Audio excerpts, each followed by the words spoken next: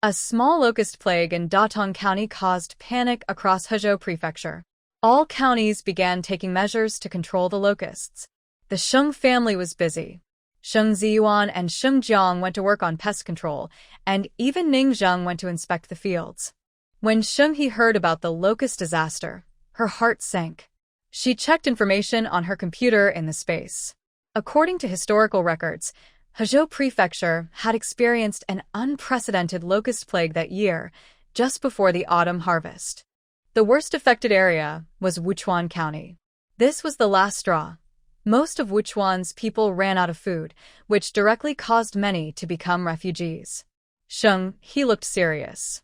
If this locust disaster isn't stopped, all her previous efforts will be wasted. Many people in Wuchuan County have left their farms, causing chaos. The high and mighty emperor would still send their families to the execution ground. Sheng He decided she must act quickly while the locusts are not yet widespread. She planned to take strict action and not let the pests run wild. She searched for ways to control locusts and found there aren't many options. For example, biological control using chickens and ducks to eat the larvae, or agricultural methods like planting crops that locusts dislike or turning fields into ponds. Sheng He was sweating from all the reading. These methods take a lot of time, but the locusts are expected to appear in just 2 months, so it might be too late.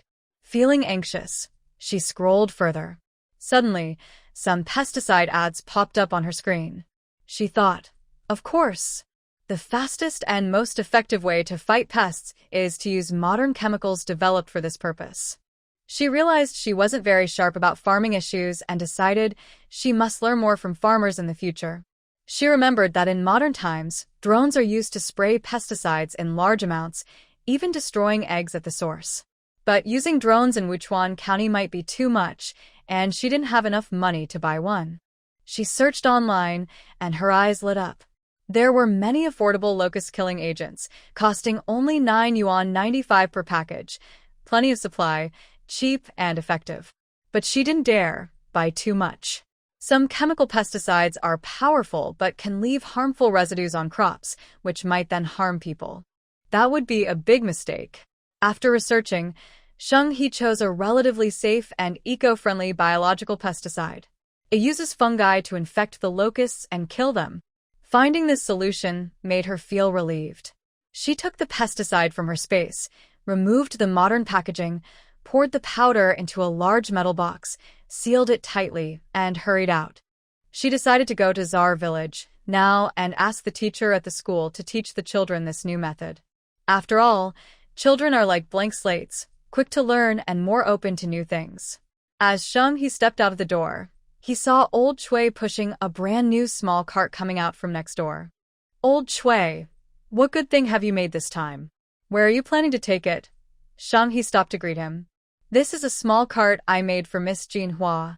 I was just about to take it to Czar Village to give to her, Old Chui said proudly.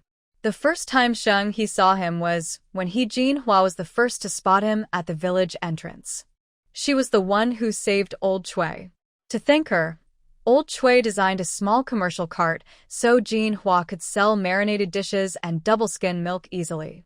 She no longer had to carry baskets and walk through the streets hard every day. Seeing this, Sheng He happily said, Old Chui, the weather is so hot. Your toxins haven't fully gone yet. You should stay at home and rest. I happen to be going to Czar Village to discuss how to stop the locusts. If you trust me, you can give me the cart, and I will pass your kind intention to Miss Jean Hua, Sheng He offered. Old Chui was worried as he looked at the blazing sun. When he heard Sheng He talk about stopping the locusts, he immediately smiled and agreed. However, Old Chui was still concerned. Little he, this locust disaster is a natural calamity. It's hard for us to fight it.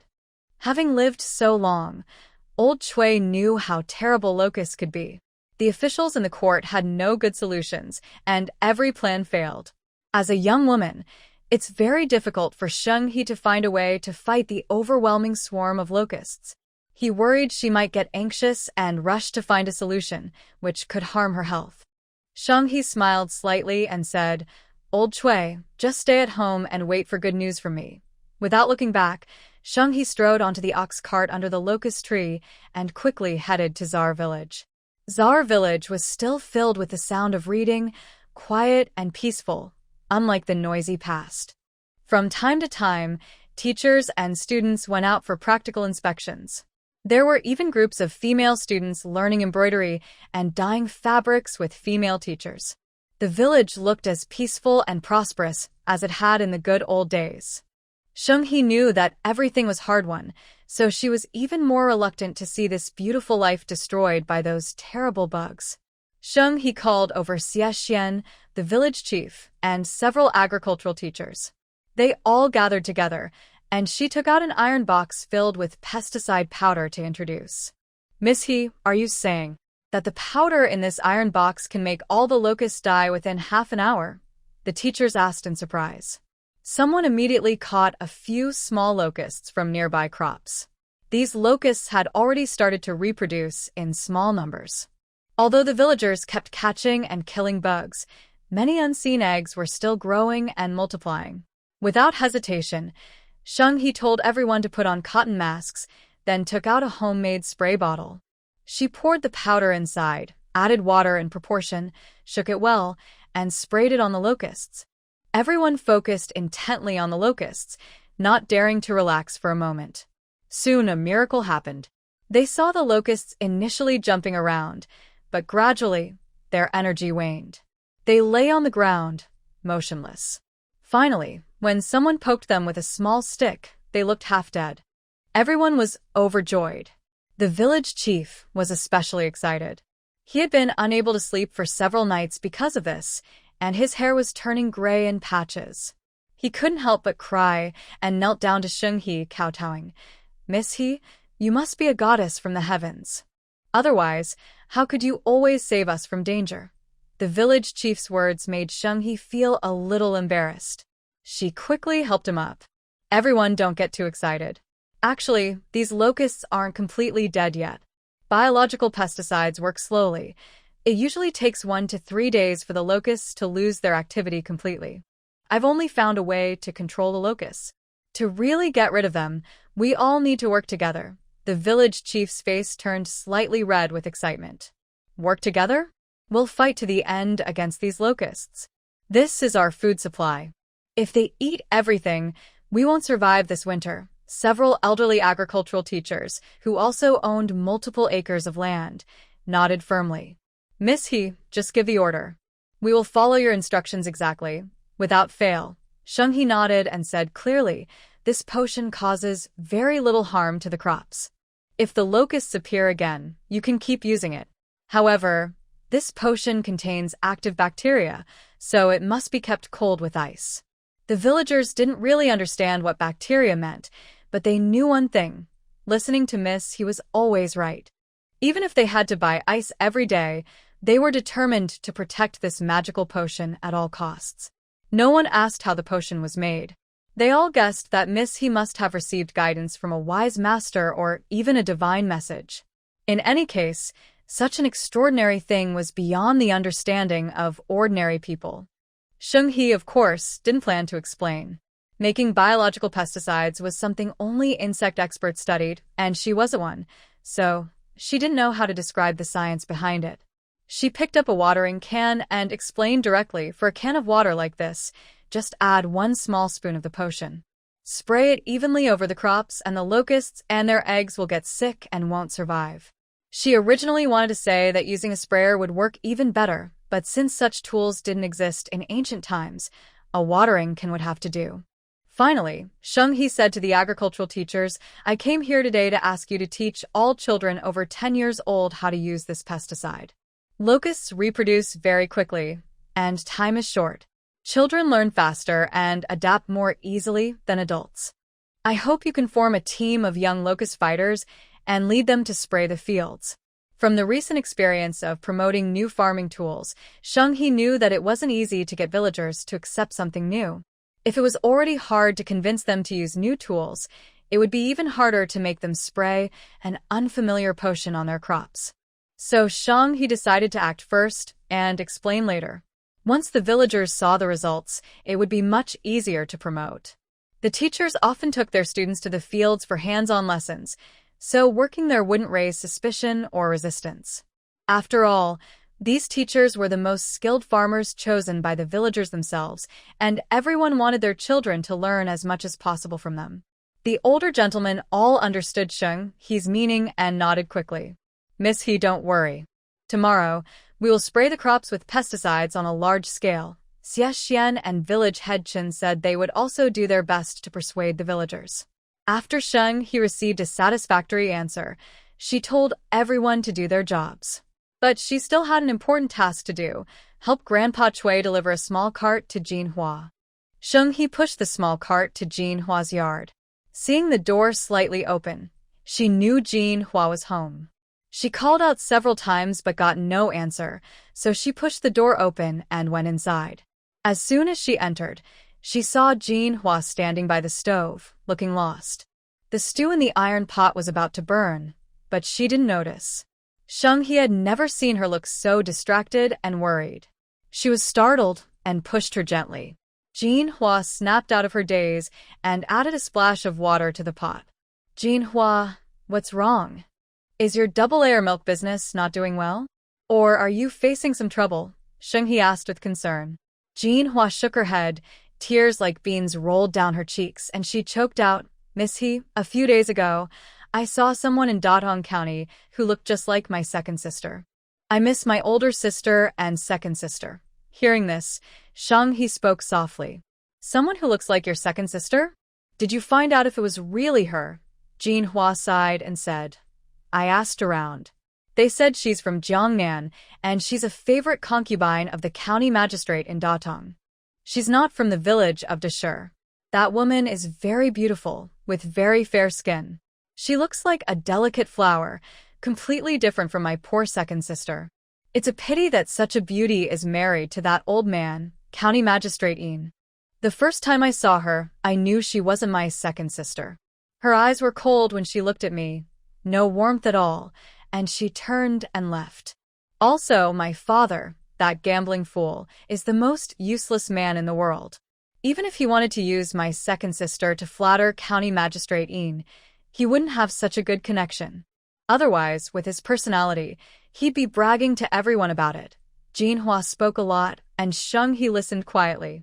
Finally, she comforted her, saying, There are many people who look alike, but are not related. Don't worry about it. When you earn more money, you'll be able to find them. Then your sisters can be reunited. Sheng He's words made a hopeful light appear in Jinhua's eyes, easing a little of her longing for her sister. Seizing the moment, Sheng He said, By the way, old Master Chui still remembers how you saved him last time. He specially made a small cart for you to sell marinated dishes and double-layer milk pudding. It's in the yard, see if you like it. As soon as Jinhua heard this, she smiled brightly and hurried outside. When she saw the cart, she couldn't take her eyes off it. Oh my, this board can be unfolded. It can make quite a big stall. And this seat box is just the right size to hold the buckets for the marinated dishes and the pudding. Huh? There's even a folding chair. Jinhua couldn't stop smiling. She studied the cart for a long time, then took out a small bag of silver from her purse and handed it to Sheng He. It was the money she had earned recently. This time, she repaid 20 taels, leaving only 18 taels still owed. Her eyes sparkled with excitement. Miss He, I've already made up my mind. Once I finish paying you back for the recipe, I'll save up some silver to rent a shop and open my own food store. I've already been asking around about how to do it. That's wonderful, Sheng He said happily. She had long hoped Jinhua would take this path and build a better future for herself. As the two close friends were talking, a light sedan chair suddenly stopped at the gate of Jinhua's small courtyard. Jinhua looked up at the visitors and froze in place. Is this Miss Jinhua's home? You must be Miss Jinhua. Oh my, you really do look just like our Madam He. What a lovely young lady. Madame Zhang warmly took Jinhua's hand, her expression kind and affectionate, as if she had watched her grow up. Jinhua stood still, startled by the sudden arrival of these strangers. Her gaze finally fell on the elegant woman being helped out of the sedan chair. Tears welled up in her eyes. Say, Second sister? But Madam He's eyes showed no emotion of reunion. The first thing she did was glance around at the thatched cottage behind Jinhua, her heart full of disdain. So this is how people in Wuchuan County live, such a shabby place. That day when she had accidentally met Jinhua, Madam He had decided not to acknowledge her family again. But later, she heard that her younger sister had managed to escape from home and even started her own business. The popular local snack, braised dishes, and double-skim milk are her businesses. I heard she is now preparing to open a restaurant. She is a poor girl with nothing, yet she managed to open a restaurant. It seems she has some ability to make money. So, Aunt He started planning again. She thought that using the money to help her young daughter open a restaurant was a waste. It would be better to use the money to get closer to the master and gain more favor. Now she is the aunt of the county magistrate of Datong, which is very honorable. Having a sister like Jinhua also brings her some benefits. As sisters, they should support each other and show some face for her. So, Aunt He changed her mind and, with her trusted people, traveled to Zaoer village to meet Jinhua. Third sister. I've been looking for you so hard. It turns out the person I saw that day was really you. Aunt He cried as she approached Jinhua, looking both guilty and happy. Jinhua couldn't believe it. Tears suddenly streamed down her face, and she hugged Aunt He tightly. Second sister, is it really you? I finally found you. Am I dreaming? Silly girl, we've been sisters since we were little. Can't you recognize me? Aunt He tidied her hair and smiled. Jinhua looked at her sister with some confusion. Second sister, you've become more beautiful now, and so many people serve you. I hardly recognize you anymore. Are you doing well? Aunt He sighed. Jinhua, our father was not a good man. He sent me and big sister away, and we suffered a lot because of him. Later, I gained the favor of the magistrate of Datong County. I wear fine silk, eat white rice, and have people to serve me. It's quite decent now. And he said this with a bit of pride, but Jinhua only felt heartache. Her second sister is only 19, and that old man, county magistrate, even has a grandson. He still wants to cause trouble for her sister. Second sister, take good care of yourself. Don't worry about me. I can now support myself. Hearing this, Aunt He felt a bit upset. Why was this girl comforting her? It was as if she was living in deep water and fire, needing someone's pity. Aunt He felt a bit upset inside, but she took the chance to act pitiful. Oh, Jinhua, I really envy you now. You can earn your own money, unlike me, living inside the big courtyard, where it's hard to get things done. Don't think I go out looking glamorous. Actually, I'm quite short of money. I heard you're opening a shop now. If you have some spare cash, maybe you could. Sheng He watched the two sisters reunite from the side. She was initially happy, but when she heard Auntie He's words, she became alert. This sounded suspicious, like a poor relative coming to ask for help. Jinhua is a businesswoman, so she understood what was being said. Her smile stiffened, no longer showing the affection and closeness she had before. Since she and her second sister had just reunited and exchanged a few words, Jinhua didn't care about her sister's current life or what she had been through. Instead, she immediately brought up money. That was a bit hurtful. Sheng He quickly thought of a plan and said confidently, with her hands on her hips, "Oh, Jinhua, you're opening a big shop now. Then you still owe me 500 taels of silver." Auntie, he finally noticed a beautiful woman standing beside Jinhua.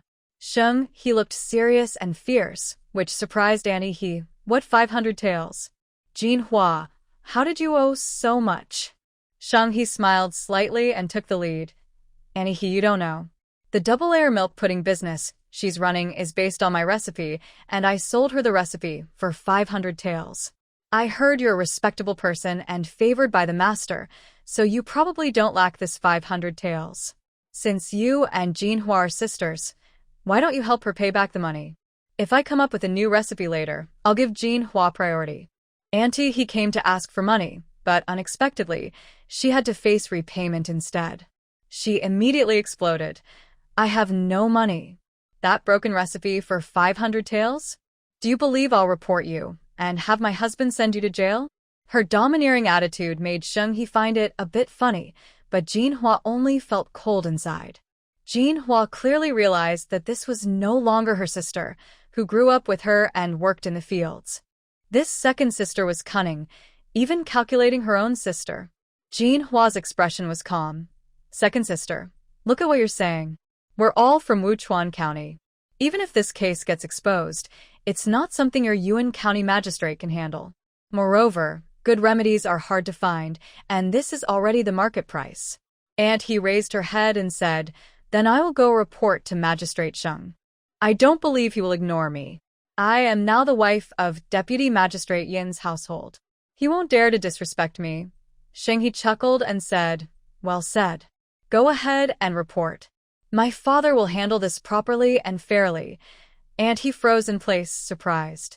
Your father? Jinhua slowly explained. Second sister, I forgot to tell you earlier.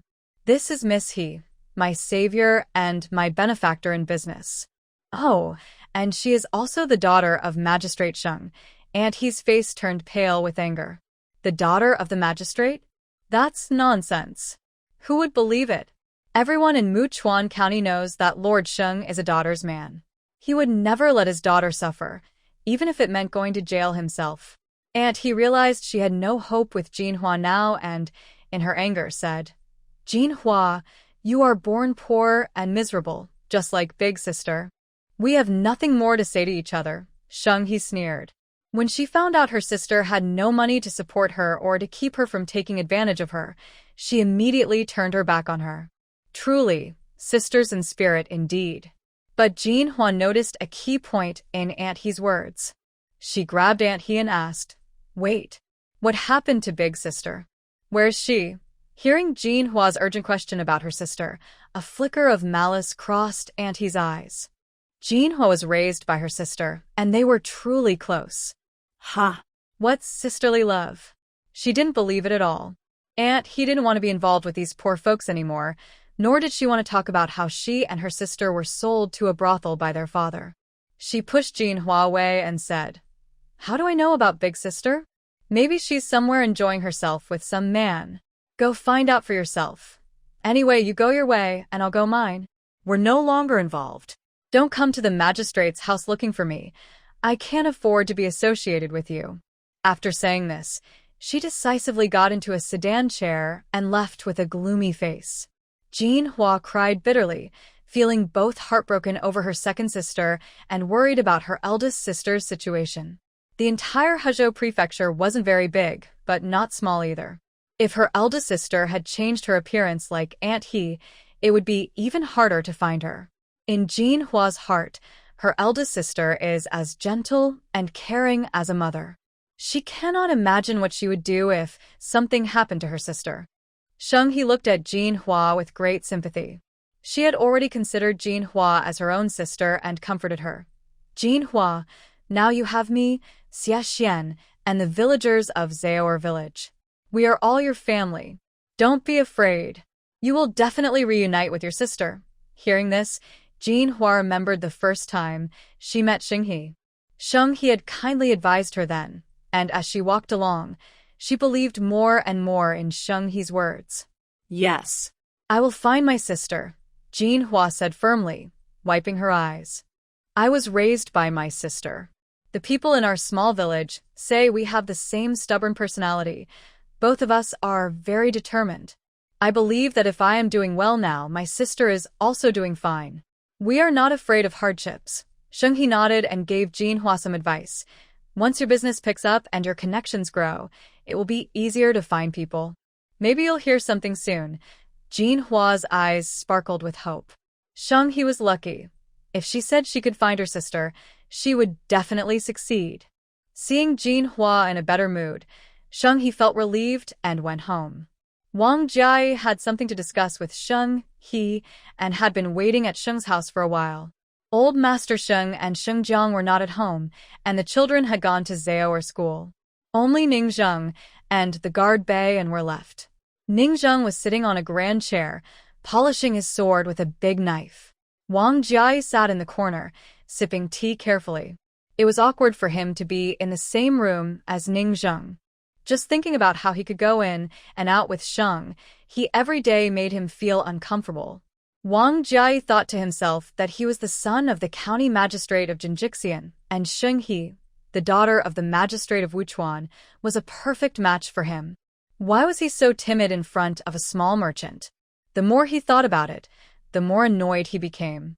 He straightened his posture and tried to start a conversation. "Young Master Huai, I heard you're a businessman. Why are you always at the county magistrate's office and not managing your own business? Is there no work lately?" Ningzheng glanced at Wang Jia with a calm look, clearly not very interested in his questions, and replied, "Not bad."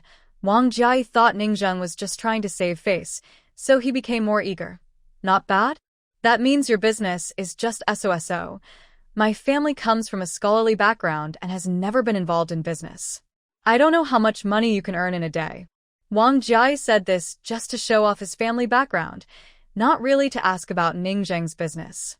Unexpectedly, Geng Ji, the straightforward Bayan, directly reported, "Yesterday, the South River gold mine earned 10,000 taels, the Moyan copper mine earned 5,000 taels, the Yunjiang cloth shop earned 2,000 taels, and the Moyuan horse farm earned 2,000 taels. His list of earnings was like a menu, shocking Wang Jia. "No, you. Wang Jia almost slipped off his chair. "Oh my, how can this man make so much money? A man who earns so much money, forget Miss He, even I would want to marry him. Anyone who becomes his spouse will enjoy wealth and honor for generations." Wang Jia's heart filled with envy, tears almost falling. Wang Jia was dazzled by the silver coins mentioned by Bayan, but as the saying goes, it's not about losing face, but about losing strength. He forced himself to stay calm, suppressing his excitement, pretending to be indifferent. At this moment, little Fu, who was outside playing with a sheep-catching stick, ran in bouncing happily, shouting, "Miss He is back." Wang Jia and Ningzheng both stood up at once and strode toward the door. Next to them, Bayan thought, "Why do these two seem to be secretly competing? Is it just my imagination?" Before Sheng, he went to Zaoer village. She told little Fu to inform Ningzheng of her whereabouts, so he wouldn't worry. At this moment, Ningzheng saw her walking toward him step by step. A faint smile appeared on his face. But just then, Wang Jia suddenly rushed forward and cut in front of Sheng He. "Miss He, I've been waiting for you for a long time." Wang Jia, like a lively little puppy, hurried to Sheng He and started talking. "Young Master Jia, is there something you want to see me about?" Sheng He stopped and asked. Ningzheng stepped in front of Sheng He, took the small bundle from her hand, and led her inside. "Let's go in first, have some water, and rest before talking." Wow. When did this man become so considerate? Sheng He couldn't help but smile. Wang Jia hurriedly pushed forward, not willing to be outdone. "That's exactly what I mean." Sheng He looked at the two men in front of her with some amusement, feeling a bit funny. What's going on? Are they competing for her favor? How childish. Sheng He slowly drank a cup of tea. Today was very hot and dry, which often made people feel thirsty and parched. After finishing the tea, Sheng He felt much better. He then asked Wang Jia, "What do you want to talk to me about?" Wang Jia looked a bit shy, but also hopeful, and said, "Miss He, my master told me you're looking for a way to control locusts. Have you made any progress? The locusts are getting worse, and my father must be very worried at home. Miss He, you are very clever and resourceful. You can easily find water sources.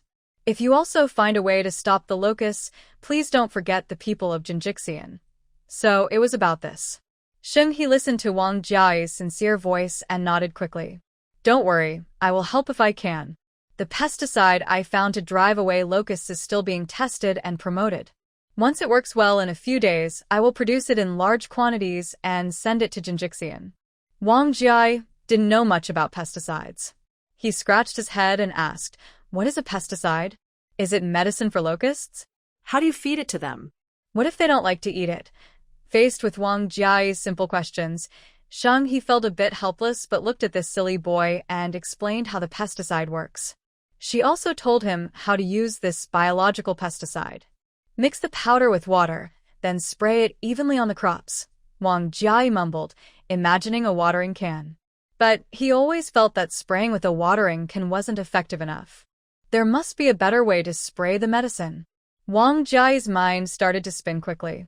Soon, he had a bright idea and couldn't wait to go next door to draw sketches for a new tool. All right. Miss He, it's settled. If the medicine you develop really works to kill locusts, please don't forget the people of Jinjixian. Sheng He nodded and watched Wang Jia rush off in a hurry. Wang Jia, wanting to learn craftsmanship from Old Chui, was now temporarily staying at Old Chui's house, feeling a bit embarrassed. Old Chui saw Wang Jia running back with sweat on his forehead and wanted to ask what he was doing. But before he could speak, Wang Jia dashed into his room like a gust of wind, slammed the door shut, and disappeared silently. Old Chui shook his head and hummed, too lazy to bother with the young man. Anyway, he hadn't planned to take this noisy kid as his apprentice. Young people these days are too impatient. Many things are just talked about, but they don't want to learn real skills. They're good at being lazy and sneaky. Old Chui stopped worrying about that and focused on his work. He was almost finished making a harness for Xiao He's cart. The cart was simple yet elegant, sturdy and practical. Most importantly, it was full of hidden mechanisms. If danger appeared, it could serve as a ready-made self-defense weapon.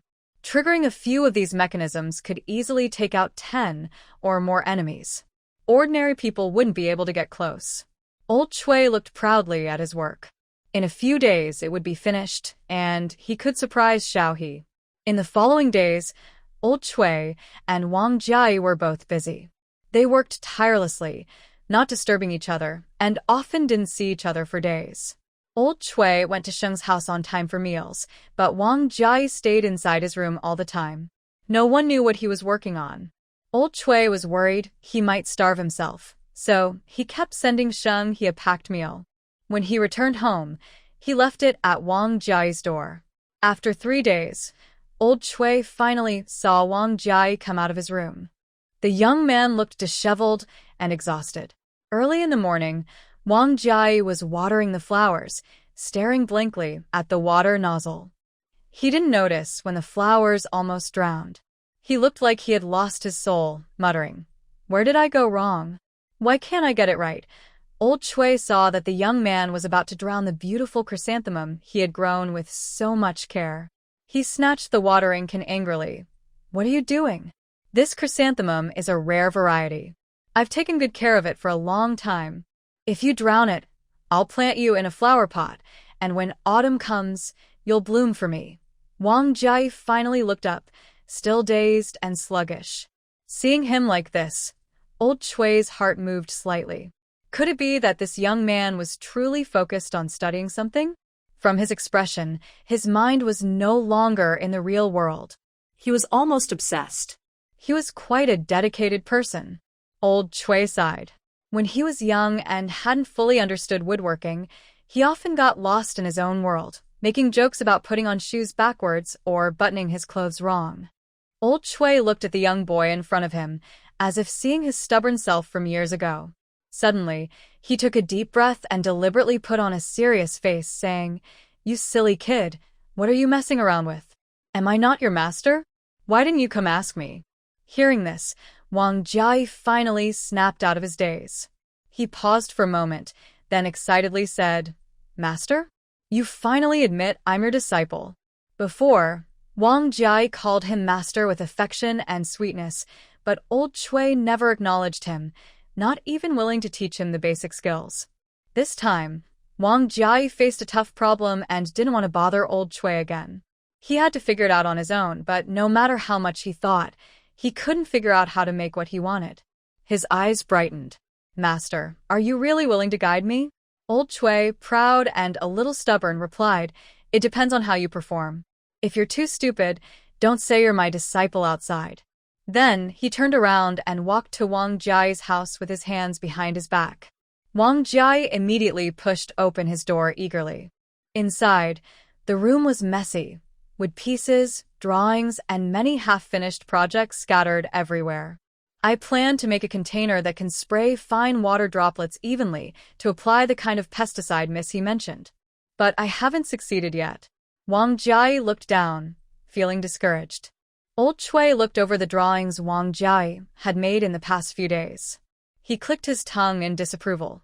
Look at this, your ideas are all over the place. Why isn't this part labeled?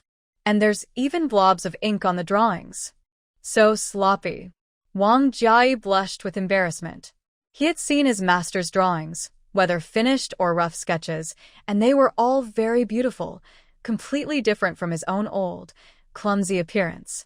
Old Chui flipped through the drawings, and though he complained, he was also surprised. This kid's quick thinking and creative ideas were truly impressive.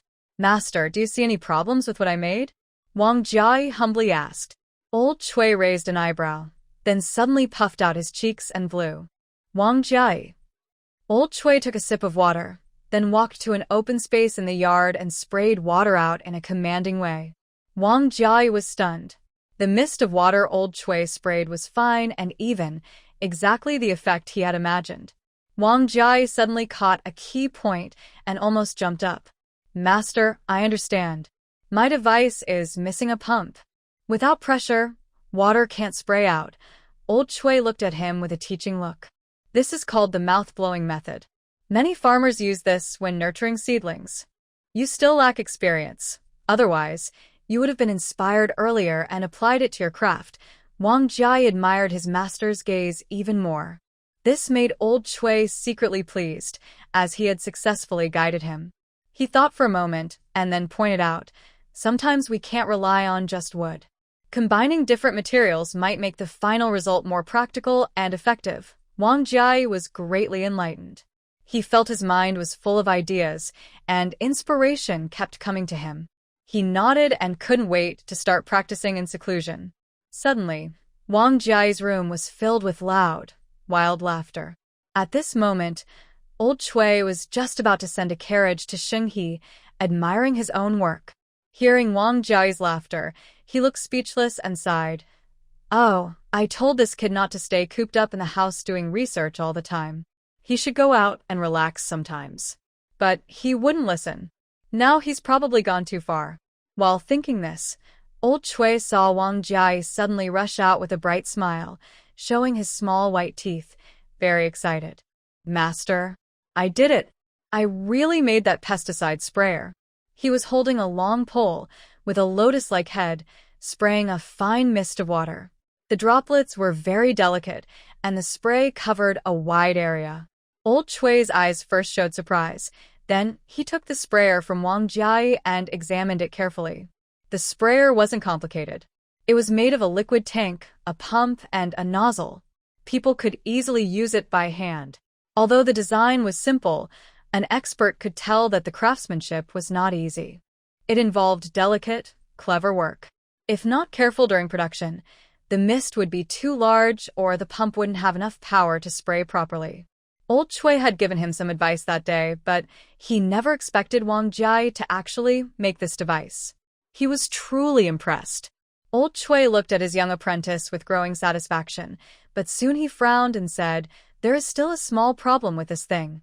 Wang Jiai was immediately startled, thinking he had made a mistake. Just as he was feeling nervous, Old Chui spoke seriously. "I just finished the perfect carriage cover for little he, and your device is kind of stealing my spotlight." Haha. The old man's plans are very clever. Wang Jiai was always good at flattering people. He quickly praised, "Oh, master, you're overthinking. I wouldn't steal your thunder. I was able to make this spray because of your good teaching." Hearing this, Old Chui couldn't help but smile and said, "All right, you're good at sweet talking. Why are you just standing there? Hurry up and show little he this good thing." Meanwhile, Sheng-he was sitting in the small flower hall, drinking tea and listening to Director Chen report on the recent success of the pesticide experiment to control locusts. Not only Sheng-he was there, but also Sheng Ziyuan, Sheng Jiang, the village teacher from Wuchuan County, and the village clerk. Even some officers were taking notes, making the scene very formal. Director Chen, who had been a little servant in the village for many years, felt proud that he was organizing everyone for a village meeting. Now, he had the chance to speak in front of the county magistrate. He felt honored but also nervous, trembling slightly. After our observations, The fields sprayed with the pesticide are seeing fewer locusts growing, and there are fewer in the rice stalks. They're not eating the rice anymore. At first, Director Chen stammered a little, but his voice grew louder. Maybe because this first success in controlling the locusts gave him confidence. The young boys and girls in the village are amazing. They're not afraid of hard work or tiredness. They sprayed the pesticide on 5 acres of experimental fields. Hey, The children from Zaoer school are really great. Many villagers didn't know what the children were doing at first, but after seeing that the locusts in those 5 acres had been reduced by more than half, they kept asking the children questions. He couldn't help but give a thumbs up and praise the children, smiling happily. With our locust-killing children leading the way, many villagers are now eager to use the pesticide. The news even spread to other villages. Some village heads didn't believe it at first and came to see for themselves. He also didn't know how his daughter managed to make the insect-killing pesticide. Anyway, ever since she recovered her speech, she seemed like a different person, always surprising everyone with new things. If the government didn't forbid it, he would have already handed over his position as county magistrate to his daughter. She is much more capable than he is. If this time they succeed in eradicating the locusts, the days when Wuchuan County was looked down upon in Hezhou Prefecture will be over. No one will look down on the people of Wuchuan anymore. As Sheng Ziyuan was thinking this, he heard his daughter speak calmly beside him. Sheng He's voice was full of satisfaction and happiness, but also some thoughtfulness. Our first step in eradicating the locusts is very steady, which is good. Next, we can promote this widely so that more people use the pesticide to kill the locusts. But I think spraying the pesticide with a watering can isn't effective enough. I expected it to kill all the locusts, but now only half are gone.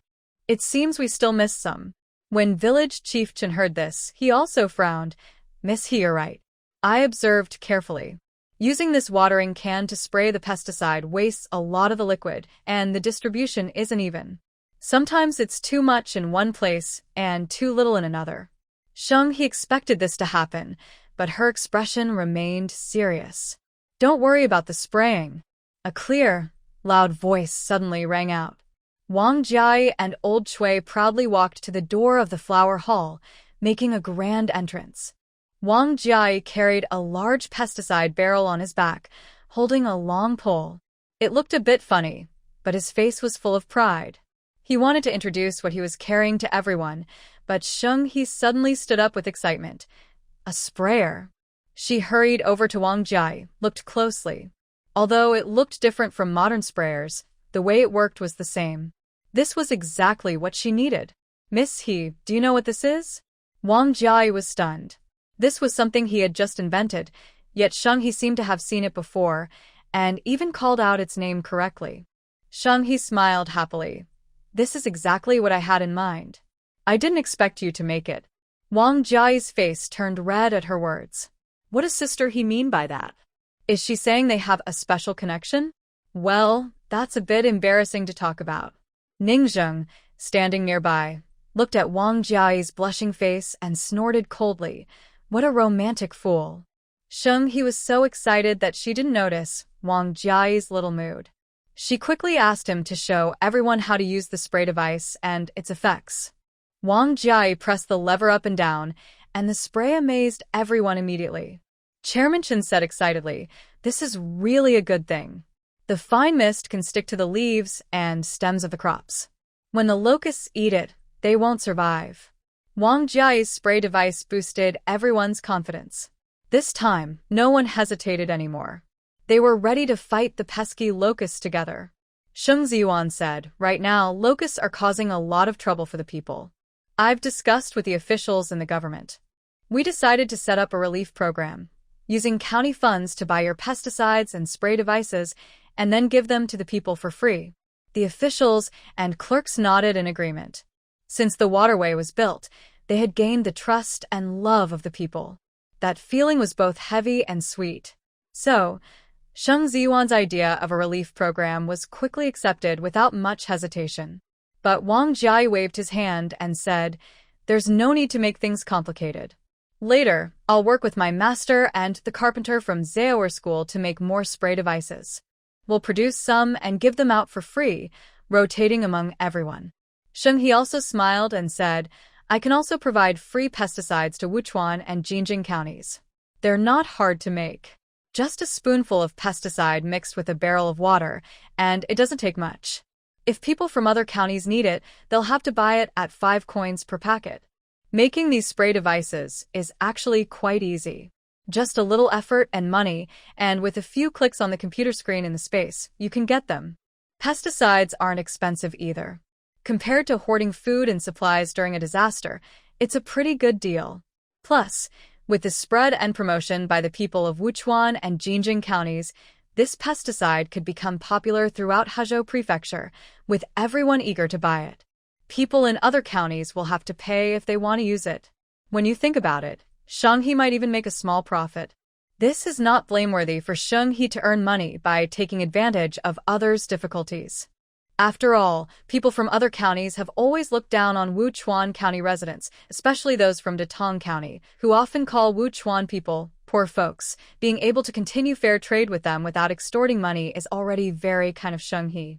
Everyone agrees with Sheng-hee's plan. The matter was settled for now. Chairman Chen was eager to spread the news about Sheng-hee's charitable setup. Sheng Ziyuan also took his master and others back to the county office to prepare. Wang Jiai needed to go back to Jinji County quickly to tell his father the good news, so he could prepare to welcome Miss He. Old Chui still lingered at Sheng's house and hadn't left yet. Soon it would be mealtime, and he was waiting to share dinner with Xiaohe. The carriage was still outside. Old Chui signaled Ningzheng, who immediately understood and stood up, saying to Sheng-hee, Come on, I'll show you something nice. Sheng-hee was sitting with her chin in her hand, worried about traveling around to distribute medicine in the coming days. Her family didn't have a carriage, so she thought she would have to suffer. When she heard Ning Zheng's invitation, she didn't refuse and followed him outside the yard. When she saw the carriage, she was stunned. Wow, what a luxurious and impressive carriage. The carriage was exquisite, with large, sturdy wheels. It was simple but elegant, with a sense of understated luxury and depth. Most importantly, it was a double-horse carriage, spacious enough for 5 or 6 people. 2 proud-looking horses snorted in front of the carriage, eager and ready to go.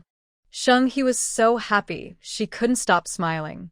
She kept touching and looking at the carriage, amazed by its craftsmanship. It looked special in structure, but didn't seem unusual, just beautifully made. She wished she had known earlier that Ningzheng had taken care of buying the carriage entirely, even paying for it. She laughed happily. Is this our family's carriage? Hearing the words, our family, Ningzheng's heart moved slightly. He lowered his eyes and nodded softly, replying, Yes, ours. Come on, let's go inside and take a look. Just then, 2 little children ran out from under the locust tree, excitedly rushing toward Ningzheng and Sheng-hee. Mom. This carriage is so pretty. Uncle Wu, I want to ride in the carriage. Zhou Zhou and He Zhizhi had just finished school. When they saw the eye-catching carriage, they instantly became very happy, running around and shouting to ride in it. Ningzheng and Sheng-hee each caught a small dumpling, then gently supported their little bottoms as they climbed onto the carriage. Watching the 2 small children, both Ningzheng and Sheng-hee smiled, then quickly followed them onto the carriage. The 4 of them squeezed into this tiny space, feeling no sense of crowding.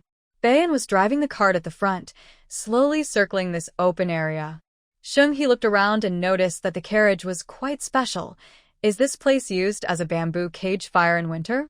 And here, when lowered, it becomes a small table. Sheng-hee had never seen an ancient carriage before, and her eyes were full of curiosity. She kept discovering surprises inside.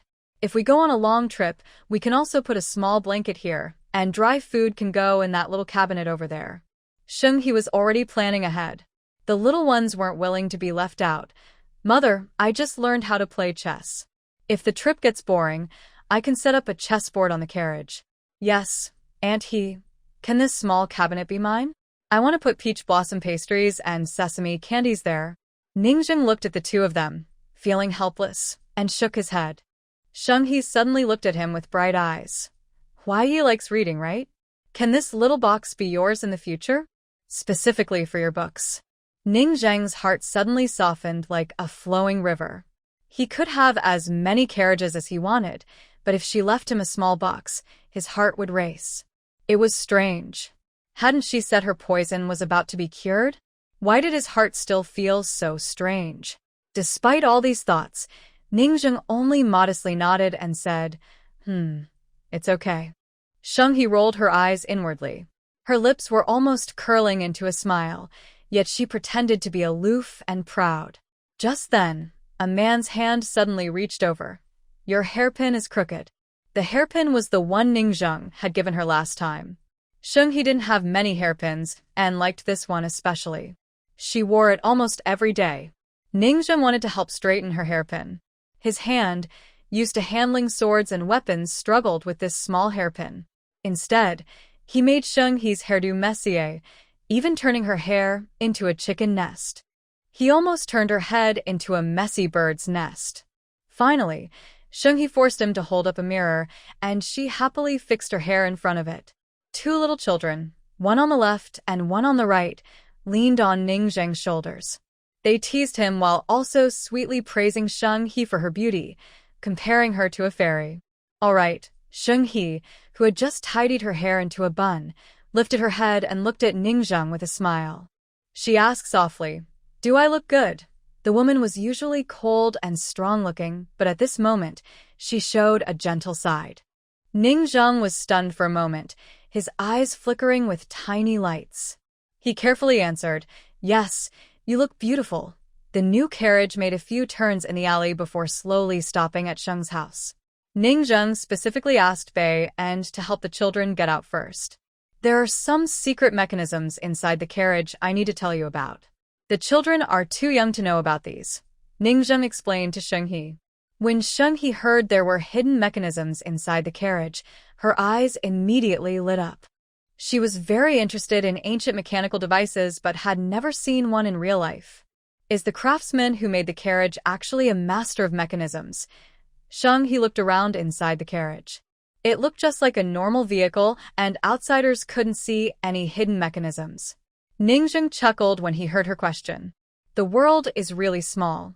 The master I asked to make the carriage is actually Uncle Chui. I didn't know him before. I only found out about this a few days ago. Sheng-He's eyes sparkled. She had seen Uncle Chui's skills before, and she trusted his work completely. All right, tonight we'll give Uncle Chui some chicken legs as a reward, Sheng-He said happily. With Ning Zheng's explanation, Sheng-He gradually discovered the hidden mechanisms. For example, under the carriage blanket, there was a secret box. If in danger, someone could step on a hard, and it would open to reveal a dagger. The axle could shoot small arrows at a critical moment. Though small, the arrowheads were poisoned, and a hit could seriously harm the enemy. The front of the carriage had long arrows with feathers. If someone attacked directly, they would need to dodge 3 waves of long arrows.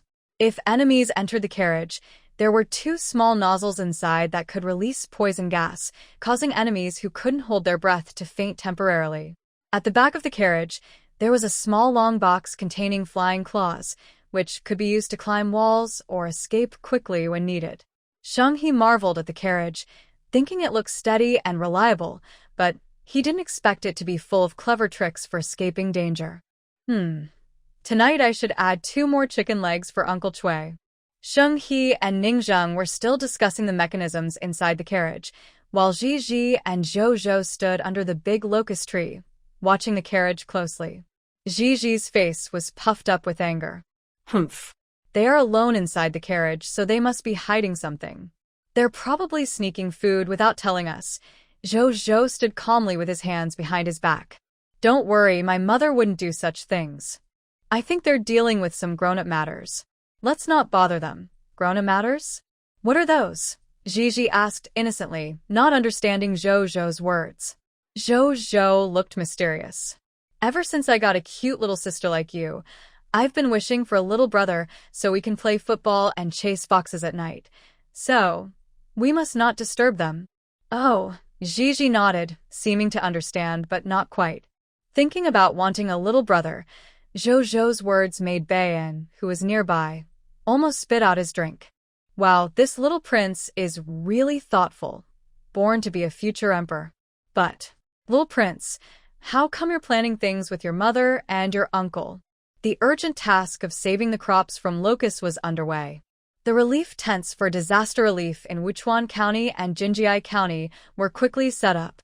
In the past few days, Wang Jiai and Master Cui, along with the carpentry teacher from Zaoer Village School and skilled carpenters from Jinjiai County, worked overtime to make about 20 spray devices. Although the number was still small, the first round of pesticide spraying should be enough. More spray devices would be made later. Shenghi's medicine packs were already prepared, packed in iron boxes surrounded by straw, with crushed ice inside to keep them cool. As soon as the notice was posted at the government office, many villagers gathered. They had seen how effective this locust-killing pesticide was and couldn't wait for the day to arrive. The leaders of Wuchuan County were Sheng Ziyuan, his son, and village chief Chen, mainly coordinating and managing everyone involved.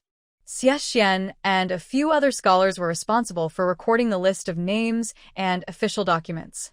Jin Hua and Sheng He were in charge of distributing medicine packs. Many villagers also came to help voluntarily. Aunt Ague, Sister Sufin, and Aunt Chen. These women worked quickly and well, but they loved chatting, talking nonstop, which made the scene lively and cheerful. Sheng Jiang and Ningjing took turns patrolling, both openly and secretly, to ensure safety and order at the site. The young Boy Scouts from Zaoer School also arrived, all looking proud and confident. When they saw people cutting in line or causing trouble, they would pull them to the back of the line and give them a stern warning. They looked very impressive. After being scolded by the children, those people felt ashamed and hung their heads, no longer daring to cause trouble. Parents saw their children wearing red armbands helping the county magistrate, and they all felt very happy and proud, lifting their heads high. All the work was carried out smoothly and efficiently. The originally impatient villagers gradually calmed down and queued patiently. Surely, it will be our turn soon. Our county magistrate is a very good official. He won't leave anyone behind. That's right. Our county is now quite developed. This year, our grain crops will definitely be better than those in Datong County, Hengqiao County, and Miley County. Of course. Just wait and see what jokes they'll make about us this year. I heard their locust disaster is the worst ever, and their rice plants are almost half eaten. Isn't that all thanks to Miss He? If she hadn't found the water source, how could we grow rice? And this time, when the rice was eaten by bugs, she came up with the idea to make poison to kill the locusts, specifically to kill those pesky insects. Oh, heavens! She can do business, find water, build schools, and even treat illnesses. Now, she's also protecting our crops. What a miraculous person. Not only that, I heard she even raised about 20 wild boars in the village, boars that can charge and hurt people. I also heard about that. There was a fierce bamboo bear attacking the village. When Miss He went there, guess what happened? The mother bear immediately became gentle and even gave birth to a pair of little cubs. The villagers, with nothing else to do, talked about Sheng He's deeds as if they were stories, all marveling at her. Oh heavens, Miss He must be a reincarnation of a great compassionate goddess. She's here to help us common folks, exclaimed an old woman who loved superstitions. Some people in the crowd expressed their feelings and others joined in, clasping their hands together and repeatedly chanting, Amit Ba. For them, women like Sheng He were truly unique in the world. They didn't know when, but Sheng He, a woman known for her flirtatious ways, pregnancy, and shameful reputation, was no longer mentioned by people. When folks talked about the girl from He village in their county, they did so with pride and admiration. Meanwhile, the Golden Rooster County's charity shelter, organized by Magistrate Wang and the Wang family, was bustling with activity. People waiting for their medicine packages started arguing. When you listened to what they were fighting about, it was quite funny and silly. I am half from Wuchang County. My mother is from Wuchang County. So what? My third uncle's wife's second sister is related to Girl He's mother. So, technically, I am related to Girl He. Come on, you're just talking nonsense. They don't consider you a real relative. And you? You're just jealous because I have some connection to Girl He. I tell you, Girl He is a lucky star. I will definitely bring good luck. But good luck isn't just for you. This time, Girl He donated medicine packages to our county for free, and everyone got one. People from Wuching County, who had grown up there, argued loudly, even fighting over their connection to Girl He and Wuching County. Somehow, from that moment on, anyone from Wuching County or related to someone from there could show off their ties.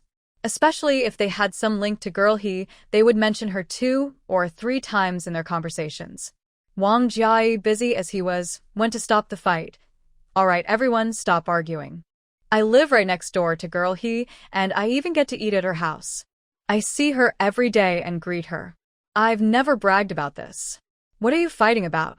Wang Jiayi said he wasn't showing off, but when he said it, his nose was practically pointing to the sky, and he felt secretly proud. The jealous and envious crowd thought that this guy is really clever. But they also thought other counties don't have such treatment. If they wanted a medicine package, they had to wait in line and pay for it. This feeling of being treated specially was just too wonderful. Today, Madame Wang also came to help. Although she doesn't like hearing her son mention Sheng He all the time, seeing her son's cheerful and lively appearance, she couldn't help but smile softly. Although Madame Wang still dislikes Sheng He for bringing along a dependent, her attitude has softened a little. A woman like Sheng He is truly rare. If she can be kind and diligent in the future, help the family well, and take good care of her in-laws, she would even be willing to let her son, Jia Yi, give her a respectful position as a secondary wife. Yun Yang, the concubine of County Magistrate Wang, also came to help. She originally wanted to stick close to her husband to gain some favor, but unexpectedly, he assigned her to work with such a delicate woman. While Madame Wang and County Magistrate Wang were busy with the Bai family, Yun Yang quietly sneaked to the side to rest. She happened to see her son, Wang Jiacheng, hiding under a big tree, flirting with a young maid. Wang Jiacheng didn't want to come, but his father ordered him to come and gain experience. He had no choice but to obey. Seeing Wang Jiayi, who was capable on his own, Yun Yang was very annoyed when she looked at her lazy son. Look at Wang Jiayi. This time, with the medicine grant from the charity, he gained a good reputation among the people and made your father very happy. And look at you, always hanging out with little devils in the house or with those cheap women in the brothel. Yun Yang was scolding, but Wang Jiacheng frowned and said confidently, My women are all my close friends. The women in the brothel are not cheap women. They are my little beauties. Yun Yang was furious. If you keep acting like this, even the heavens can't save your future. You're really going to make your mother worry to death. The event of distributing medicine in Daxian County and Jinjiai County was in full swing, and the courthouse was bustling with activity. Drums and gongs sounded loudly. Before Miss Zhou even appeared, someone shouted, Everyone come over. Our Miss Zhou is giving out charity. Kind-hearted Miss Zhou is giving out charity. 1 bowl of porridge and 1 black-faced steamed bun per person. Recently, Zhou Fu's eldest daughter, Zhou Yuner, had been going out to do good deeds to promote her reputation as a virtuous and caring person. Now, during the locust disaster and people's hardships, she wanted to show her kindness. Of course, she wouldn't start this charity event without a reason. Recently, the wife of the governor expressed her intention to select some truly virtuous and talented women from the city to participate in her winter gathering. At that time, Zhou Yuner was very excited. It was a winter gathering attended by many famous nobles and young masters. I heard that this year, a young master from the Shin family in the capital would also come. Zhou Yuner secretly vowed that she must attend this winter gathering and definitely win the favor of the Shun young master. Some starving beggars and common people, who looked pale and thin, had been waiting for this delicate young lady for a long time. Their faces showed impatience. The drums and gongs sounded repeatedly, and the lines of people waiting seemed longer than the list of virtuous deeds. Meanwhile, Miss Zhou was still in her chamber, dressing up and choosing exquisite clothes. Of course, she couldn't just be virtuous. She also needed to have a heavenly beauty title. Otherwise, no matter how good her reputation was, The young men wouldn't like an unattractive girl. After a long while, Zhou Yuner finally appeared with a delicate makeup and a fresh, spring-like aura. She ordered her servants to bring out steamed buns and porridge and personally serve the people. The common folk in line, seeing the thin porridge that reflected their faces and smelling the small, dark, and slightly sour-tasting steamed buns, suddenly felt a surge of anger. Is this all after waiting so long? And look at Miss Zhou. Though she was giving charity, she was heavily made up, followed by a large group of servants. She fanned herself, wiped sweat, and served tea, as if she could be exhausted just by serving porridge. They didn't want to be sidelined. If they had come themselves, the porridge would already be in their stomachs. Moreover, everyone knew that Magistrate Zhou had almost monopolized half of Hezhou's rice business.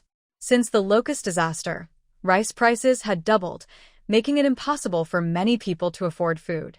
When they finally had a conscience and came to give charity, it was all just for show, used to impress and disgust others. Did they think people were fools? Some villagers wanted to smash their bowls, but they knew it was better to have something than nothing. These days, many die of hunger over a single meal. While the villagers had to endure and watch Miss Zhou's show, suddenly, a commotion and laughter broke out nearby. Miss He is truly a kind person. I received a medicine bag. The county can also buy it only 5 coins. Is it really that effective? Can it kill locusts? Date Village already has experimental fields. If you don't believe it, you can go see for yourselves. The villagers, who had been listlessly waiting in line for porridge, suddenly became excited. If they could really get rid of the locusts after the harvest, they would have enough food to eat. No one wanted to drink this thin, watery porridge anymore. Word spread quickly. The people in line at Miss Zhou's side dispersed and rushed to the Yiping Pavilion in Wuchuan County or Jinjia County to join the crowds. Where are they? Are they crazy? Where did everyone go? Zhou Yuner looked at the crowd dispersing, her face full of embarrassment and anger. Zhou Yuner was about to lose her temper. She was the proud Miss Zhou, here to give charity to these dirty, lowly commoners. It was not too much to expect them to kneel and accept her food. Yet, they dared to look down on her and leave her line without permission. Miss, I found out. It seems the daughter of the Wuchuan County Magistrate, named Sheng He, made a medicine that can get rid of locusts. Everyone is rushing to buy it. When Zhou Yuner was furious, a clever servant had already gathered information and reported to her. Hearing this, Zhou Yuner felt the name, Sheng He, sounded familiar. It seemed her father had mentioned her a few times, and every time he did, his face looked unhappy. She must be a lowly woman. Zhou Yuner was so angry she threw her porridge spoon onto the ground. Her fists clenched tightly, her beautiful nails painted with red dye almost digging into her palms. She had woken up early today, carefully dressed up, and changed into a light silk dress with flowing sleeves, all to leave a good impression on the people. It was so hot today. Was she not suffering enough? Zhou Yuner shouted angrily, "That Sheng He is deliberately against me. I want to see what kind of magic pill she made." Her carriage sped toward Wuchuan County. Along the way, she saw villagers holding small medicine pouches, looking overjoyed. Soon, she arrived at a simple pavilion where a large crowd was gathered. Long lines stretched endlessly in front of it. "Miss, that woman is Sheng He," someone whispered. Zhou Yuner hated chaotic crowds and noisy places. She irritably pushed aside the curtain and looked in the direction her maid pointed. The next moment, her brow furrowed. A young woman dressed in a blue cloth long dress was busy, quickly handing a medicine bag to an elderly woman. The old lady gratefully accepted it and then pulled her grandson away. Humph, what poverty. She still can't compare to Zhou Yuner. At that moment, the woman lifted her head. She had delicate eyebrows, almond-shaped eyes, and a beautiful, bright face, so stunning that Zhou Yuner felt both surprised and uncomfortable. A group of children, each holding a bunch of wild summer flowers they picked from somewhere, looked lively and colorful. "Miss He, you've worked hard. This is for you." The lead child, with a red face, and about 10 other children with big, bright eyes, all offered their flowers to Sheng He. "Oh, Who are these well-behaved children? Thank you so much. Despite her busy schedule, Sheng-He took a moment to talk kindly to these little ones, accepting their flowers one by one. Her usually cold expression softened with a touch of warmth. The children didn't expect Miss He to be so gentle. They were happy and shy, giggling happily. Meanwhile, farmers were bringing cakes and tea to the officials and volunteers at the aid station to fill their stomachs. Although these were simple farm foods that didn't taste very good, it brought the officials and the people closer, like fish and water. Miss He, this is some eggs my mother-in-law saved up. She specially boiled 2 and asked me to bring them to you, a young wife said shyly, gathering her courage to hand the eggs wrapped in a cloth to Sheng-He. Everyone could see that Sheng-He was a clever person, someone who thought a lot and needed to eat well to help more people. Besides, a bunch of young women and girls nearby were secretly looking at Sheng-He's face, full of admiration and praise. Our Miss He is so beautiful. Both her looks and her heart are kind. She speaks gently and kindly. When she handed me the medicine bag just now, she even smiled at me. Zhou Yuner watched all this, feeling almost jealous to madness. Isn't this the effect she wanted? To be loved and admired by the people? This Sheng-He actually stole her spotlight. But Zhou Yuner still looked dismissive. What if that woman was beautiful? She still wore her braided hair and plain cloth dress, such a simple country girl. These villagers had never seen a real elegant lady, so they couldn't stop praising Sheng-He, a village girl. Thinking of this, Zhou Yuner couldn't help but lift her head high and let out a light hum. I want to get off the carriage. Today, Zhou Yuner was dressed in fine clothes, hoping to show these rustic folks what true elegance and nobility look like a young lady of high status. But she quickly noticed something was wrong. The common people around her didn't seem to notice her at all. Their eyes were all on Sheng-He, who was smiling happily, as if she was invisible like the air. Zhou Yuner widened her eyes and stared fiercely at the crowd. A rough man accidentally pushed her aside. Who is this? Get out of the way, you dog. Why are you blocking the road? She nearly lost her balance from the push, but luckily, her maid quickly caught her. How dare you? Assaulting our young lady. The maid scolded angrily. Only then did the crowd realize a stunning woman had suddenly appeared. Miss Zhou, Sheng Ziyuan was the first to recognize Zhou Yuner and hurried over to greet her. Miss Zhou, why are you here? Is something the matter? After being ignored for so long, someone finally noticed her. Zhou Yuner's anger exploded. She ignored everything and scolded loudly. How dare you, Sheng Ziyuan? Without my father's permission, you gathered so many people here.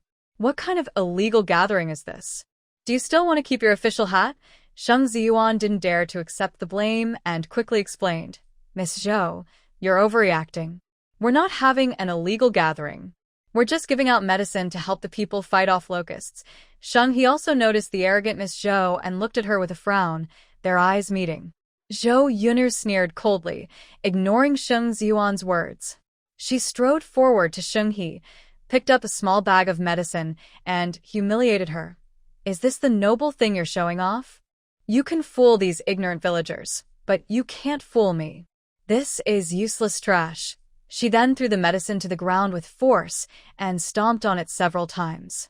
Everyone around was confused about why Zhou Yuner was so angry. They only thought she seemed like a madwoman. Sheng-He looked indifferent and was not annoyed by Zhou Yuner's actions. Miss Zhou, these farmers have to deal with locusts every year. I think they understand this better than you. A young lady who never touches dirt. Upon hearing this, the villagers around agreed with Sheng-He. That's right. We've checked the experimental fields, and there are no problems. All the locusts in the fields are dead. Exactly. Even if there are locusts from outside, they fly around the experimental fields without stopping. Zhou Yuner looked at the serious faces defending Sheng-He and found no chance to speak back. She glared fiercely at Sheng-He. How did this woman use some kind of magic to deceive everyone? Her face turned red and white with anger, blaming Sheng-He for everything. Finally, she lost her temper and pointed at Sheng-He. Who do you think you are? How dare you talk to me like that? As a county magistrate's daughter, You should kneel before me. She wanted Sheng He to understand the power of a magistrate's daughter and scare the villagers into silence. Proudly, Zhou Yuner looked at everyone, thinking they would be afraid now. Just as she was about to make Sheng He kneel, she saw Sheng He didn't move at all and looked at her as if she were a fool. Sheng He said calmly, I only kneel to heaven, the emperor and my teachers. What are you? You have a father who is a magistrate, but so what? You have no official rank or merit. Why should I kneel to you? Zhou Yuner didn't expect Sheng He to be so sharp-tongued and dared to argue with her in public. Most importantly, she couldn't find any words to reply. Fuming, Zhou Yuner raised her hand to slap Sheng He, but the villagers started making noise. Exactly. Why should we kneel to you? Do you think a few threats scare us? Humph. Even if we cut a strand of Miss He's hair, the people of Hua County won't let you go. Miss He never lied to us. But some people, using watery porridge and leftover bread to fool us, claiming it's for the people. I spit on that. The crowd's doubts and angry accusations made the servants of the Zhou family very scared, as they had never seen such a scene before. They quietly advised their young lady, Miss, maybe we should go home first. Let the master deal with these wild people.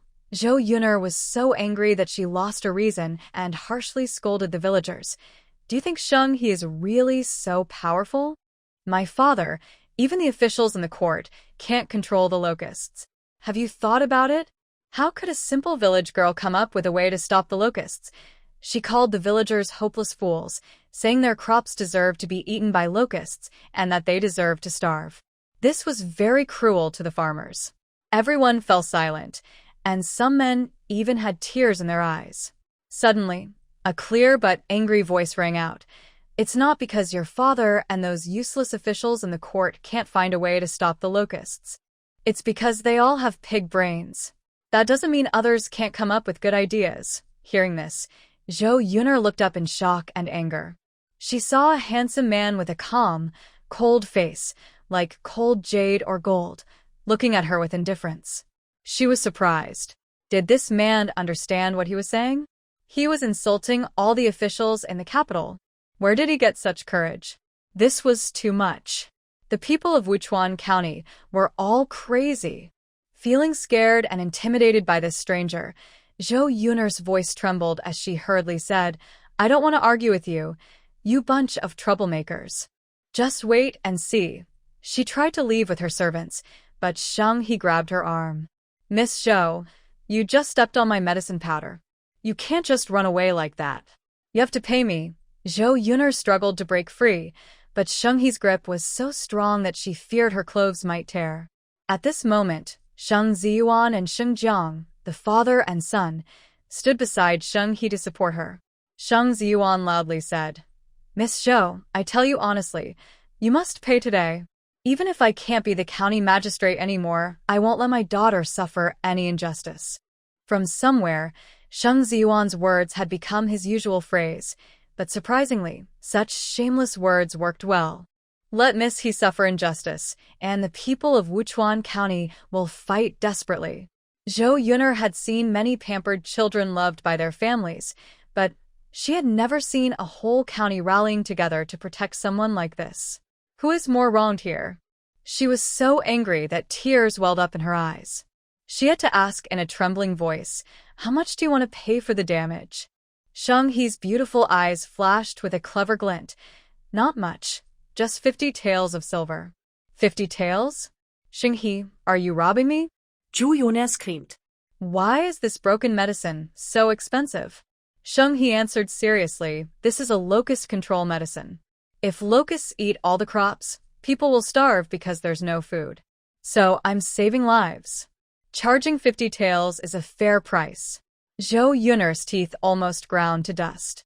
She played the fool and said stubbornly, I don't have that much money on me. Sheng He looked her up and down, finally focusing on her carefully decorated head full of jewelry. She smiled slyly and quickly pulled out a gold hairpin from her hair. If you don't have money, you can use this to pay. Zhou Yuner trembled with anger. What do you mean barely enough? This hairpin is worth 100 taels of silver. She wanted to argue more, but the people around started urging. All right, Miss Zhou, just go quickly. We still need to get the medicine. This is really delaying us.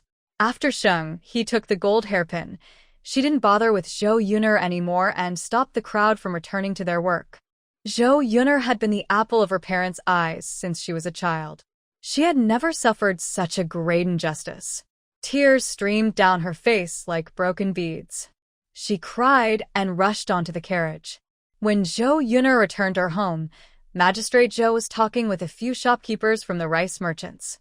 Over the years, he had embezzled and taken bribes, earning a lot of extra money. He invested in many rice shops, and no one knew that he had almost become the biggest rice merchant in Hezhou. Magistrate Zhou ordered, "Take advantage of this locust disaster and triple the rice prices. Let's make a good profit." The shopkeepers looked uncomfortable. Exploiting the people during a locust disaster was just greed. Such business practices were wrong. Only a fat, oily man glared at everyone and, rubbing his large gold ring, flatteringly agreed, "Master Zhou's idea is excellent. People need to eat. No matter how expensive our rice is, someone will buy it. The rich can spend everything they have, and the poor might go hungry. As business people, we only care about money. We should ignore other things, and everything will be simpler." This idea made Governor Zhou understand Sheng He's intentions. He nodded happily and decided to go ahead with the plan. Suddenly, his beloved daughter, Zhou Yuner, ran in crying. Governor Zhou looked at his daughter, tears in her eyes, and almost felt heartbroken. He quickly asked, "Yuner, what are you upset about?" Yuner didn't answer, just kept crying. A maid nearby said angrily, "Master, Miss was very upset today. She's kind-hearted. Today, she was outside helping with the locust disaster by giving out porridge. She overheard someone from Wuchuan County, named Xinghe, tricking the people. She claimed to have found a special medicine to get rid of locusts, something that's said to be from heaven and earth. Miss couldn't bear to see the people being deceived, so she exposed Xinghe. But instead, Xinghe spread lies, making the people believe her words. Miss was called all sorts of names by the ignorant villagers. That wicked woman even snatched away the gold hairpin that you, sir, gave to her as a favorite gift. Unbelievable. It's Xinghe again." Governor Zhou was furious when he heard this. He wanted to rush out and defend his daughter. But just as he took a few steps, Lady Ding, his wife, who had overheard the conversation outside, came in. She stopped Governor Zhou from rushing out. "Don't be angry, sir. Why should we fight with that wicked woman? Even the clever officials in the court can't figure out how to control locusts. Do you really think an ignorant village woman is so powerful? We just need to wait a little while. The people who mocked Yuner will see that Xinghe's words are just lies. When that happens, they will realize that Yuner is honest and wise." Lady Ding looked confident and smiled as she gently patted her crying daughter, patiently teaching her, "Yuner, you must not rush when doing things. You should think more so you can do twice the work with half the effort. I heard from others that your recent acts of charity haven't gone smoothly, but that's okay.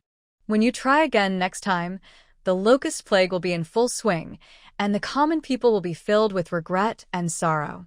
Even a small act of kindness from you will make them very grateful.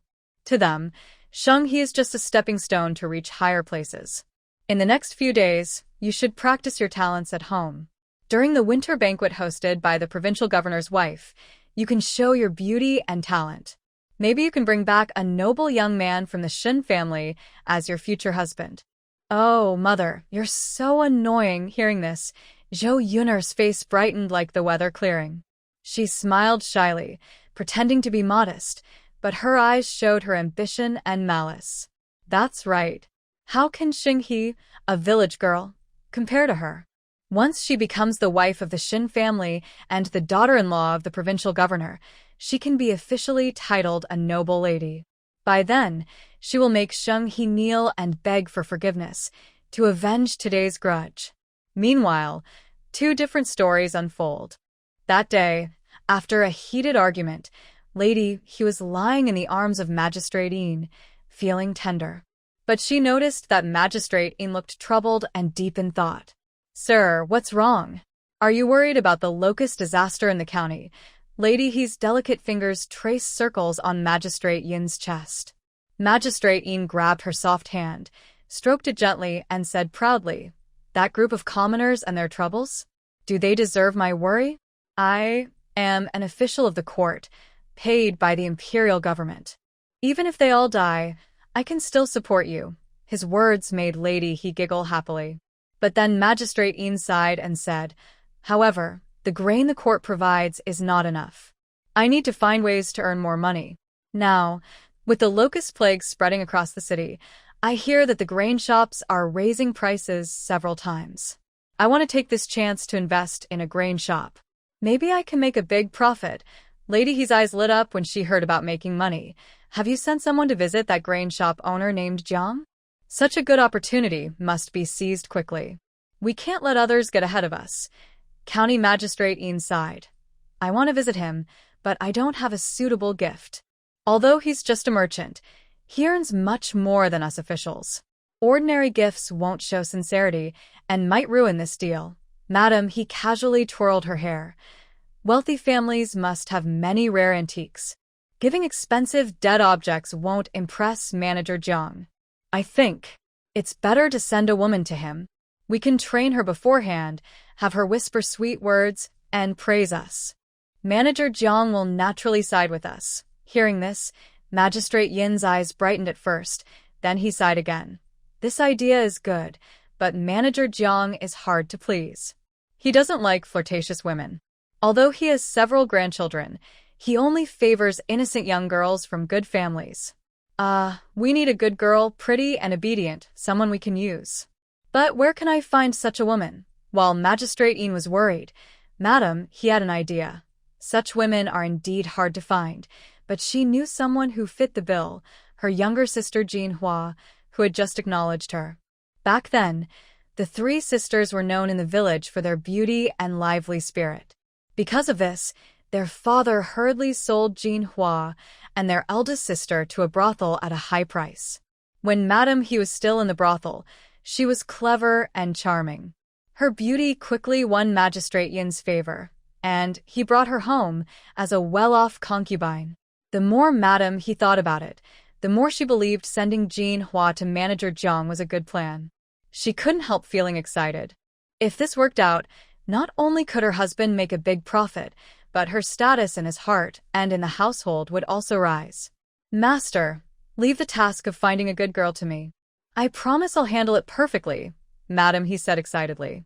Magistrate Yin saw her confident look, smiled, and pinched her waist. "You really are my little fairy. Fine, if you succeed, I'll reward you well." The weather grew hotter, but thanks to mountain springs watering the fields, the rice stalks became fuller and greener. Villagers were walking through the rice fields after spraying pesticides. Even after several rounds, it was hard to find any locusts. They looked at their rice with a feeling of relief and hope. Jinji County and Wuchuan County spent 3 days distributing pesticide packs to every farmer so they could fight the locusts. With such active efforts from these two counties, people from other counties also came to buy pesticide packs from Xinghe and spray equipment from Wangjai. Business was booming. The pesticide cost 5 cents per pack. This price was affordable for ordinary people. For Xinghe, it was a good chance to make some extra money by selling to middlemen. It was a win-win situation. The previous shed was still standing, located under a shady tree. Even on hot days, Xinghe didn't feel too hot selling pesticide here. The main reason was that Jin Zhua, the boss, ordered 2 large jars of ice from Bingpu, which Xinghe placed around her to keep cool as the ice slowly melted and cooled the air. Recently, more people from other counties came to Wuchuan. Manhwa was clever in business. Seeing so many people attracted by Xinghe's stall, she didn't want to miss out. She quickly pushed her small cart, filled with milk and cold dishes, and recommended her goods to everyone she met. This not only boosted her sales, but also gave her a chance to chat and cool off with Miss Xinghe. She was secretly happy.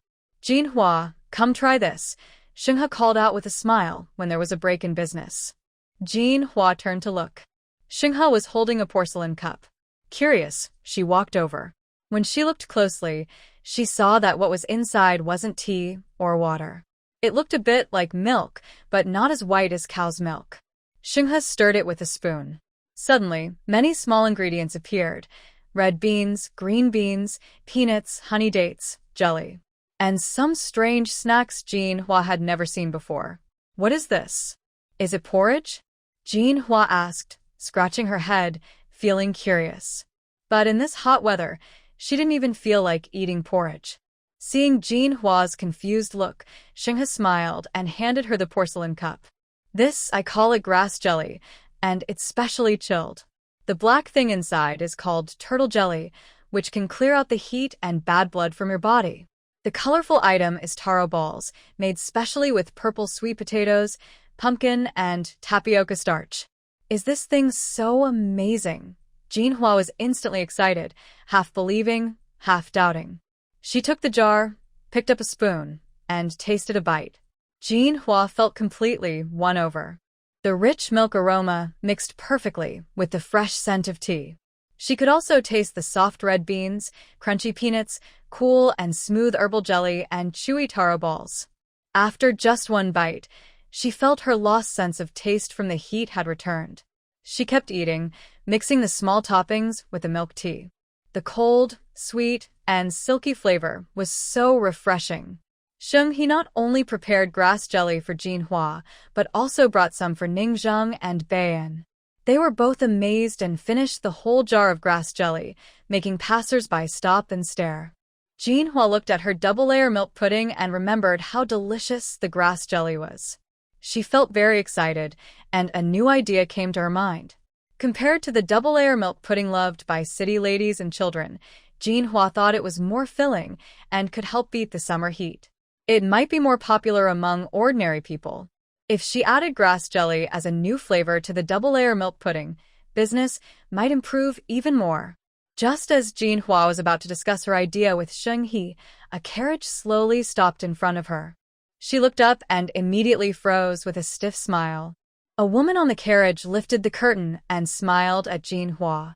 It was the long-missed Madam He. Madam He felt proud inside. Last time, she secretly came to see Jinhua, sitting in a sedan chair. Although it was carried by people, it was bumpy and hot, making her bottom ache. This time was completely different. She had given her husband a good idea, and he kindly let her sit in the carriage. All the women in the backyard would be jealous of her. Madam, he stepped down gracefully from the carriage. Jinhua saw her and no longer felt warmth, only a faint expression. She said calmly, Madam He, what brings you here? Didn't you say last time we had nothing to do with each other? Huh. I didn't come to find you, but you came to my door. Faced with Jinhua's aloofness, Lady He showed a brief moment of awkwardness on her face, but she quickly smiled again, acting like a close sister and teasing. I've always said you're stubborn, girl, and you never believe me. Last time we just had a little argument and you still hold a grudge? Relax, I'm here to apologize. Look, I brought you this box of hand lotion. Just the smell is so nice. Let's find a good place to catch up, sister. Jinhua stood straight, but did not accept Lady He's apology. Instead, she coldly asked, I have no old matters to talk about with you. I only want to ask, where is my eldest sister now? Seeing Jinhua's unyielding attitude, Lady He felt a flicker of anger, but remembered a serious matter she had discussed with her husband, so she suppressed her anger. She didn't answer directly, but looked at Jinhua's hands and said, Jinhua, look at your hands. Why are they so rough? And your face, your features are nice, but your eyebrows are too stubborn, not soft or gentle enough. You don't have enough flesh on your face either. That kind of look won't attract men. Jinhua felt a bad premonition and asked, What do you mean? What kind of man's liking am I supposed to seek? Lady He's smile grew wider, her greed almost showing in her eyes. She hurriedly said, Jinhua, your good days are coming. Manager Jiang from the rice shop wants to take a decent girl as a concubine. Our master is interested in training you. If you marry into that family, you'll wear gold and silver all your life. Jinhua looked at her, feeling like she was seeing a stranger she'd never met before. Everyone knew that Manager Jiang was old and fat, even older than her late father. He had a harem in the backyard, full of young women. What kind of evil plan was Lady He secretly harboring to push her into such a dangerous trap? It was absurd, truly absurd. Xie Xian, who had just finished school and was rushing home, overheard Lady He's words. His heart felt like it was cut by a knife. He wanted to rush forward to protect Jinhua, but Jinhua had already spoken calmly. If you're willing to become a concubine and live a lifetime dependent on others, I don't want that.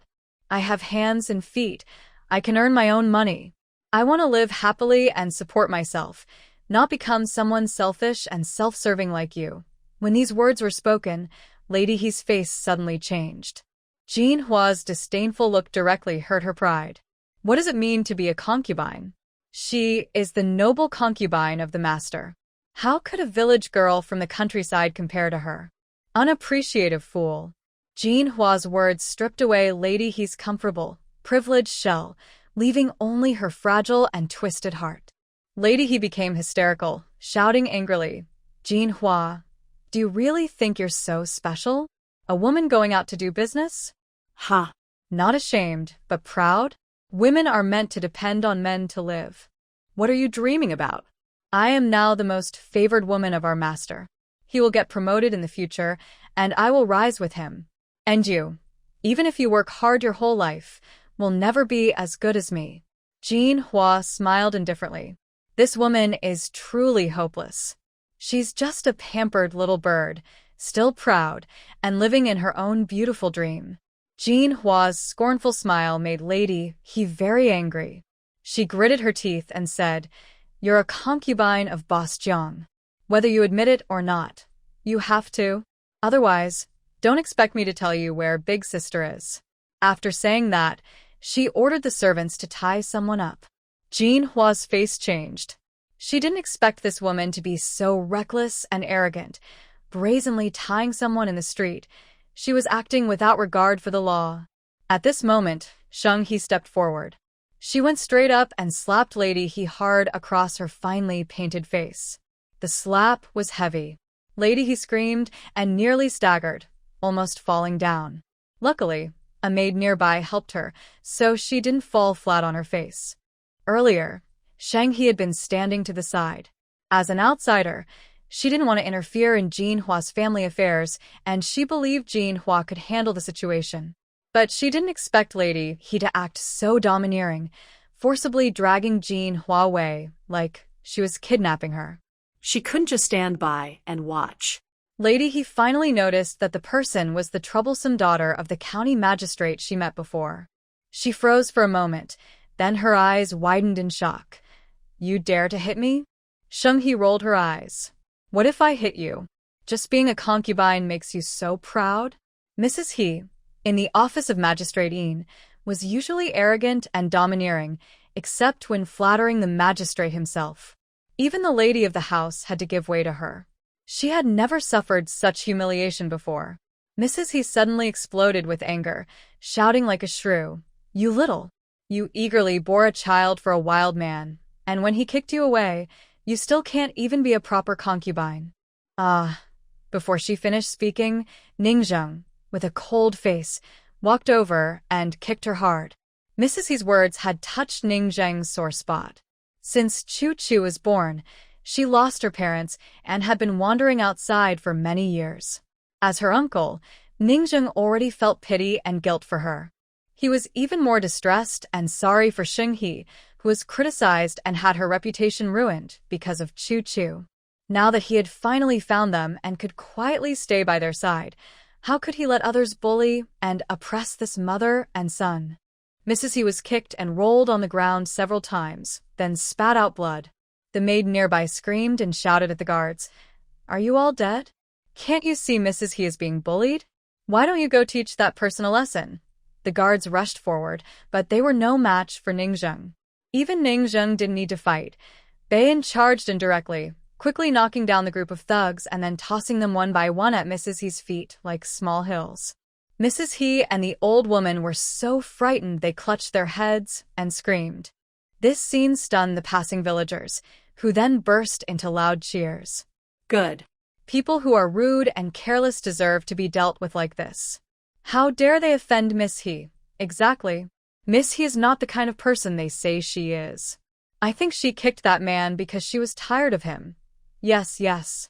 Miss He is a sensible person. Chu's young master is not a little wild child. He is the grandson of our county magistrate, loved dearly by his family. Oh, I heard this young master is very talented at studying. Maybe he'll become top scholar someday. Mrs. He looked at the crowd and thought they had all gone mad.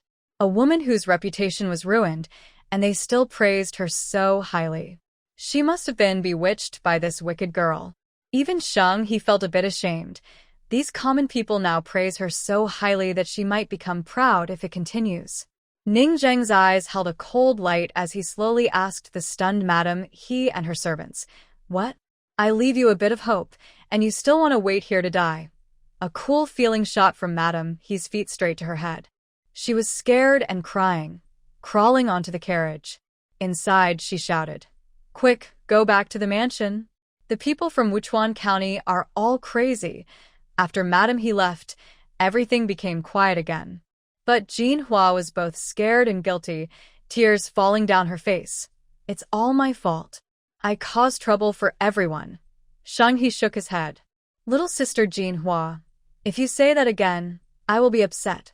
Nearby, Xie Xian, standing quietly, handed her a clean handkerchief and softly said, "Jinhua, Miss He is supporting you. You shouldn't blame yourself or say such discouraging words." Jinhua knew deep down that only the weak would deny themselves and speak with tears. She wiped away her tears and her eyes became firm again. "Miss He, I understand what you mean. I will become strong so that these bad people won't dare to bite me anymore. If they try again, I will knock out all their teeth." Sheng He looked at this brave girl and finally smiled. She patted her on the head to encourage her. Xie Xian watched the serious look on the young girl's face and couldn't help but smile gently. "Before you become strong, I won't let you be alone. Come on, I'll take you home. Dinner is ready." "Yes, okay." The two of them hurriedly packed up the small cart, working together very smoothly. Sheng He and Ning Zheng exchanged a glance, both smiling like ants. Madam He returned to her house, still trembling with cold hands and feet, her heart full of anger, almost breaking down. Things didn't go well, and she was beaten badly. She didn't know how to explain to her husband. She applied an egg mask to her swollen face and endured the pain from being kicked. Hesitantly, she went to County Magistrate Yin's study and, with tears in her eyes, spoke, "Sir," about sending a concubine to Manager Jiang. Before she finished, County Magistrate Yin suddenly slammed the table and shouted, "Sending a concubine again? I don't know which deity Sheng He is worshipped, but the pesticide for locusts really works. Now the prices have gone back up, and that Mr. Jiang can't sell his grain at all. His reputation is ruined. It's truly a case of losing both the wife and the army." From the old master's words, it seems he has no intention of maintaining any relationship or cooperation with that shopkeeper Jiang anymore. And he was stunned. Wasn't this just leading her around like a monkey? All her efforts were wasted for nothing. And he felt her heart ache even more. Deputy Magistrate Yin was still furious. "It's all because of that Sheng He. Otherwise, I could have made a quick profit from the locust disaster. I've been so uneasy lately, and she keeps interfering in everything. That wicked woman." In the past, the people of Datong County could do whatever they wanted in Huzhou Prefecture because the magistrate and the prefect had the best relationship and strong backing. Any good policies from the court would first benefit Datong County. Now, because of this locust pesticide, all the people in Datong County have to bow their heads and buy Sheng He's pesticides, thanking her profusely. It's outrageous. Especially since the pesticide actually works. The people of Sheng He's village, and even the entire Wuchuan County dare not belittle or insult her as they used to. If Datong County is like this, other counties must be kowtowing to Sheng He's family already. Thinking of this, Magistrate Yin was so angry he felt his heart hurt. He used to be the one everyone flattered and sought favor from. When did a fallen family like hers turn the tables? Yin County Magistrate felt his chest tighten with anger. When he looked up, he saw Aunt He standing there, her face looking unwell, clutching her chest as if in pain. "What's wrong with you?" "Are you sick?" he asked, raising an eyebrow. His tone lacked concern. He was more worried she might have a serious illness and that her illness might worsen her condition. It's better not to go to her house for now. After all, he was the magistrate, and his health was more precious than those money-losing people. And he forced a smile and said, "Don't worry, magistrate. I just haven't slept well these past few days because I was preparing to give a gift to Magistrate Jiang. I've had a little trouble. Now that I no longer need to give gifts, I feel much at ease. It's nothing serious." She dared not tell him about the hardships in Wuchuan County. If Yin Magistrate found out, he would be furious and think she was embarrassing herself outside. So, even if this matter results in losing teeth and bleeding, she can only swallow her pain and think carefully about how to teach those little troublemakers a lesson later. Deputy Magistrate Yin nodded and waved his hand, telling Lady He to leave. Lady He walked back to her courtyard, her mind filled with the confrontation between the people from Shangchuan County and Xinghe. She felt a burning anger in her chest, so angry she couldn't eat. "What's this lousy food?" Lady He called over a few young maids to serve the dishes. She dumped all the hot dishes onto their heads. The maids shivered in pain and tears fell, but they dared not dodge, fearing worse punishment from Lady He. Her anger still hadn't cooled. That night, she lay on the ground like a pancake, thinking about Jean Hua, that little troublemaker who looked down on her and said she could support herself, mocking her dependence on others. It made her feel like she was about to break. Since she was young, she believed she was the most beautiful and clever among the three sisters. But the villagers praised her older sister for being lively and steady, and her younger sister for being capable and smart. That's not true. Every time their father gave them some food, she always tricked her sisters into eating the best and most. Even her ragged clothes were always given to her first. Now, Jean Hua, that little troublemaker, had just made a few friends and earned a few coins. Why was she so proud? She didn't understand what Jean Hua was so proud of. If it weren't for their father selling her and their older sister to support the family, she wouldn't be able to live so peacefully now. Thinking about Jean Hua having someone to protect her, someone to love her, and a handsome young scholar wiping her tears made her almost jealous to death. She wanted to destroy everything.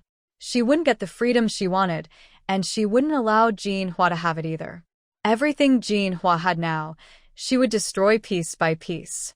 Since childhood, she and her sisters would always be trampled under her feet. Suddenly, Lady He sat up sharply. In the dark night, her beautiful eyes shone with a bloodthirsty light, and a sinister smile curled on her lips. She knew Jean Hua was just like her, desperately trying to escape that cannibalistic family and the ruthless, violent father and son. Those two were tricky ghosts, like leeches that could all the blood from a person. Lady thought for a moment and came up with a plan. This time, she could finally sleep peacefully. Late at night, a carriage suddenly entered Hezhou Prefecture, with faint voices talking inside the lead carriage. "Master, we've been traveling all day. You should rest for a while. It's so late, you shouldn't look at these documents anymore. Your health is the most important," a gentle, steady female voice responded, sounding about 30 or 40 years old. A man replied, with the sound of pages turning, "Madam, you should go to sleep first." Now, in Hezhou Prefecture, there are swarms of locusts. Although they haven't caused major damage yet, it's clear a big disaster is coming. Thinking about the crops failing and people suffering, I can't sleep. I need to think of a way. His voice was weak and heavy, full of worry. "Master, I'm worried about your health. You've had stomach pain these past few days and can't eat. Maybe we should take the official road and notify the governor of Hezhou to come pick us up?" The woman was a bit anxious, but the man gently interrupted. "It's okay. Didn't we agree when we were in the capital? This time, we will hide our identities and travel through the counties of Hezhou Prefecture. That way, we can better understand the people's feelings. In small places like this, officials often hide the truth and do nothing. I want to see what kind of strange things are hidden here." Seeing her husband's determined face, the woman knew there was no point in persuading him further. They had lived together for decades. She knew his temper well. "Master, you've suffered enough because of me. You should sleep first." "I'll stay by your side," he said softly, patting her back. The woman sighed helplessly, her eyes showing both tenderness and respect. It was this man that she loved for so many years. "Master, as long as you take good care of yourself and let me stay by your side, I am not afraid of any hardship or suffering," they whispered softly, just like when they were young, full of love and trust. Soon, the woman fell into a peaceful sleep beside her husband. The man looked at his wife tenderly, then reached for another cup of strong tea to stay alert. But just then, he suddenly experienced a sharp pain in his upper abdomen. His face turned pale. After a dry heave, a salty, sweet taste filled his throat. The woman, who had just fallen asleep, was instantly awakened. Seeing the blood at the corner of her husband's lips, she was terrified and burst into tears. "Master, what is happening to you? Why are you coughing up blood?" Early in the morning, Wanchuan County was covered in a light, fresh mist. Most farmers had already woken up and started working, carrying shovels, plows, or spray bottles. The rice fields had grown full and lush, swaying gently in the morning breeze. The harvest was coming soon, and the farmers were excited and looking forward to it. Sheng-He got up quickly and hurried to make breakfast. She mixed chopped carrots and ham into beaten eggs, added some milk, stirred well, and then cooked it with little oil. When done, she rolled it into a tasty egg wrap, drizzled it with a special sauce, and served it. The little chicks in the backyard were tempted by the smell. Sheng-He preferred not to eat greasy food for breakfast. The whole family followed her example. They also had a bowl of mixed vegetable porridge, warm and good for the stomach. Sheng-He was busy in the kitchen, and no one dared to slack off. Sheng Ziyuan, who loved cleanliness, tidied the house early in the morning. Bai-Yin and Sheng Jiang worked together chopping and stacking firewood, very smoothly. Ning Zheng was in charge of taking care of the children, helping them dress and wash, and making sure they packed their little books. He was always worried about them. Sometimes, Ning Zheng found it funny. 5 years ago, he was on the battlefield, fighting fiercely with a long spear that could pierce through enemy lines. Now, he was gentle and patient, often struggling with the 2 little ones. It was complicated. Even so, a smile appeared on his face. Looking at his warm and peaceful family, he shook his head helplessly. Suddenly, there was a sharp knock on the door. Sheng-He had just washed her hands and hurried to open it. In the early morning, she thought it was farmers coming to buy pesticides, urging her to open her stall. Many farmers from Wanchuan County had heard about Sheng-He's pesticides and came to buy them. Because the supply was large, Sheng-He sometimes had to go to the mountains to pick herbs, pretending to dry them, grind them into powder, and store them in her space. She would exchange the prepared pesticides for other supplies. This way, her family couldn't find any fault, and they believed that Sheng-He personally made the pesticides. The knocking grew more urgent. Sheng-He responded while opening the door. "No need to rush, no need to rush. Today's medicine is enough." As she spoke, the door swung open, and Sheng-He froze in surprise. Standing at the door was not a farmer, but a woman with tears on her face. She hurriedly said, "Divine Healer Lady, we are passing through here. Our master suddenly fell seriously ill. Please help us. He has been vomiting blood and we've seen several doctors, but none could help. However, these doctors all said that Miss He, the daughter of the county magistrate of Wuchuan, was a divine healer. The more dangerous the illness, the better she was at treating it. They urged her to come to Wuchuan for medical help." The woman hurried to Wuchuan, and after asking around, almost everyone praised Miss He as a miracle worker, saying she was unmatched both above and below. This made her nervous. Could such a miraculous woman really exist? It seemed almost like a scam. But the master's life was in danger, and she didn't have time to think too much. She held on to hope and knocked on Sheng-He's family door. When her eyes fell on Sheng-He's calm, cold face, she suddenly felt a sense of peace. Hearing it was a life-and-death matter, Sheng-He quickly composed herself and asked, "Madam, where is your master now?" The old maid behind the woman hurried forward to lead the way. Around the corner, They saw a large carriage stopped at the street corner. Many villagers, who had never seen such a carriage before, curiously gathered around. Some mischievous children even climbed onto the carriage's shaft, but were quickly pulled back by adults. Sheng-He thought to herself, this must be a wealthy family. Maybe they're doing business in the northern region. Although the woman was anxious, she remained calm, showing she was not an ordinary, naive person. Miss He, inside is our master. Our family surname is Huang. You can call me Madam Huang. Please help treat our master well. If you need anything, just send for my servants at any time. Sheng-He nodded and followed Madam Huang onto the carriage. The carriage was very spacious, enough for 2 or 3 people to lie down. A thin, middle-aged man was lying inside, his face pale. Even in unconsciousness, his furrowed brows showed he was unwell. He's been in poor health for a long time. Last night, he suddenly vomited blood big mouthfuls. It was quite frightening. Madame Huang was usually calm, but as she spoke, her body trembled slightly. She is afraid that her husband will truly leave her forever. Sheng-He heard about the illness and couldn't help but sweat on her forehead. The symptoms of vomiting blood indicate internal problems. In modern times, surgery can be done without infection, but in ancient times, it could be life-threatening. Sheng-He deliberately sent Madame Huang outside. She wanted to take out her medical tools to perform an internal check on the old Mr. Huang. Madame Huang waited anxiously outside for half an hour, growing more restless and worried. She had lived for many years and even learned about medicine for her weak husband, but she had never heard of anyone surviving after vomiting blood so heavily. Tears welled up in Madame Huang's eyes, while the people from a county nearby remained very calm. Madam, you don't need to worry. Miss He will definitely cure your husband. Miss He is like a fairy. Just a breath of her magic will do. Everyone nodded seriously, as if it were true. Sheng-He lifted the curtain, looked at everyone with a bit of annoyance, and said, I'm not a fairy. I only have real skills and treat people honestly. Stop bragging outside.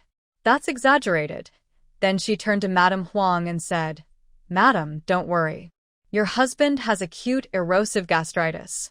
This disease is dangerous but not impossible to cure. The medication has stabilized him, and he needs continued treatment and rest. He should recover in about half a month. Half a month to recover. Madame Huang was stunned. My husband vomited blood so badly last night. Can he really recover in half a month? Normally, healing from a serious injury takes at least 100 days, and that's just external injuries. Vomiting blood is much more serious. But this Miss He casually told her that he would recover in half a month. That was too incredible. Sheng-He nodded. Yes, he is awake now. You can go in and see him, but he is still weak, so don't talk to him too much. Madame Huang hurried to the carriage to check on her husband. Soon, she burst into joyful tears. Old Mr. Huang, you're finally awake. You scared me to death. The onlookers outside became even more convinced. Word spread that Miss He cured a man who was about to die from vomiting blood in just a moment. Miss He is like a goddess. This illness is caused by long-term poor eating habits, such as eating spicy foods, drinking alcohol, and drinking strong tea. Sheng-He gently explains to Lady Huang the cause of Lord Huang's illness, hoping he will develop better eating habits in the future. Lady Huang listens and quickly nods. Miss He, you're absolutely right. My husband is often overworked with official duties. He loves strong tea late at night to stay alert. His body is already weak, and I didn't expect it to cause such serious problems. Lady Huang feels a bit scared when she thinks about it. It's truly a blessing from the gods that she met Miss He. After spending time together, she finds that Miss He is different from ordinary women in this poor village. She seems to carry a calm, noble air that even surpasses the young ladies from the capital. Lady Huang is generous. Seeing her husband improve, she immediately hands Sheng-He a heavy purse of silver. Sheng-He, who loves money, smiles happily, feeling very pleased.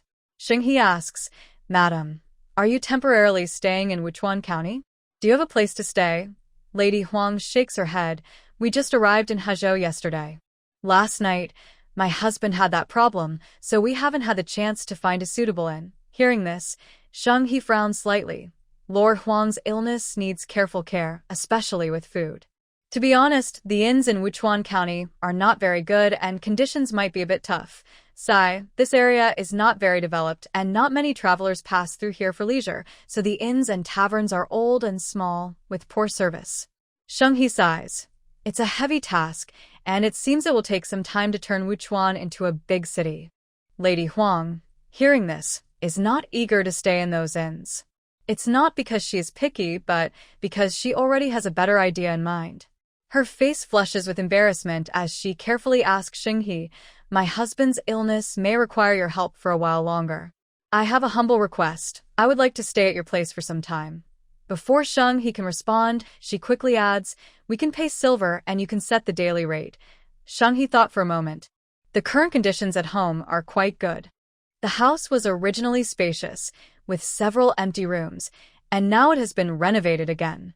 Apart from some wealthy officials and local gentry, her family's environment is the best. Mrs. Huang's careful planning is right. This illness requires constant care. Daily meals must be very careful, and restrictions on food are properly enforced. She really doesn't trust others to take care of a patient like this. Sheng He happily agreed, "All right, no problem. But your family's carriages are too many, about 4 or 5. My house can't hold that many, so please find your own way." Mrs. Huang nodded and waved her hand to let the servants handle it. When Sheng He brought Mrs. Huang to her home, her father and younger brother had already gone to the government office and and Gigi had gone to Zaoer school. They all knew Sheng He was going to treat a sick person, so they didn't bother her and went about their own business peacefully. Only Ningzheng stayed inside, obediently waiting for her to return, and also ordered Bei and to wash the dishes at home so he wouldn't be annoyed when she came back and saw them. Bai An. Sheng He returned with a large group of people, carrying a big box for Mrs. Huang, and was very friendly with her. Ningzheng went forward to help, but the moment he saw Mrs. Huang, his expression changed subtly. He squinted but said nothing. Then he looked at the middle-aged man lying on the wooden board and immediately understood. Could it be Lord Huang?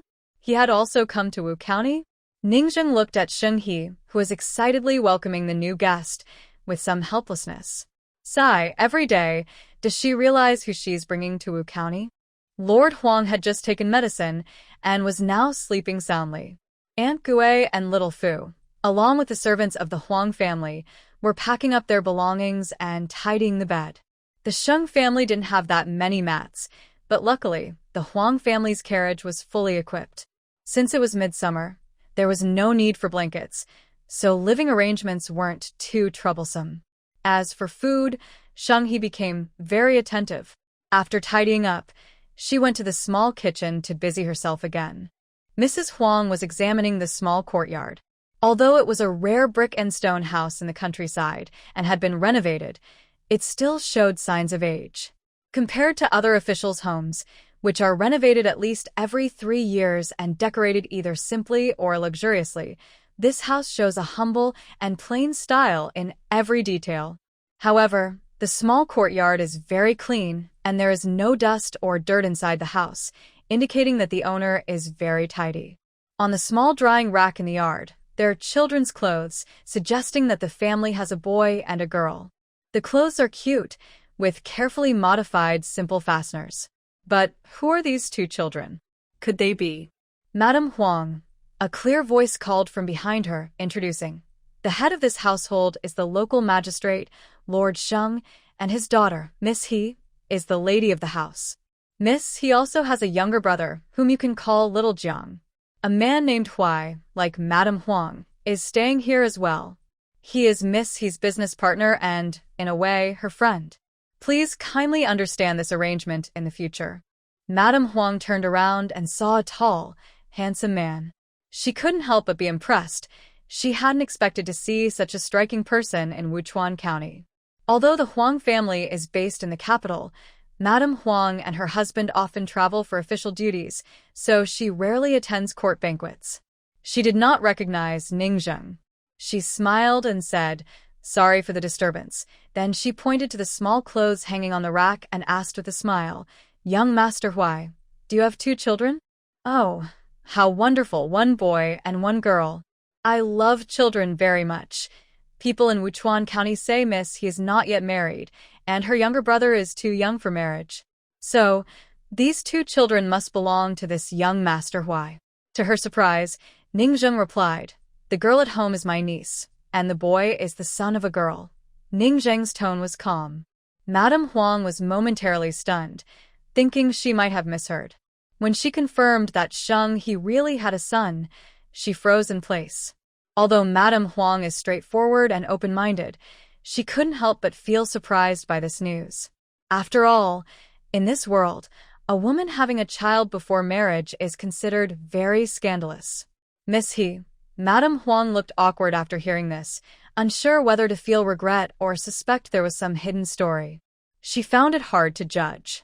At this moment, Ningzheng spoke, saying, "Madame Huang only needs to know that Miss He is a very kind and good girl. Please do not ask about anything else." "What are you all talking about?" Sheng He came out of the kitchen holding a bowl of yam and meat porridge. Old Master Huang was weak and sick from overwork, so he needed to eat nourishing food. This morning, there was a leftover yam, which was made into a light, stomach-friendly porridge. As Sheng He appeared, she saw Ningzheng and Madame Huang smiling and chatting. Seeing Sheng He, Madame Huang kindly smiled and said, "Young Master Huai is telling me about our family. He is a very helpful person." "Helpful?" Madame Huang remembered his past behavior and couldn't help but chuckle. "Madam, it seems you get along well with him. Usually, he's like a big iceberg, never paying attention when anyone visits our home." Hearing Sheng He speak ill of him directly, Ningzheng looked at her with displeasure, then naturally took the hot porridge from her hand and helped carry it. Madame Huang watched these young people and thought about Ningzheng defending Sheng He earlier. She understood something and smiled, saying, "Miss He, from our conversation just now, I think young Master Huai is more suited to you." Hearing this, Sheng He's face immediately turned slightly red, and she awkwardly avoided Ningzheng's gaze. Ningzheng's ears also flushed with a faint blush. For some reason, the porridge in his hand suddenly felt very hot. He walked toward Old Master Huang's room and said, "Old Master Huang should have his meal now." Only Bayan, standing nearby, was secretly smiling. "Madame Huang, if you're good at talking, say more." Madame Huang followed Sheng He into the room and found that Old Master Huang was already awake, leaning half against the bed while reading a book. "Didn't I tell you to rest well? Do you still want to keep this body?" she scolded gently. Madame Huang was usually very patient and obedient to her husband, but this time, seeing Old Master Huang blood and look so unwell, she couldn't help but become stern. Feeling guilty, Old Master Huang quickly hid the book under the quilt and pretended to be asleep. Ningzheng, standing by the window, saw this and was a little surprised. He didn't expect that the usually gentle, steady Old Master Huang would look like a mischievous old boy when facing his wife. Sheng He had said that the hospital room was not suitable for too many people and that the air should stay fresh and flowing. So, Ningzheng did not go inside to see Old Master Huang. At this moment, he didn't want to appear in front of Lord Huang. After all, he and Lord Huang used to be officials in the court and had met before. Lord Huang would surely recognize his identity. Therefore, Ningzheng preferred to wait until he recovered from his illness before showing himself, to avoid causing him unnecessary worry. Sheng He smiled at Lady Huang and said, "It seems Lord Huang is feeling much better now. He's even able to read." "That's good news." Lord Huang had already been pulled out of bed by Lady Huang. "Miss Sheng has prepared porridge for you. Hurry up and eat it. You haven't been eating well lately, so you got this serious illness." Lord Huang usually had a poor appetite and was quite picky about food. He liked greasy and spicy dishes, and the household cooks would avoid him because of this. Seeing the porridge in Sheng He's hand, Lord Huang looked uncomfortable and looked to his wife for help. Lady Huang didn't care about that. She took the bowl from Sheng He and scooped a large spoonful to feed him. At first, Lord Huang hesitated, took a small sip, and tasted it. His eyes suddenly brightened. He picked up the bowl himself and started drinking spoonful after spoonful. It's amazing. Usually, he's harder to manage than the children at home when it comes to eating. He wouldn't even touch plain porridge like this. It's rare to see him so obedient, Lady Huang said with a smile. Shang He smiled back. She had heard early on that Lord Huang was picky, so she made the porridge especially flavorful and soft, with a light taste but rich texture. Lord Huang finished the porridge in one go. He felt a warm fullness in his stomach, not hungry or bloated, and his complexion looked better. That's enough for one meal. You should take care of your stomach, eat less but more often, and take your medicine on time, Shang He advised. Follow my instructions, and in half a month, Lord Huang will surely recover. In the short time they had spent together, Lady Huang had become convinced of Shang He's words. After all, even the imperial doctors weren't as effective. Lord Huang's eyes also showed some emotion. Yes, once he recovered quickly, he could continue inspecting the common people and solving their problems. Most urgently, he needed to find a way to deal with the locust plague. Before coming to Huzhou Prefecture, he had heard that large areas were already infested with locusts. If he calculated the time, in about half a month, the locusts would be in full swarm. Thinking of this, old Master Huang's face showed a hint of worry and concern. There were only half a month left, but he still didn't know how to solve the locust problem, and his health was poor. At this moment, Shang He noticed the ancient book beside his pillow and said happily, "The method to eliminate locusts? I didn't expect old Master Huang to be a caring person who worries about the country and its people. Do you have any ideas about stopping the locusts?" Shang He was very excited. Although they had temporarily stopped the spread of the locusts, the biological pesticide she held was made with modern high-tech methods. It wasn't easy to promote or teach others to use it on a large scale. So, she also hoped to find a way to get rid of the locusts in ancient times. Old Master Huang sighed. These land locusts are hard to deal with. I've been working on this for years, but I still haven't found a good solution. Seeing Shang He's hopeful look, guilt grew stronger in his heart. Now, the people of Huzhou Prefecture were suffering greatly, but he had no way to help them. Unexpectedly, Shang He said casually, "It's okay. If we haven't found a solution yet, we can take our time. There's no need to rush." Old Master Huang frowned. The locust disaster is urgent. How can I not be anxious? The crops in the fields and the suffering people can't wait. This Miss He is a noble lady after all.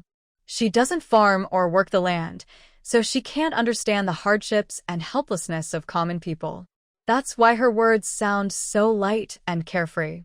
Just as old Master Huang was feeling disappointed, he heard the woman in front of him smile and say, "What I mean is, the locust disaster has been temporarily resolved. The locusts won't spread anymore, and we have time to find better ways to control them." When he heard this, old Master Huang was stunned for a moment, and even Madame Huang's eyes widened. What? The locust disaster is over. The couple's voices suddenly rose, full of disbelief. They had arrived in Huzhou Prefecture at night and then encountered an emergency illness, so they hadn't had time to see how bad the locust situation in the fields was. But now someone told them that the disaster was over, the crisis was lifted, and their expressions were so serious and natural that it gave people goosebumps. "Miss He, I've read books. Please don't lie to me." Old Master Huang's voice trembled slightly. "Lord Huang, why would I lie to you? Our rice is growing well now. It's not a big harvest, but it's enough to prevent the people from leaving their homes to find work," Shang He said calmly. Madame Huang was very excited. She turned around and wanted to go outside to see the fields for herself, to check if what Shang He said was true. Just 2 steps out, she heard Lord Huang on the bed shout, "No, don't go. Take me with you. I won't feel at ease until I see the locusts disappear myself." Lord Huang was determined to follow along, refusing to back down. Madame Huang couldn't argue with him, knowing she couldn't win, so she ordered the servants to carry him out on a door plank. Seeing how anxious they were, Shang He couldn't help but smile. But she also understood they cared about the people, so her respect for them grew. She stepped forward to follow. As Madame Huang and her husband walked along the road in Wuchuan County, they noticed that the faces of the people showed no signs of disaster coming. Everyone looked relaxed and calm.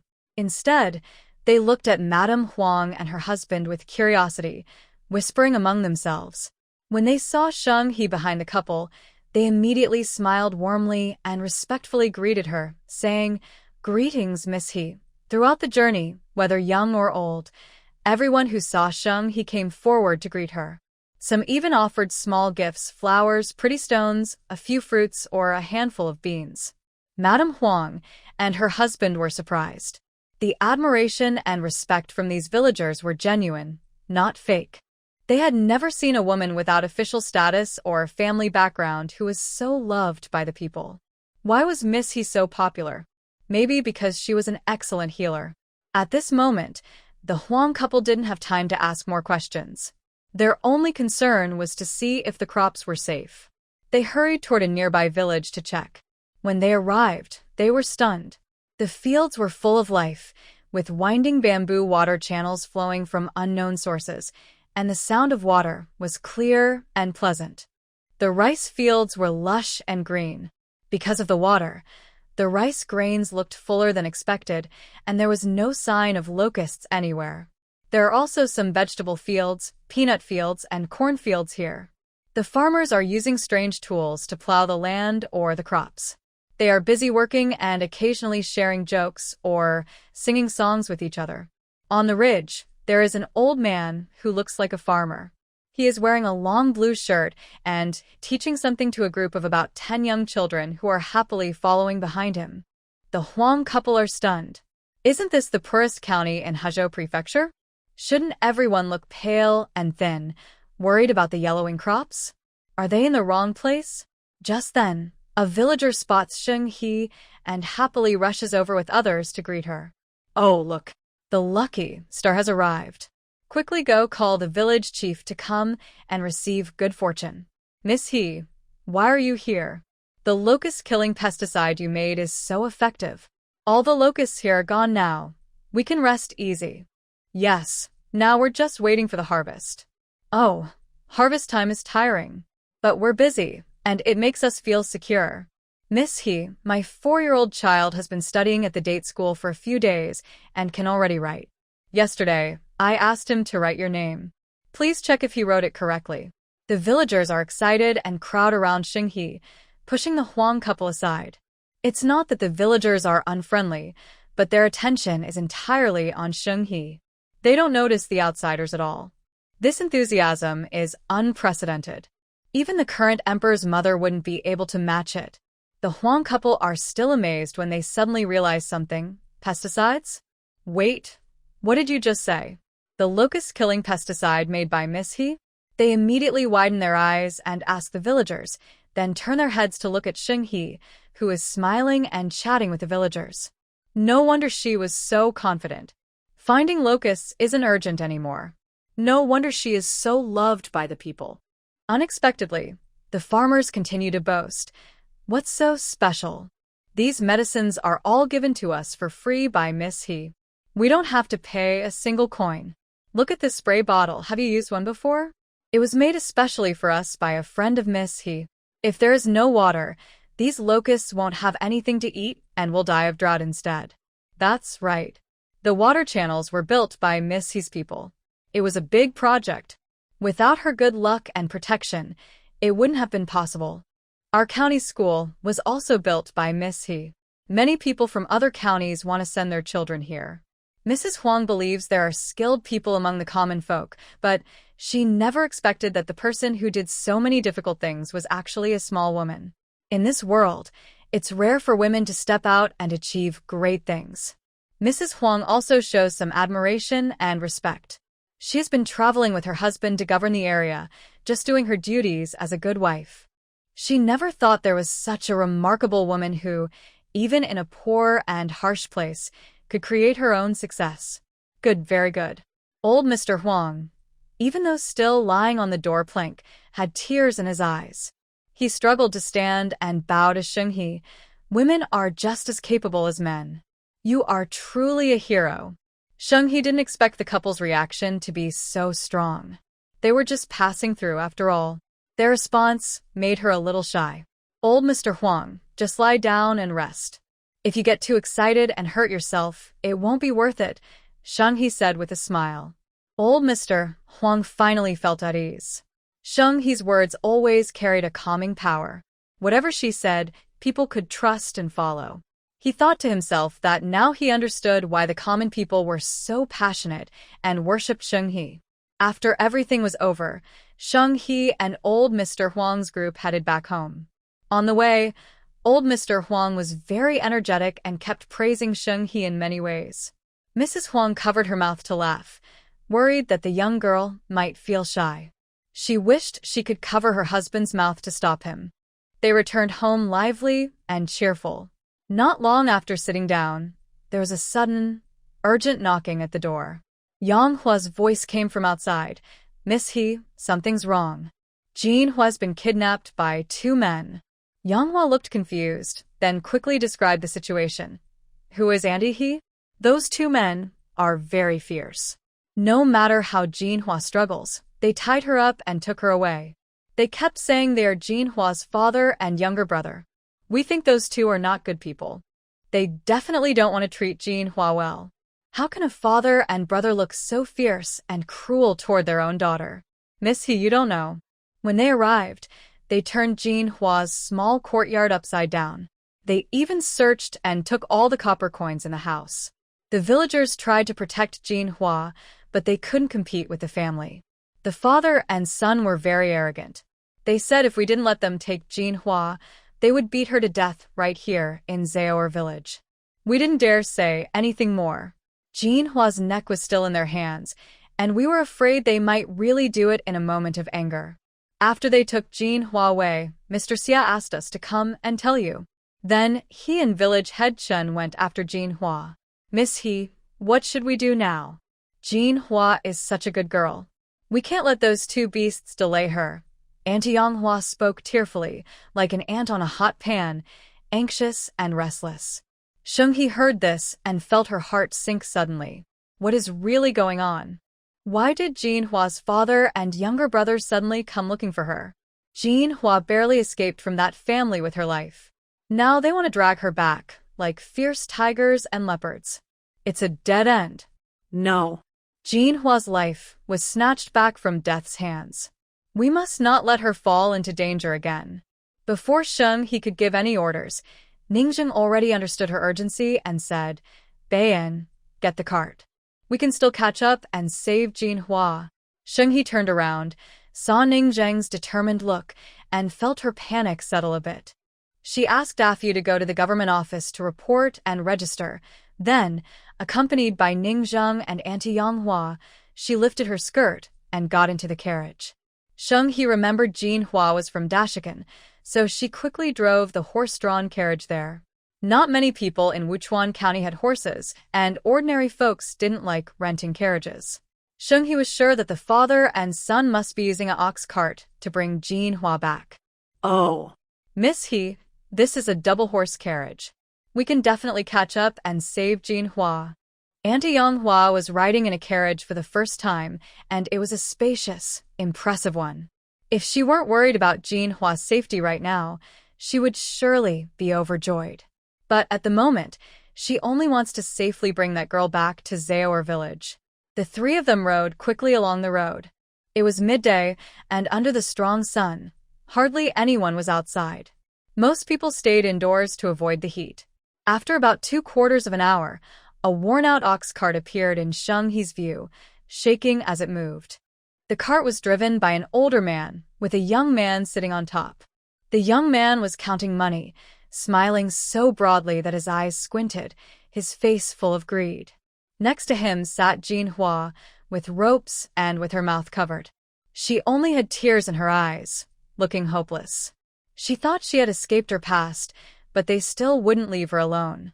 Seeing the father and son, she felt a deep disgust. He Yazong saw Jin Hua crying and feeling sad, and he felt satisfied. He kicked her and laughed loudly. Older sister, if someone hadn't sent us a letter saying you were hiding in Zaor village, we'd really think you died outside. I used to think you were just a dirty woman who washed clothes and cooked. But now, it looks like you've grown wings and learned some tricks. How do you have so much money all by yourself? And you've even hooked up with a young scholar. Don't you want to take care of me and Dad anymore?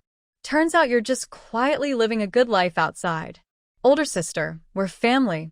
Our blood can't be cut apart. You'll only ever be under our control, and you'll never get away from us. When He Yazong said this, his eyes were cold and frightening. Meanwhile, He Zhuangshi, driving the cart, said, "Son, stop wasting words on this useless person. Hurry up and settle the money. Don't you still owe 50 taels of silver to the gambling house? Once you pay back the money, we'll marry your sister off to a mountain village. I've already arranged with the family there. This time, they'll chain her up for a month, so she doesn't run away again." Haha, with this, we'll have some spare money. Yaozong, you're my only son. I'll build you a house and find you a wife. You have to make me proud. Hurry up and have a big, fat boy so I can hold him. The father and son were imagining a bright future together, laughing happily. Suddenly, a carriage suddenly appeared and blocked the ox cart. The ox pulling the cart was frightened and almost fell into the nearby mud ditch along with the cart and people. He Zhuangshi was surprised that someone would suddenly appear on the road. He was so angry that he quickly got up from the ground, put his hands on his hips, and shouted, "Who is so careless? This ox cart was rented with my money. Look at the damage here. Hurry up and pay for it." The curtain of the carriage suddenly opened with a swish, and a beautiful young woman jumped out. Jinhua saw her, and her hopeless eyes lit up immediately. She couldn't help but sob softly. He Yazong had never seen such a beautiful woman before. She was sitting in a fancy double-horse carriage, probably a young lady from a wealthy family. His heart filled with joy, and he couldn't help but step closer. "Hey, little lady, why are you so careless on the road? It's okay if the carriage is damaged, but I would be upset if something happened to the beautiful girl. Let me see if you have any injuries on your face or body." As He Yazong's oily face got closer, Sheng He suddenly kicked him hard, knocking him over. He Yazong didn't expect a young lady to be so strong. He clutched his stomach and crawled on the ground, unable to get up. First, she hit his ox cart, and then her precious son was beaten. He Zhuangshi was so angry, he almost lost his mind. He rolled up his sleeves and was about to punch Sheng He. At that moment, 2 tall men and a sturdy woman jumped out of the carriage. He Zhuangshi didn't have time to react and only felt a sharp pain in his chest before being pushed onto his son. Sheng He stepped on He Zhuangshi's stomach from above and asked coldly, "So, you are the family of He Jinhua?" He Zhuangshi immediately understood Sheng He's question. He struggled to get up from the ground and sneered, "Who do you think you are, so arrogant? You are the daughter of the county magistrate, the backing behind Jinhua, right?" Jinhua shook her head on the ox cart. She didn't want to involve Sheng He, and certainly didn't want He Zhuangshi to accuse Sheng He. He Zhuangshi looked as if he had expected this and said arrogantly, "I'll tell you, even if you are the daughter of the county magistrate, so what? He Jinhua carries my blood. He was born from the He family, and whether alive or dead, he is a ghost of the He family. I want to take her back, whether to make her work like a beast or to marry her off to a remote village. None of your business, outsider." This is true. In this world, a daughter follows her father at home and her husband after marriage. Even if a high official from the capital comes, people wouldn't interfere much in family matters. Father and son, he looked proud and wanted to pull He Jinhua away and take her with them. "Don't go. You 2 animals, how dare you call yourselves Jinhua's family?" At this moment, Xie Xian and village head Chen rushed out from a small path in the woods, quickly shielding Jinhua behind them. With Sheng He present, they didn't care about kinship or blood ties. They just wanted to protect the girl. "Fine, fine, fine. You're just bullying with your power, huh? If you dare take Jinhua away, I'll go straight to the magistrate's office to complain. Even if I break my old bones, I won't let this money-grubbing girl live a good life. I don't understand. She's just a girl. What's worth you protecting? All her money should belong to me. I'm her father. Her brother isn't even married yet. What right does she have to live well outside?"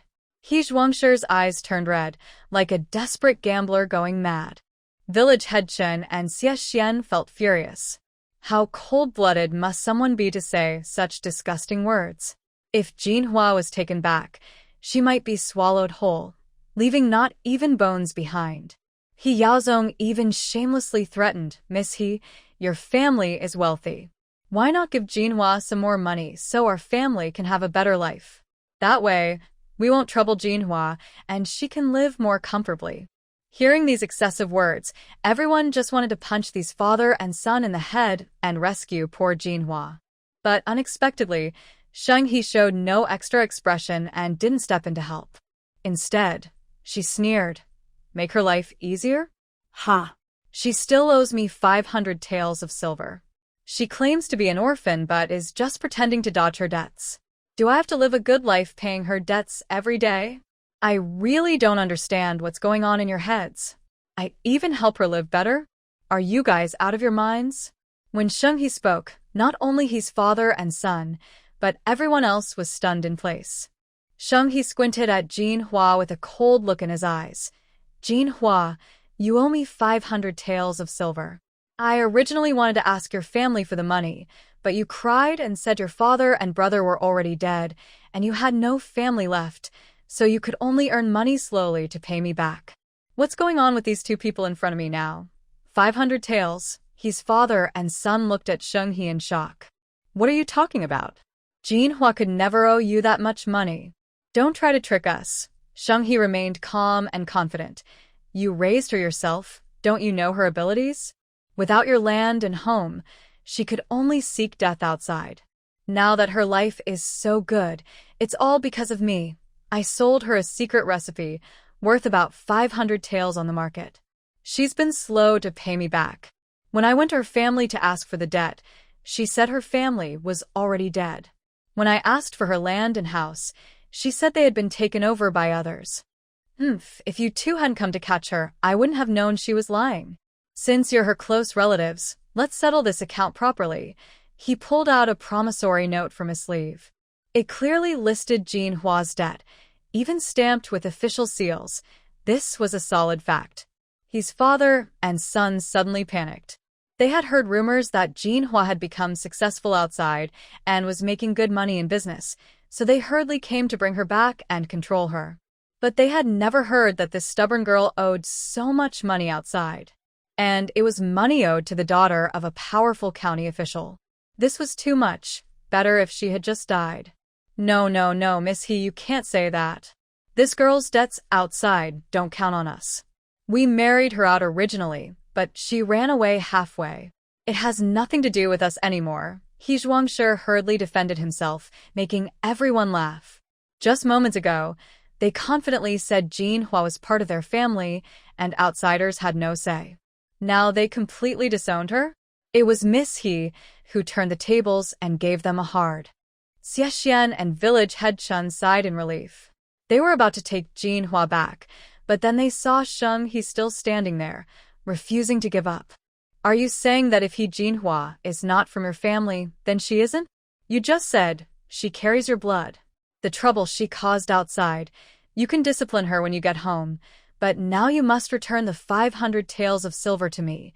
He Zhuangshi felt his vision blur. 500 taels of silver. He had never seen so much money in his life. What a disaster. Even if he were used as a donkey in the next life, he wouldn't be able to pay back this money. "You little brat, He Jinhua, what are you up to outside? Your brother hasn't even married yet and you've already ruined this family. Oh dear, how will we get through the days ahead?" He Zhuangshi started crying and shouting. But He Jinhua gradually calmed down, no longer feeling as scared or panicked as before. She only felt a bit of satisfaction inside. Sheng He had already given the order. Search them and take all the money on their bodies. Later, we will go to Dashikan to see if they have anything valuable, tables, chairs, houses, fields, anything that can be sold. Everything must be compensated. Baiyan, village chief Chen, and Aunt Yang immediately stepped forward to search.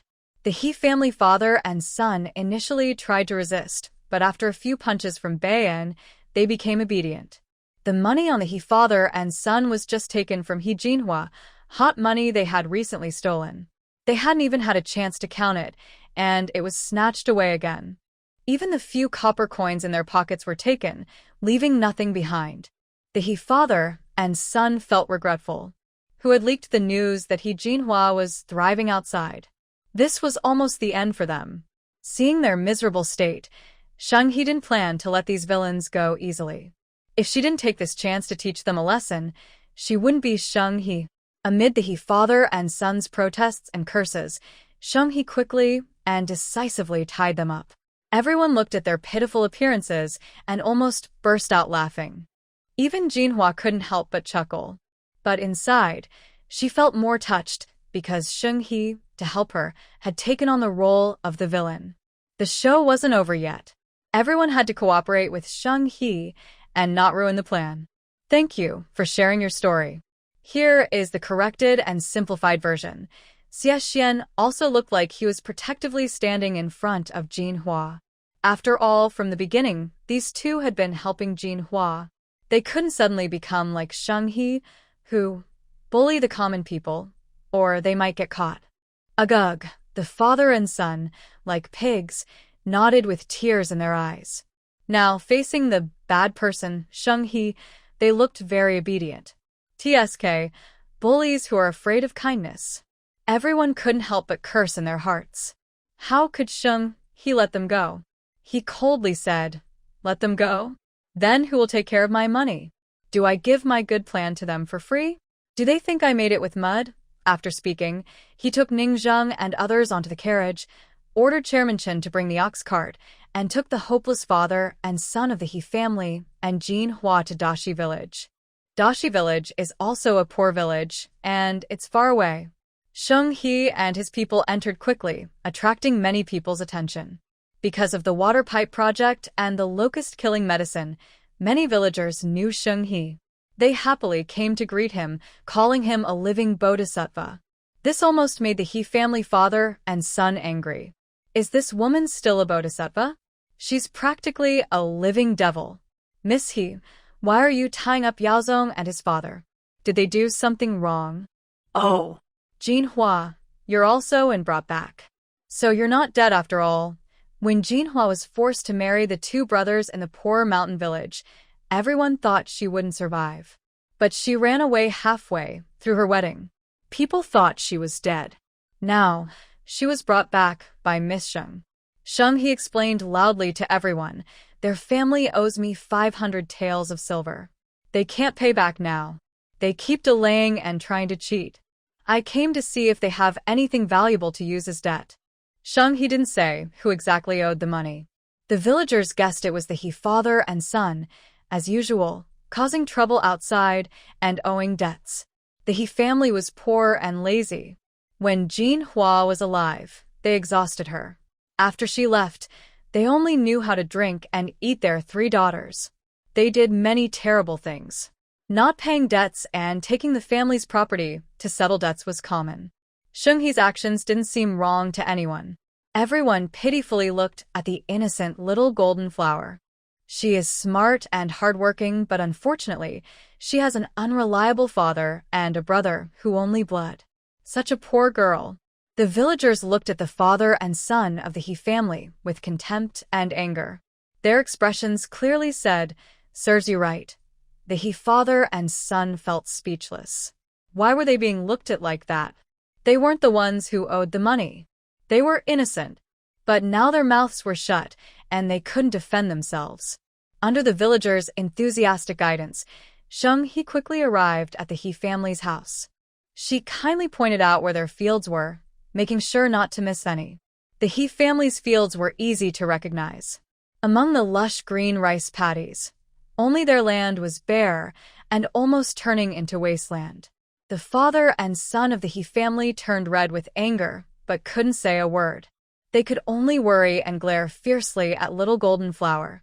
"This is all your fault." For the first time, Little Golden Flower looked back fearlessly. "What can you do to me?" The He father and son were so angry they almost fell backward. Sheng He quickly arrived at the He family's house. Because the father and son were lazy and didn't have a woman to manage the house, it was no longer a proper home. It was full of trash and dirt everywhere. Well, it's a bit broken, but the house is still spacious. It's worth about 100 taels of silver, Sheng He said as she looked around. The He father and son shook their heads in fear, their legs trembling as they begged for mercy. If they used this house as collateral, where would they live afterward? Sheng He looked coldly at the father and son. When little Golden Flower was forced to marry out, they must have begged like this too. Did they ever feel soft-hearted? When the village chief of Dashi village heard that the father and son lost their home, he was overjoyed and almost raised both hands in approval. Over the years, what he hated most was these most shameless He father and son. They had no stable work, often stole chickens and dogs, and sometimes even harassed clever young women and wives. Most frightening was that they caused trouble outside, often getting involved with gamblers. That was dangerous, cutting off their hands and feet. The whole village was terrified and couldn't live peacefully. He had long wanted to remove these father and son from the village. Bayan had already quickly searched the house and found 5 taels of silver somewhere. She handed it to Sheng He. Miss He, I've searched everywhere. There's only this much money in the house. Sheng He took the money without hesitation, while He Yaozong's heart ached with pain. He owed the gambling house 50 taels of silver. The 5 taels he had saved with great effort were meant to repay part of the debt in a few days, just enough to keep his life safe for now. The rest he planned to pay back slowly. But now that Sheng He had taken the money, wasn't she cutting off his only way out? Sheng He didn't care about his troubles. She asked the village head of Dashishi village to draw up a contract, taking not only the 5 taels of silver, but also all of He Yaozong's land, house, and belongings. He Zhuangshi was forced to press his handprint on the document. With the village head and villagers as witnesses, the contract became official. Sitting in a chair, Sheng He looked at the signed papers with satisfaction. Since the contract was done and her goal achieved, she untied the father and son. Our business is settled for now. You can leave. The 2 men were furious and almost rushed at her, but the villagers quickly held them back. Sheng He stayed calm, unafraid of their revenge. She smiled slightly and said, He Zhuangshi, if you or your sons so much as touch a finger of mine, I'll make sure you spend the rest of your lives in prison. The father and son were both angry and frightened. They had always bullied others, but now they were the ones being humiliated. They cried out in frustration. The villagers whispered among themselves, Miss He is really using her power to bully them. But somehow it feels a bit satisfying to watch.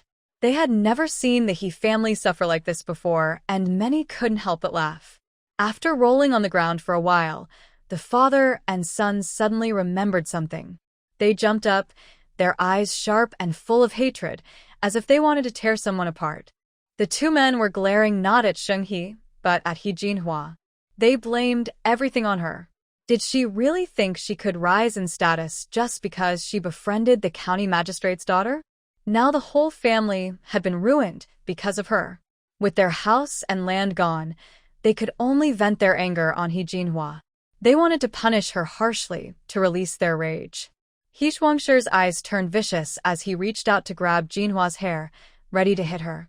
But before he could, Sheng He shouted, Village head Chen, take He Jinhua with us. It's time to go. He Zhuangshi missed his target and stomped in fury. Sheng He, we've already paid our debt. Why are you taking that girl with you? Sheng He spoke calmly. This broken field, land, and house of yours are worth only 200 taels of silver. Now that you 2 have nothing left, I can only take He Jinhua back to work for me until the rest of the debt is paid. Any problem with that? He Zhuangshi was at a loss for words. Something felt wrong, but he couldn't figure out what. Then take me, and my father too. We'll work with that girl to pay off the debt together. He Yaozong nudged his father's arm. He Zhuangshi immediately understood his son's idea. His boy was quick-witted. Since they had no food, no shelter, and nowhere to go, and since the county magistrate's daughter was said to be wealthy and had a trading caravan, life there would surely be better than now. They couldn't let He Jinhua enjoy a good life alone. Unexpectedly, Sheng He agreed readily. Of course, no problem. You 2 can work with He Jinhua using my recipe to make money. Each of you will owe me another 500 taels. If you don't have the money, you can sign an IOU. She paused to calculate. Originally, Jinhua would have paid off her debt in 5 years. With you two joining, the three of you can work for me for another 40 years. The father and son almost spat blood in anger. This cunning woman. Wasn't she trying to make them work like servants for life? Even doing hard labor outside for food would be better than being under this ruthless woman's control. The father and son refused to go. They decided to wait 5 more years. Once Jinhua paid off her debt and learned a skill, they would make her serve them for the rest of their lives. Sheng-He didn't bother arguing anymore. She gave them a cold glance, turned, and got into her carriage, leaving with her people in a rush. After completely leaving the father and son behind, Sheng-He ordered her men to untie Jinhua.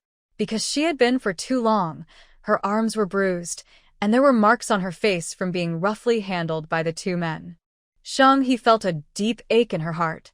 She quickly took out some medicine from her sleeve, actually from her hidden space, and gently applied it to Jinhua's wounds.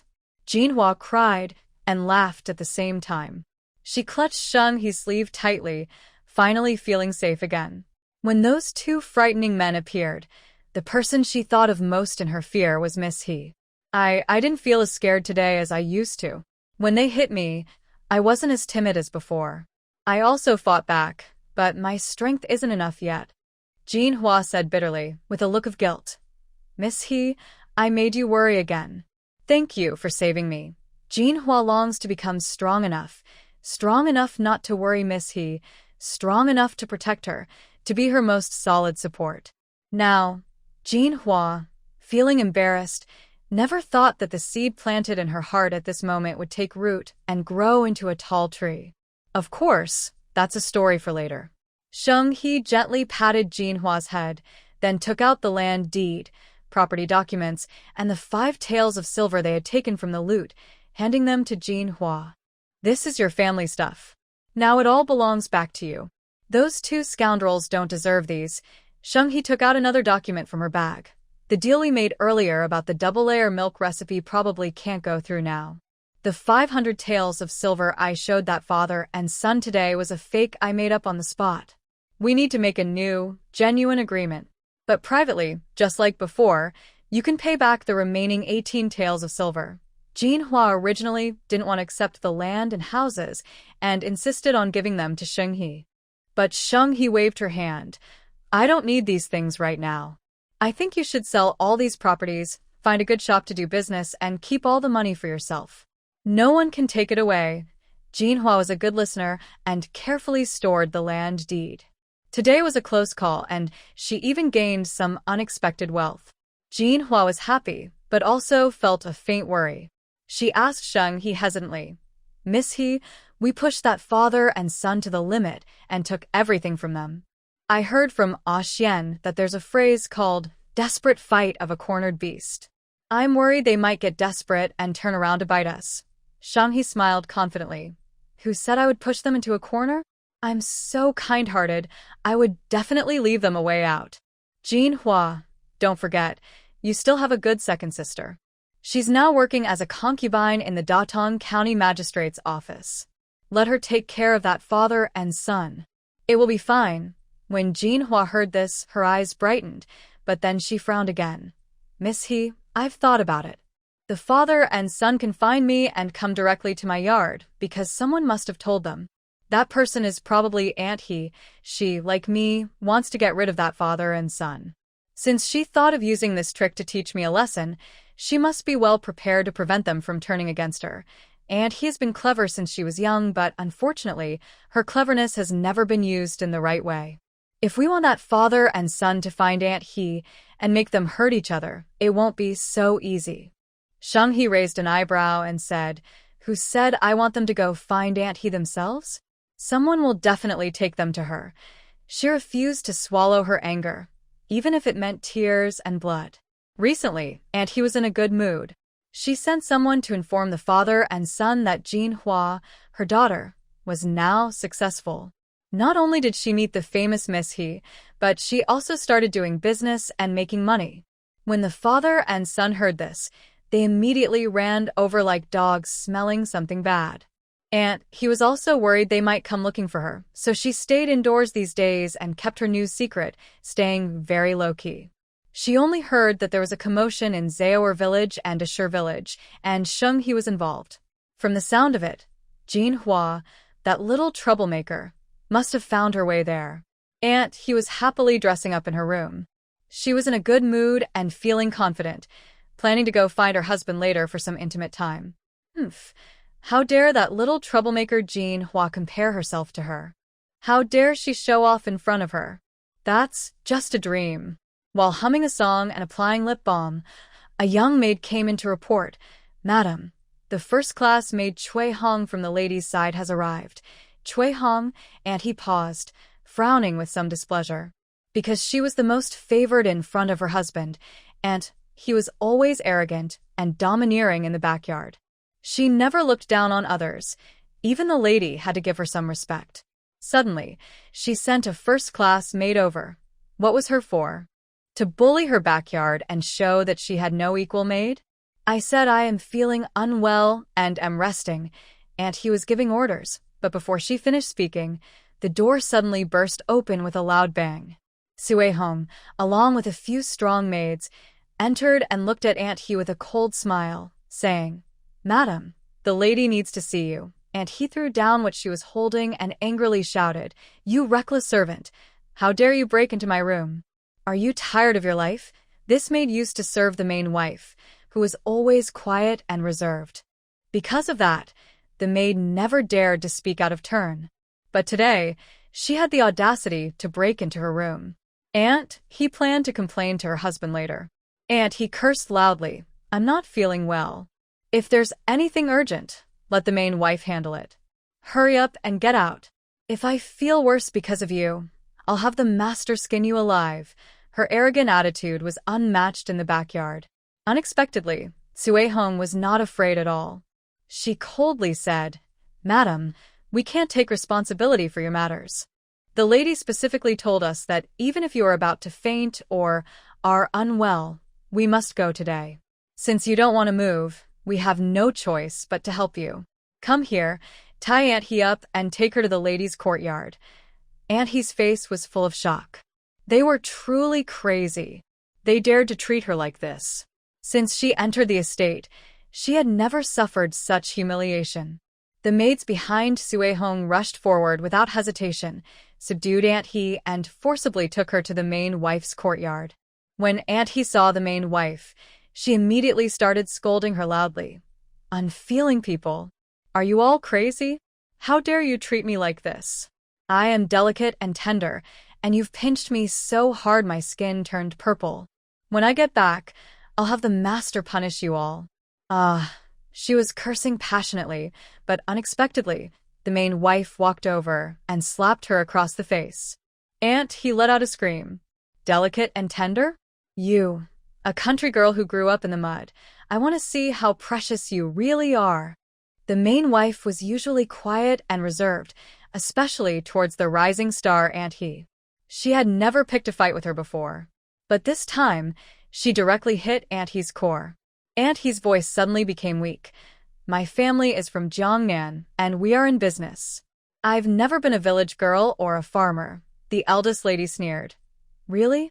Then why are your father and brother from Dashi village in Wuchuan County? Did your family's family tree get a special page just for you?" She waved her hand, and the bound He family father and son were brought forward. Aunt He was stunned. Father and brother? Aren't those two supposed to be tormenting He Jinhua? Why are they here in front of her? No, that's wrong. Where did the mistake happen? "Xiu Hua, second daughter, it's really you," He Zhuangshi shouted happily. "You've really made something of yourself now, working for the county magistrate. Our family's ancestors must be proud." Yao Zong also looked happy. "Sister, please let this woman free. Being is uncomfortable. Everyone shut up. I don't know you. Get out of here. All of you get out." Aunt He yelled hysterically. She had worked so hard to create a new identity for herself, and now these two people came to ruin everything. The He father and son had just been hit hard by Sheng He. Now they had finally found a lifeline and didn't want to let go. They caused a big fuss. Xiao Hua, do you have any conscience? You're willing to abandon your own father and brother. If you dare ignore us, we'll run headfirst into danger and die here, so you can't rest easy. And he was furious. Why weren't these rascals bothering Jinhua? She had blocked all news, yet they had directly offended the eldest lady. Wasn't that giving her leverage? The fight between the two sides grew more intense. Just then, someone outside announced, "The master has arrived," and his face suddenly turned pale. Clearly, the eldest lady had told the master everything and even invited him here. It made sense. With the eldest lady's attitude, she was like a fish caught in a net. Ean County Magistrate didn't expect his beloved woman to have been deceiving him all along. When he heard this news, he immediately exploded. Seeing this scene with his own eyes, his face turned cold. The love they once shared had long vanished. Without a word, he slapped Aunt He. "You know I hate people from Wuchuan County the most.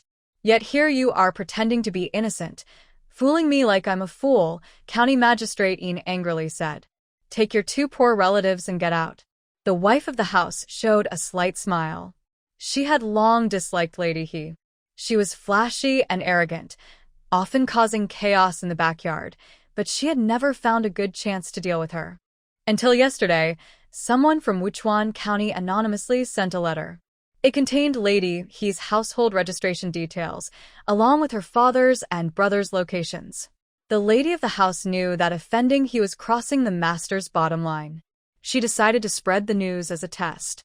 To her surprise, it worked. The master was so disgusted with Lady He that he rejected her completely. Lady He was crying so hard, she could hardly breathe. She couldn't leave. If she did, the father and son would drain her blood, and death would be her only option. Suddenly, Lady He thought of something.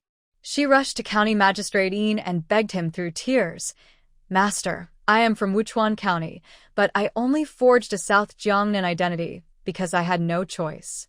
My heart is with you. Master, aren't you trying to deal with Sheng He?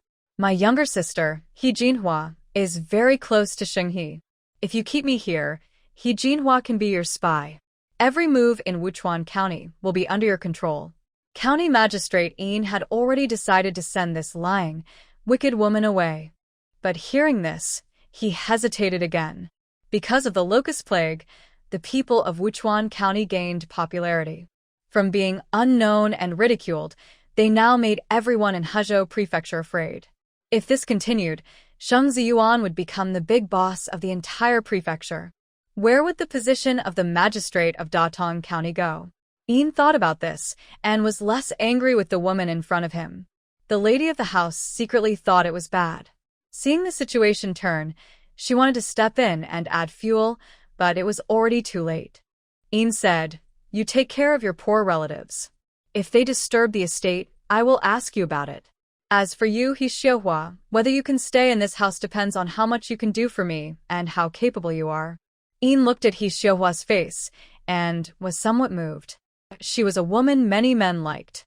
Although she was just seen as a plaything, once a man got close to her, he would become addicted and find it hard to let go. Although Magistrate Ean was angry, he hadn't grown tired of her yet, and she seemed to be somewhat useful. So he changed his mind and decided to keep her. Magistrate Ean didn't want to see her for now. After saying that, he turned and left. Madame Dowager was a bit angry and resentful. She saw such a good chance to make this woman disappear from the house, but unexpectedly, she managed to escape. Her face looked a little upset, but when she saw the two men kneeling on the ground, her expression softened a little. These two men are not easy to deal with and are enough to torment He Xiuhua. And he managed to save herself for now, but seeing the two troublemakers on the ground, she only felt a headache coming on. Her carefree days were coming to an end. And he was helped up from the ground and snorted at Madame Dowager, then someone took her and her sons away. In Aunt He's small courtyard, the He family father and son shone with gold decorations. He Zhuangshi, a hot-tempered man, was dazzled by the gold and jade ornaments and had no more temper. "Second sister, you're living such a good life and you're not thinking about me and Dad. You don't know how badly we've been bullied by Sheng He. He took all our land and houses. Now we have no home. He Yazong was very aggrieved. He Zhuangshi agreed. That's right, Xiuhua. I can't rely on your third sister, that ungrateful person. Now that you're doing so well, you should support us. It's only right for the family. Madam, he was furious and had no place to vent her anger. These two people acted as if they deserved everything they said, which made her even more annoyed. She was no longer the young girl she used to be. She had no feelings left for the He family.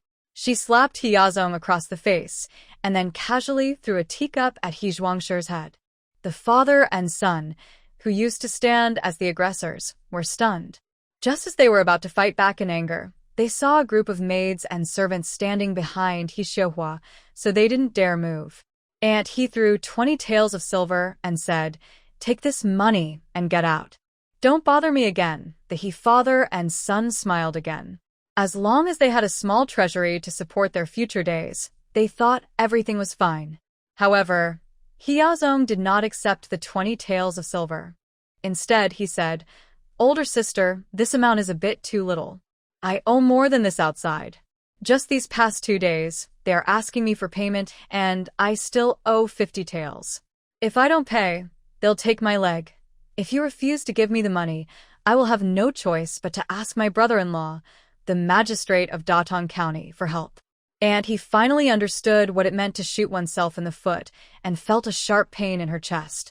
But she was already overwhelmed and just wanted these two troublemakers to leave quickly. Despite the pain in her heart, she handed over 50 taels of silver. The He family father and son laughed happily, thinking their luck had turned. It was like the old saying, losing a horse may be a blessing in disguise. Compared to the chaos at the magistrate's office in Datong County, the Sheng family was peaceful. After Sheng He's treatment, old Master Huang's stomach illness was much better and his digestion had improved a lot. Old Master Huang knew well that, besides Sheng He's excellent medical skills, the main reason was that the locust crisis was over and the people were safe.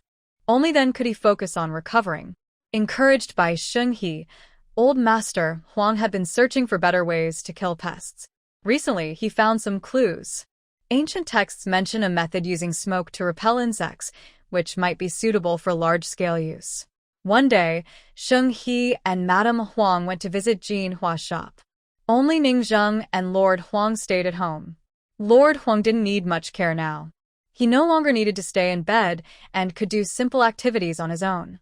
Feeling a bit thirsty and having not seen the young man from Huang's family, who was living with Sheng family and was handsome, Lord Huang, with the help of servants, slowly walked out of his room. Sure enough, in the small courtyard, he saw the figure of a handsome young man.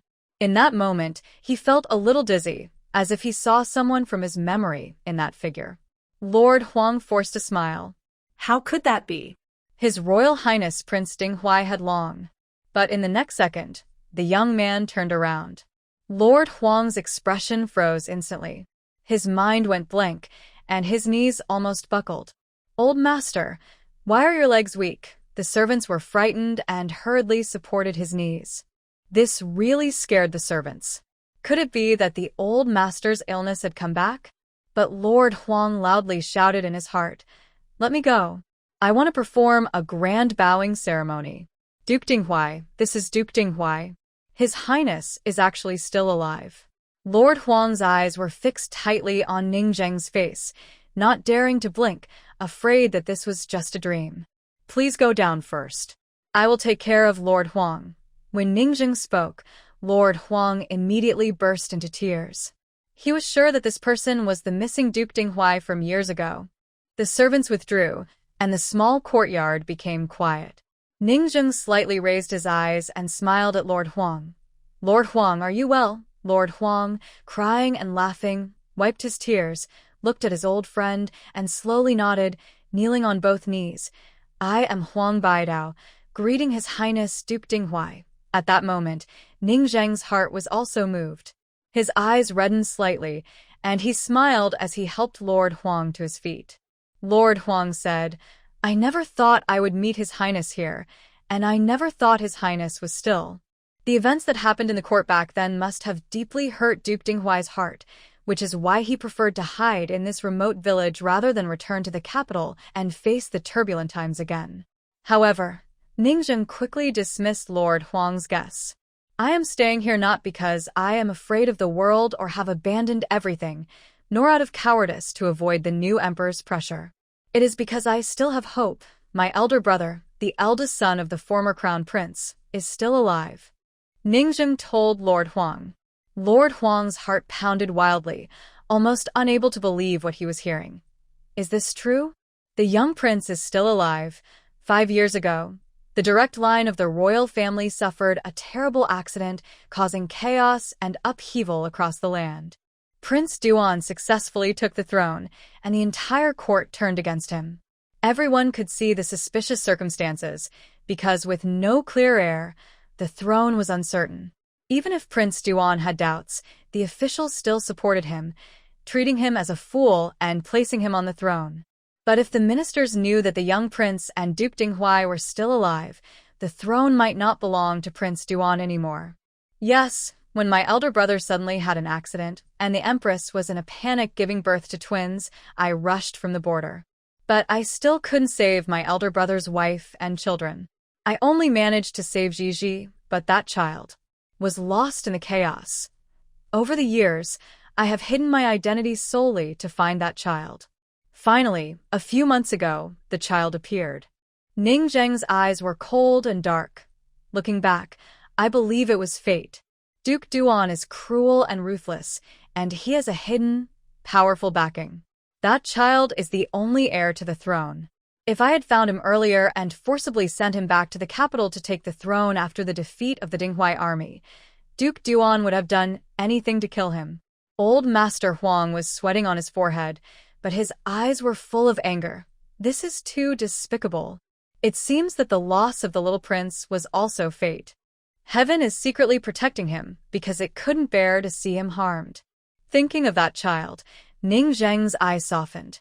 The emperor's children are only 5 years old now. I want to wait until they grow up healthy and strong. When they are ready to face the world, I will fight to overthrow that wicked emperor. However, the people in the capital have been testing me these past few years.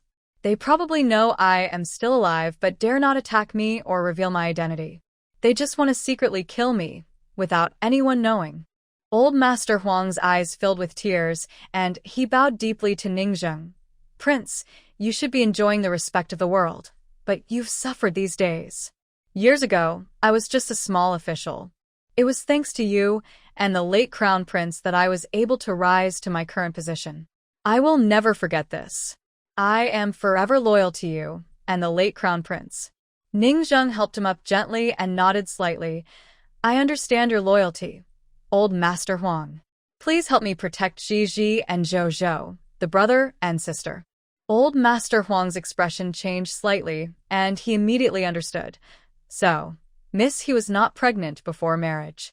The Zhou she raised is actually the little prince. Tears finally fell from Old Master Huang's eyes. It was heaven helping us. The little prince is lucky to have such a caring woman to raise him. Now I can rest assured. Old Master Huang's gaze was firm. I will do whatever it takes to protect them. Just as the atmosphere grew solemn and heavy, cheerful voices of women talking happily came from outside. It was Sheng He and Madame Huang returning together. When Ningzheng heard Sheng He was back, he didn't care about old court relations. He immediately turned to pour cold tea and prepared a cold cloth. His quick and skillful movements amazed Old Master Huang. Just as Lord Huang was surprised, Sheng He cheerfully pushed the door open. Ningzheng had finished everything and happily took the big and small bags from her hands. Suddenly, Lord Huang realized something. Wait, this is the proud and noble crown prince of the War God Palace. Why does he seem so gentle and caring now? Is it just his imagination? Anyway, Sheng He felt everything was natural. Lady Huang was already used to Ningzheng's attentive care for Sheng He. She just smiled and watched the young couple. Sheng He wiped her hands and face with a handkerchief, then took a sip of cool tea. The heat from the day was suddenly gone. She carried all the bags out. I took Jinhua around most of Hezhou Prefecture. She still decided to do business in our Wuchuan County. Hee, we didn't rest much today. We bought a lot of snacks. This is the silver bar pastry I like. This bag has the black tea buns my dad likes, and the 8 treasures cake from Jiang. The 2 kids also like sesame slices. Sheng He listed the snacks, but Lord Huang hadn't heard about the prince's gift. He felt a little embarrassed for the prince. However, Ningjing showed no disappointment. He kept smiling at Sheng He and nodded in response. Until Sheng He cheerfully said, "Of course I didn't forget. Lord Huai and Bei and are very picky. I worked hard to find this red sanding sheng cake." Lord Huang finally relaxed. He remembered that the red sanding sheng cake was a famous snack from old Beijing. So, the prince liked it and Sheng He remembered. Ningzheng's eyes also showed a hint of surprise. Bayan had already come over, laughing as he hugged his share. The snacks weighed about 10 pounds. That was a big amount because there were many family members, including the Huang couple, their servants, neighbors like Uncle Cui and the Wang family and Xiao Fu's family, all sharing. Seeing Sheng He and Ningzheng exchange smiles, Lord Huang couldn't help but pull Lady Huang aside. "Look at them. Do you see anything?" Lady Huang brushed her hair back. "Can't you tell? Little Huai likes Miss Sheng He." Lord Huang immediately got nervous. He lowered his voice. "No manners. Call him Xiao Huai? You should call him Huai. Lord Huai. Oh my, he's the crown prince of Ding Huai. Calling him Xiao Huai makes me nervous." Confused, Lady Huang rolled her eyes. "What are you shouting about? He's just Xiao Huai. Hurry up and go inside to take your medicine." Lord Huang was sent back home. Meanwhile, Sheng He was outside greeting Xiao Fu, who was playing with a sheep hook and offering snacks. "You and your brothers and sisters all like sesame slices. Bring some pear strips and dried apricots for your mother and grandmother and pick a few cakes too." Xiao Fu was a good child and didn't want to take too much, just enough to share with her family. But when she reached for the dried apricots, she hesitated. "My dad likes dried apricots the most. My mom said she's gone to the northern land to earn big money and doesn't know when she'll come back. I wonder if I should bring him some." It was clear Xiao Fu was missing her father. Sheng He paused too. Uncle's son and her uncle had been in the northern land for a while now. It was about time they returned. She wondered how they were doing over there, whether they had been treated badly in a foreign land. Sheng He comforted Xiao Fu, saying, "If you want, take as many as you like. Don't worry, your dad will be back soon, okay?" Xiao Fu's eyes lit up, and she turned to tell her mother and grandmother the good news. Since Miss He said her father was coming back, it must be true. It was time for the family to prepare. After Xiao Fu left, Sheng He sat at the table, weighing a pear and then putting it in her mouth. Jinhua is about to open her shop, and the harvest season is coming soon. The women at home are eager for the men to return. Several families have asked about the caravan multiple times, but no one knew exactly when they would come back. At first, Sheng He was worried about the business of the caravan. But as time went on, she more and more hoped that the men would return safely. Ningzheng looked down thoughtfully and said, "Based on my experience, they should be home within these 2 days." Ningzheng's words proved true. Exactly 2 days later, the city guards came running to report, "Miss He, the caravan is back." Sheng He was reading inside the house when she heard this. She trembled, dropped her book, and hurried outside. When she opened the door, she saw a row of women who had come to hear the news. Some held grass ropes, some were leading or carrying children, and some even held cooking spatulas. Everyone was eager to see their men. They knew that the first thing the caravan would do upon returning was report to Miss He, so they gathered here voluntarily. Even Ma Zi's wife was among them, though her husband hadn't joined the caravan. She has always felt a bit resentful, thinking her man is quite capable. She looks down on the girl from He village, deliberately ignoring her husband. She wants to see what this caravan can really do. Hopefully, she hears that someone was bitten by a wild wolf on the way, so no one will bother to work for Sheng He anymore. But a quick-footed officer came to report. At the city gate, the documents were checked. It will take less than half an hour to arrive. They're all back, none hurt, and no one lost a limb. Everyone returned safe and sound. I heard they brought back several carts of good things. Ladies, just wait and see. If we can get items from the northern region, only the ladies in the capital can enjoy such new things. One good news after another, the women couldn't help but get excited.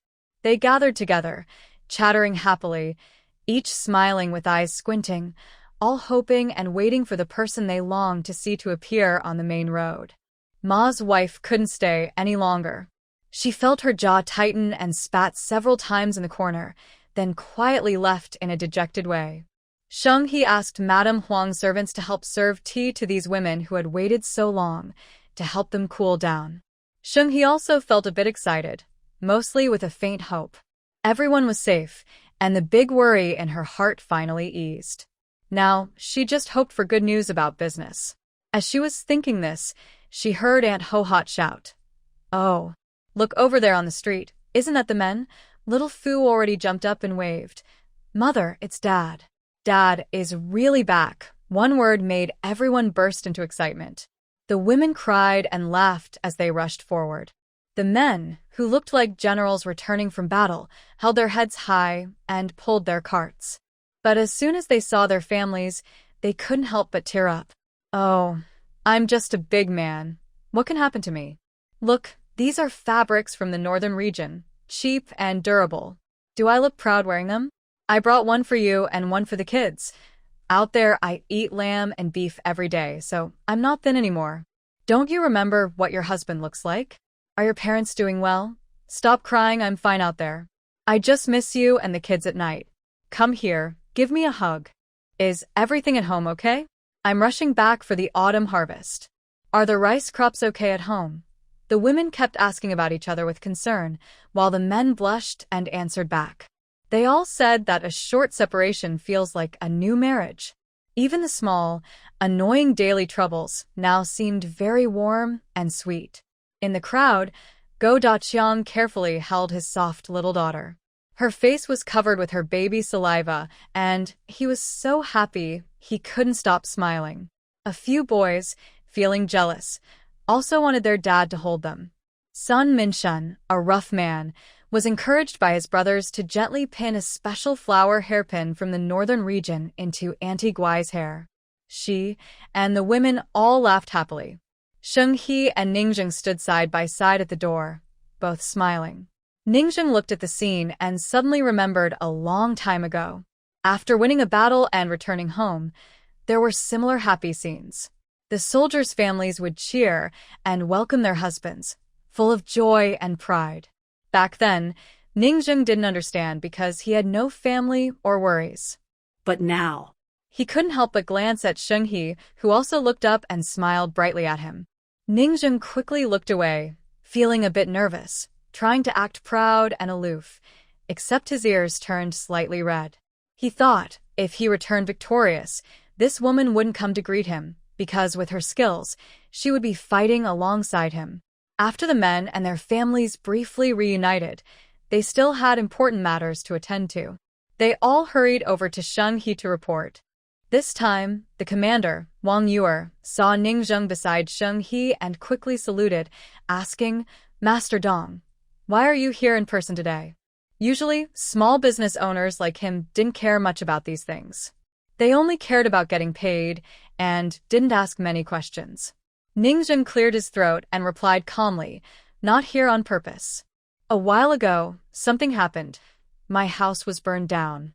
I came to Miss He's place to stay for now." Wang Yuer's mouth opened wide. His house was burned down? And that was just a small problem? But he didn't dare comment on Ningzheng's situation. He just smiled and said, "Congratulations, Master Dong." "Congratulations, Miss He. The shipment has gone smoothly this time, and the profits are good. The ink and perfume have gained a reputation for quality and affordability in the northern region. Some merchants there have already signed contracts with us. I believe next time, sales will double. By the way, we also followed Miss He's instructions and used half of our profits to buy local specialties. The most common items were furs, grains, and white cotton. Reselling these items brought in a good amount of money." Hung He saw this and smiled even more. The men had already formed a neat line, all looking at Hung Hee with bright eyes. This time, they truly lived up to Miss Hee's expectations and the effort she put into training them. Hung Hee bowed slightly to the men and said, "Thank you all for your hard work.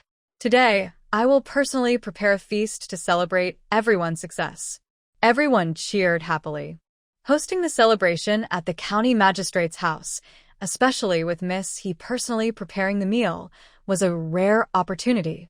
The hardships and struggles they endured on the way were instantly eased. Although Hung Hee personally cooked to celebrate, the feast couldn't be prepared by just one person. She invited Jean Hua and her team to help. The large pots and stoves were already hot. The men, who had just returned from buying meat, vegetables, fish, and eggs from other counties, didn't rest. They rolled up their sleeves and borrowed tables and chairs, setting everything up. The women couldn't stay idle either. They gathered around the vegetable basin, chatting about the autumn harvest, but they still worked skillfully with their hands. When the Huang couple came out and saw the lively, harmonious scene at the farm, they couldn't help but feel moved and close. The men, knowing that old Master Huang was Hung Hee's guest, showed honest smiles. They chatted with him, sharing stories about adventures in the northern region and market prospects. Old Master Huang was stunned. He hadn't expected these honest men to have the courage to go so far for business, and their insights were impressive. There was definitely great business potential here. Sun Minshun rubbed his head and chuckled. At first, we weren't sure about going to the northern region. It was Miss Hee who trained us, which led to the formation of this trading team. Otherwise, we'd just be sticking to our few acres of land to make a living. Old Master Huang looked at Hung Hee busy cooking by the stove and sighed again. The original landscape of Dancer County was poor, and several county magistrates couldn't change the poverty.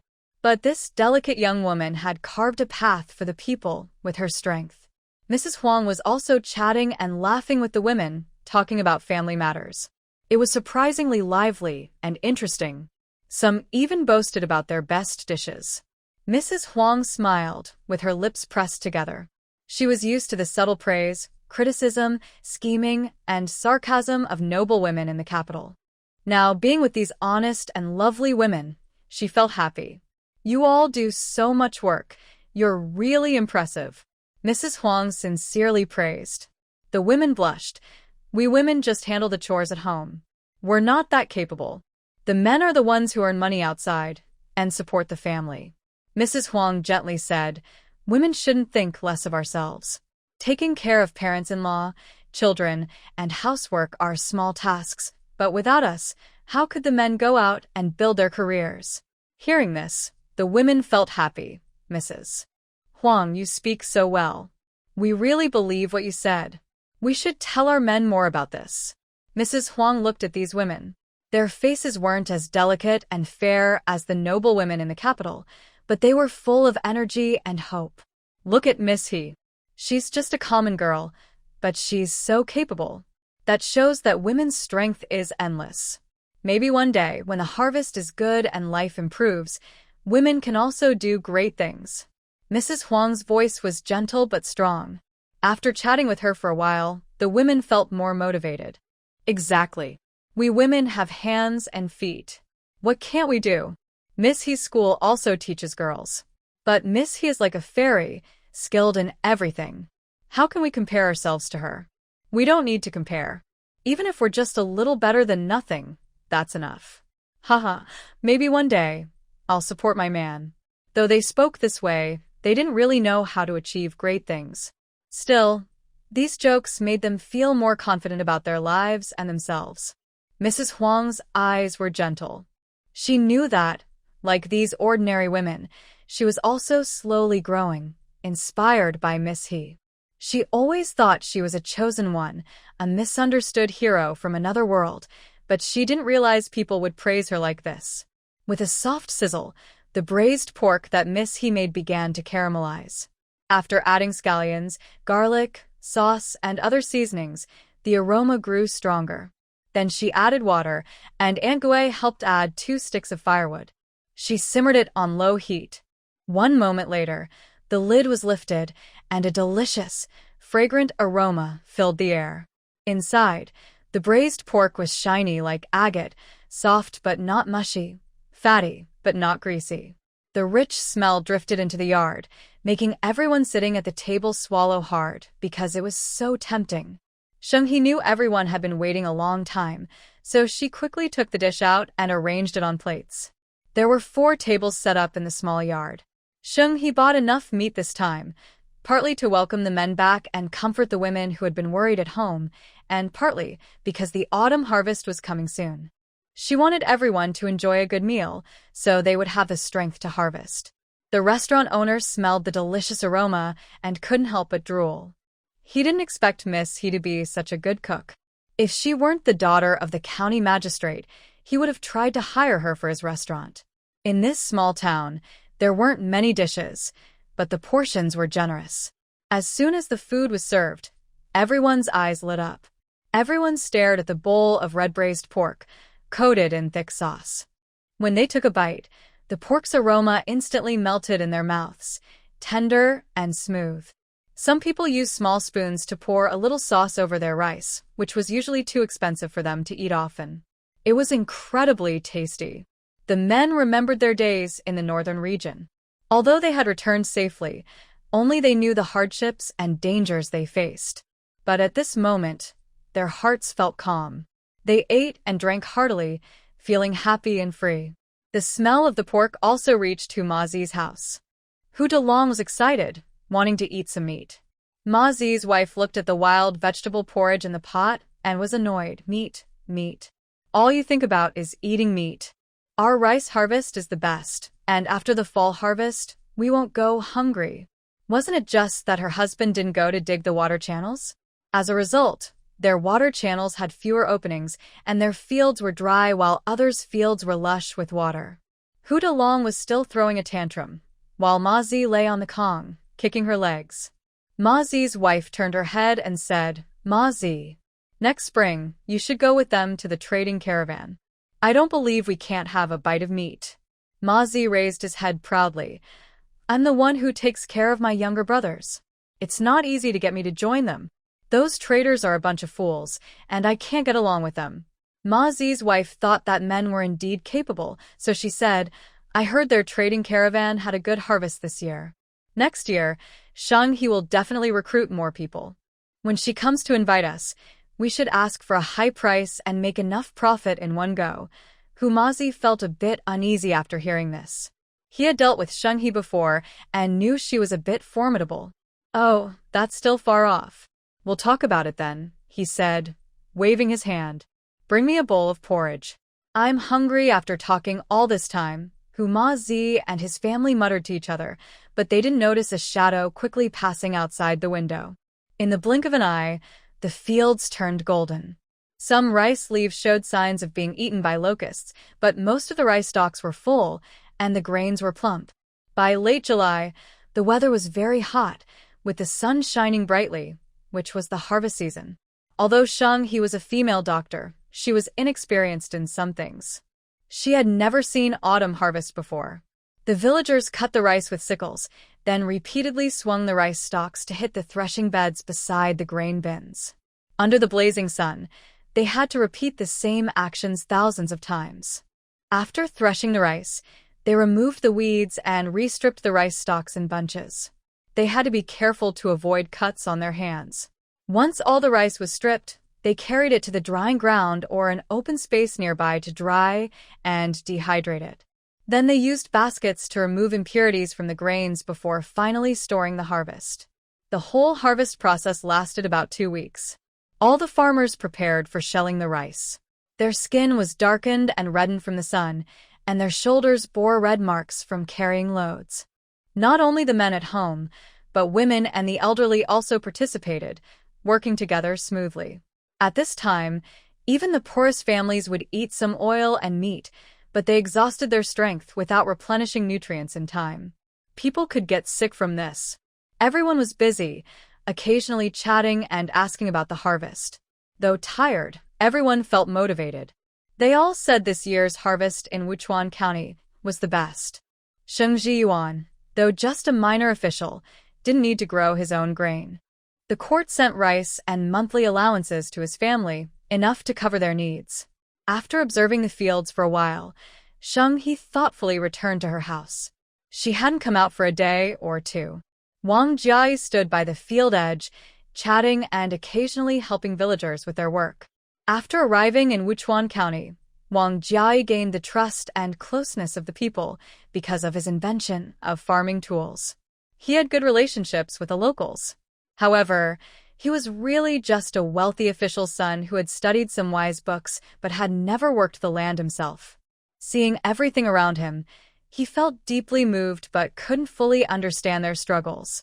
Since the harvest in Wuchuan is so good, our Jinjiao County's harvest should be about the same. Now you don't need to worry. After this big harvest, we can eat well every day. My father can finally sleep peacefully, Wang Jiai, wearing a large straw hat, loudly said from the field edge. But the villagers just thought it was a joke. They sighed and shook their heads. This is only a little better than last year's big famine. In winter, the wild vegetables, mushrooms, and fruits on the mountain are gone. Just this little grain isn't enough, Wang Jiai gasped, thinking that the villagers had worked so hard and surely had a good harvest. He didn't expect the result to be so heartbreaking. The villagers didn't blame Wang Jiai for being naive. They changed the subject and joked, "Young Master Jiai, aren't you on good terms with Miss He? Go ask her if she has any advice for the autumn harvest. Since some time ago, whenever something big happened in the county, people always wanted Miss He to give her opinion or make decisions. Her advice always worked very well." Wang Jiai was a sincere boy. He didn't think the villagers were teasing him. He patted his thigh happily and hurried to Sheng's house to find Sheng He. The main reason was that Wang Jiai liked talking to Sheng He and didn't want to miss any chance to get close to her. After knocking on Sheng's door, he explained his purpose. It was just a casual question for the villagers. To his surprise, Sheng He smiled softly and took out a blueprint from inside. "What is this?" Wang Jiai took the blueprint and looked at it curiously. "Well, let's call this the grain windmill for now. Recently, I watched ordinary people using a basket to sift rice, which was very slow and tiring. It reminded me of an old idea I saw in ancient books about a rice sifting device. I thought about it for 2 days and made some improvements. The grain windmill mainly helps after the rice is harvested and dried. It can separate the sturdy rice grains from the empty husks, straw, dust, and other debris, as Sheng He explained. At first, Sheng He only wanted to protect her own safety. She worked hard to save the food, improve people's lives, and prevent them from losing their homes or her family from being wiped out. But now, after living here for a long time, seeing the smiles of the villagers, receiving their kindness, and feeling how hard their lives are, she wants to help them live better. Wow, this thing is amazing. Using a basket to clean and sort takes less than half a day, and my hands hurt so much I can't lift them. If this grain windmill is really invented, people can just turn the handle to separate the clean grains." Wang Jiai's eyes sparkled with excitement. "Miss Sheng, you're so clever. You came up with such a complex and impressive device."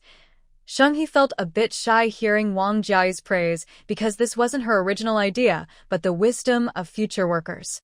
She couldn't explain this to Wang Jiai, so she just waved her hand and changed the subject.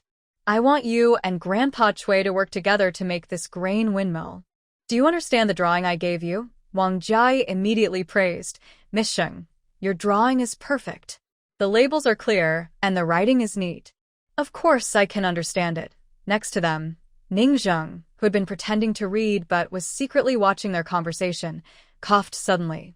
Beijing understood immediately and loudly said, "Young Master Wang, this is our family's drawing based on Miss Sheng's description. Thank you for your praise.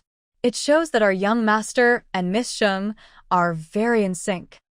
Wang Jiai's face immediately turned sour. "Ha! Who asked for his opinion? He helped Miss Sheng draw the plans? What a show-off!" Sheng He looked speechless. She found that whenever these two appeared under the same roof, the atmosphere became very strange. Suddenly, outside, there was a loud commotion. What? "A thief? How old is she?" "She looks about 15 or 16 years old. Seems to be from the northern region with big green eyes, very rare. Wow." That spicy wife of Matsi is quite fierce. That thief must have a tough time. I wonder how she's been taught a lesson. I heard she stole some meat from Matsi's family. Stealing at this time isn't just a small matter. It could be dangerous. That little northern girl is in trouble now. Don't spread rumors yet. It might not be like that. People were talking loudly outside. In a small place like Wangchuan County, it's common to see people arguing and shouting. But few dare to steal or do petty crimes openly. Sheng-He stepped outside, curious about what was really happening. At Matsi's house, a crowd had gathered. Matsi's wife was loudly scolding, "You dirty-hearted, mean thief. How dare you come to our house? Don't you know to ask around first? Do you think the Hu family is easy to bully?" During this busy harvest season, people usually didn't care much about theft.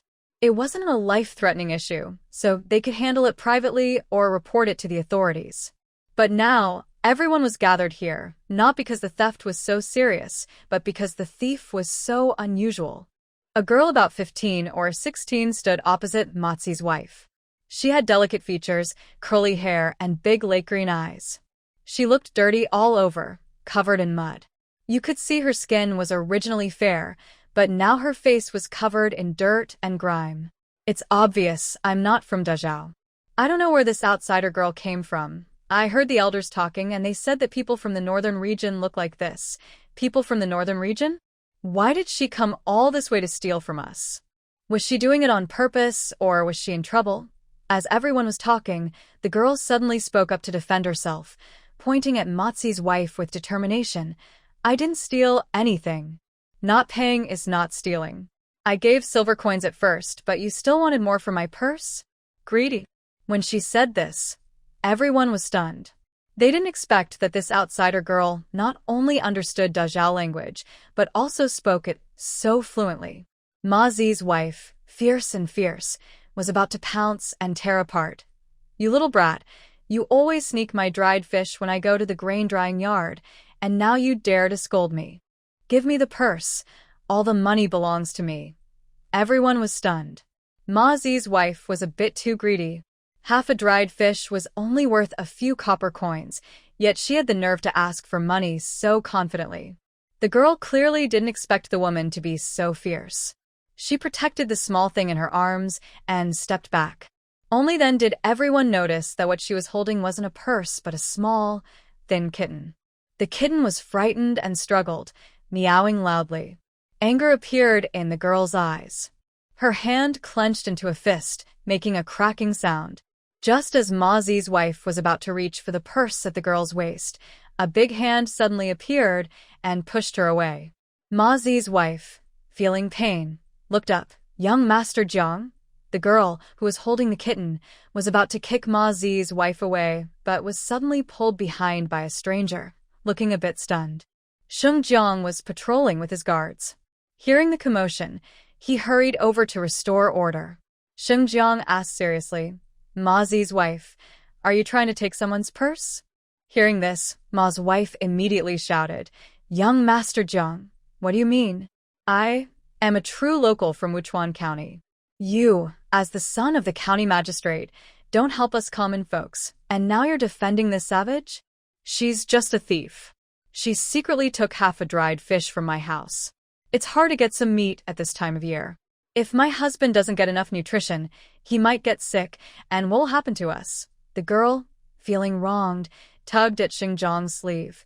"I only took some dried fish, but I had no choice. The kitten couldn't hold on anymore. If I didn't eat, it would die. I only took a little dried fish and even left some silver coins in her cupboard, but Annie wanted a whole bag of silver coins. I'm down on my luck, but I'm not stupid. This auntie is going too far." Mazi's wife, already angry, almost exploded.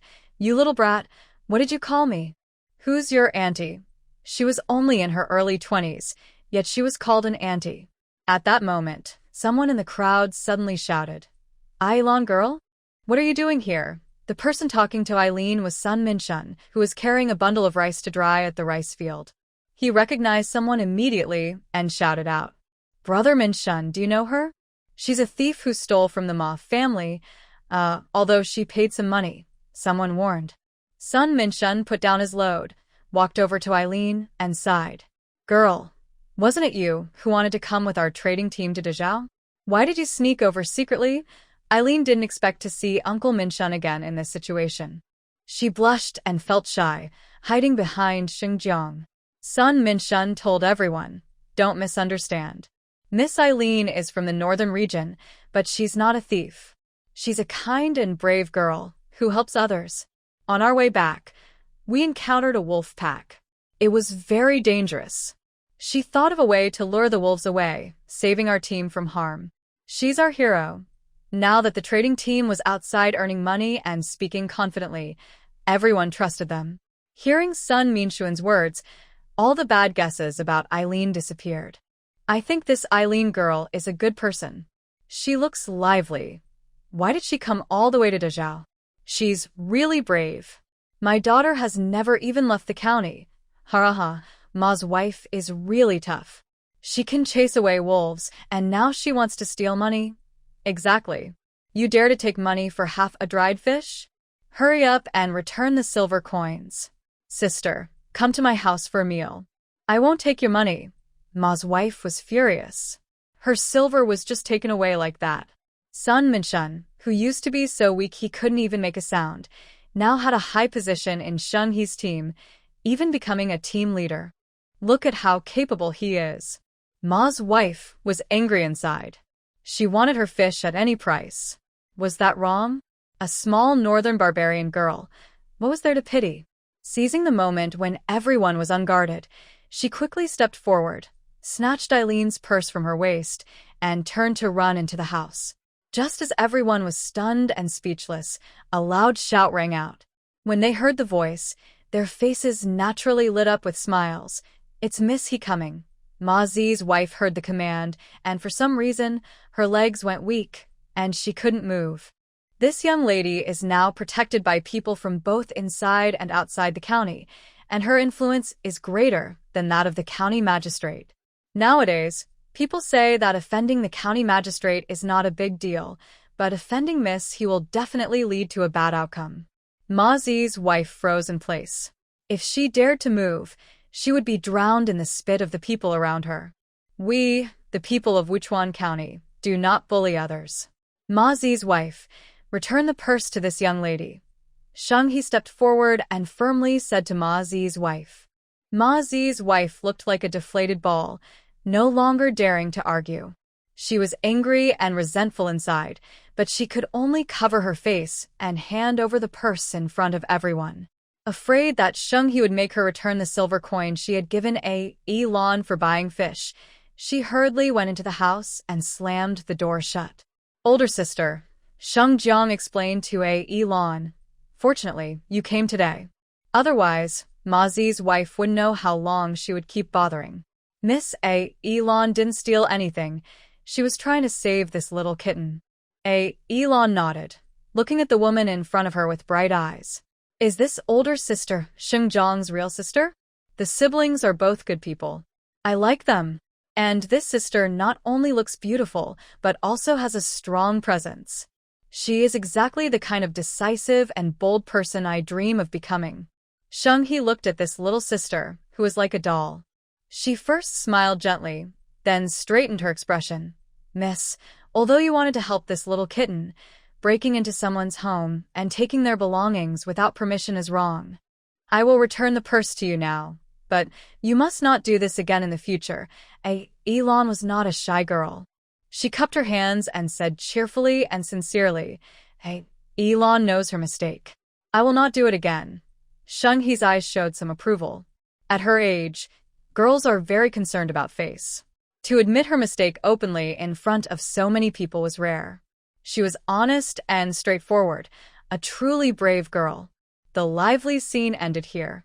Everyone had work to do, so they stopped gathering and dispersed one after another. Miss Aylin had some disagreements with her family. Frustrated, she came to Dezhou to find her relatives. The journey was long. When we first met Miss Aylin, we advised her, but she secretly followed us anyway. Sun Minshun sighed and explained. He also has a young daughter named Afu. How could his parents let their daughter travel so far alone? He tried to persuade her at first, But he didn't expect her to be so stubborn and brave, coming alone to this unfamiliar place. Aylin sighed and touched the kitten in her arms. Uncle Son, I had no choice. My family wanted me to marry an old man I don't like, so I ran away. My grandmother told me not to spend my life with someone I dislike.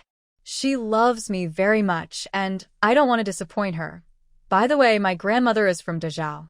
I came here to find my maternal relatives. Are you engaged? Sheng Zhang's eyes widened. No, I haven't agreed, so it doesn't count as an engagement, Aylin quickly replied. Sheng He reached up and took off the straw hat on her head.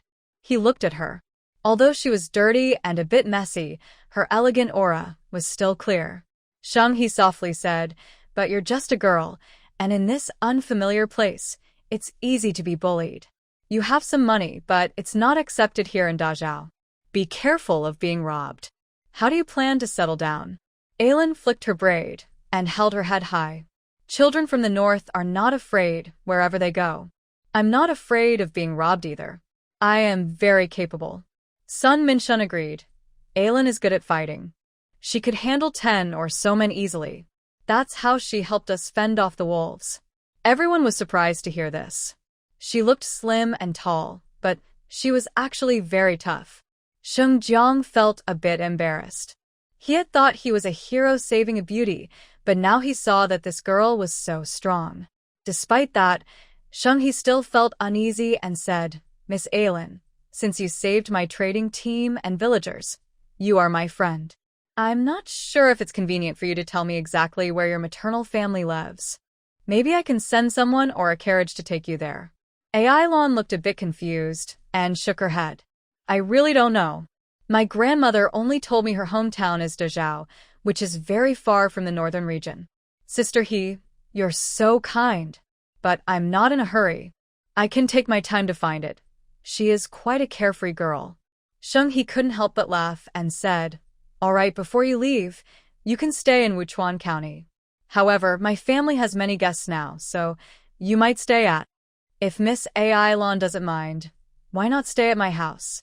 I have a little girl named Fu, who's a few years younger than you. Sun Minshun looked at Aylin with affection, as if she were his own daughter. When Sun Minshun saw Aylin on his way home, he was missing his own daughter deeply. Her appearance brought him comfort. He didn't expect that this young girl had come to Dazhao bravely to change her fate.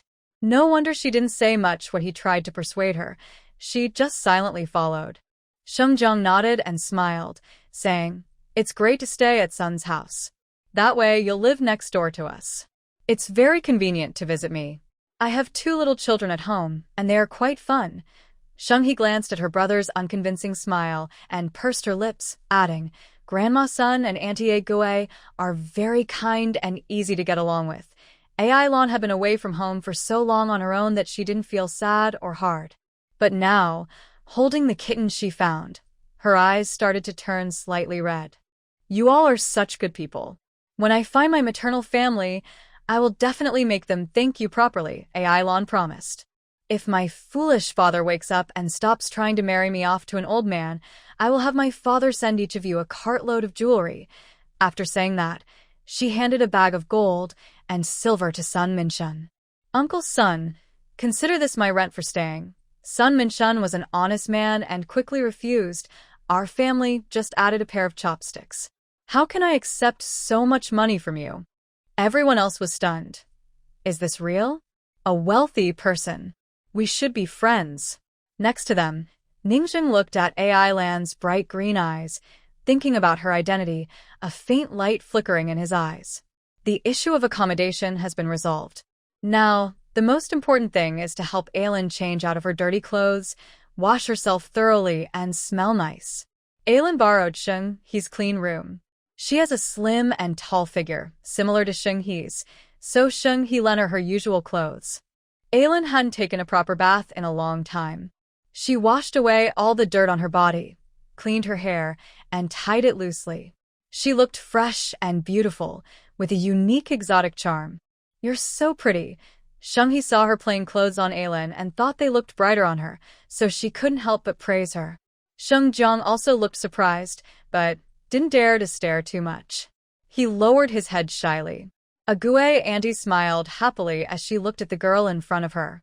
She took her hand and said, "Thank you for saving my son's father. I've heard everything. Don't worry, now that you're living with us, you're part of the Sun family. No one will bully you anymore." The happiest was Xiaofu. She jumped and cheered. "This is so great. Now I have a big sister too."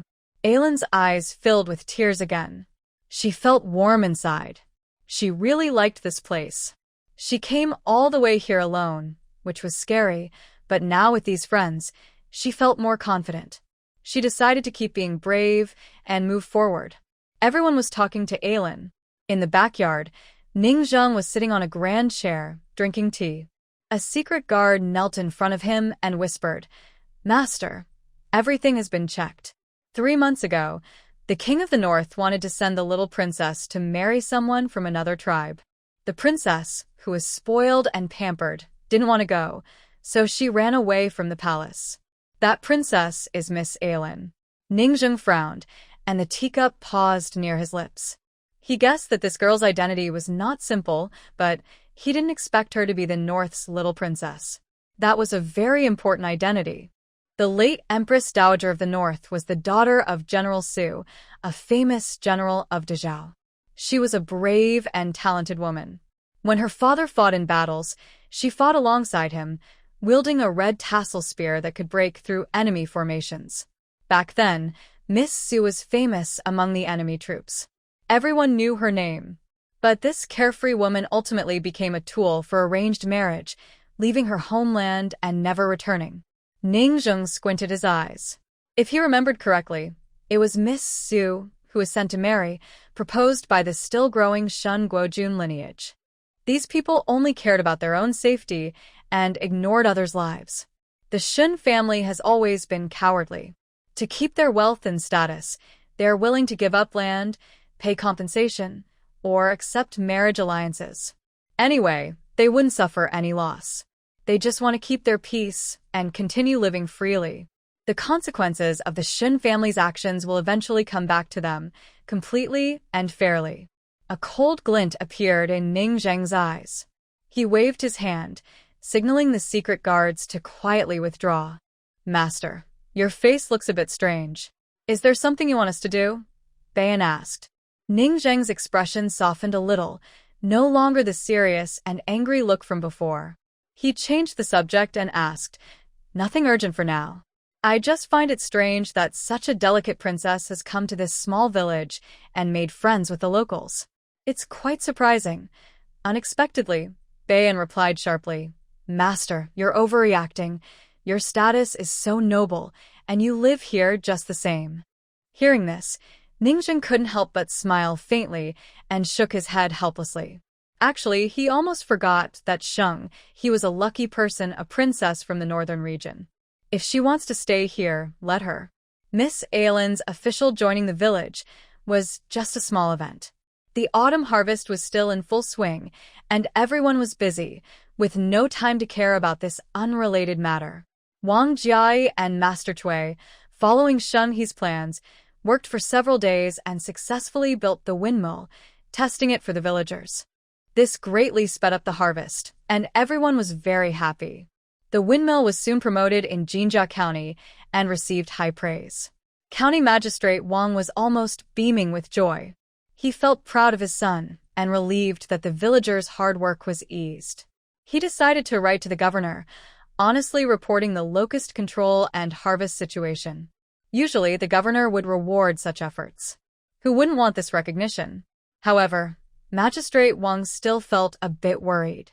The official documents he needed to send to the supervising officer had to go through the local governor first, and the governor was a difficult person to deal with. He was afraid the governor might cause trouble. Usually, lower-ranked officials couldn't report directly to higher authorities.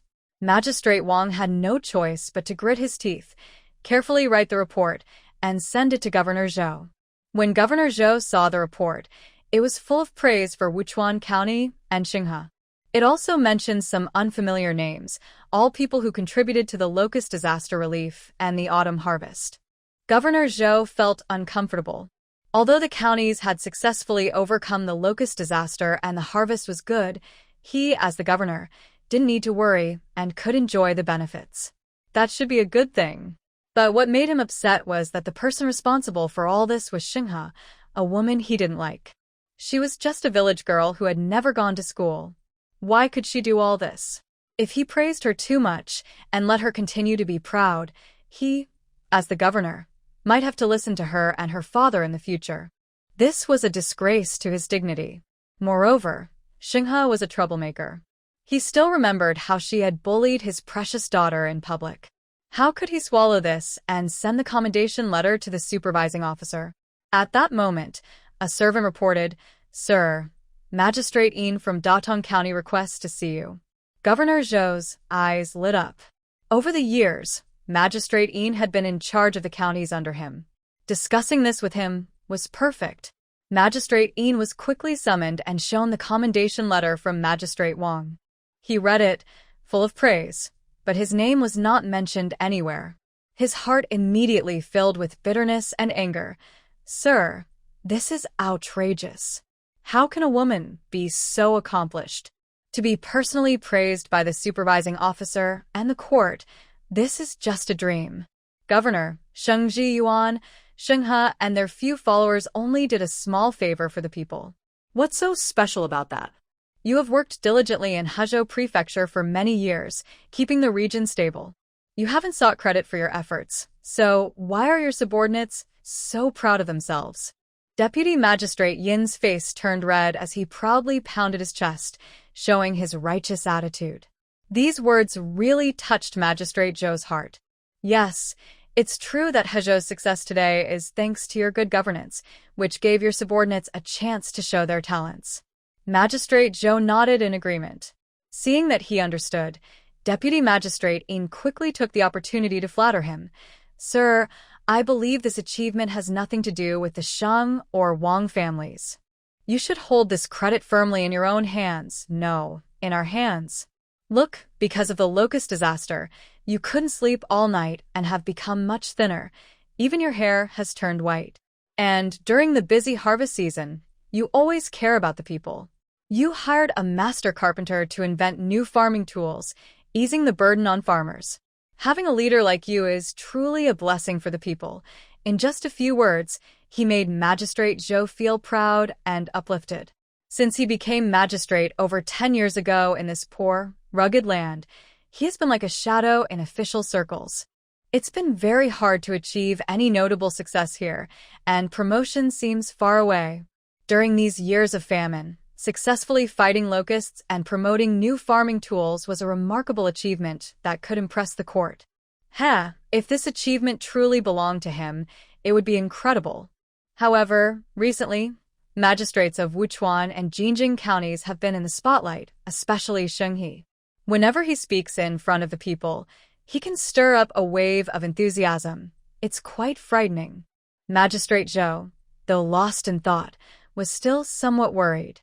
Water can carry a boat, but also capsize it. Although Zhou hasn't done much for the people, as long as he doesn't do anything too extreme, the common folk won't turn against him. But if he offends the people too much this time, and trouble arises, it will be hard for him to calm their anger.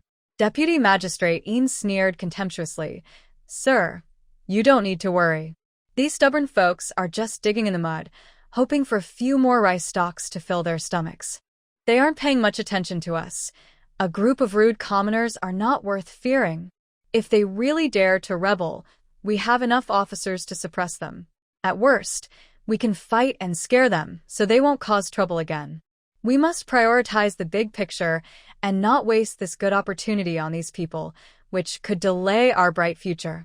Governor Zhou's heart was already very uncertain, but he still felt uneasy, lost in thought.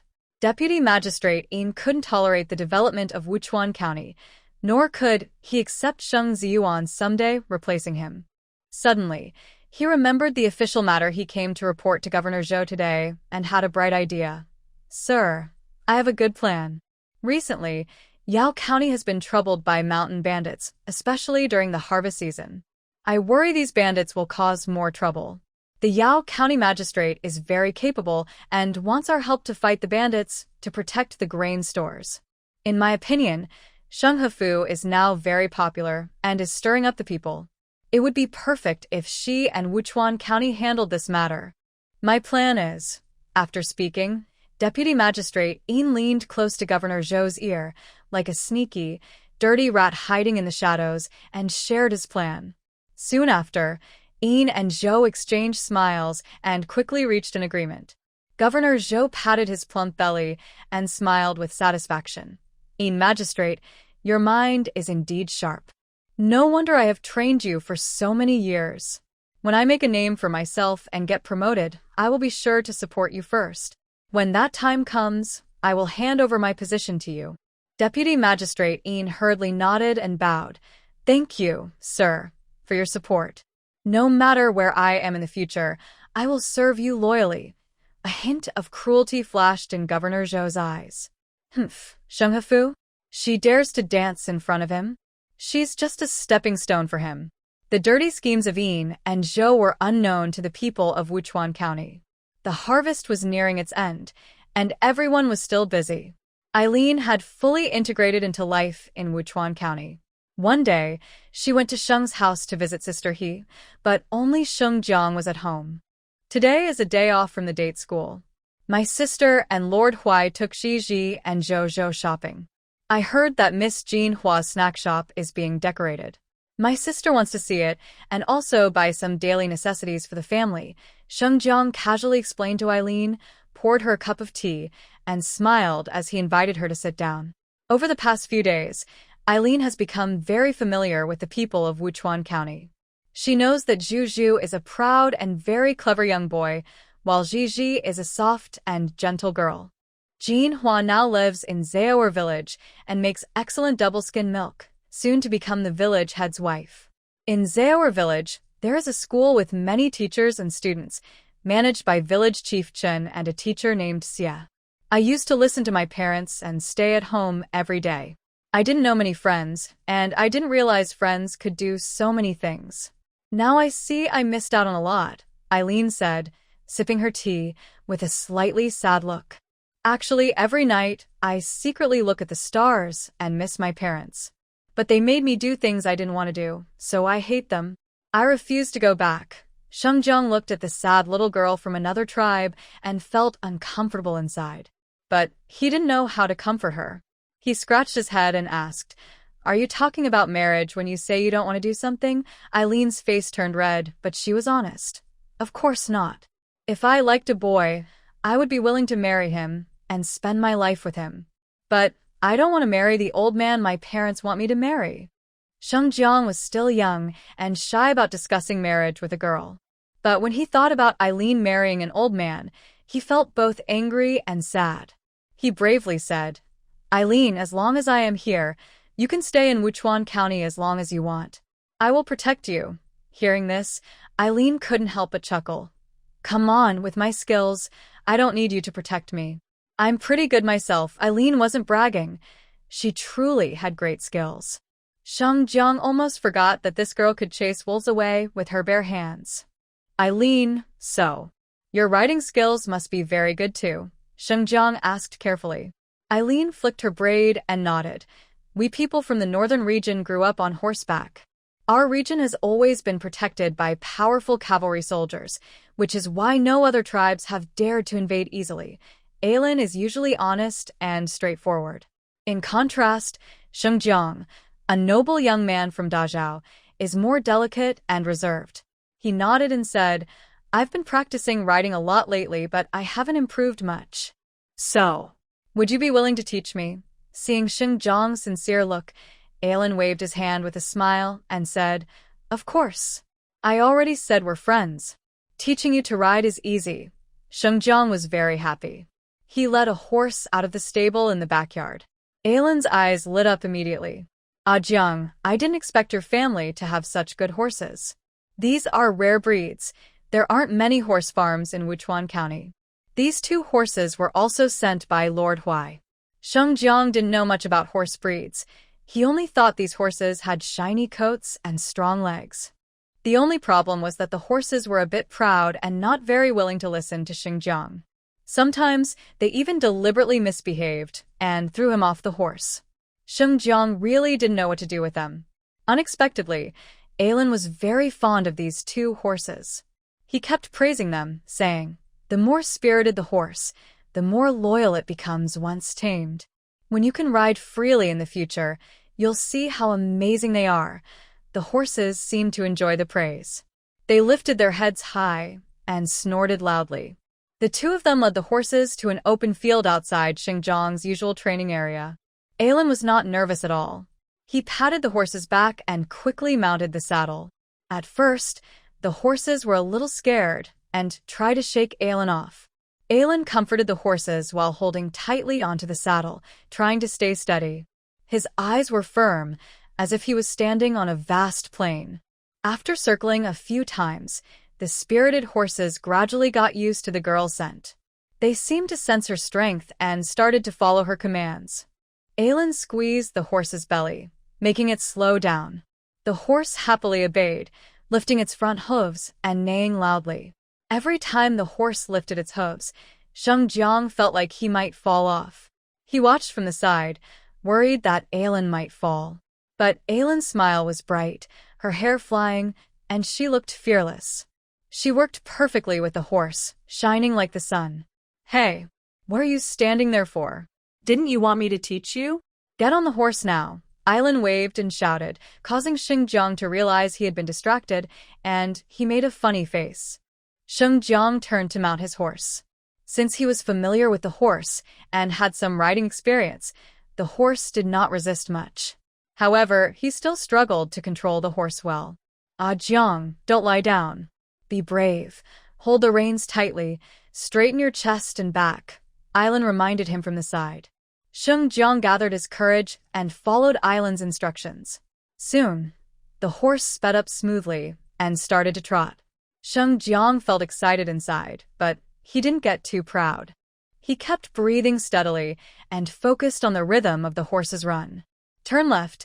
Make sure to press your right calf back and squeeze the horse's side," Alan shouted from behind, giving clear directions. This time, Xinjiang and the horse became more in sync. They worked together happily and freely. After an hour of training, both Xinjiang and the horse were tired. Training horses takes time and patience. It is a gentle, ongoing process. Today's session was finished, and Xinjiang was very happy with his progress. He led the horse to eat grass and took off the small bag on the horse's back. Inside were some dry foods, as he was worried Alan might be hungry. "This horseback riding practice is the best I've done in a long time," Xinjiang said, scratching his head with a shy smile. "Alan, thank you." Alan smiled and took the dry food from him. He broke off a piece of bread and put it in his mouth. "We people from the northern region value friendship. Now I live in Wuchuan County, and I appreciate your care. If I can help you or the villagers, I'll be very happy." Hearing this, Xinjiang felt a warm, sweet feeling in his heart, something he had never experienced before. "Ah, Jiang, do you know? In our northern plains and grasslands, there are few tall mountains," Alan said casually, sitting on a stone under the shade of a tree, looking at the hillside across from him with a hint of longing and curiosity. Ah Jiang quickly patted his chest and said, "The mountains are fun. Today I'll take you to explore the mountains. If we're lucky, we might find a rabbit burrow or pick some bird eggs." His words made Alan giggle happily. She was already looking forward to it. She finished her dry food quickly and eagerly followed Xinjiang as they hiked into the forest. Although the weather was hot, the thick forest blocked most of the intense sunlight, so walking on the mountain trail did not make people feel tired. I remember when I was a child, during good weather, there were many fruits and wild animals in the mountains. I often went hunting with my brothers, sometimes catching a wild chicken or a dove to add to our meal, or going to the small stream to catch shrimp and fish. It was very fun. Unfortunately, in recent years, bad luck has come, and many plants and animals have died from drought. The poor people, who can't afford food, can only go to the mountains to pick wild vegetables or peel bark from trees. Eileen blinked. She had grown up in the palace and had never experienced the hardships of common people. She didn't know if her people had ever faced such difficult times. But Eileen was naturally optimistic. She patted Xinjiang on the shoulder and said, "I heard from Miss He that this year's harvest is much better than last year's. The lives of the people will get better and better."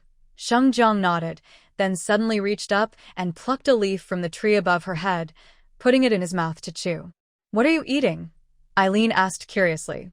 Xinjiang smiled and handed her another leaf. "This is called sweet water grass. Try it, it's amazing." Eileen, full of curiosity, threw the sweet water grass into her mouth. But after chewing just twice, her pretty face wrinkled up. "It tastes terrible. Bitter and astringent, not sweet at all. I want to spit it out." "Ha ha ha, don't spit it out." Xinjiang laughed at her expression, then quickly handed her a water bottle. "Try drinking some water first." Eileen was worried Xinjiang was teasing her, so she hesitated but took a sip of water. But in the next second, she was stunned. It was just ordinary spring water she had just drunk, but now, when she drank it again, it felt icy and sweet beyond compare. Her fatigue from climbing the mountain disappeared instantly. Eileen looked at Xinjiang with wide eyes. "Wow, this grass is really amazing. There's so much interesting stuff in the mountains. Come on, let's take our time exploring." Xinjiang smiled happily. Eileen secretly vowed that if she could someday take Xinjiang back to the northern region, she would also let him experience the joy and wonder of riding across the grasslands. They talked and laughed as they walked, even making grass rings to wear on their heads. But when they passed a quiet, secluded path, Eileen's face suddenly changed. She instinctively pulled Xinjiang down and hid. "What's wrong?" Xinjiang lay in the grass, heart pounding. No wonder he was so unlucky. There might be fierce beasts lurking in the forest. "Don't speak. Someone is coming," Elon said. She had practiced internal energy, so her senses and hearing were sharper than normal. Just now, she clearly sensed a group of people approaching. Their footsteps were sneaky, not like villagers from nearby. Although Xinjiang didn't understand what was happening, he saw Elon's serious face and obediently lay beside her. He also casually plucked some leaves and spread them over their heads and bodies. After a short while, faint footsteps and quiet talking could be heard. "Didn't expect to get such a good job, raiding the granary in Wuchuan County. We bandits can even work for the government." "Ah, what's so funny? We're caught between two big powers now. Helping the boss offend the Wuchuan County magistrate, there will be consequences. After this job, we'll have leverage over the boss. Later, he'll keep us around. Whether we burn, kill, loot, or set fires, he'll cover for us." "Exactly. Wuchuan County is nothing. If the boss hadn't called us, I wouldn't bother to raid that dump. What a useless place. Enough, enough. Looking at this route, Wuchuan's grain crops are pretty good this year. We can make a big score. Be careful and scout well. In 3 days, they'll suffer. Hee, I heard that the most famous girl in Wuchuan now is Hinyang. She's the prettiest. Once we ruin Wuchuan, we can take her back. Maybe she'll even become our boss's wife." The voices of the men grew closer and then farther away, indicating they had already moved on.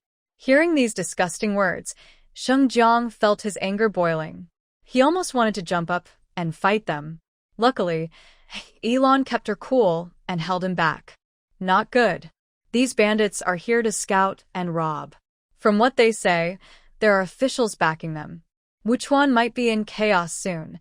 Xinjiang angrily threw away the leaves on his head. "This is outrageous. Who has such a cruel heart? The villagers work hard, getting up early and staying late to harvest their grain. If they weren't supporting the bandits' chaos, that would be one thing. But to order them to attack the people and steal their food, this is too much. Jiang, it's not a big deal. Thank heavens, nothing has happened yet. We've just learned about it, so there's still time to act." Elon's eyes sparkled. "Let's go now and discuss a plan with Miss He." The two didn't waste time. They hurried down the mountain and rode back to town. Xinghe was looking at the layout plan for Jean Hua's small shop. She was mostly satisfied and offered a few helpful suggestions, which Jean Hua recorded. "Jean Hua, once your shop opens, I can occasionally share new dishes with you. We can keep working together. Sheng-He smiled as she spoke. Jinhua was delighted. She happily agreed. That's great. Miss He, you are my lucky star. With you here, I might even go straight to the capital to open a big restaurant. While the two friends were chatting, Ningzheng and Beian, along with Zhou and Jiji, came back from shopping. They were about to pick Sheng-He up to go home when they saw Shengjiang and Elon rushing over in a hurry. Young Master Huai, Brother Beian, my sister is at Jinhua's place.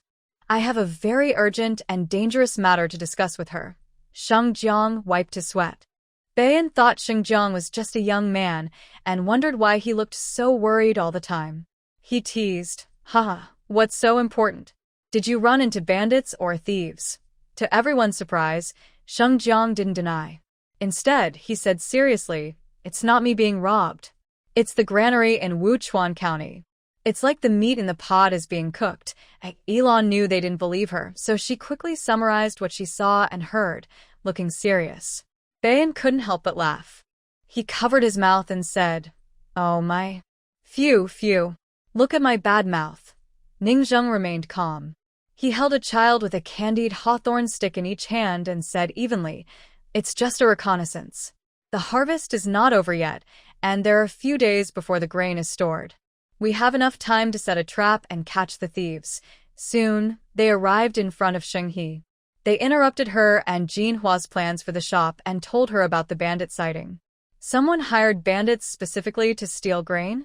Sheng-He said, feeling speechless. Such a bad idea. She could tell just by moving her toes who came up with it. It's really bold of them. It seems they are tired of wearing their official hats, and even heaven can't stand it anymore, so it directly sends the person's head to her hands. However, Sheng-He still didn't reveal the fool in her heart. Like Ningzheng, she thought that when those bandits fell into their trap, they would force the backers behind them to confess. Sheng-He always appears gentle and kind to her relatives with the Bai surname, but now her eyes turn cold, making people feel afraid. Sheng-He sneered, I've tolerated them for a long time already. If they insist on provoking trouble, even if the gods come down, they won't be able to clean up their mess. Huajin looked serious when she heard this. But only she knew that her seriousness wasn't just about worrying over the grain that the people of Wuchuan had worked so hard to harvest. There was also a sense of unnecessary pity in her heart.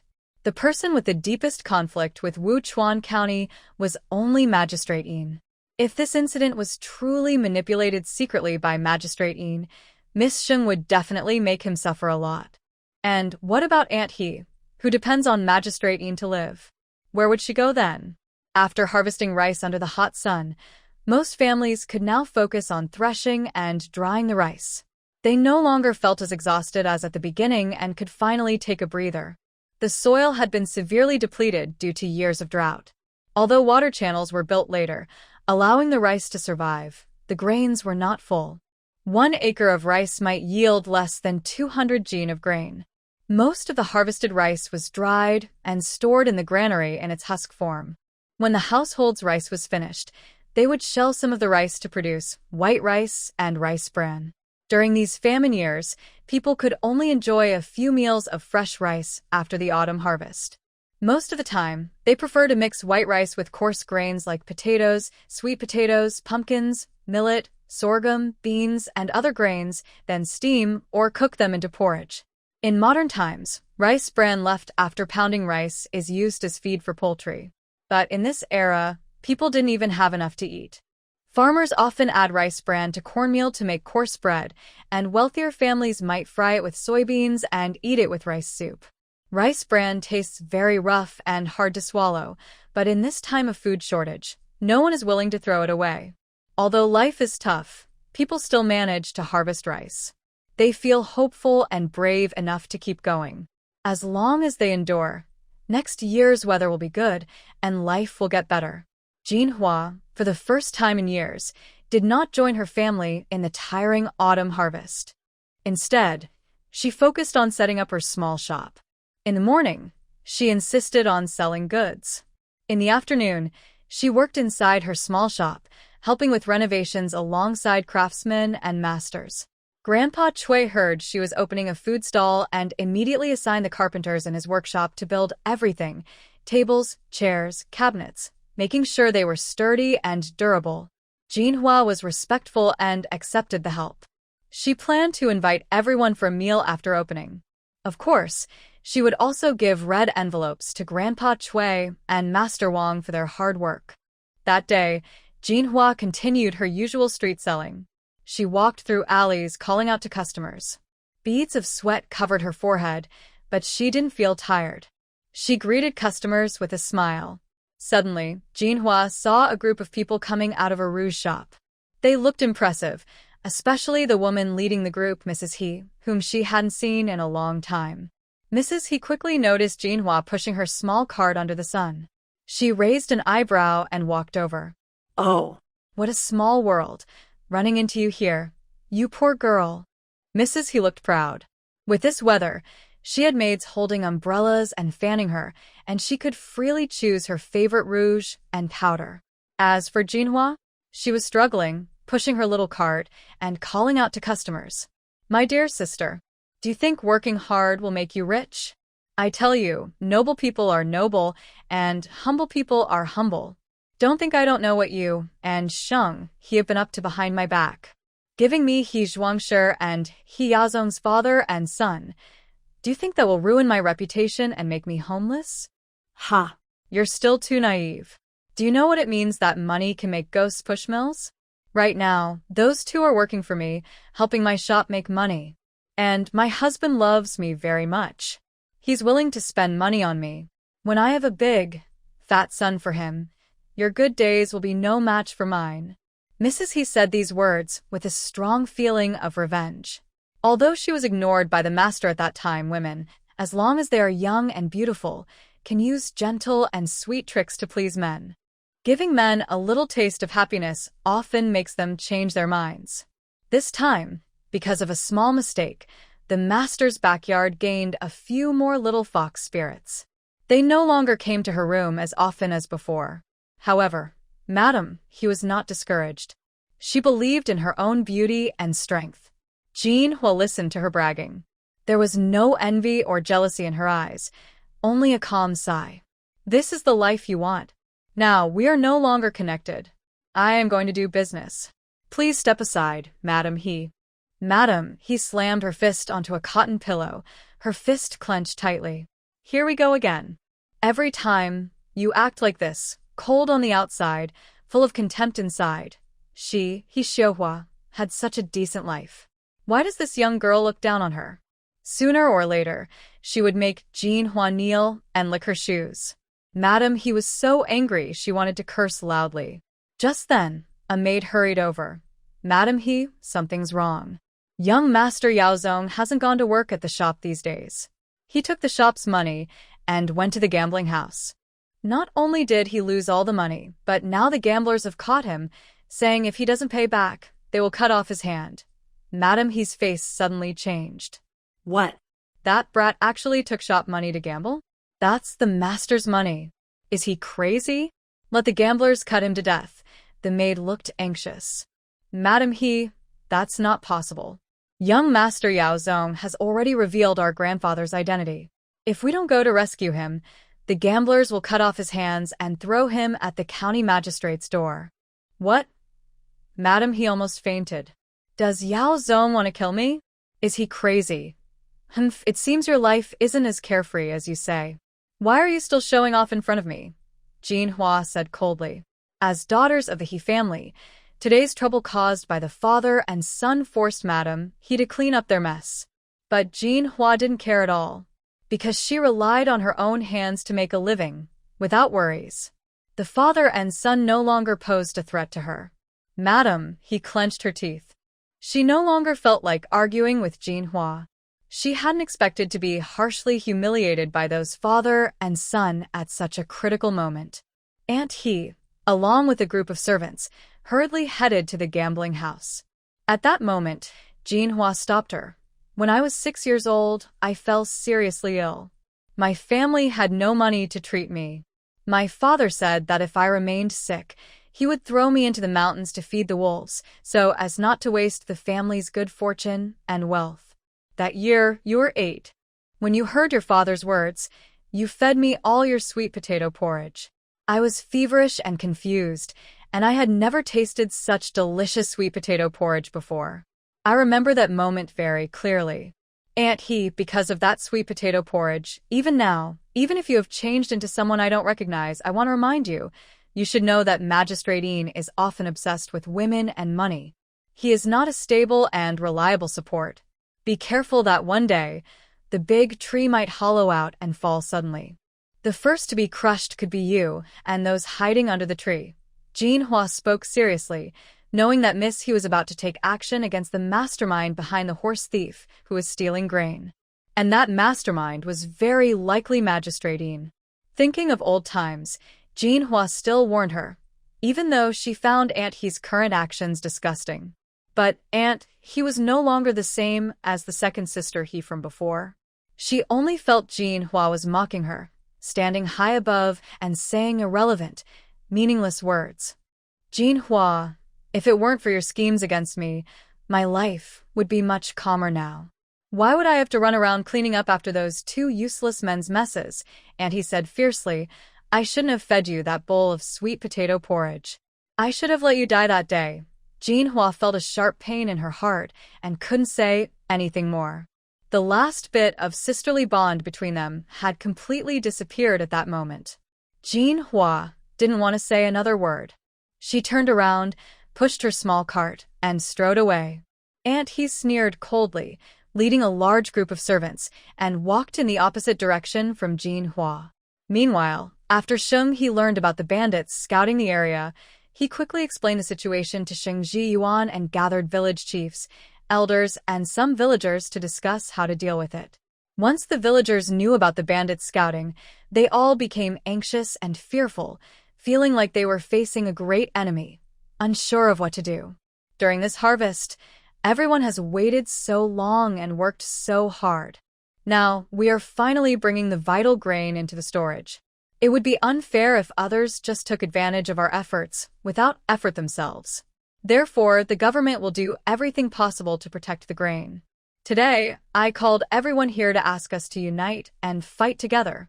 Sheng Ziyuan loudly called out. But the people sitting below still looked worried. These bandits are very sneaky.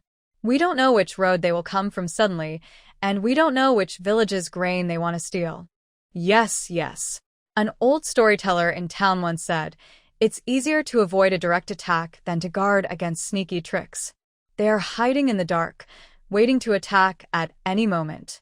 We are out in the open, with no way to resist. Exactly. If they really come, we won't have time to protect our families. How can we focus on guarding the grain? Sigh. Everyone was talking, but no one dared to resist the bandits. No one had a clear plan, only feeling anxious. Just then, a clear female voice spoke. It was soft but made everyone quiet down instinctively. It was Sheng He. Everyone looked at her all at once. Everyone, don't panic so much. These bandits won't suddenly surround us and steal all our grain in a flash. From their routes and positions, their main targets are West Entrance Village, Zaoer Village, and the town's main area. We should focus our defenses on these places to prevent the bandits from breaking through and causing more harm. Fellow villagers, the only ones we can rely on to protect the grain and save ourselves are ourselves. While the bandits haven't come yet, we still have time to prepare. When problems come, we shouldn't give up. Instead, we should stay strong and face them actively. We want outsiders to see that the people of Wuchuan County are not easy to bully. If they come to steal our grain, whether they are robbers or bandits, we will make them pay a heavy price. Sheng He has always been a figure of authority and persuasion among the villagers. When she spoke, everyone seemed to calm down, and their confidence grew. Miss He, do you have a good plan? Have you prepared something? Yes, Miss He, you're so clever. You must have a way to save us. We trust your plan. Miss He, do you believe we can win this time? Amid the crowd's chatter, Sheng He tried to calm everyone. However, because she couldn't judge the strength of the bandits' attack, She didn't know how to give the answer the people desperately wanted. Suddenly, behind her, a familiar and strong presence appeared. Ning Zheng's deep and steady voice rang out. "Don't worry, I and the dark guards are here." For some reason, Shang He felt her anxious heart settle a bit at these words. She then loudly told everyone, "That's right. I believe that with our training, we can defeat the bandits and make sure they never come back to our Dancer County." Her confident voice gave strength to the villagers. No one wanted to lose their food. No one wanted to see their families in danger. Everyone wanted to protect the hard-earned food at all costs. But they were simple farmers. When faced with fire, theft, and violence, they instinctively wanted to hide with their families. This time, they couldn't hide. There was no extra food left for survival. Standing still was dangerous. Running was also risky. Maybe it was better to be brave and fight back. Perhaps they could find a way out. Fight the bandits. Protect the food. Fight the bandits. Protect the food, the villagers shouted loudly. If the bandits saw this, they might even be scared. Shang He quickly made a plan to defend against the bandits. She even asked Ning Zheng and Baiyan for advice. For some reason, Ning Zheng, who was just a merchant, seemed to understand military tactics very well. He showed impressive skills in scouting and setting up defenses. He looked relaxed and confident, making others wonder just how strong his abilities really were. Everyone was amazed. "Lord Huai, I used to think you were a master in business, winning battles everywhere. Now I see, if you fought with weapons, you'd be a great general who can conquer all." Ning Zheng was drawing a plan for the granary defenses. He looked down, serious and focused. When Shang He praised him enthusiastically, he couldn't help but smile. He gently poked Shang He's cheek with his brush, and then continued writing. It was rare for her to be so sweet-tongued. Usually, she was content to be lazy and leave both children to him. Nung. Nung. The night was quiet, with candlelight flickering. It was very late, but because of the urgent matter of security, Ning Zheng was still working hard to revise the plan. Shang He stayed by his side. At first, she helped grind ink and add tea. But after an hour, she started to rest her chin on her hand and doze off. Ning Zheng, busy as he was, looked down and saw her sleeping soundly on the table. Normally, she appeared cold and composed, but at this moment, she showed a hint of innocent, youthful charm. In the morning, sunlight streamed through the window onto Shang He's pillow. She sat up in bed and realized it was already dawn. Last night wasn't supposed to be spent studying the formation diagram with Ning Zheng in the study? She carefully recalled and remembered that she was so tired later that she couldn't stay awake. She just wanted to rest her head on the desk, but unexpectedly, she fell asleep directly. In her hazy state, she seemed to hear Ning Zheng sighing softly beside her, as if he was gently carrying her back to her room. Shang He felt her face flush a little.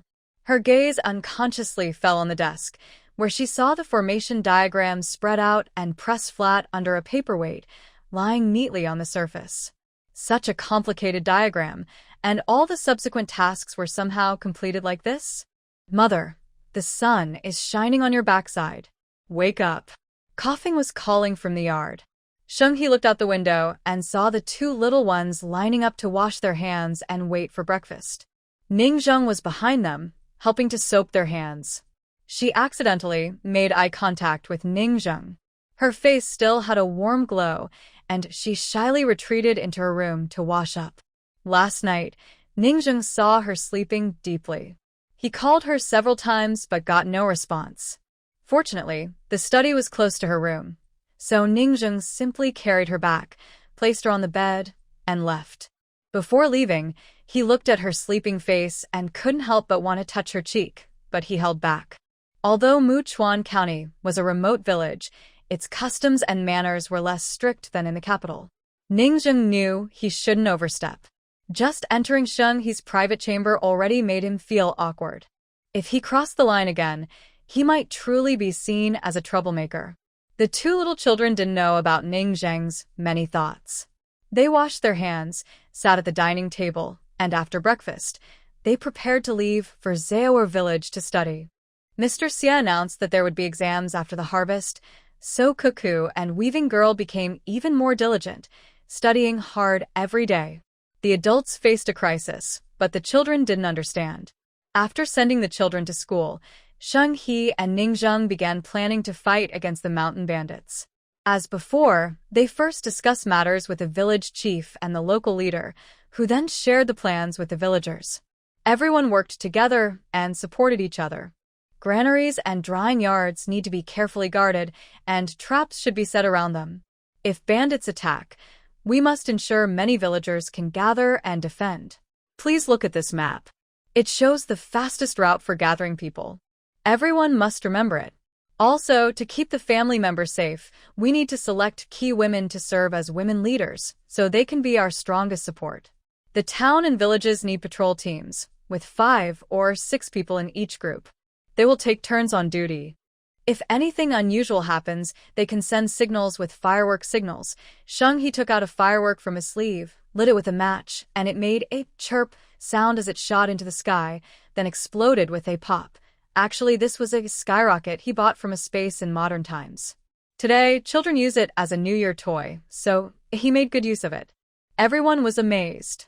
Although they had never seen such fireworks before, fireworks and firecrackers were quite common in this era, so no one doubted the origin of the skyrocket.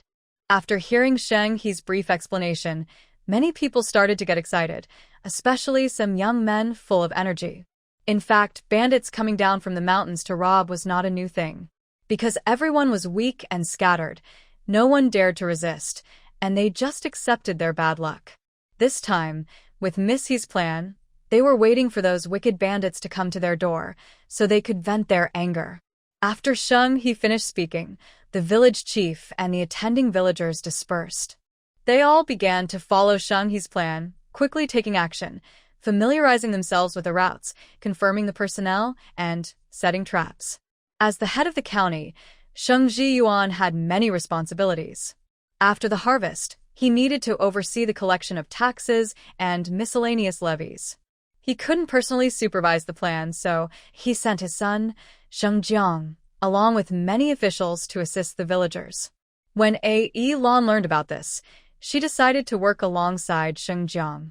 Soon, she also arrived near the granary to help set traps. Sheng He and Ning Zheng needed to supervise and check constantly to make sure no one was sneaking around or causing trouble among the soldiers. In the town, Humazi was unhappy about his task of digging a pit. He put down his and shouted at Lu Lizheng, "There's so much to do on my farm. Why am I here messing around with you? They say there are bandits, but where are they?" Lu Lizheng was no fool either. He immediately shouted back, "Humazi, can you think clearly? If bandits really appeared in front of you now, would your family be safe this winter? If you don't dig the pit, and those bandits steal your grain, where will you cry? At that point, you might as well dig a hole and bury yourself." Humazi still cursed and grumbled. Harvest time and training at the same time. Do you think we're her business team, paid by Sheng He? She's just fooling us. Ma Zi's wife quickly responded. Exactly. Do you really think she's a good person? Bah.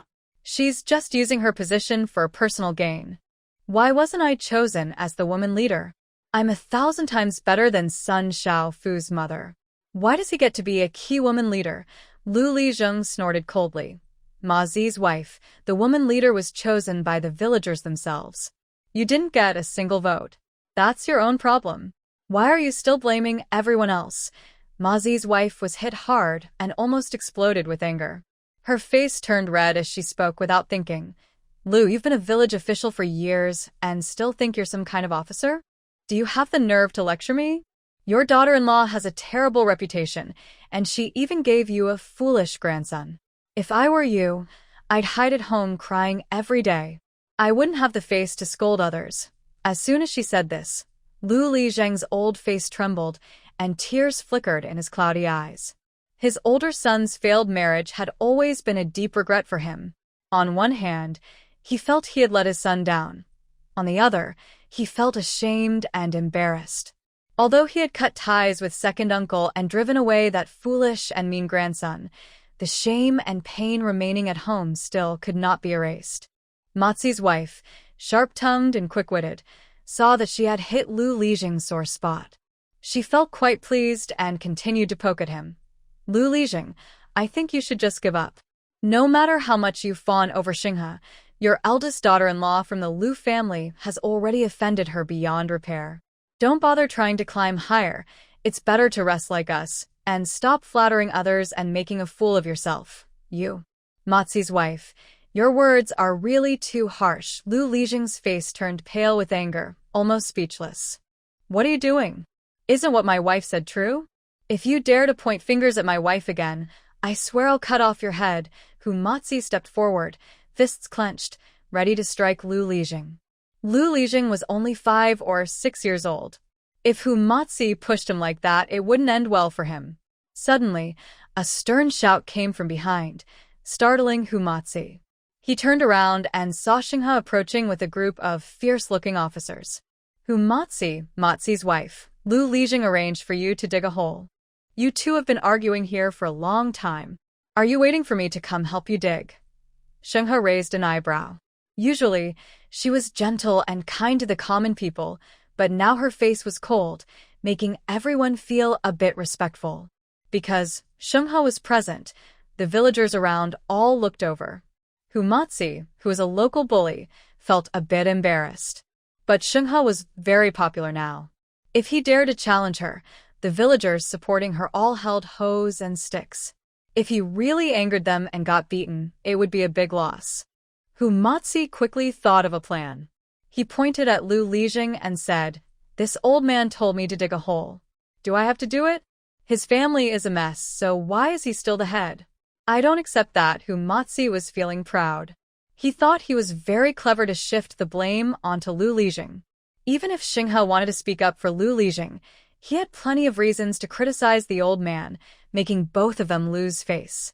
What he didn't expect was that Xinghe, usually gentle and polite, had no patience in this situation. He waved his hand and said, "Fine, if you're not convinced, someone come. Make him submit." Mozi's eyes widened in shock, standing there blankly. Wait a minute. Shouldn't Xinghe be trying to persuade him kindly for the sake of the people and his good reputation? Why is he immediately trying to force him into submission? Seeing the foolish looks of the couple, Xinghe couldn't help but mock them. Mozi, you probably forgot that back when I was reckless and unruly, my reputation was much better than yours. You're just a small fry compared to me. There's nothing to be proud of. Why Mozi was so angry that he couldn't speak after being compared unfavorably by a woman. Xinghe raised an eyebrow and smiled, then said to the guards behind him, "What are you all waiting for? Hurry up and make him submit. Otherwise, I find him annoying." A few strong men with sticks moved to attack Mozi. After a few hits, Mozi grimaced in pain and quickly begged for mercy. "I was wrong. I really was wrong. I will go dig a hole right now, and won't hold everyone back anymore." He then pulled his wife and ran away with a.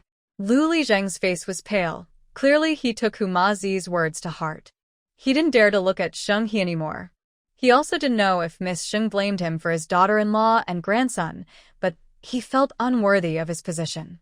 At that moment, Xinghe walked over to him and, under everyone's watch, loudly said, "Everyone, I admit I have some conflicts with second sister and Lu heir. But it's only with these two. Now that they have been expelled from the Lu family by Lu Lijing, there's no need to bring up these old issues again. Lu Lijing has shown care for every household in town and has been responsible and patient in his work. I admire that. So I hope everyone will obey his arrangements and cooperate with his work. Let's work together to build a strong wall to defend against outsiders." Hearing this, Lu Lijing's tense heart finally relaxed. His past shame faded away, and his eyes became slightly moist from excitement. "Miss Xing, it was my fault before. I didn't discipline my family well and caused you trouble. Don't worry. With your words, I will work together with the villagers to complete the task well." Xinghe smiled and nodded, giving everyone an encouraging look, then continued on his patrol. Apart from this small incident, the anti-bandit plan went very smoothly. In 3 days, all the traps were set up, and the villagers, through training, developed a good understanding. Once they saw enemies entering the town, they would send signals to each village immediately. At the same time, the patrol team would try to lure the enemies into the traps. Hidden people would trigger the traps, and after the enemies were caught, the villagers would rush in to control them. All the women leaders would orderly move children and the elderly into safe cellars to stay safe. After several days of training, the villagers' confidence grew strong. Even Humazi and his gang of thugs joined the fight preparations.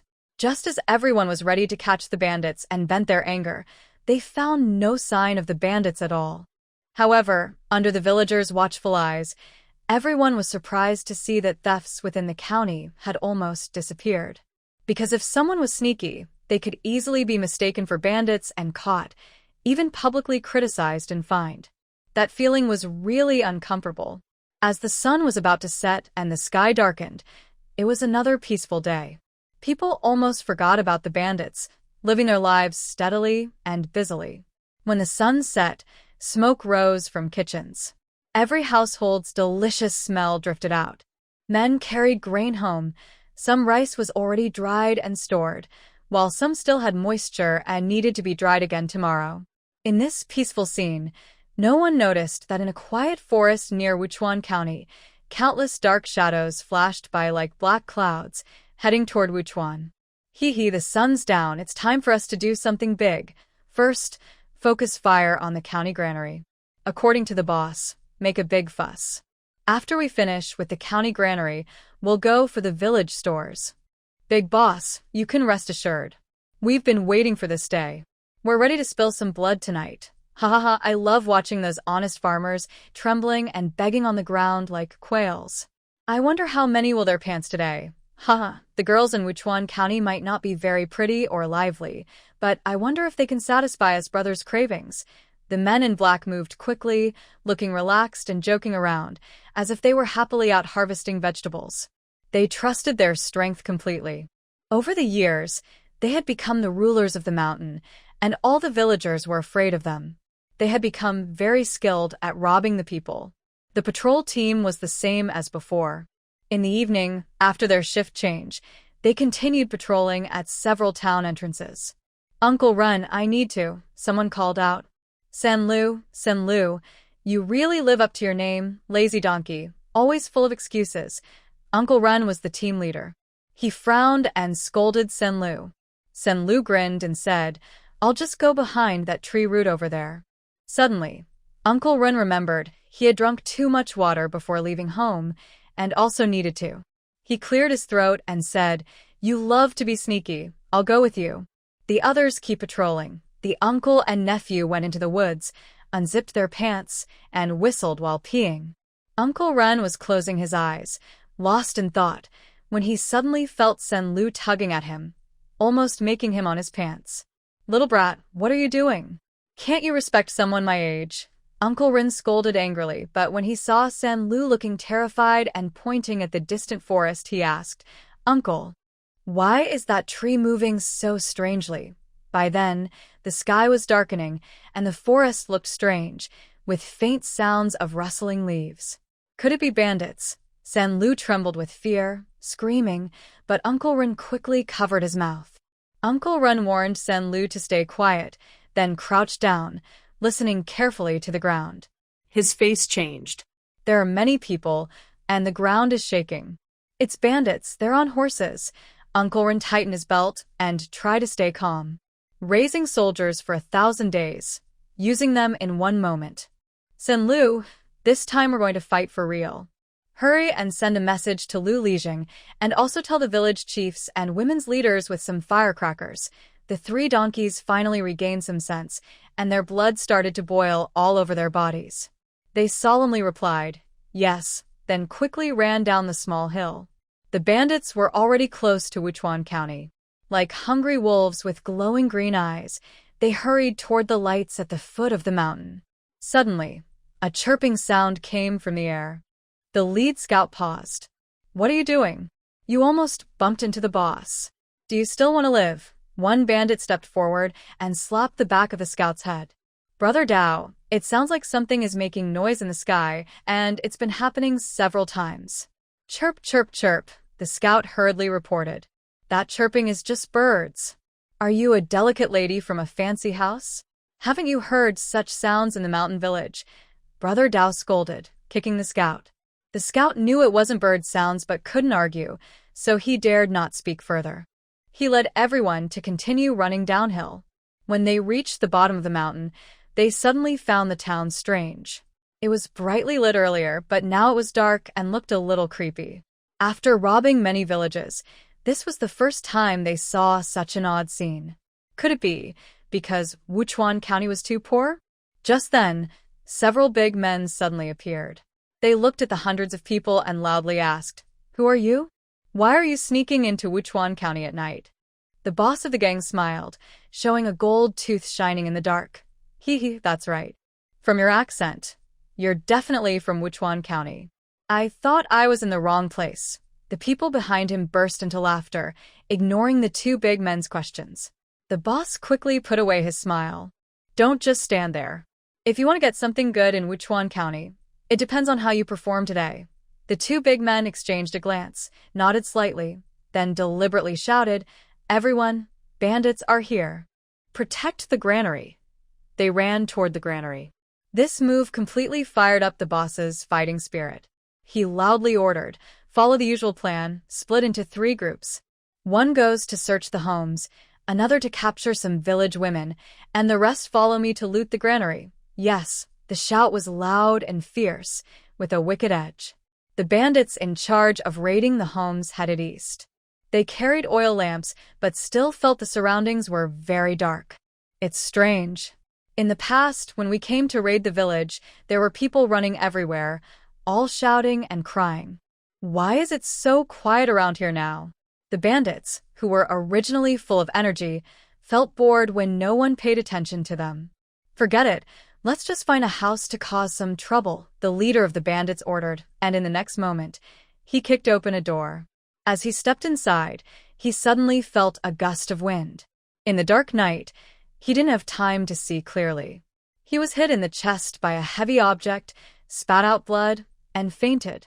A few smaller bandits also got knocked over, but as soon as they fell, they screamed and scrambled to get up again. Blood. "I have so many holes in my backside." One small bandit wiped his rear and, scared out of his wits, dared not move. Braver ones shone their oil lamps and saw that their leader had been knocked unconscious by a big stone. About 10 of their friends had been stabbed with bamboo sticks soaked in dirty water, leaving several bloody holes. These bamboo sticks even had barbs, clearly designed by someone clever. To get rid of them, they would have to tear off flesh and skin, which was very painful, making them feel like they were dying just walking. We've been tricked. The bandits grew angrier. Just then, they saw 4 or 5 young men lying on the roof of a small house, all wearing masks and whistling as they waved at them. "Little brats, wait and see," the bandits shouted. The next second, they saw the young men throw some big lumps at them. But the young men's aim was poor. None of the lumps hit, and they ran away after throwing them. "Do you think you can fight us? When we did this job, those little brats were still suckling their mothers," the bandits boasted proudly. Suddenly, they noticed that the lumps at their feet were buzzing. "It's a wasp nest. How mean can they be?" The bandits screamed and, ignoring their looting, scrambled to run away in all directions. Meanwhile, the bandits heading west to steal women and children were still happily unaware of what is happening. "You guys are only thinking about these women. Don't forget, the children inside are the most valuable. Selling a few could feed us for half a year. Dealing with children is too troublesome. It's easier to just sleep with women."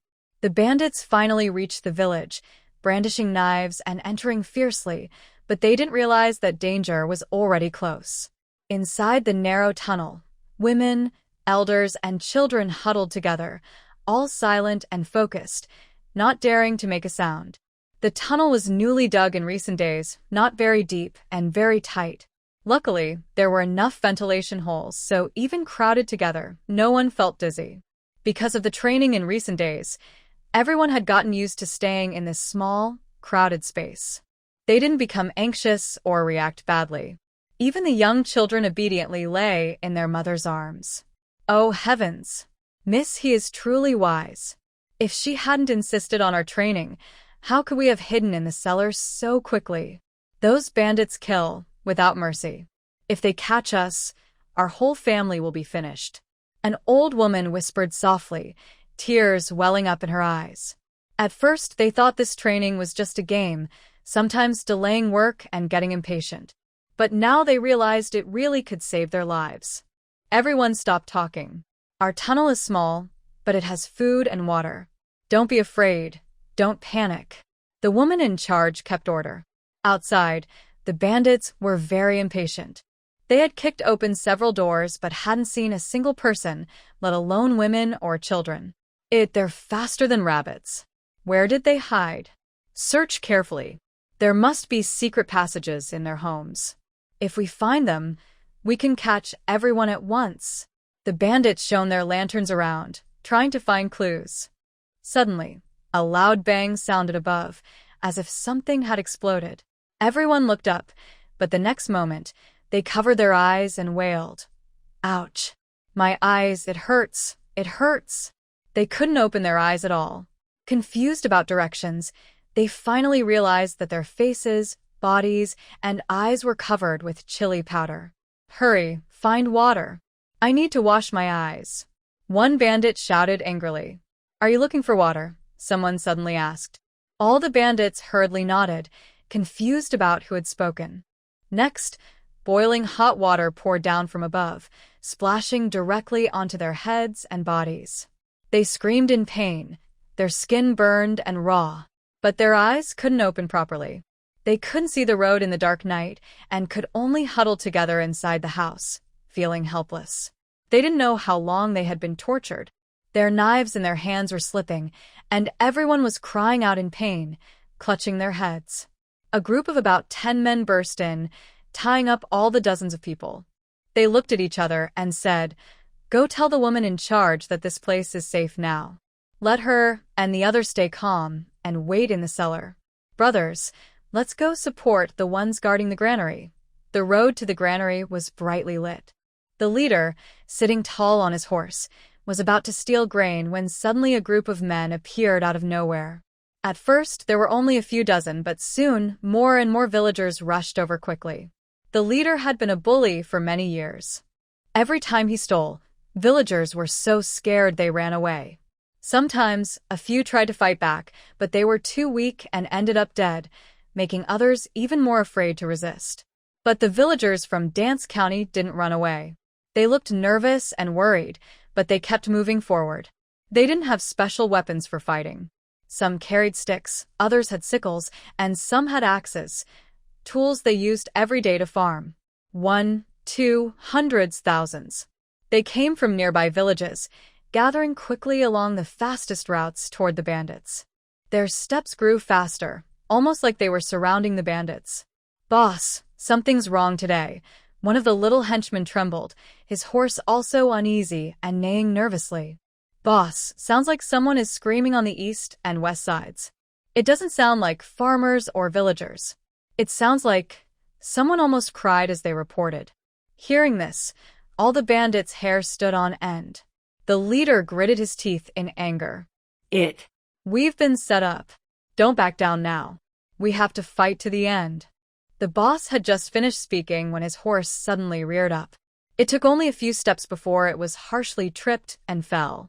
The boss felt himself fly into the air, and in the next moment, he crashed to the ground with a loud thud. The other bandits also panicked and scattered. The horses became restless and ran away.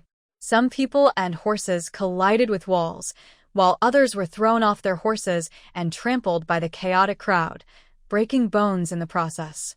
Kill them all. The boss got up from the ground, eyes blazing with rage. He dragged his long sword and swung it at every man from the town of Wuchuan.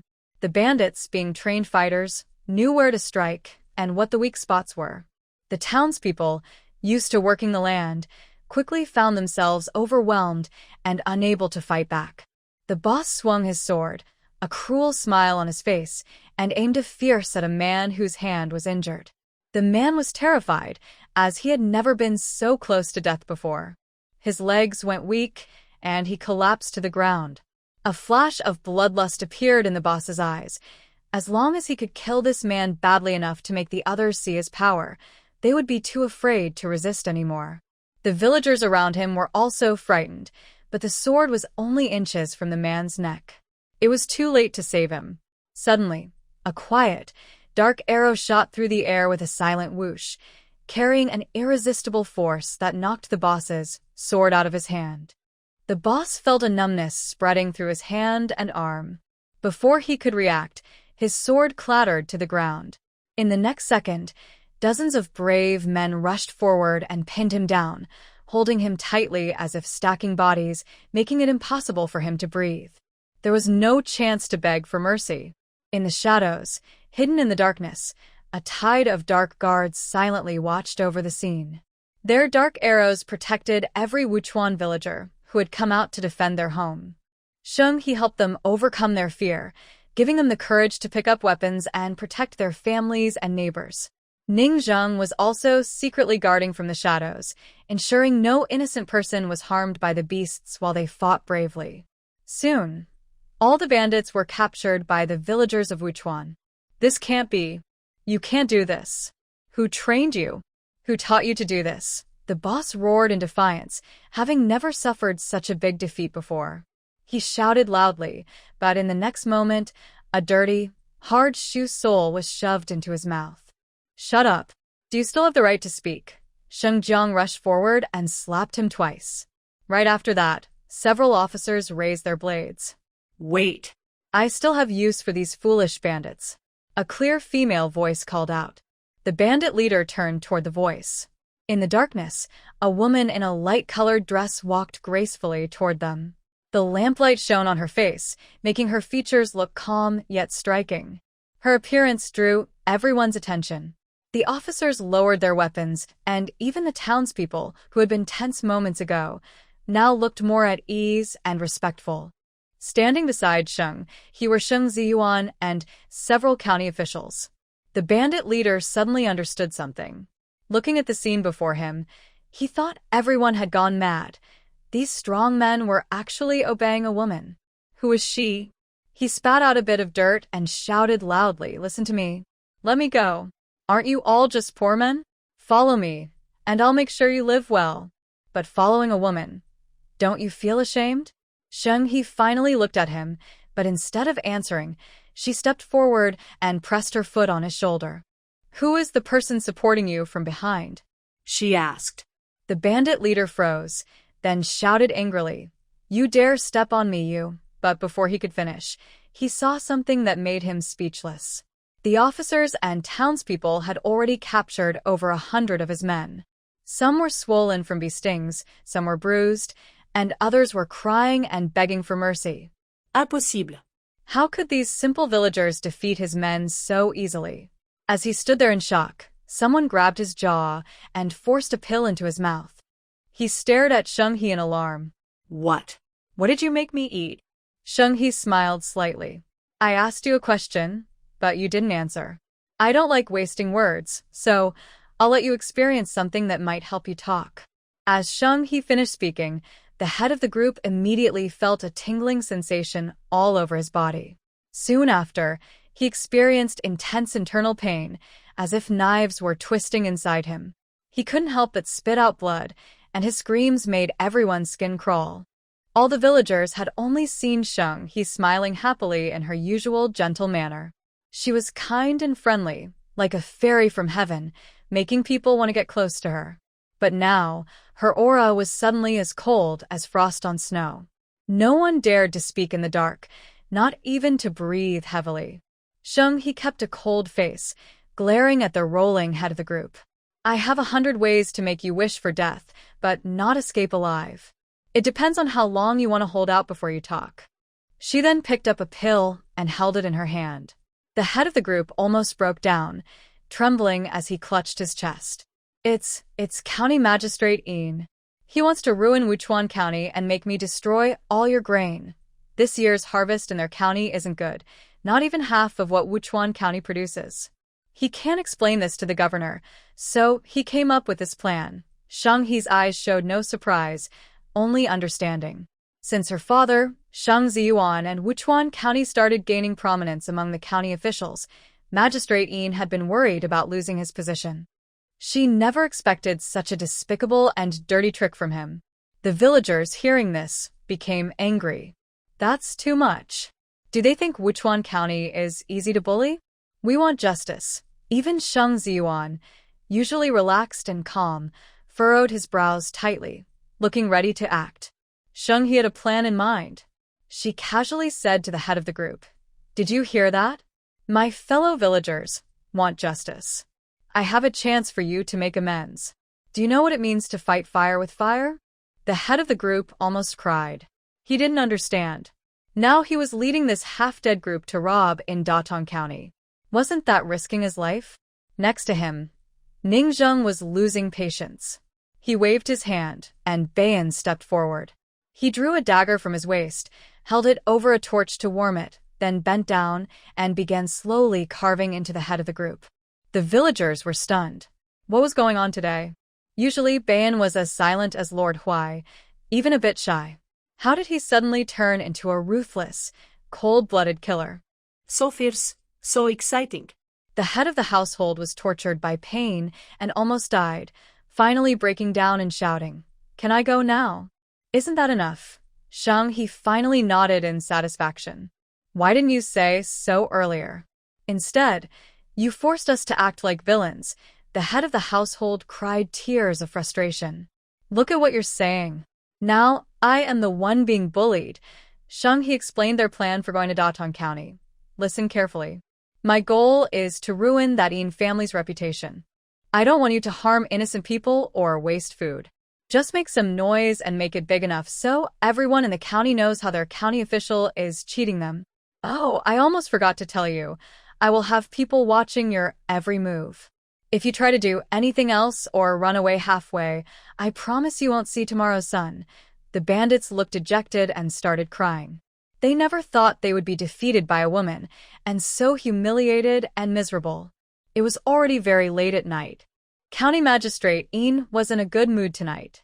After having a few drinks with Madame He stayed overnight in her room. Since he learned that Madame He was from Wuchuan County, he had ignored her for a long time. But she was not someone to give up easily. She used many tricks and finally regained his favor. "I've neglected my little beauty these days. I've missed you so much, Hee. You're so annoying.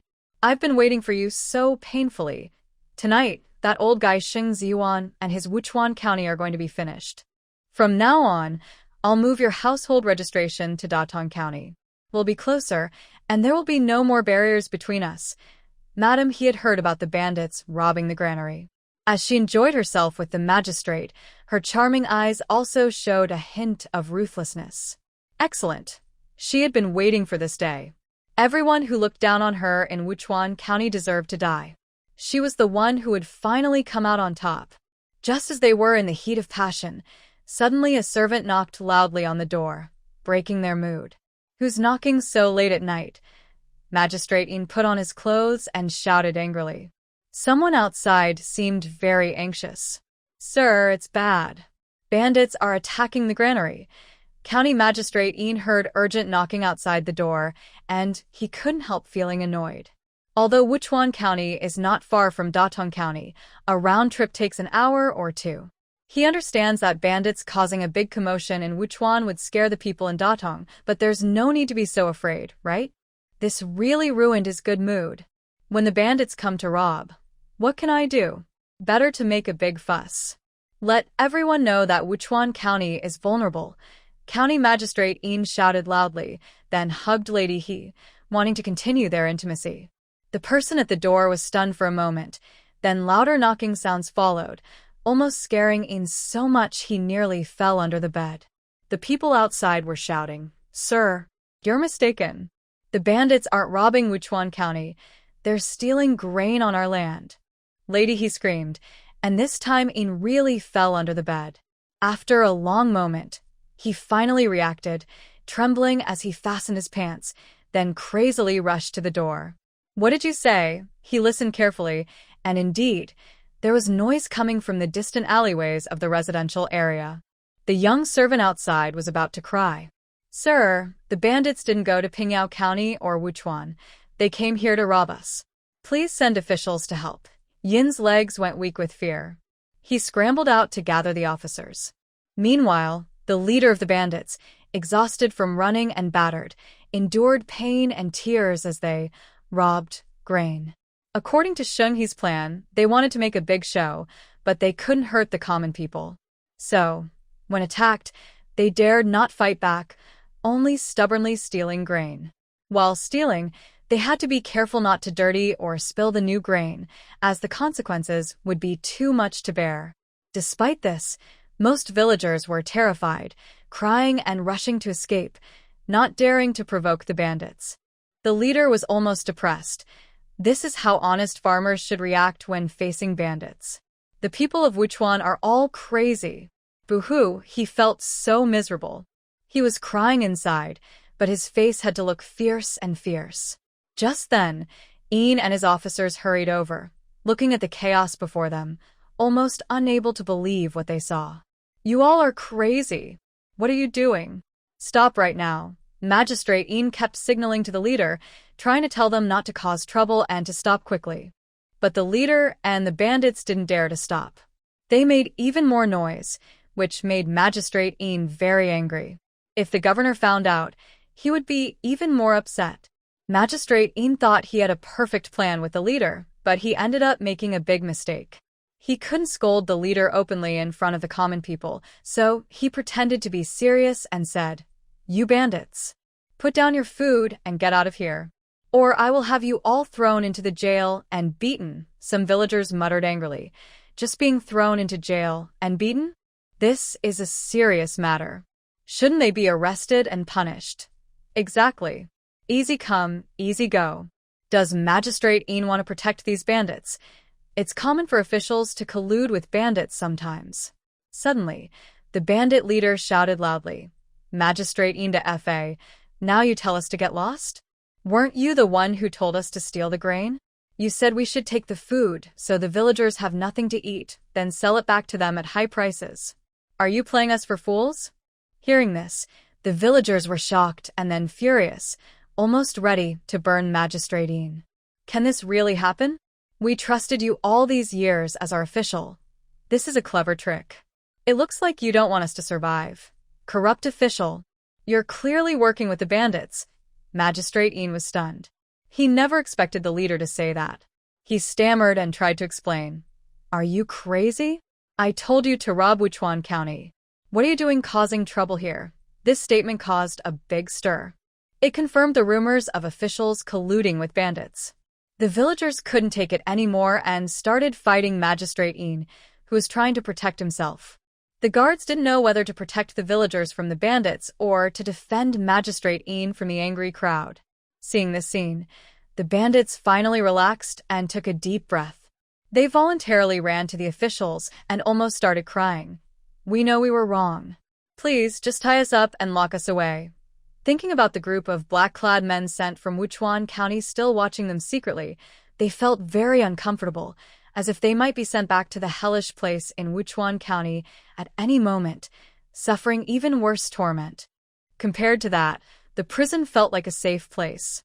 The officials looked at the messy scene before them. The villagers were hitting the county magistrate. The bandits had willingly gone into the prison.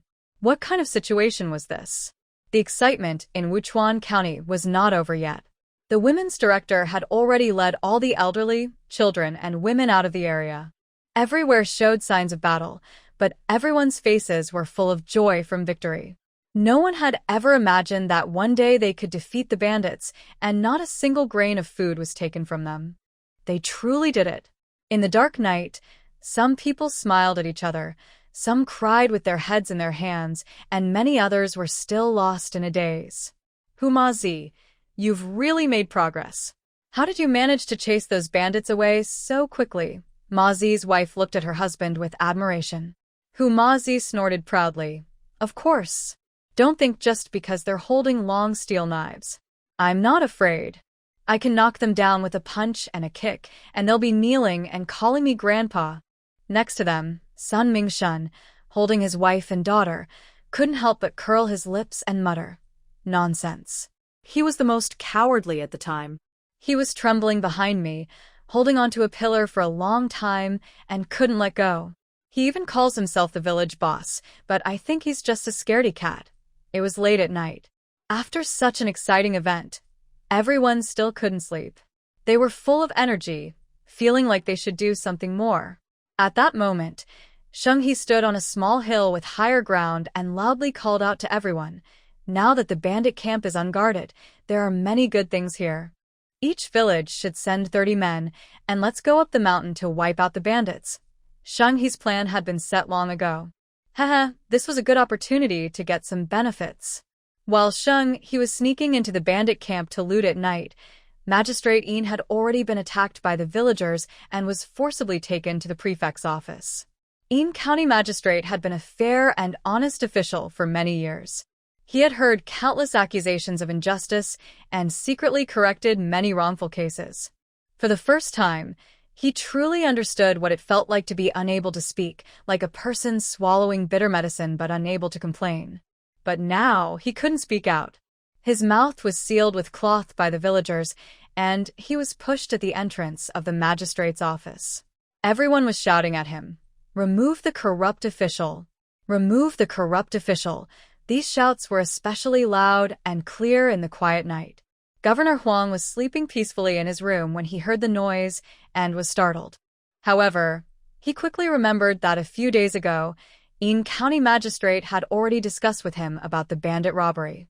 Everything was arranged to trap Sheng-He, Sheng Ziyuan, and others, so they could be overthrown. Once they lost the support of the people and fell, Huang would take control of the county, serve the people, and ensure a good harvest.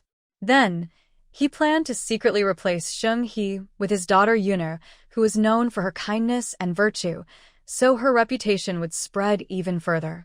He also hoped to shine at the winter banquet hosted by the provincial governor's wife, impressing the young men from the capital and gaining their favor. This way, he believed he could rise quickly in rank.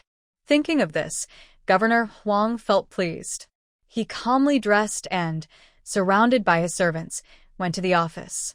He pushed open the door with a serious face and said, "How dare you? I hear there is an official causing chaos among the people. That is a crime." Yin County Magistrate.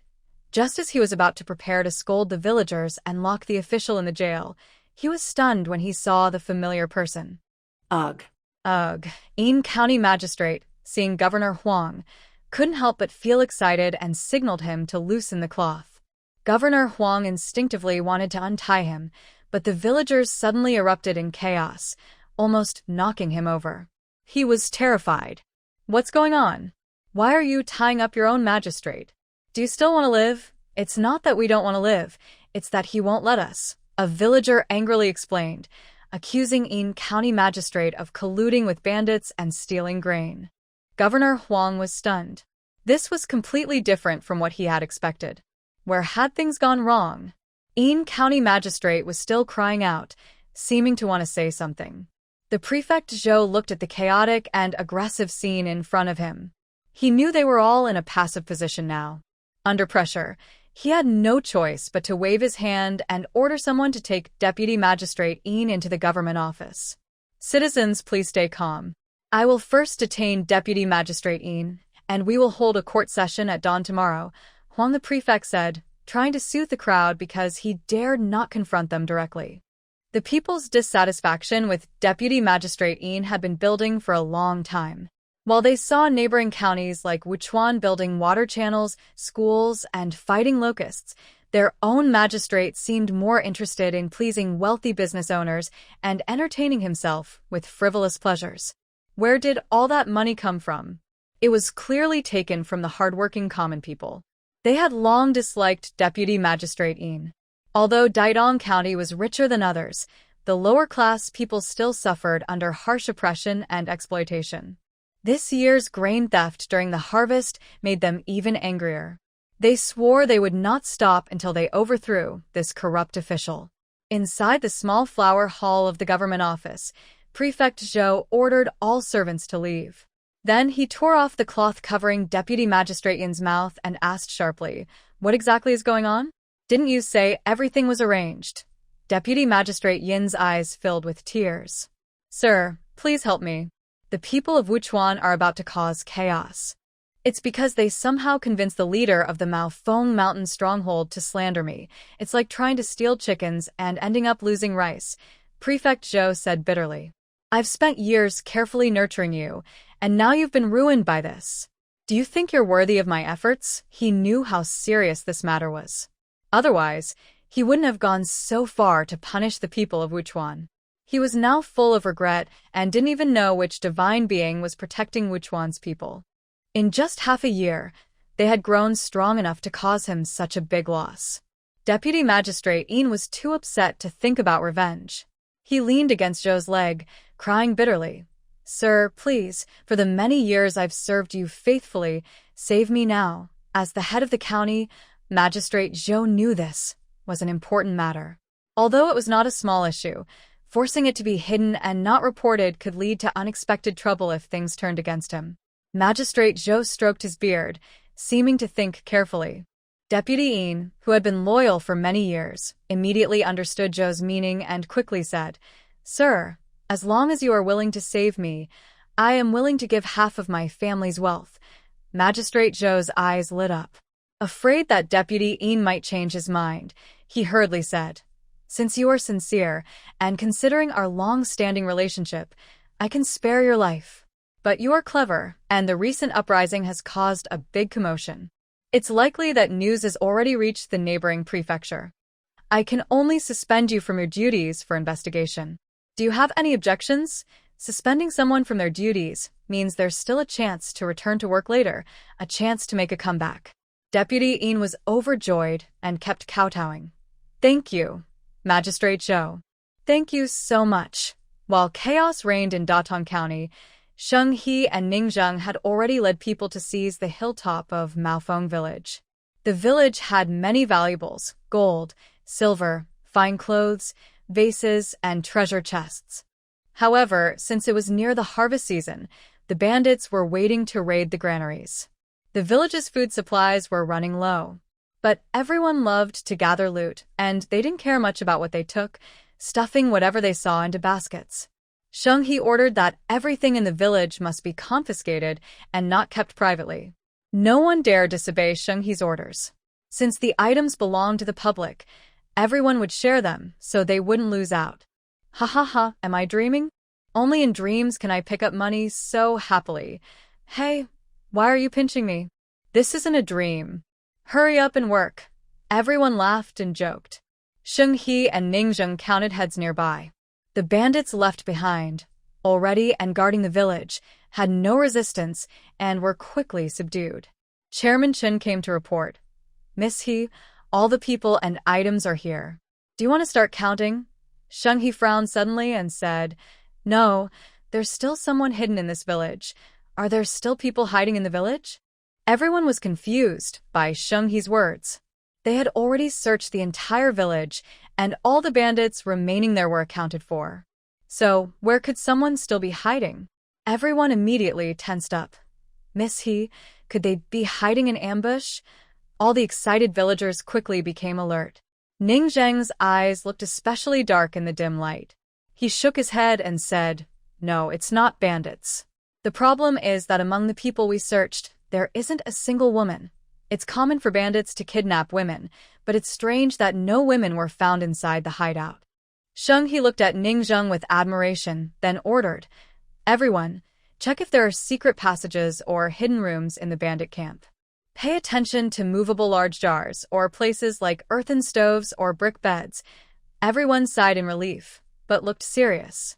It's worrying if good women are being taken to such places. No one dared to think more and quickly started searching. Sheng He exhaled. As a woman, she deeply understands how hard it is for women in this era. She frowned slightly and said, I hope I am wrong. I hope no women are being held or hidden in this bandit camp.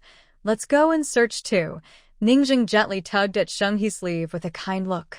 The bandit camp has two parts. The front yard, which mainly has the meeting hall and the leader's house, and the backyard, which is a large sleeping area for the little followers and a place for daily training. Sheng He searched through the entire meeting hall. Finally, When she checked the boss's bedroom, she found a wall that was empty. Ning Zheng and Sheng He both pushed the wall, but there was no response. What should we do? We can't find the switch for this wall, Sheng He said worriedly. Ning Zheng took out a small round object from his pocket. We can try to open with a thunderbolt. He lit a fire spark and threw the thunderbolt at the corner of the wall. Let's go. Ning Zheng and Sheng He quickly ran out of the room together. When they realized what was happening, they found that both of them had instinctively held each other's hands tightly and ran to the open space outside. Sheng He's face was a little hot. At that moment, she caught a faint, elegant scent that belonged to a man. A cool embrace gently wrapped around her, and someone covered her ears. The loud bang of the thunderbolt was left behind. Sheng He only felt that the man's heartbeat was louder and closer than before. In modern times, Sheng He is a researcher with no time for romance. Somehow, at this moment, her heart suddenly fluttered strongly. Ning Zheng instinctively covered Sheng He's ears, a natural reaction to protect her. He didn't expect himself to act so close, felt a bit embarrassed, and quickly released her hand, awkwardly tapping his own nose with his fist. But the soft, gentle feeling still lingered in his mind, and he seemed to smell her fragrance in his arms. Ning Zheng quietly swallowed, his ears turning red. Luckily, it was late at night and no one was around to see. Although both of them had many thoughts inside, they didn't delay in rescuing. Soon, they rushed back into the main house. The stone wall on that side of the house had been blown apart, and there was indeed a hidden room behind it. But inside, there were no women panicking or trying to escape, nor any sounds of calling for help. Sheng He stepped inside and instinctively covered his mouth, then strode forward quickly. On the bed, the floor, and everywhere else in the dark room, there were about 7 or 8 women lying unconscious. They sat, leaned, or sprawled out, all like puppets with their strings cut, seeming to have lost their vitality. These women were young girls, probably no older than 20. A wave of pity and anger rose in Sheng He's heart. He hurried to check if they were still alive. Fortunately, they were alive, just unconscious. Sheng He performed a quick check on them, then used acupuncture to wake them up. When they woke, they were initially dull and slow, then suddenly cried out in shock. Get away! They seemed especially afraid of men, which made it clear they had suffered terrible abuse before. Sheng He didn't want to hurt them again, so he quickly told Ning Zheng, Baiyan, and some villagers to leave quickly. Then he tried to calm them. Girls, don't be afraid. The bad people have been caught. I'm here to take you home. Once they realized Sheng He meant no harm, their emotions gradually calmed. Their eyes cleared, some cried into their hands, some silently shed tears, and others looked pale and hopeless, as if their hearts had turned to dust. What made Sheng He feel even sadder was that soon Director Chun and Luli also found 2 secret rooms and a cellar in the backyard. Inside, there were about 20 women who had fainted. At that moment, Sheng He felt an urge to grab a knife and find those cruel people, to cut off what they used to hurt the women and feed it to the dogs. These young women still had bright futures, but their lives were ruined by those monsters.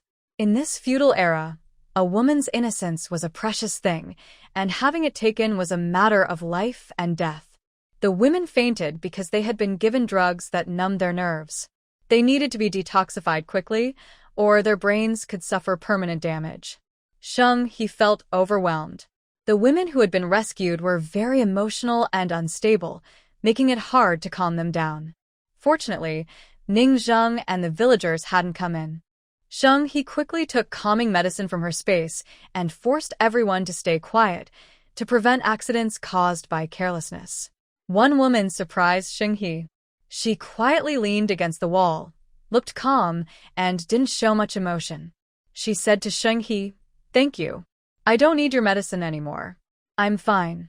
Sheng He was a bit surprised and noticed that under the dim light, this beautiful woman's face was covered with red rashes. The woman calmly rolled up her sleeves and pant legs. Sheng He saw that every inch of her skin had tiny red bumps, with some scratches and blood marks, making her look quite frightening. Isn't it disgusting? Over the past 10 days, I've relied on this to avoid being hurt by those monsters, the woman said calmly, then sighed. I carry pills that can cause allergic reactions. Sadly, I can only protect myself. I watched other women get hurt but couldn't do anything. He was shocked. She didn't expect that even in such a situation, this woman could still bravely insist on protecting herself. She held the woman's hand and said, Miss, don't blame yourself. You're already very brave. We're here to rescue you now. Hearing this, the woman couldn't help but tear up and nodded heavily. Yes, I understand. Thank you all. I'll help you send these women home. He nodded. Just then, she suddenly realized that this woman looked familiar. The woman in front of her had a fierce rash on her face, but under the light, it was clear she was a natural beauty. Dark eyebrows, bright eyes, a high nose bridge, and delicate features with a touch of bravery. He didn't remember where she had seen her before, but she couldn't quite place it. There were many other women around who needed help and comfort, so he didn't think much more about it. With the help of the sedative and her constant reassurance that the monsters had been caught and wouldn't hurt them, the women finally calmed down. He said, Soon, I will send someone in. They will help take you down the mountain, and we will make sure you get home safely. When they heard, Go home, the women's eyes lit up briefly, but then they quickly dimmed. One woman stood up. No, we don't want to go home. I can't face my parents anymore. We lost our innocence. Going home means nothing to us now. We would only bring shame to our families and burden them.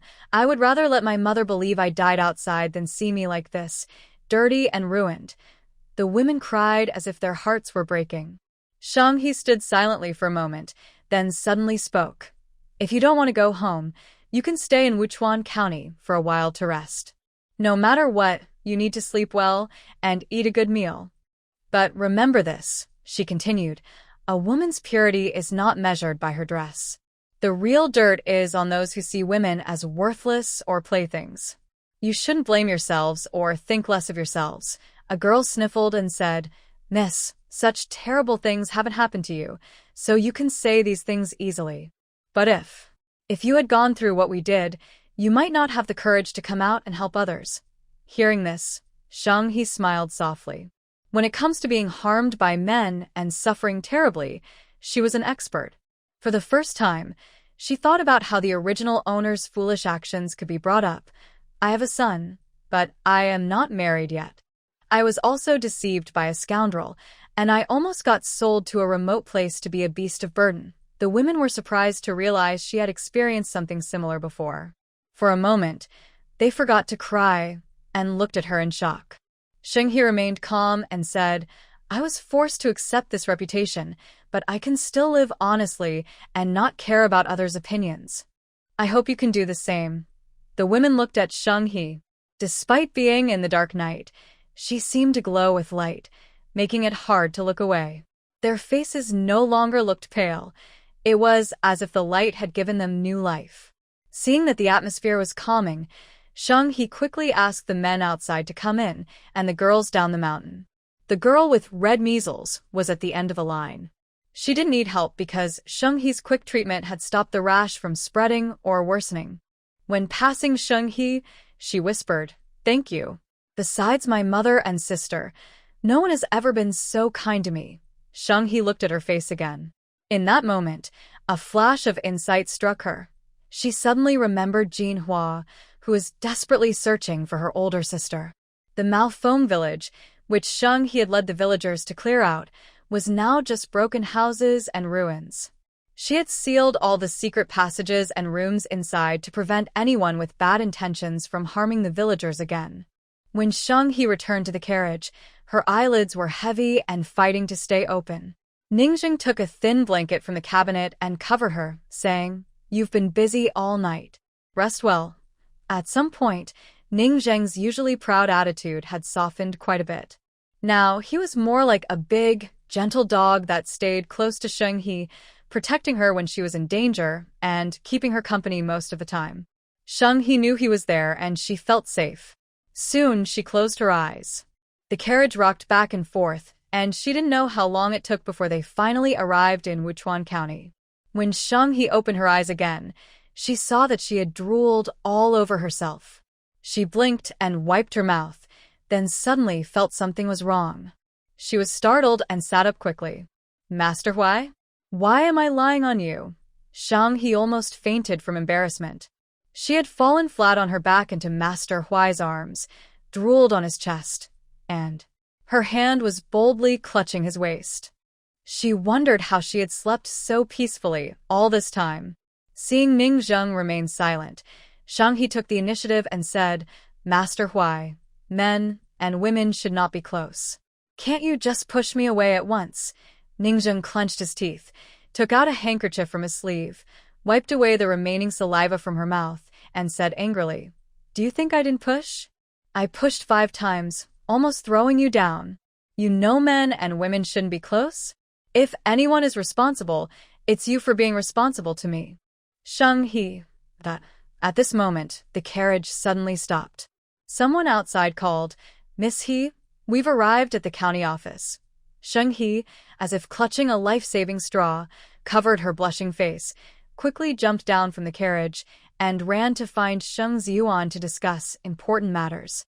On the carriage, Ning Zheng was still wiping with his handkerchief. When he saw the girl running away in shame, he couldn't help but find her adorable. He slightly pursed his lips. Actually, he didn't really want to push her away forcefully, nor did he truly want to blame her. At this moment, the county office of Wuchuan was still brightly lit. All officials and guards were working overtime. Although they had won the battle against the bandits this time, there were still damages to property and injuries among the people. These had to be recorded one by one. There were also outstanding performers and those who responded quickly, all to be counted and announced on the notice board tomorrow as encouragement. Sheng Ziyuan had been an official for decades, but he had never been so motivated. He wanted to restore Wuchuan County to its lively, orderly state as soon as possible. However, when he saw Sheng He bringing back baskets of gold, silver, and jewelry, along with several loads of grain, knives, leather, and other supplies, he was stunned. Teach these all belong to our county, Sheng Ziyuan's voice almost cracked. If it weren't for this being his own daughter, he would have thought the god of wealth had arrived. Recently, he had seen more money with his daughter than he had in his entire life. Sheng He calmly nodded. Yes, this money doesn't belong to our family. It's all confiscated. If the people are in trouble or need to develop our county's industries, it can be used. Sheng Ziyuan's hands trembled.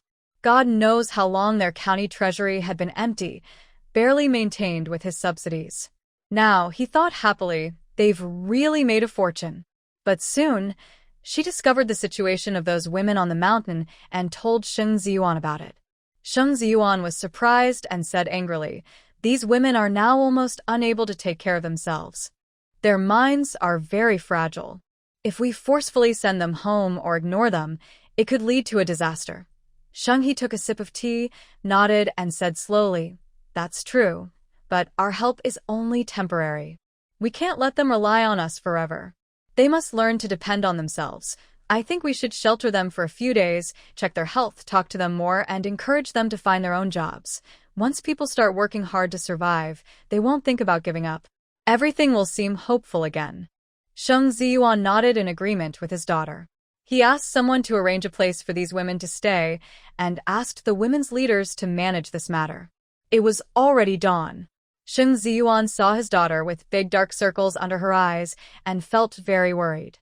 Here, during this time, you and young Master Huai have worked hard training everyone and dealing with the bandits. Now go rest well.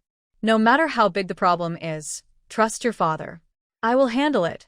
Shang He looked at her father and couldn't help but smile. When she first traveled here, her father was like a piece of wood, very laid back and indifferent about politics. His attitude was always, doing more causes mistakes, doing less causes fewer mistakes, not doing causes no mistakes. But somehow, he seemed to change gradually. Some people respectfully called him the Lord of the Sky, and others called him the local official. Sheng Ziyuan, who initially didn't care much, began to take his role seriously and started to value his reputation. Amid the praise from the common people, he lost himself and became a good official. After a few days of enduring, Sheng-He was indeed a bit tired. She nodded and turned to leave. On the way, she met Sheng-Jiang, who was coming over with Ailin, who was going to continue practicing horseback riding and martial arts. Sheng-He had heard about this. Ailin was very skilled in martial arts and was very agile on horseback. Sheng-Jiang, upon learning this, insisted on asking Ailin to be his teacher. Ailin, this young master teacher, was very responsible. Every day, she took Sheng-Jiang to ride horses and practice martial arts on time. Today, Sheng-Jiang was very busy and restless, like a spinning top, with no time to practice. Ailin, my older sister, has raided the bandit camp, and all the valuables like gold and silver need to be counted and stored. I'm afraid I won't have time for your lesson today. I need to ask for a day off. Last night, Ailin was also secretly taken into a hidden passage by Aunt Ague, the women's leader. In her mind, Ague saw her as just a young girl. So, Ailin only heard about the bandit clearing last night and didn't expect there would be so much to gain. Wow, I used to stay at home every day and almost died of boredom. I've never seen a bandit clearing before. If I had known, I would have come out to fight the bandits with you. Ailin waved her fist. Sheng-Jiang scratched his head and smiled kindly. Yes, Ailin, you're so strong. If you came out, you could definitely defeat them easily. But, with you protecting the women, children, and elders in the secret passage, I feel very safe. Ailin opened her eyes wide, turned Sheng-Jiang's face to look at him, and didn't see any mockery or other meaning in his eyes, only sincere praise and admiration. She asked eagerly, Jiang, do you really think it's rude for me to fight the bandits? Do you really dislike me? Sheng-Jiang was a bit confused by the question. You're so capable. Why would I dislike you? Besides, you're my teacher. Ailin felt touched, and her beautiful face was full of a happy, satisfied smile. Seeing her smile, Sheng-Jiang's heart felt like a small firework exploding happily with a bang. After last night's chaos, the sky over Wuchuan County gradually brightened. The fight last night had secretly united everyone's strength, making all the people more united. Everyone was talking about what happened yesterday, bragging about how badly they had beaten the bandits. On the streets and in the villages, everyone was laughing and joking. But they still looked around instinctively and sometimes asked aloud, "Where is Miss He? She's a hero of Wuchuan County. If it weren't for her early training, the consequences would have been terrible. Shu, keep your voice down. Don't shout around. Miss He went to Malfong Mountain last night and earned a lot of silver for our county. She's resting inside now. Don't disturb her with your loud voice. Last night, young Master Huai and little brother Ban were very impressive. You didn't see it, but they easily took down a group of bandits in just a few moves. It was so quick and clean. Now, our Wuchuan County is famous. From now on, bandits and thieves within 100 miles won't dare to come near us." Everyone lowered their voices, especially when passing by Sheng's house. Some even took off their shoes, tiptoeing quietly so as not to disturb Miss He. But the stories about the bandit fight won't stop. At least before the new year, it will be the best topic for chatting and reminiscing. Lu Lijing had already started preparing for the autumn harvest feast. Usually there wouldn't be such a feast, but this year's harvest was a hard one. Wuchuan County has gone through many changes recently, some big and surprising. The feast was held to celebrate, to reward everyone, and most importantly, to show gratitude. The villagers didn't know where to start, but in just a few months, the once weak and helpless county government suddenly became strong. They worked step by step to improve their lives. They were no longer looked down upon as people of Wuchuan County. No matter what, we must eat meat. I heard Miss He raised a big wild pig. It's been over a month, and it smells strong. It has more fat and water. We must pool our money to buy two and try them. Sounds good. Come on, brothers, go to each house and bring back tables and chairs. We have to make this celebration lively. Woohoo! Our harvest was good this year, and we also drove away the bandits. Finally, we can look forward to a warm winter. As the sun rose higher, Wuchuan County was bustling with activity. The villagers cried and laughed happily. But human happiness isn't the same for everyone. The joy in Wuchuan didn't reach in County Magistrate and Prefect Zhou. They were still overwhelmed and worried. The case of Magistrate in colluding with bandits was very difficult. First, the villagers were watching closely. Second, those bandits seemed to have changed their minds. Even if they had to spend their whole lives in prison, the bandits insisted that Magistrate In was working with them, ordering them to steal from the villagers' grain. Under pressure from public opinion, Prefect Zhou had no choice but to make Magistrate In stay in jail for several days.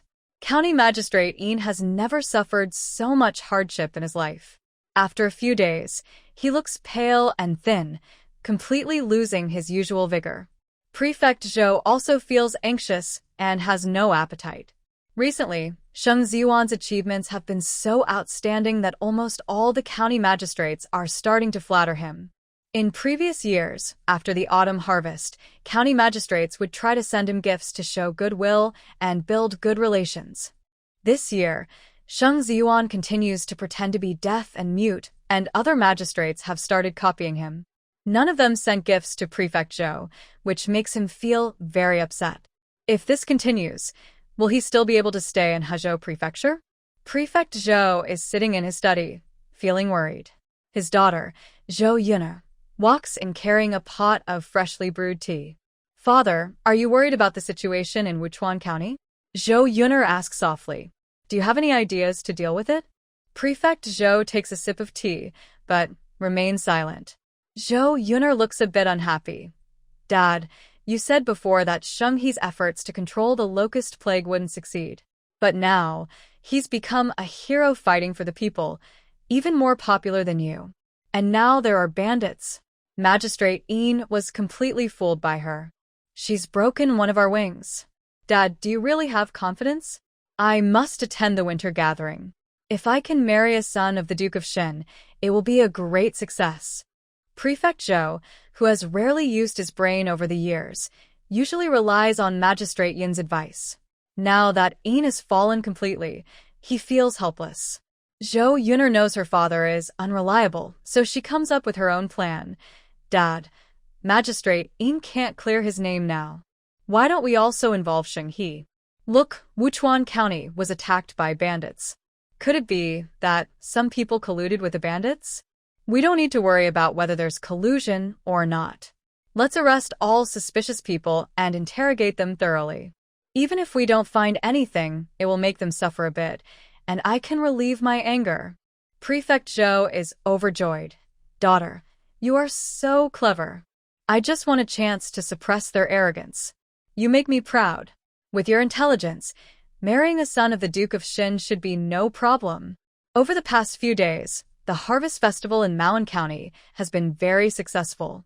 Each village and community held many banquets, making it even more lively than the New Year celebrations. After a short rest, people started working again.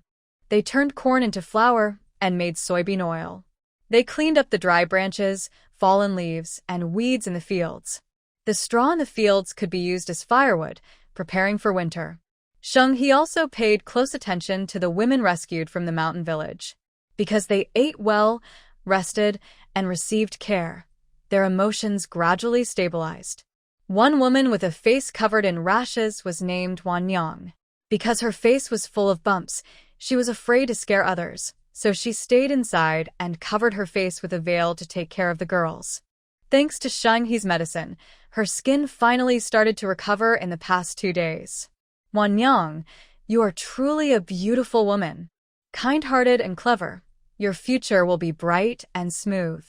Sheng He gently applied ointment to her face, smiling and praising her. Wanyang heard this, but didn't feel very happy. Her smile froze, and she looked a bit embarrassed. "Miss He, Wanyang bit her lip, seeming to gather courage. She showed a bitter smile and said, "Miss He, if you knew I was from a lowly background, sold by my family to a brothel, would you still say such things?" Being from a humble background her situation was not just difficult, but almost hopeless, filled with suffering and torment. Sheng He's hand froze. At this moment, No matter what he said to comfort this woman who was trapped but still determined to protect herself, it seemed powerless. Wanyang, do you miss your family? Sheng He asked softly. Wanyang was stunned. Her beautiful eyes turned red, and her lips trembled. Before she could answer, the door suddenly creaked open. A clear, cheerful voice came. Miss He, I've been looking for you everywhere. I heard that more than 20 sisters are staying here temporarily. I didn't have much to help with, so I made some new double-layer milk pudding to bring over. Jinhua entered the room, showing her affection for Sheng He openly. But when her gaze fell on the woman beside Sheng He, her face suddenly changed, and her voice stopped abruptly. Jinhua could no longer think about anything else. She cried as she threw herself into her sister's arms, and the two sisters held each other tightly, crying uncontrollably. Sheng He was not very surprised. She had already guessed in her heart that Wanyang and Jinhua looked very much alike. Wanyang had delicate features and a natural charm, but her stubborn personality softened her beauty and made her even more captivating. Jinhua's bright eyes showed more courage and stubbornness, sometimes mixed with a bit of childish innocence, but her bone structure was very similar to her older sister.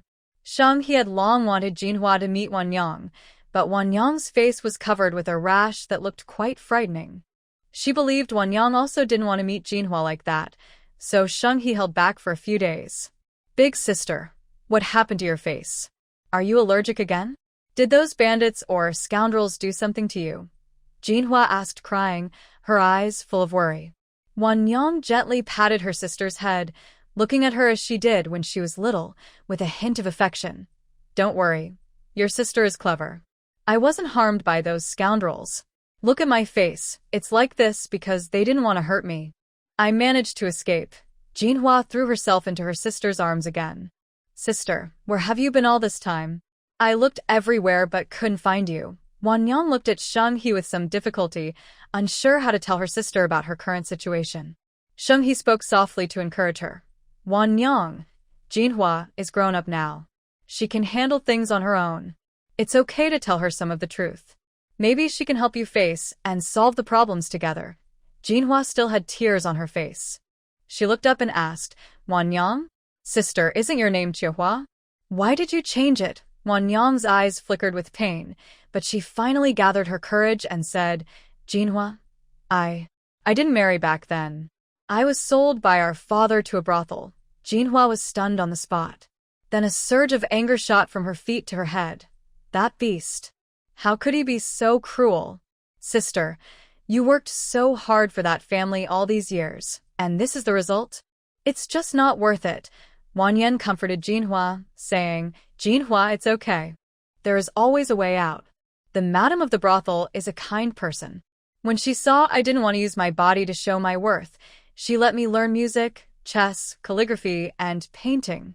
If I can endure this hardship and prove my talent within 3 years to earn money for the brothel, she won't force me to do anything shameful in the future. When Jinhua learned that her sister was not harmed by those bad men, she felt much calmer.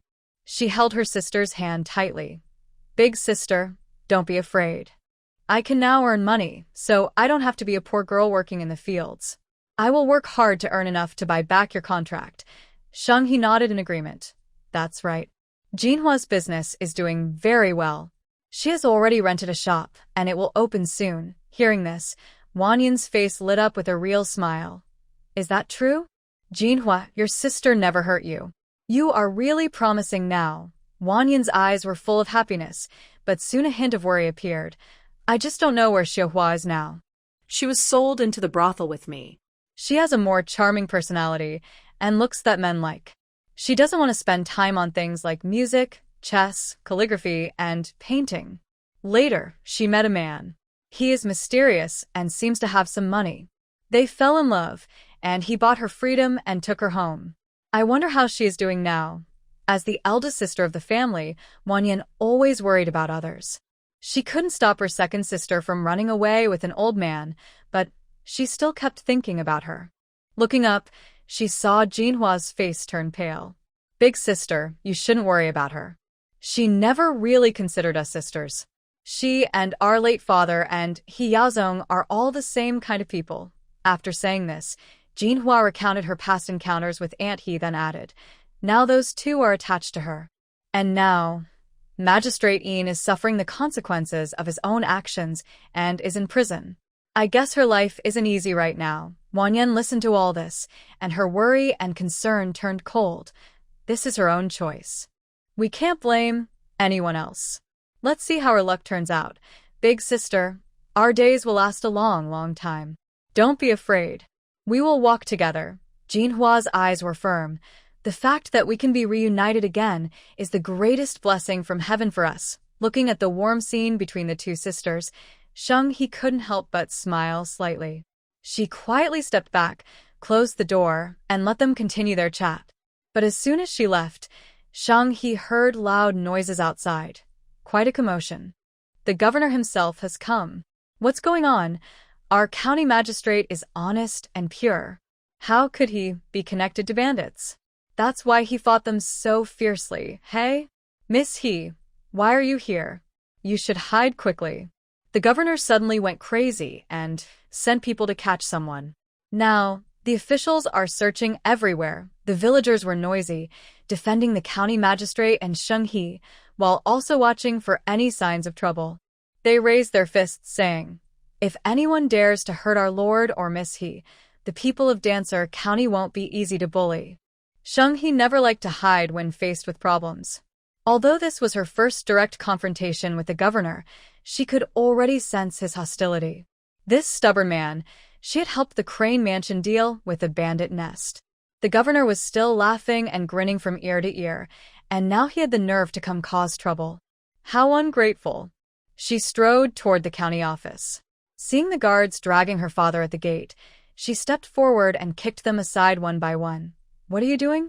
Governor Zhou was sitting on a grand chair, sipping tea, and acting important. Seeing Sheng He so fierce, he almost spat out his tea. You are Sheng He? How bold! How dare you behave improperly in front of me? Take her and tie her up, but Governor Zhou didn't expect that his words would cause such trouble. Before his men could move, the villagers of Dancer County had already protected Sheng He from all sides. You dare! Whether you're the governor or some local tyrant, if you want to hurt Miss He, we Dancer County people will spit on you and drown you. Exactly. Do you think we're easy to bully just because we used to be bandits? Oh, come quick. Miss He is about to be bullied. The villagers were furious.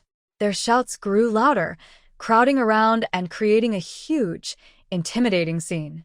The governor's men were so scared they didn't know what to do with their hands and feet. Next to him, Sheng Ziyuan couldn't help but straighten his back. Did you see that? This is the strength of Wuchuan County. His daughter's popularity is well-deserved. Although the common people were just sitting nearby eating sunflower seeds and watching the show when he was captured, they also showed concern. At critical moments, we still have to rely on the daughter to step in. Governor Zhou was momentarily at a loss and shouted loudly, you troublemakers. I only took them away for some questioning. Why are you so nervous? They might be colluding with bandits. Do you understand how serious this is? The crowd immediately retorted. What's there to investigate? Our Miss He fought alongside us to protect these grains.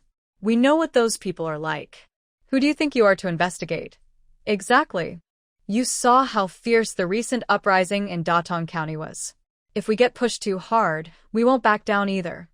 That's right. Miss He's good reputation isn't just in Wuchuan County. During the locust plague, where were you, the governor? When we chased away the bandits, where were you? If you push us too far, more than 1 or 2 counties will stand up against you. Think carefully about what you're doing. Governor Zhou was about to faint from anger. He didn't expect these stubborn villagers to speak to him like that. He was the governor, the highest official in Huzhou Prefecture. This was truly outrageous. He roared, what are you all waiting for? Arrest these troublemakers with sharp tongues and send them all to be whipped. Hurry up, with his order. The scene quickly spiraled out of control. The surrounding villagers refused to back down, rushing forward to defend Sheng He. Meanwhile, the officers he brought raised their sticks menacingly, looking fierce. At that moment, A loud voice came from behind the crowd. Stop. Everyone stopped in their tracks, looking up. A middle-aged man with a serious face strode forward.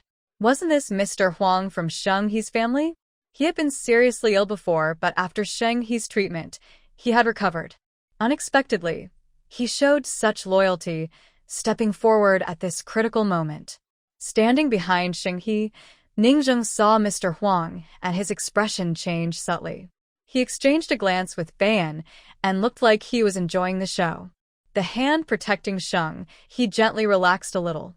The common people still didn't know what was about to happen, and some even advised, "Young Master Huang, those officers are very rude. You should step back behind us." Yes, young Master Huang. Magistrate Zhou is the biggest official in Wuchuan County. He's not easy to deal with. Young Master Huang stood with his hands behind his back, silent, looking straight ahead with a face as cold as ice, directly at Magistrate Zhou. The moment Magistrate Zhou saw young Master Huang, his previously arrogant expression froze instantly. "Why, young Inspector Huang, what are you doing here?" Everyone could hear the trembling in Zhou's voice, and they all gasped in surprise. Wow! None of these ordinary villagers expected that they could be so close to such a high-ranking official for so long. The inspector was appointed by the emperor and was the highest local official, the direct superior of the magistrate, showing how powerful he was. This was also something Sheng He hadn't expected. She suddenly looked back at young Master Huang. No, Inspector Huang. This weak and gentle uncle was actually the inspector? And he had been staying at her house for over 10 days? Magistrate Zhou, do you know what mistake you made today? Inspector Huang asked seriously. Zhou felt his legs go weak and immediately knelt down with a thud. Sir, I was wrong. Anyway, it's always right to cry out for justice first.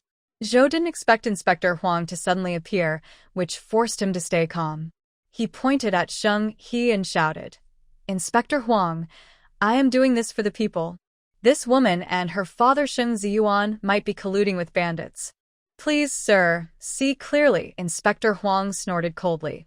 Oh? They colluded with bandits? Then tell me, how did you come to that conclusion? Where is the evidence? Zhou swallowed hard and quickly said, In my jurisdiction, we discovered a case of officials colluding with bandits.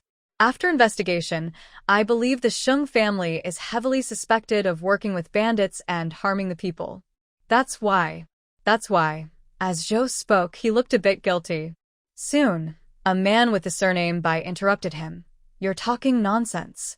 Old Master Sheng and Miss He have been so good to us. How could they harm us? They have done so much for us recently and brought us so much good fortune. And you, the old man who doesn't care about anything, just because of your words, want to arrest our officials and take them away? Bah! How dare you say such things? Dismiss the corrupt official. When Prefect Zhou saw the situation, he felt nervous and looked anxiously at Inspector Huang. Inspector Huang snorted coldly. Prefect Zhou, so you come to arrest people and question them without even having proof? And you even use sticks on the common people? What do you think the laws of Dazhao are? It seems you're tired of your position as prefect. Prefect Zhou broke out in cold sweat, feeling anxious. How did things turn out like this? What background does Sheng He have? Why is even Inspector Huang defending her? Inspector Huang spoke slowly. I've been in Wuchuan County for over 10 days. I am neither blind nor deaf. I know clearly who has done real work for the people and who is just stirring trouble. The fight against bandits happened right under my nose. Inspector Huang, your poor management caused such a big mistake, allowing bandits to run rampant in the county. If innocent people were harmed, your foolishness might as well be on display for everyone to see. In Wuchuan County, you haven't reported any major achievements like building water channels, schools, controlling locusts, or fighting bandits. Instead, you keep questioning the merits of the heroes. It looks like you're just enjoying your high position and having a good life, getting a little confused. Huang's advisor quickly explained, sensing the situation was too serious. Sir, you might have misunderstood. Our officials haven't achieved any big accomplishments, but they have always worked diligently. Sheng's family is too caring for the people, which is why they came here to arrest people. If Sheng's family truly has no connection to the bandits, we will still send old Master Sheng and Miss He back safely. Huang nodded quickly in agreement. Yes, yes. Inspector Huang, my impulsiveness comes from caring too much about the safety of the people. The villagers of Wuchuan County rolled their eyes. Bah. When their supplies were scarce and they had to chew bark and dig wild vegetables, when did this official care about their lives? Inspector Huang looked at them with a straight face. Listen to what you're saying. Do you even believe it yourself? He waved his hand, and a servant immediately ran over holding a stack of small booklets. The prefect Zhou looked confused and leaned forward. Suddenly, the Imperial Inspector Huang slammed a stack of documents onto his head. These are the amounts you've embezzled over the years. Count carefully and see if I missed anything. Huang, once from a poor background, had worked his way up to a high official position. He was not without skill. He was stubborn and brave enough to speak out. Prefect Zhou trembled as he opened the documents, his face turning pale. Cold sweat dripped down as he begged, Please, Inspector Huang. These are gifts from the local officials and villagers. All voluntary. No, I mean flattery. Huang, losing patience, waved his hand and ordered, Take him away. Lock him in the prison at the prefect's office. If he has anything to say, let him explain it there. No one dared disobey Huang's command. Sheng He, standing nearby, smiled broadly and loudly ordered, What are you all waiting for? Hurry up and subdue this criminal. Yes. Subdue him. Quickly. The crowd cheered excitedly, feeling thrilled. It was very satisfying. Prefect Zhou struggled, but the evidence was clear. He racked his brains but couldn't deny it. His hands and feet grew cold. Was his time as an official really over? He was unwilling to accept this. Suddenly, distant hooves thundered. A team of riders rushed over, shouting, Urgent news from the capital. Lord Huang has received an imperial decree. When everyone heard this shout, they quieted down. In a flash, several tall horses galloped to the crowd. The leader was a middle-aged man with a fair face, no beard, and a sharp voice, obviously a. Everyone was startled, especially the villagers from Wuchuan County who had spent their lives working in the fields. They almost kneeled in fear. They had never seen a noble close to the emperor before. Prefect Zhou broke out in cold sweat. Could it be that the emperor had already learned about the bandits, his bribery, and other matters? Was he here to take his life? Gong gong. They dismounted and bowed to Huang. Then he said, Inspector Huang, I didn't expect to find you here in this small county. Huang slightly bowed back. It's my duty. What urgent news does Gong Gong have to deliver? Do we need to prepare a tea room so we can talk slowly? Gong Gong Huang looked serious and shook his head. No need, Lord Huang. This matter will eventually need to be told to the people. We must mobilize the crowd. Three Prince left the capital for a tour 3 months ago, and suddenly a month ago, he disappeared completely. The Emperor and Empress are very worried. After investigation and tracking, it's very likely the Three Prince is in Huzhou Prefecture. But when we arrived there, we couldn't find any trace of him. You need to put in more effort? Find the Three Prince quickly so the Emperor and Empress can rest assured. Huang Xuanpu didn't care about this matter at all. Now that the Three Prince was missing, he had no clues to find him and felt completely lost. Zhou Zifu's desire to survive was at its peak. He knelt on the ground and hurriedly crawled to Gong Gong Wang's feet. Gong Gong, I am the prefect of Hechuan Prefecture. Don't worry about this matter. Leave it to me and Huang Xuanpu. We will definitely deliver the news of the Three Princes' safety to the Emperor. It was truly a blessing for him. As long as he took on this task, Huang Xuanpu couldn't imprison him or accuse him of a crime. He could temporarily keep his position as prefect. Once they found the Three Prince, he could flatter him, take credit, and reduce his own guilt. Zhou Zifu's eyes were full of hope. Gong Gong Wang didn't know what had just happened. Seeing Zhou Zifu kneeling like a dog at his feet, he felt a surge of superiority. So what if he's an official? He's a favorite of the emperor. Just look at his influence. He can make a high-ranking official bow and scrape. Gong Gong Wang nodded. All right, I'll leave this to you and Huang Xuanpu. Be sure to find the three princes' whereabouts quickly. Send them back to the capital as soon as possible. The hearts of parents are the most precious. Don't let the emperor and empress worry anymore. Yes, yes, yes. Zhou Zifu eagerly agreed. Meanwhile, Sheng He heard about the three princes and couldn't help but turn to look at Ningzheng beside her. Ningzheng patted her shoulder, whispered a few words in her ear, then signaled he was leaving. He probably was worried that people in the capital might recognize him. Sheng He thought about this, nodded, and let him go first. She then recalled what Ningzheng had said before leaving and slowly walked over to Gonggong Wang. Lord Gonggong was still talking to Prefect Zhou when the charming and slick Prefect Zhou praised himself so highly that he was completely unaware of Deputy Inspector Huang's darkening face. Sheng He couldn't stand Prefect Zhou's smug attitude, so she frowned and stepped forward to speak to Lord Gonggong. Your servant, Sheng He, daughter of the county magistrate of Shouchuan, greets Lord Gonggong. Sheng He bowed politely, then looked serious and said, I just heard Lord Gonggong mention searching for the third prince.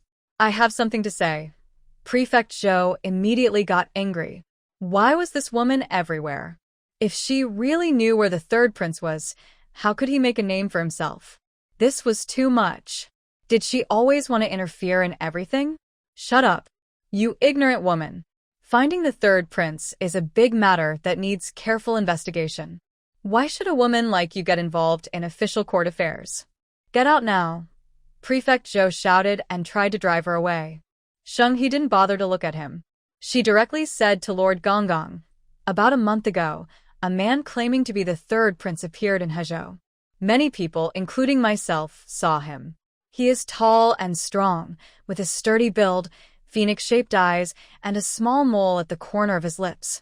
At first, Lord Gonggong didn't pay much attention to this woman, but hearing this, he had to take her seriously. Isn't this description exactly the third prince himself? He quickly asked, Miss, where did you see the third prince?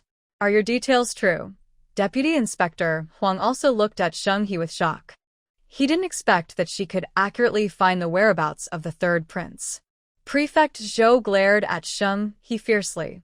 This woman always wanted to be in the spotlight. It was really annoying. Sheng He glanced coldly at Prefect Zhou, then lowered her voice and said to Lord Gonggong, Please investigate carefully. When I saw the third prince, he was with a woman named Lu Chuanqing. He was badly injured and completely unconscious. This Lu Chuanqing even called herself the third prince's wife and was very arrogant. When Prefect Zhou heard Sheng He's description, his heart sank suddenly, as if a bolt of lightning struck him. He instinctively screamed in fear. Shut up, he suddenly remembered that a month ago, a crazy woman had appeared at his official residence early in the morning, leading a half-dead man. The woman said she was the third emperor's consort, and the man lying there was the third prince. She also asked him to call the best doctor to treat him. But how could that be? The third prince is a very noble person. How could he be hurt so badly that he was lying on the ground, being pointed at and talked about by the common people? Sheng He didn't care about him and directly said to the old, the third prince appeared right outside the magistrate's office. Many people saw him, including Magistrate Zhou. The old was so scared he exclaimed, Oh my! Where did the third prince get such injuries? He's a precious person. My goodness! What happened next? Where's the third prince now? Magistrate Zhou heard this and was completely stunned, too scared to think clearly. Before the old could respond, Sheng He suddenly smelled. Looking down, he saw Magistrate Zhou had urinated in front of everyone. The old felt a bit disgusted. Just as he was about to scold him, Sheng He's cold voice said, Old, the third prince has passed away. What? How dare you say that? The old screamed loudly, his sharp voice almost piercing everyone's ears. Magistrate Zhou was so frightened that his legs gave way, and he knelt down. Sheng He cupped her hands and said, Old, please see for yourself. I would never lie. Magistrate Zhou personally ordered someone to beat the third prince to death. Everyone was stunned. Sheng Ziyuan and Sheng Jiang, the father and son, thought Sheng he was lying, so they tugged at her sleeve and whispered, We shouldn't talk nonsense about this. But Sheng he didn't back down, her face serious and firm. The patrol officer was also surprised by how things were unfolding. The disappearance of the third prince had already puzzled him, and now hearing that Magistrate Zhou had beaten him to death, he didn't expect it to develop like this. He initially couldn't believe it either, but seeing Magistrate Zhou's reaction, he was also shocked. Magistrate Zhou grabbed the sleeve of the old and kept kowtowing. Old, spare my life. At that time, a village girl claiming to be the third prince's wife was shouting loudly outside the magistrate's office, and she was with a man covered in blood. I never thought that person was. The old was furious after hearing this, his face turning pale with anger. How dare you? You harmed the prince. What crime do you deserve? Where did you put the third prince's body? The prefect Zhou felt his mind go blank. He almost numbingly said, After he died, I had someone roll him up in a straw mat and throw him into the abandoned graveyard on the back mountain. Grandpa Wang felt like he was about to faint. Luckily, other attendants nearby supported him. His hands trembled as he said, Quick! Send someone to the back mountain to dig 3 feet into the ground and find the body. We need the coroner to examine it and confirm if it's the third prince's body. Immediately, a team set out. Prefect Zhou was already taken as a suspect. Inspector Huang and Sheng Ziyuan, along with Grandpa Wang, entered the government office. Sheng Ziyuan, who had been an official for most of his life, had never seen anyone close to the emperor before. Although Grandpa Wang was he lived in the capital and was close to the emperor. Even a high-ranking minister or chancellor would show respect to him. Sheng Ziyuan ordered the guards to brew the best tea in the office and served it to Grandpa Wang and Inspector Huang. Please, gentlemen, stay calm and have some tea to soothe your throat. Grandpa Wang suddenly poured the tea onto the ground with a flick of his hand. The third prince is the direct descendant of the empress. If something happens to him, do you know what kind of chaos that would cause? How can I not be anxious? Hearing this, Sheng he lowered his head and thought deeply. What is Lord Huai's true identity? If the legitimate third prince dares to be treated like this, his status must be even more noble than the third prince, perhaps even above the emperor. Is there anyone in Dazhao with such a high status now? And if Lord Huai's status is so high, why does Grandpa Wang avoid mentioning him? Sheng he felt his mind was in chaos. When he looked up, he saw Grandpa Wang staring at him. Is your name Sheng He? Grandpa Wang's mood was bad, and his voice was cold. Don't think that revealing this makes you a hero. If the person buried in the abandoned graveyard isn't the third prince, then you are spreading false rumors and cursing the prince. You could be dragged out and beheaded. Sheng Ziyuan's legs went weak with fear. He wanted to defend his daughter, but Sheng he calmly interrupted. Grandpa Wang, my daughter only wants to provide some clues related to this matter, with no ill intentions. She even sincerely prays in her heart that the person buried in the graveyard isn't the third prince. She hopes with all her heart that the third prince is alive and well, freely traveling the world. Inspector Huang couldn't help but nod secretly. His words were very clever and precise. Sure enough, Wang Gonggong also had nothing more to say and kept silent with a sullen face. The people Wang Gonggong brought were well-trained and quickly handled the matter. When Wang Gonggong saw the expressions of his subordinates, he knew something was wrong. Wang Gonggong, although the body has decayed, the coroner has confirmed that this is indeed the third prince. Moreover, we found a jade pendant on the body, and the name engraved on it is the third prince. His subordinates' voices trembled a little, but it was not sadness. It was fear of the anger from the emperor and empress. Wang Gonggong exclaimed, "Oh dear, oh dear," then knelt down and started crying loudly while hitting the ground. Sheng He rolled her eyes inwardly. This third prince always seems to cause trouble for himself. The wild boars that came were actually colluding with him and Lu Chuanqing to drive people away, nearly endangering everyone in Wangtu village. If Lord Huai hadn't been there, the consequences would have been unimaginable. Although Sheng he didn't want to kneel, she had no choice. Everyone in the hall knelt down with Wang Gonggong, expressing their grief. Wang Gonggong cried for a while before being helped up. He then weakly said he wanted to see the third prince one last time. Captain Huang and Sheng Ziyuan naturally accompanied him, but Sheng He didn't want to waste time watching that unlucky third prince. When everyone started to leave, she stayed at the back of the crowd, turned around, and left. When Sheng He returned home, she found Ning Zheng lounging comfortably, sipping tea with his legs crossed, looking quite pleased. The news of the third prince's accidental death has been confirmed. How can you still be smiling? Sheng He sat next to him. Ning Zheng poured her a cup of tea and pushed a peeled dried apricot almond toward her. How can I not smile? Even if they investigate to the death, they can only find that Magistrate Zhou beat the third prince to death. That means Magistrate Zhou will never rise again and might even be implicated in the process. Magistrate Zhou is like a clay Buddha crossing the river, relying on him to protect Yin County Magistrate and others who are also shielded by officials. In this way, the entire Huzhou Prefecture will be free of trouble. Isn't that a good thing? Sheng He had already thought of this.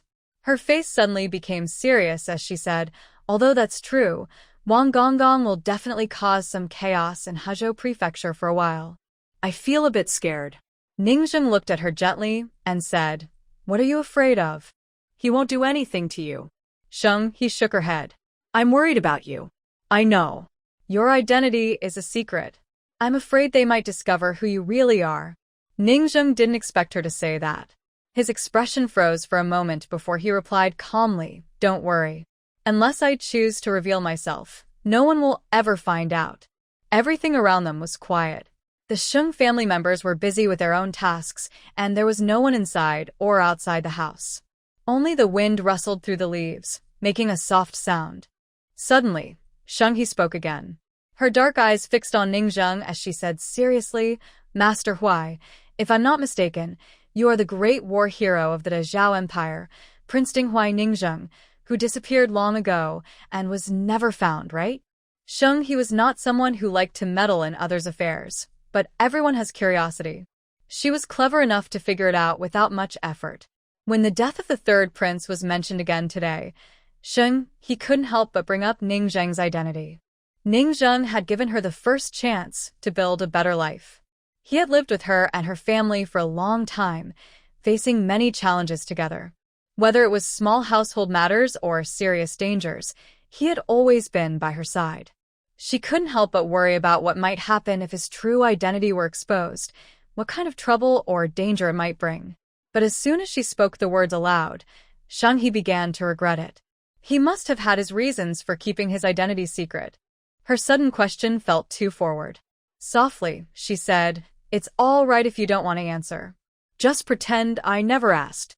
Yes, I am Ning Zheng, he said quietly, taking a small sip of tea as if he were simply introducing himself as an ordinary man. Although Sheng He had already guessed the truth, her heart still trembled. The question slipped out before she could stop it. With such a noble identity, why would you stay in my home? Even though she and Ning Zheng had grown close and comfortable with each other, she knew that if he left, she would miss him deeply. If he went far away, she would feel a great sense of loss. But at that moment, she remained clear-headed. She had never forgotten her purpose. After coming to this world, she had faced great danger and worked hard to change her fate, protecting the peace and happiness of her small family. She has always insisted on letting the common people live happily and peacefully, just to keep her family safe from the danger of being executed. However, Ning Zheng's presence, his sensitive identity, and his complicated, unclear relationship with the court undoubtedly added a new hidden risk to the Sheng family. Sheng He directly asked, With your identity, if you stay at my house and your true background is exposed, how much disaster could that bring to my family? Have you ever thought about it? His tone was neither accusatory nor resentful. He simply asked for a reasonable explanation. He needed him to give a clear answer. Ning Zheng paused, gently sighed, and said, Sheng He, since 5 years ago, from the moment you found the newborn Zhou in the wild, our fates have been closely linked. I'm sorry, but please believe me. I am only here to protect you and your family, Zhou.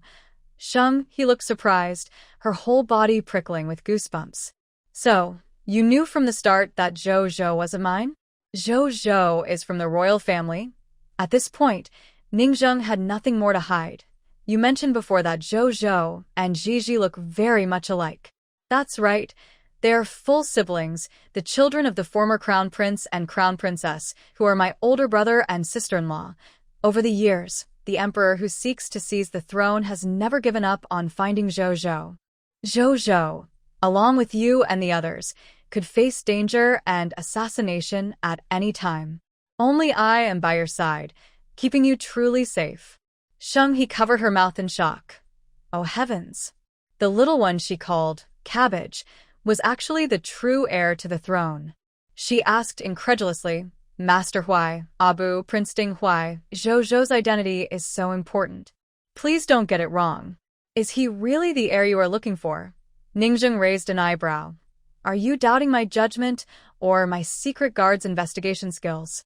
Sheng He looked down, feeling discouraged, and said, Honestly, I wish Zhou Zhou was just an ordinary child. Abandoned by his parents and becoming my child, I would take good care of him and let him grow up peacefully. That's much better than letting him get caught up in the whirlpool of power struggles. Ningzheng remained silent for a moment and simply said, He is still too young now. I want him to grow a bit more so he can make his own choices. Then he thought of something else and said to Sheng He, It's better not to call me Prince Ding Huai anymore. Now you know my identity, so there's no need to call me Lord Huai. Huh. Sheng He snapped out of her thoughts and asked, Then what should I call you? Ningzheng looked at her and thought for a moment. Just call me Ah Huai. After all, I can't reveal my real name right now. Ah Huai. Sheng He squinted. What about little Huai? Ningzheng glanced at her and Sheng He quickly changed her words. Ah Huai, Huai Go, Huai Yi. No choice, this kid really has some skills. Sai, the original owner, was quite something. In this life, she only did one good thing, rescued a small, hungry creature from the wild. Unexpectedly, it led the Sheng family into such trouble. But Sheng He, despite her complaints, is a positive person. Since they have to face it together, there's no point in worrying too much. This was decided long ago, 5 years ago. She can't change it. She believes in fate, but doesn't accept it. No matter what happens to the Sheng family, she will stand by them. Ningzheng's expression eased a little. Seeing Sheng He's firm face, his tense heart slowly relaxed. He knew she was truly accepting him. Just then, there was a loud knock on the door. Sheng He opened it and saw Wan Yang. Wan Yang didn't know what big event had happened in the county.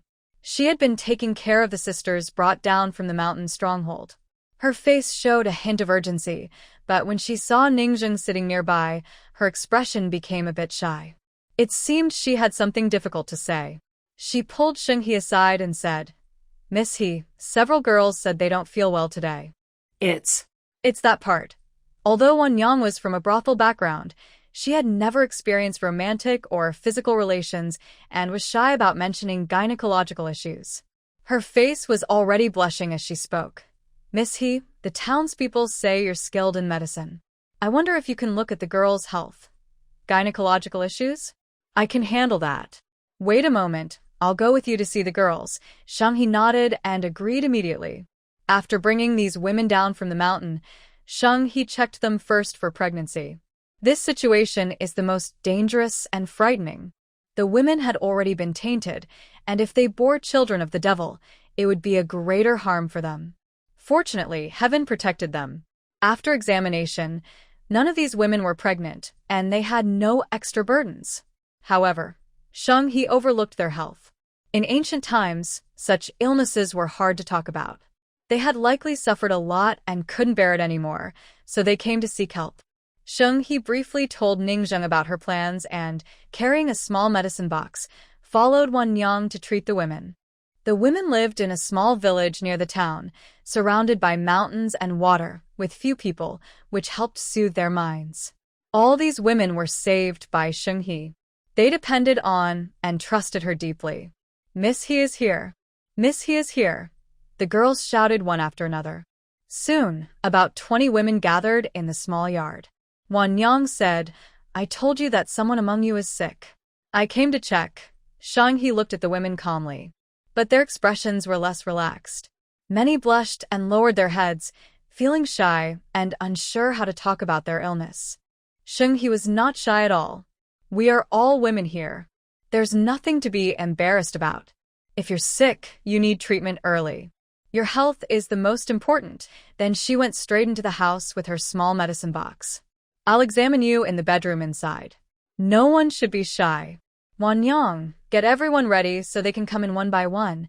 Wanyang responded loudly. "All right. Sheng-He, this is a rare visit, so don't be stubborn. Qiuxia, you go in first." Qiuxia's face turned red like a monkey's. She tugged at her clothes, lowered her head, and went into the house. After about 15 minutes, she came out. Her face was still a little red, but she looked relieved. The girls rushed over, asking, "How is it? Missy examined you? What's your illness? Can it be cured?" Qiuxia was no longer shy. She thought for a moment and said, "It can be cured." Missy said, "I might have an inflammation." She gave me medicine to reduce it and told me to pay attention to hygiene and rest more. She then spread her hands and showed the girls the capsules and pills Sheng-He had given her. The girls had only seen herbal water decoctions before, but they had never seen this kind of medicine. They were all very curious, picked it up, touched it, and looked at it carefully. All right, no more questions. Line up properly, next person go in," Wanyang urged. With Qiuxia leading the way, the other girls felt a bit more confident and less scared. They obediently lined up and went into the room one by one. Sheng-He gave each girl the right medicine for her condition. Her face showed no disgust or impatience.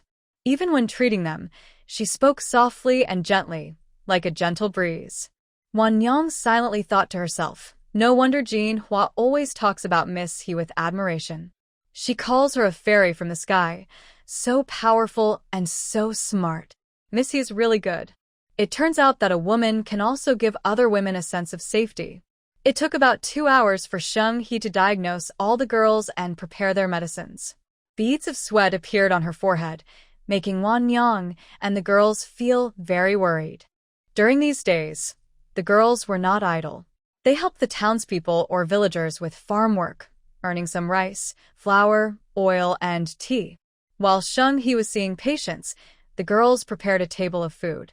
People's relationships are mutual. Sheng-He treated them well and helped them in their hardest times. Naturally, they also wanted to do something to thank her. In this world, women's survival is already more difficult. If you have the means and want to thank me, I would gladly accept.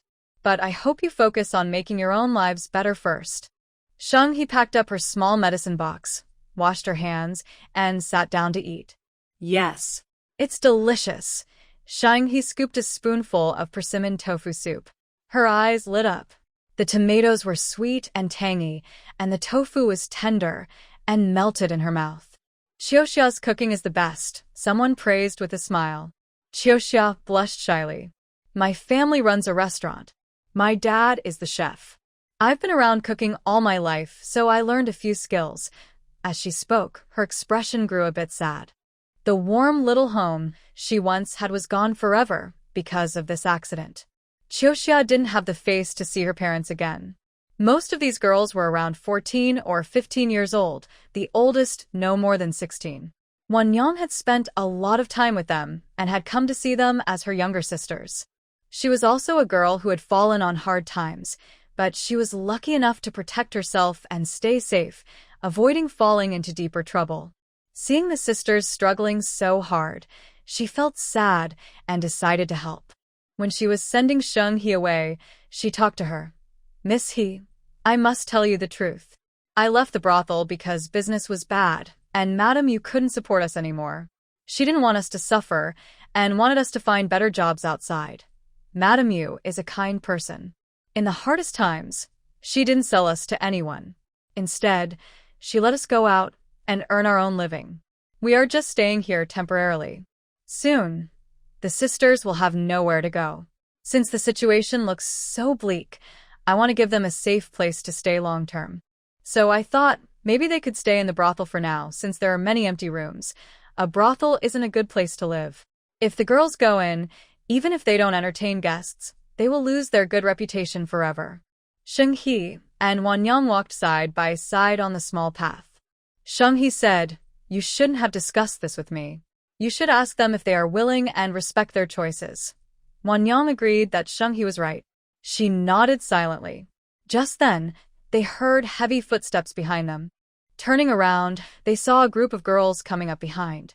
It turned out the girls didn't want to leave Sheng He alone. They quietly came to see her off and had overheard Wanyang's words.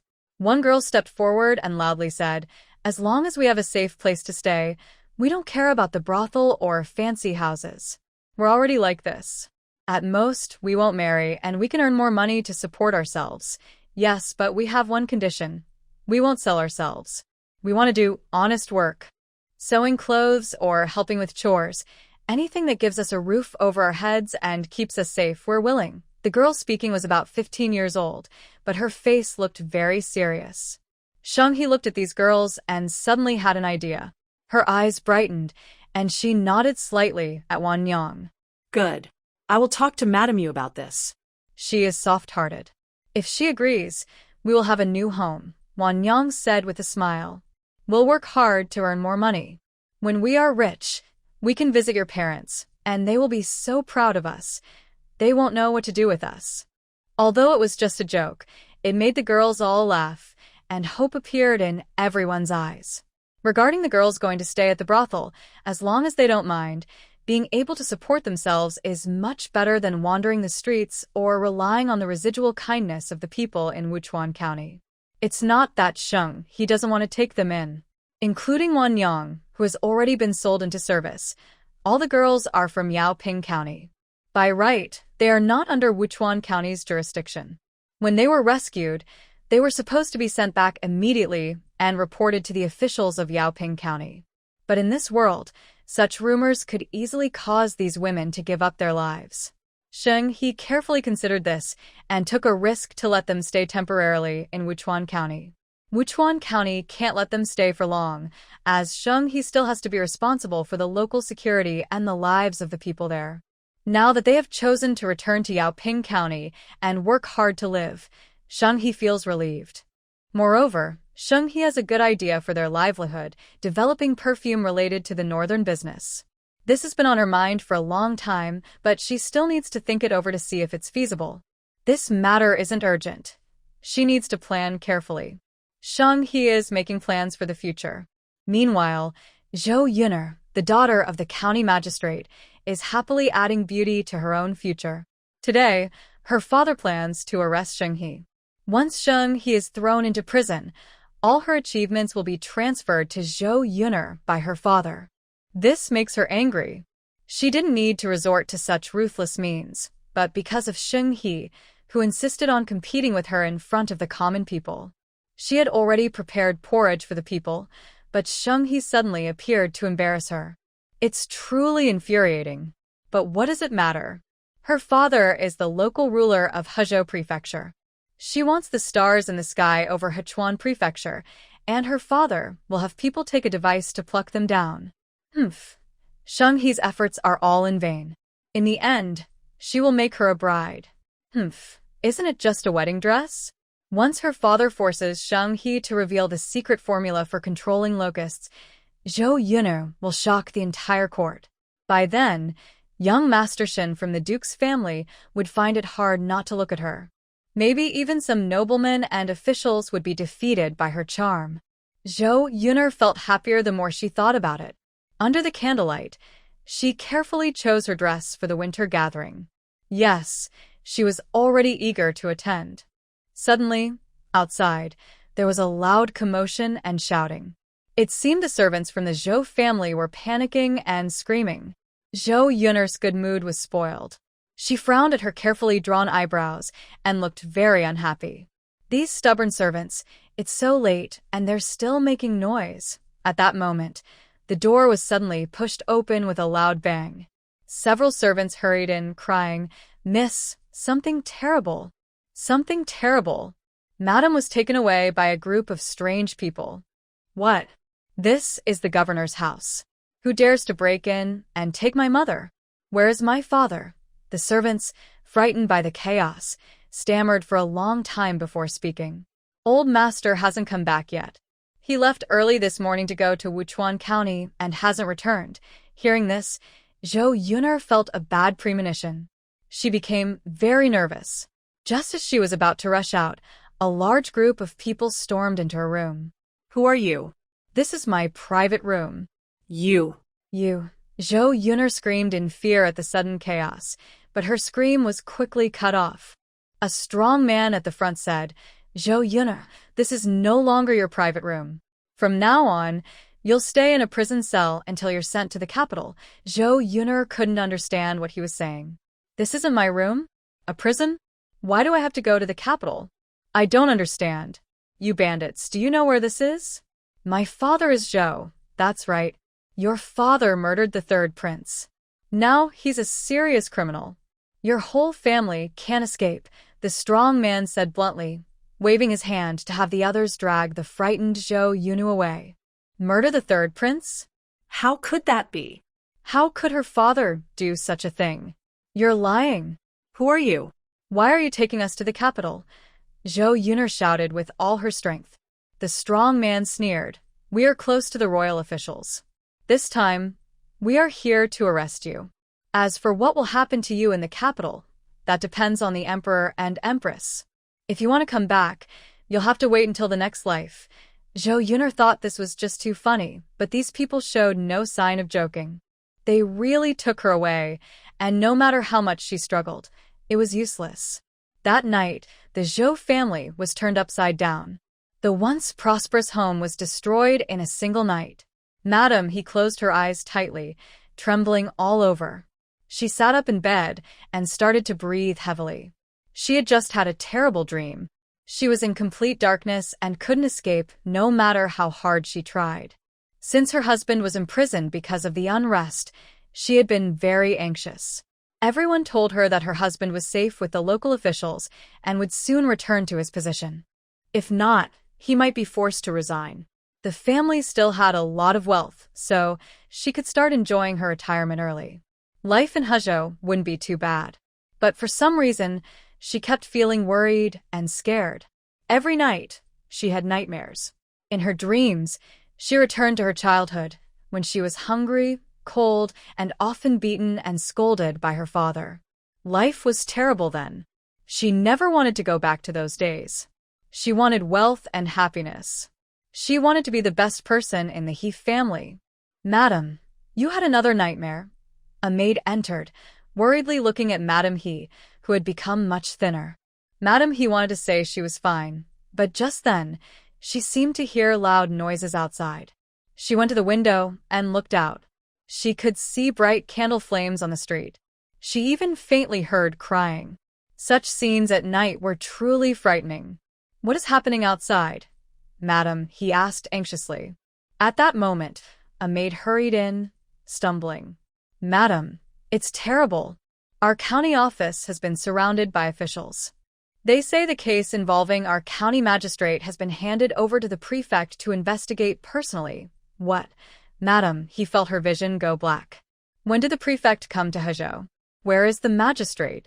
Didn't he speak up for her husband? Faced with Lady He's questioning, the maid was trembling all over. Master Zhou's household had an incident. Some people came out of nowhere and took everyone away. The house was ransacked, and Master Zhou is missing. How could this happen? Lady He felt her breath quicken. The only one who could protect Lord Yin was Master Zhou. Now that Master Zhou is gone, Lord Yin doesn't know when he will be released from prison.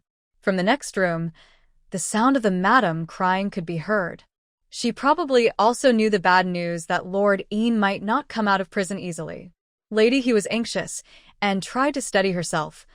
Master Zhou is the ruler of Crane Prefecture. Who could he have offended? Why did such a big thing happen? The maid sobbed in fear. We don't know who Master Zhou offended. I only heard that today he went to Dance County to catch Magistrate Sheng and Miss Sheng He, and then he never came back. It seems he offended someone important, even more powerful than the provincial governor. Lady He felt dizzy and her forehead was covered in cold sweat. She barely managed to sit down by the table. It's Dance County again, Sheng He again. She never expected that Sheng He had such strong backing, enough to bring down the magistrate. Lady He slammed the table, feeling regret and anger at the same time. She remembered that Xiao Jinhua, that little troublemaker, had once warned her that Lord Yin was unreliable. That brat and Sheng He were so close, she must have known some secrets. Why didn't she believe Xiao Jinhua then? Suddenly, Lady He had another thought. She stood up abruptly, frantically packing her purse with gold, silver jewelry, her monthly allowance, and her hidden savings. The maids saw that Lady He was about to run away, like a frightened animal, and couldn't help but say, "Madam, you might as well not waste your effort. The provincial governor has already sent people to surround our house. Until we find out what's going on with our master, no one is allowed to come in or go out. If you leave now, you'll be in trouble." Under the dim light, Lady He's face was pale. She collapsed to the ground, her body weak. The purse's gold and silver clinked as they fell to the floor, scattering around her. All these things she cared about and desired most, from this moment on, lost their meaning forever. That night, both Governor Zhou and Magistrate Yin's offices were in chaos, but Sheng He slept very peacefully. The death of the third prince was too absurd and serious. It also threatened the royal reputation, so it could not be made public. Wang knew which matters were important. He quickly arranged for Governor Zhou and his family to be sent to the capital overnight to give the emperor and empress a proper explanation. As for other matters, Wang had no energy to deal with them. He handed everything over to Inspector Huang to handle, even forgetting about Sheng He, who had revealed the incident. When everyone in Hezhou woke up, they realized everything had changed. Governor Zhou, the local ruler, had been removed. His older brother, Magistrate Yin, was also under strict investigation by Inspector Huang. Rumors said the situation was very bad, and Yin might be exiled. Suddenly, the whole Hezhou was talking about what had happened. People who didn't understand the situation were guessing wildly. "Oh my, I heard that Governor Zhou has been neglecting Wuchuan County because of bribes. He deliberately caused trouble for Wuchuan, which made Lord Xing angry and upset Miss He." "Who is Miss He?" "She's a lucky star. Everyone in Wuchuan says so." Exactly. Look at what happened to Governor Zhou. He was taken away by officials from the capital, along with his family. It was a terrible scene. Magistrate Yin is just a dog for Governor Zhou. Now that Governor Zhou is gone, he's finished. He used to bully others because of his good relationship with Zhou, but now he's doomed. Hey, Did you hear? The inspector investigating Magistrate Yin, Inspector Huang, seems to know Miss He. He even stayed at her house for a long time. Rumor has it that Miss He treated his illness. Now that he's recovered, they're very close. Oh my, Miss He is so impressive. Who would dare offend her in the future? I don't think I ever said anything bad about her. The villagers' stories became more exaggerated as they spread, praising Miss He and Wuchuan County as if they were above the heavens and below the earth. Of course, these stories also reached the ears of the magistrates in other counties of Hechuan Prefecture. They all panicked. Oh heavens!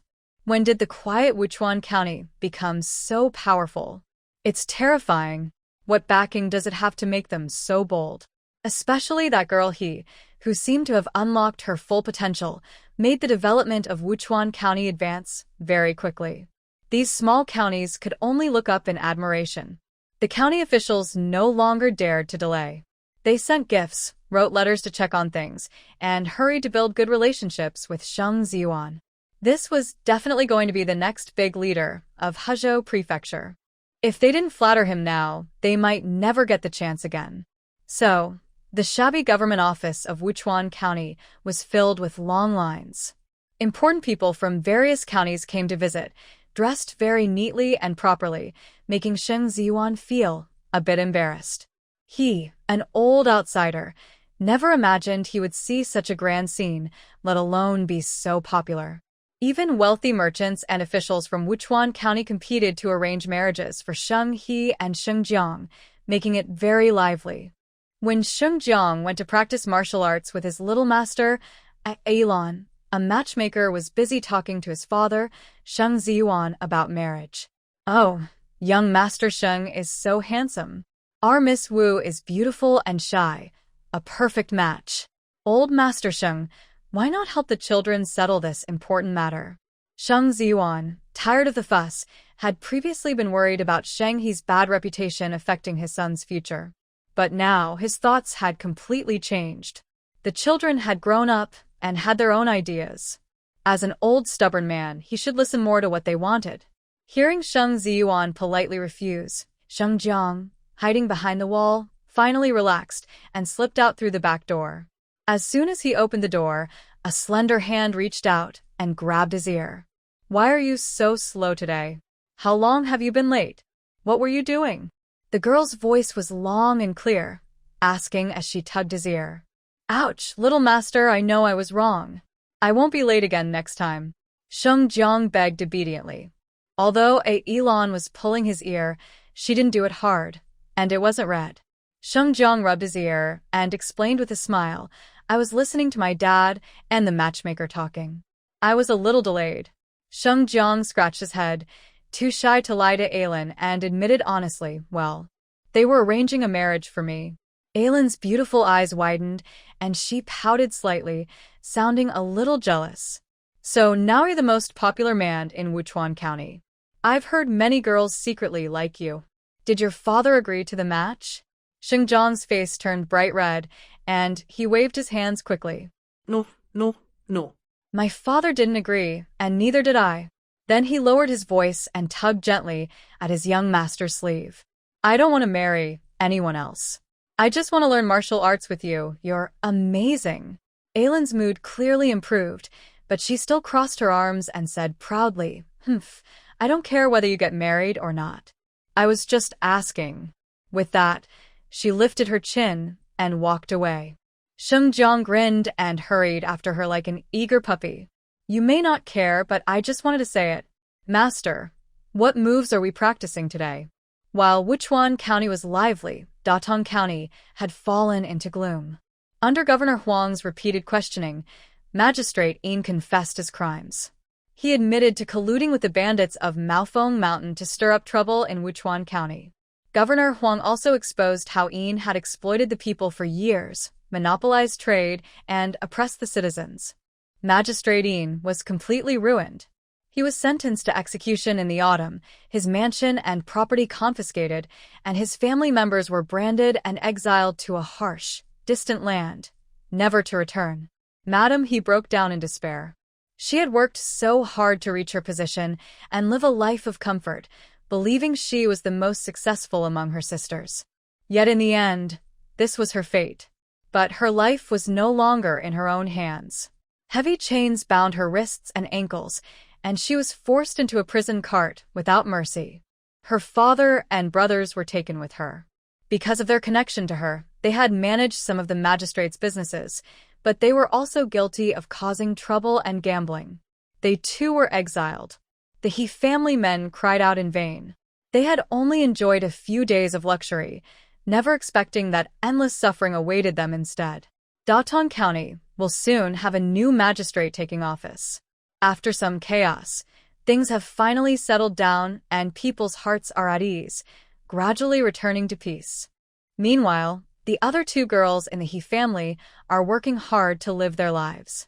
Wan Yang successfully convinced her mother to let the girls live in a brothel. Even when they do laundry or sew clothes for others, they never complain about being tired or suffering, instead working hard to pay the rent.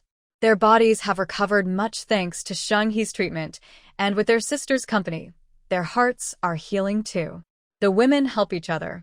Even when hardships come, they gradually start to smile again. Jean Hua's small snack shop has been busy for a long time, and now it's finally opening. People from other counties have heard through rumors that she has a good relationship with Miss He, and they spread the word, almost promoting her shop to other towns and districts. Jean Hua knows she owes her success to Sheng He's support, so she works even harder to prepare delicious dishes and make sure the flavors are perfect. She doesn't want Miss He to lose face. That day, Jean Hua was busy in the kitchen when she heard a young servant call out, "Madam, Miss He is looking for you." Now that Jean Hua has opened her shop, she is officially a business owner. At first, She felt a little shy about being called madam, but now she's becoming more confident and professional. Okay, go serve a pot of tea in the small hall and ask Miss He to sit down. I'll be there soon. Jinhua quickly finished her work, washed her hands and face, then happily went to the small hall to see Xinghe. Xinghe knew Jinhua had been busy preparing for the shop's opening. Sometimes she would come by to check on her, give her advice, or cheer her on. Jinhua thought Xinghe was coming to chat again today. She happily carried a bag of dried peach strips and ran upstairs to eat with Xinghe. Miss He, my shop is about to open. You, my lucky star, must come and support me. Jinhua looked at Xinghe with excitement she couldn't hide. I even prepared a red envelope for you. Xinghe knew Jinhua depended on her a lot. When she was around, Jinhua felt more confident as a new shop owner. Xinghe couldn't help but smile and shake her head. Although she was already acting like a proper boss lady in her small shop, and her staff and cooks were obedient and organized, she still remained that stubborn and slightly naive young girl when facing herself. Xinghe took a small booklet from her sleeve and said, "You should prepare a big red envelope, since I'm not just here to watch." Jinhua didn't understand and picked up the booklet to look through it, then suddenly exclaimed, "Is this a new recipe? Boneless chicken feet, wolf-tooth potatoes, meat floss pastries, and bursting mochi." The booklet was filled with detailed cooking steps, like a careful recipe book. Jinhua used to be illiterate, but through her efforts, she learned some words from Xie Xian every day, memorized and practiced writing silently. Now she could keep a ledger and write letters, and reading the words on the booklet was easy for her. However, even though she recognized the words, she didn't understand their meanings just by looking at the names. Miss He, what kind of recipes are these? They look so strange. How can chicken feet have no bones? And how can potatoes grow wolf teeth? What do meat floss pastries and bursting mochi mean? Xinghe looked at her confused face and didn't rush to explain. Instead, she took out her food box, and as she opened it, a rich aroma wafted out. These are dishes from the recipes. You can try some first, Xinghe said softly. Jinhua's eyes lit up at the sight of the new dishes, and she quickly grabbed chopsticks to reach into the box. The first dish was boneless chicken feet.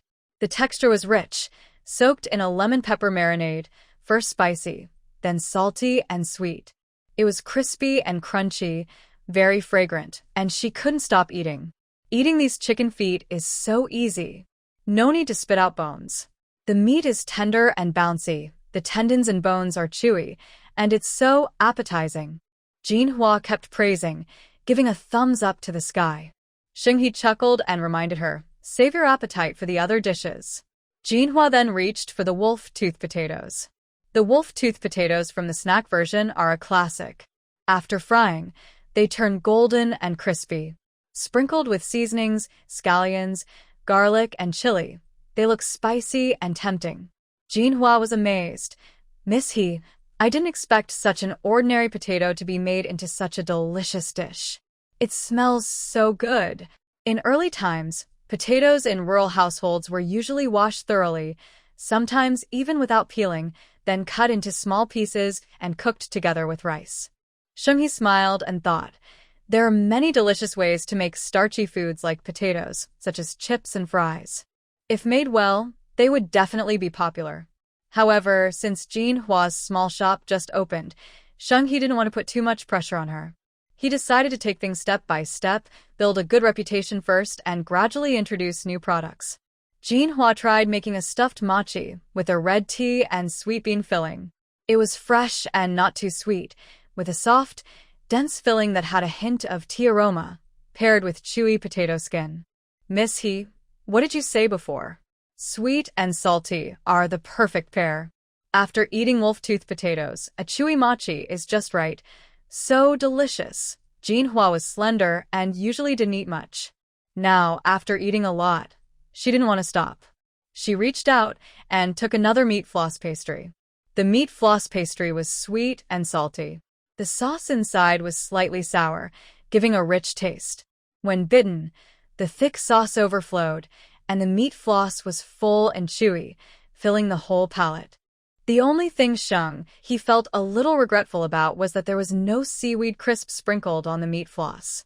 Since Wuchuan County was not near the sea, most people had never seen seaweed, so he couldn't make it up. But Jinhua still looked very satisfied, her cheeks puffed out. Seeing Jinhua so happy, he spoke about business. Jinhua, if you think my dishes are good, we can consider working together. Jinhua had been waiting for this. Of course, she agreed enthusiastically and nodded quickly. Miss He, I built my shop using your double-layer milk recipe combined with my braised dishes. Just tell me the price and I'll buy everything you offer. He sipped his tea slowly and smiled. Jinhua, this time I won't sell the recipes. I want to sign a contract with you to develop a team of chefs together. I won't interfere with how you manage your shop, but I must have a say in the recipes I provide. The chef team must be chosen and improved by both of us.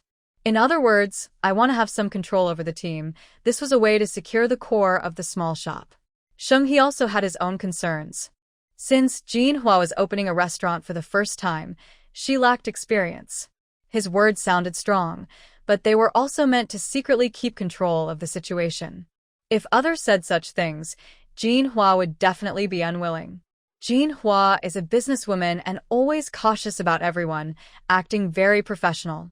But when facing He's invitation to cooperate, she didn't hesitate for a moment and immediately agreed, looking very happy. With Miss He around, she felt at ease. In the future, she could do business more freely. Why not? Of course, that's no problem. Jinhua nodded then smiled. Miss He, I agree to your request, but I also have a condition. I don't know if you can agree. In business, there are give and take. To have a long-lasting, win-win partnership, rules must be set first. Jinhua being willing to discuss conditions shows she is loyal and smart. He is very pleased with this. He nodded and said, Go ahead. Jinhua cleared her throat. Miss He, the recipe you provide can only be used by my family. I want to ensure that only my family has it in Wancheng County and even in Dazhou. She looked bright and confident, as if aiming to grow big and become the top wealthy woman. He thought for a moment and nodded. That's fine. But if the sales of the dishes are very good, I want a monopoly fee. We can agree on a sales target for that, okay? No problem, Jinhua agreed quickly. They discussed their demands back and forth, but it didn't slow down the progress. Soon they moved on to signing the agreement. The agreement couldn't be signed privately. It had to be notarized in front of the government office. He didn't have extra time, so after they agreed, they went to the government office to sign. Big sister, are you starting a new business again? It was Sheng Jiang, who was very happy. Does that mean our family will make more money? This young man had been spending every day with Elon recently. He seemed like a different person, full of energy, glowing, taller, and much stronger. He glanced at him. You can think of it that way. The silly boy chuckled happily. Sister, how did you become so amazing? I almost worship you. Their father, Sheng Jiyuan, also stroked his beard, full of pride. The chaos in Huzhou Prefecture was over. Now, Wancheng County's status in Huzhou Prefecture had changed from being old and weak to being the new leader. The county magistrate's life was incredibly enjoyable. There was no other way to feel because he had such a wonderful daughter. He smiled as she looked at her younger brother and said, Jiang, don't just admire me. Do you have your own plans? Jiang was momentarily stunned. Suddenly, he was asked this question and looked a bit blank. Plans? What do you mean? He gently patted the back of his head and said, Have you ever thought about what kind of person you want to become? Do you have your own dreams? Jiang shyly replied, Right now, I just want to be stronger, improve my martial skills, and work with Dad to manage our Wuchuan County well. I want to be the captain of the patrol team. Of course, this was his practical answer. If he were to say what he truly wished deep down, it would be to become a hero who helps the needy and fights for justice. He thought her brother was still too naive. Maybe because he had grown up in this small town, his outlook was too narrow, so he didn't have big ambitions. Look at Jinhua. She's making great progress. She even said she wanted to become the richest woman in Dazhou. While being the captain of the patrol team could protect the people and maintain order, Sheng He knew her brother's potential was not limited to that. She believed he needed more guidance. Jiang, next spring, there will be a martial arts competition across the region. Don't you want to work hard and earn an official position? Sheng He asked. Hearing this, Sheng Jiang's heart jolted. A military officer? A general? Could he really think about that? He instinctively waved his hand. No, no. How can someone from a small place like ours participate in such a thing? They say a tiger father has a dog son. Our dad is a scholar, and he didn't pass down any fighting skills to me. How can I compare with others? Sheng Jiang's worries were not unfounded. De Zhao valued literature over martial arts, and few ordinary people could take part in martial competitions. Those who made it through the selection process to become military officials were usually from noble families, inheriting their ancestors' legacy, with strong family influence backing them. Someone like Sheng Jiang, who was naive and inexperienced, wouldn't receive proper training. He might even be eliminated after just taking the provincial exam. What Sheng Jiang didn't know was that he had used a computer with space-based technology to perform a genetic test. It revealed that his physical strength, reaction time, and speed were over 5 times that of an average person, an astonishing number. In other words, with just a little proper training, he could easily surpass others. Sheng He didn't believe this. He thought that children from noble families were all geniuses. They only entered the martial arts competition earlier than Sheng Jiang, but that didn't mean they would win in the end. Because of Sheng Jiang's words, Sheng Ziyuan was annoyed and lightly kicked his son's backside. You little brat, if you don't want to join the martial arts competition, why blame your father? As long as you try hard and are willing to give it a shot, what does it matter if you get eliminated? Sheng Jiang looked at his father, who was fussing, and knew he supported him. But Sheng Jiang still felt a bit guilty. Dad, joining the martial arts competition costs a lot of money. If I also need training, that will cost even more. In Sheng Jiang's memory, his family had always been very poor. His mother had passed away, and his father's small salary had to support the whole family. Mrs. Qi and her daughter always secretly saved money. His older sister was stubborn and demanding. If she didn't get what she wanted, she would cry and make a fuss. She also insisted on having the best things. Not only that, but in the countryside there was also his grandmother, who constantly sent people to ask for money. Everyone seemed to be like blood-sucking leeches, clinging to his father and draining him, making it hard for him to breathe. Since he was very young, Sheng Jiang had become a government officer. He just wanted to help his father a little. All the money he earned was given to his father for expenses. So he still had the habit of not spending money recklessly. They were too poor, and he was scared of poverty. Stupid kid, what are you afraid of? Don't I have you, sister? Sheng He knew what Sheng Jiang was thinking. Instead of pressuring or exploiting him, he patted his shoulder seriously. Don't forget, your sister is now a little rich lady. She not only has a trading caravan, but is also about to start a food business. As long as you walk the right path, whether you want to join a martial arts school or find a master, your sister will support you. His words sounded very confident and generous. Old Father Sheng Ziyuan. Well, I actually still have some salary left. Raising a son is still manageable. Under the continuous encouragement and affirmation, Sheng Jiang's mind was filled with the idea of becoming a great general commanding thousands of soldiers. His heart surged with excitement. This was something he had never dared to imagine before. Now that it was in front of him, how could he give up easily? Yes. Sister, I will work hard. Sheng Jiang nodded seriously. If we run out of money, we can also borrow from Lord Huai. The last sentence almost made Sheng He spit out her drink. This kid really doesn't treat Lord Huai as a stranger. Even though Sheng He is very capable, she can't handle everything perfectly. After mentioning Zhang's matter, she kept it in her mind, but with the opening of the Golden Flower Shop, she had to focus on the grand opening celebration first. A few days later, the Golden Flower Shop opened smoothly. After a burst of firecrackers, the big red curtain was pulled aside, and the villagers cheered loudly, rushing forward to join in. I'm the first one here. Line up properly. I'm the second. All right, no fighting. Since we came so early, we must be among the first 50. Miss Hua said, "The first 50 can join the free tasting event." Huh? Is there really such a good thing? I want to join too. At first, I didn't believe it, almost missed out. This opening event was something Sheng he advised Hua to do. In modern times, in all industries, quality is key and attracting customers is the main goal. But in ancient times, to go from unknown to well-known, you had to grab people's attention with a gimmick to spread your fame far and wide. Holding a promotional event like this was rare in rural areas, especially on such a large scale. At first, Hua felt sad about the idea because free tasting meant spending a lot of money. But Sheng he insisted on doing it and even promoted it in advance.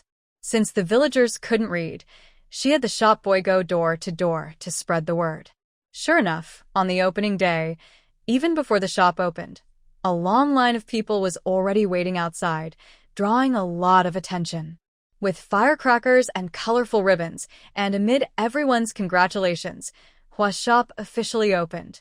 Hua brought out her prepared dishes, braised meat, double-skim milk, and various new products, letting the first 50 customers choose whatever they liked. The villagers in the first 50 were happily chatting and lining up, while those behind were pounding their chests and eagerly watching. The most frustrating part was that the tasting was only available on-site. No takeaways allowed. The first 50 customers enjoyed the food so much that it made everyone behind drool with envy. Braised meat is the best. Spicy and flavorful, just my taste. Well, you didn't get to try our bursting mochi. Take a bite and you'll taste the filling, so fragrant and sweet. Try my boneless chicken feet. There are really no bones. They crunch nicely when you bite. No wonder people have been collecting chicken feet everywhere lately. Seeing the lively atmosphere, Jean Hua quickly waved to the customers in the back. Don't worry if you haven't tried our signature dishes and new items yet. We have a special promotion going on. As soon as she spoke, everyone perked up and listened carefully. Jean Hua continued, you can form a group for a discount. We have 2 signature dishes and 4 new items, making 6 in total. If 6 of you form a group, you can enjoy half price. Hearing this, the crowd became excited. Half price. That's half off. Great. Come on, 6 of us can form a group and get the discount. It's rare to have such a promotion. The harvest season is over, and life is finally a bit easier. I want to buy some snacks for the kids at home. Some people hesitated to spend money on food, as they had just reached a basic living standard after the harvest. But when they heard about the half-price deal and saw how delicious the food looked, they couldn't resist. They quickly started gathering friends to form groups and share the discount. There were only about 60 or 70 people present, but under the tempting half-price group deal, everyone started inviting others to join in. The scene was lively and bustling. By forming a group of 6, they could buy Jean Hua's snacks at half price. This tapped into the joy of getting a good deal, sparking a lively group buying frenzy. Word spread quickly, 1 person told 10, and 10 told 100, creating great publicity. Li saw, Jean Hua's shop is opening today. Usually, you can get a whole plate of cold dishes at half price. Want to try? Jean Hua's shop has a new item. I saw how delicious they look. Let's team up and buy some. Oh my, you're so out of touch. Don't you know Jean Hua's shop? People from neighboring counties come here to buy. Come on. You must try a dish today. It's a rare half-price event. Don't miss out. Song He's carriage slowly moved along the street. Hearing everyone talk about Jean Hua's shop, a smile couldn't help but appear on his face. It seems that doing business still requires some marketing skills, and the results are quite good. Today, Sheng he was a bit late in delivering good luck wishes to Jean Hua for her grand opening, and there is a reason for that. Yesterday, she accompanied Jean Hua to supervise the chefs as they prepared various ingredients. She was very strict to ensure that the food served the next day would taste the best. Since Jean Hua was opening her first shop and felt very nervous, Sheng he also had to help her stay calm. She didn't get home until very late to rest. Jean Hua felt very grateful to Sheng he. Although they had planned to celebrate the opening together, she asked Sheng he to come a little later so she could get enough sleep. Sheng he didn't want Jean Hua to worry too much. Plus, helping out in her small shop these past 2 days had been tiring. So she listened to Jean Hua and had a good sleep, waking up full of energy to bring her a gift for the opening. Today, Jinhua's restaurant was busy with helpers. Aunt Ho-Hot, as the women's leader, organized some quick and clever young women from the village to come help before dawn to support Jinhua's new business. Not only that, but Xie Xian, now the principal of the Zaoer school, also came to help Jinhua. They had once gone through dark times together, and now that things were getting better, they stood united. Jinhua's older sister, Wan Yang, also brought some girls to help. It was probably crowded inside and outside the small shop. Luckily, Jinhua had trained her staff well. Even with such a busy scene, the workers remained calm and courteous to the customers.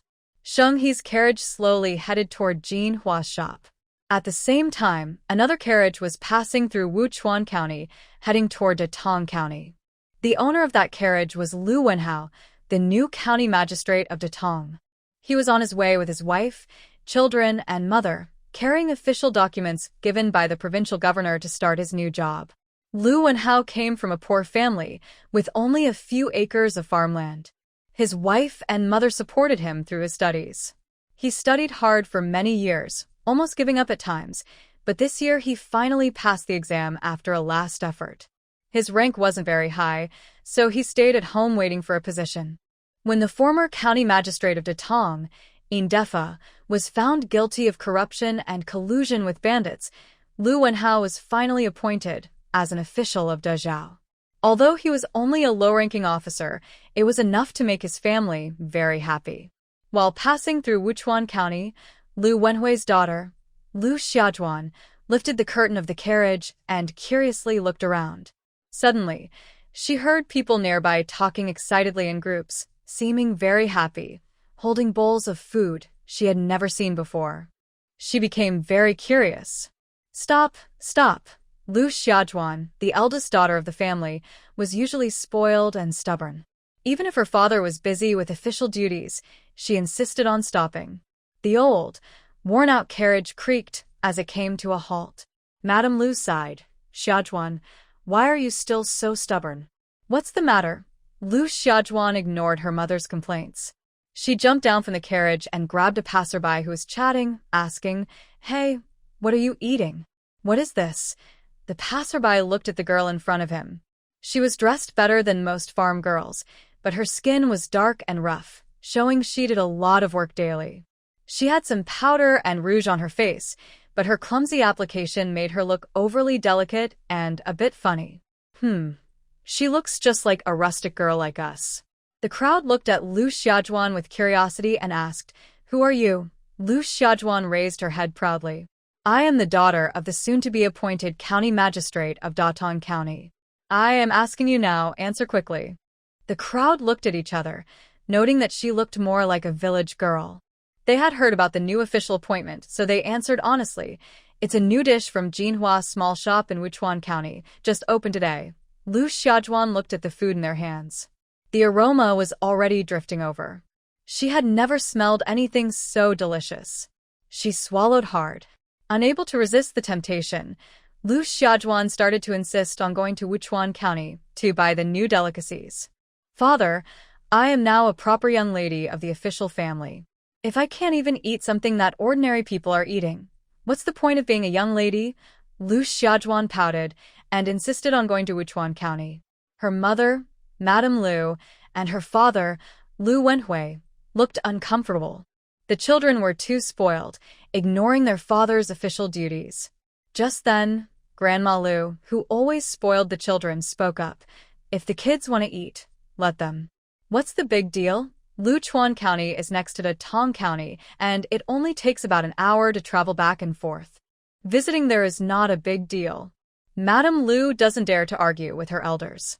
Lu Wenhao quietly protests. Mother, you're spoiling the children too much.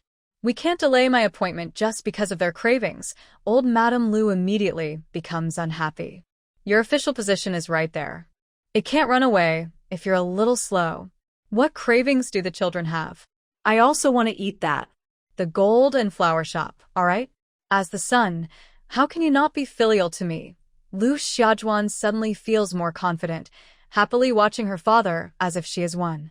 Sure enough, under her mother's pressure, Lu Wenhao finally lowers his head and says, all right, let's go to Luchuan County. But you all must not cause trouble again in the future. Lu Xiaojuan happily climbs onto the carriage, feeling satisfied as they head toward Luchuan County. But she didn't expect that her joyful anticipation of delicious food would soon lead to a surprising situation. When Lu Xiaojuan saw the long line in front of the gold and flower shop, she froze in place. The autumn sun was not very gentle. Sitting inside the carriage, Lu Xiaojuan felt like she was about to be overwhelmed. Even with the curtain open, it was still very hot. Auntie, are you hot? Lu Xiaojuan, though a bit spoiled, was very close to her loving grandmother. She took a small fan and started fanning her. Little Bao also imitated his sister, using his chubby hands to fan Grandma, making the old lady smile happily. But old Madame Lu couldn't be unhot.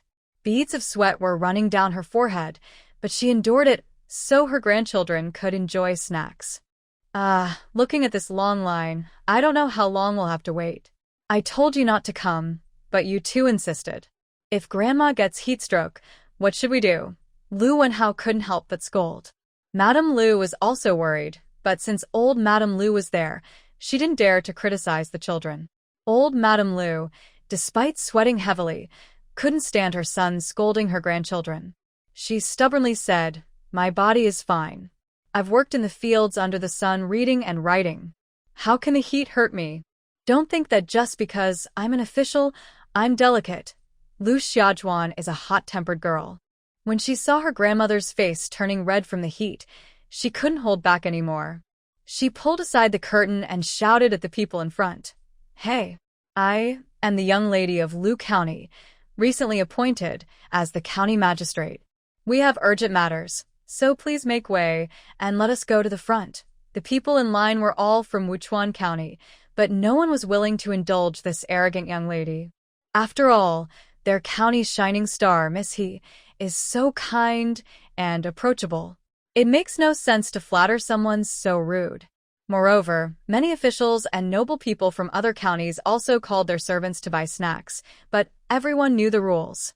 In Wuchuan County, they dared not cause trouble and queued up under their umbrellas. Who doesn't have urgent matters? No matter who you are, if you want to buy something, you must wait in line properly.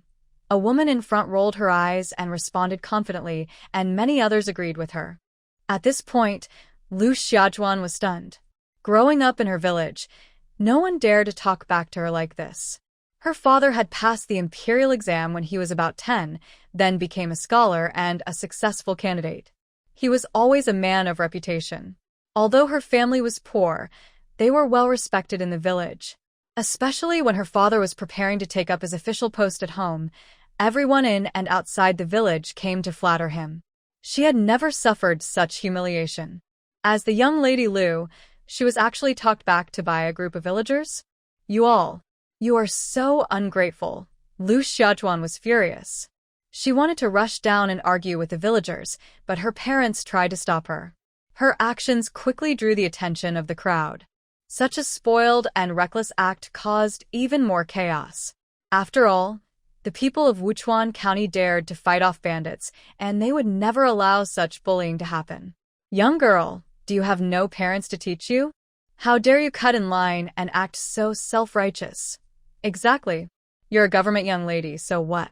In Wuchuan County, even if the King of Heaven came, you still have to queue properly. Isn't this just asking for trouble? Who spoiled your bad temper?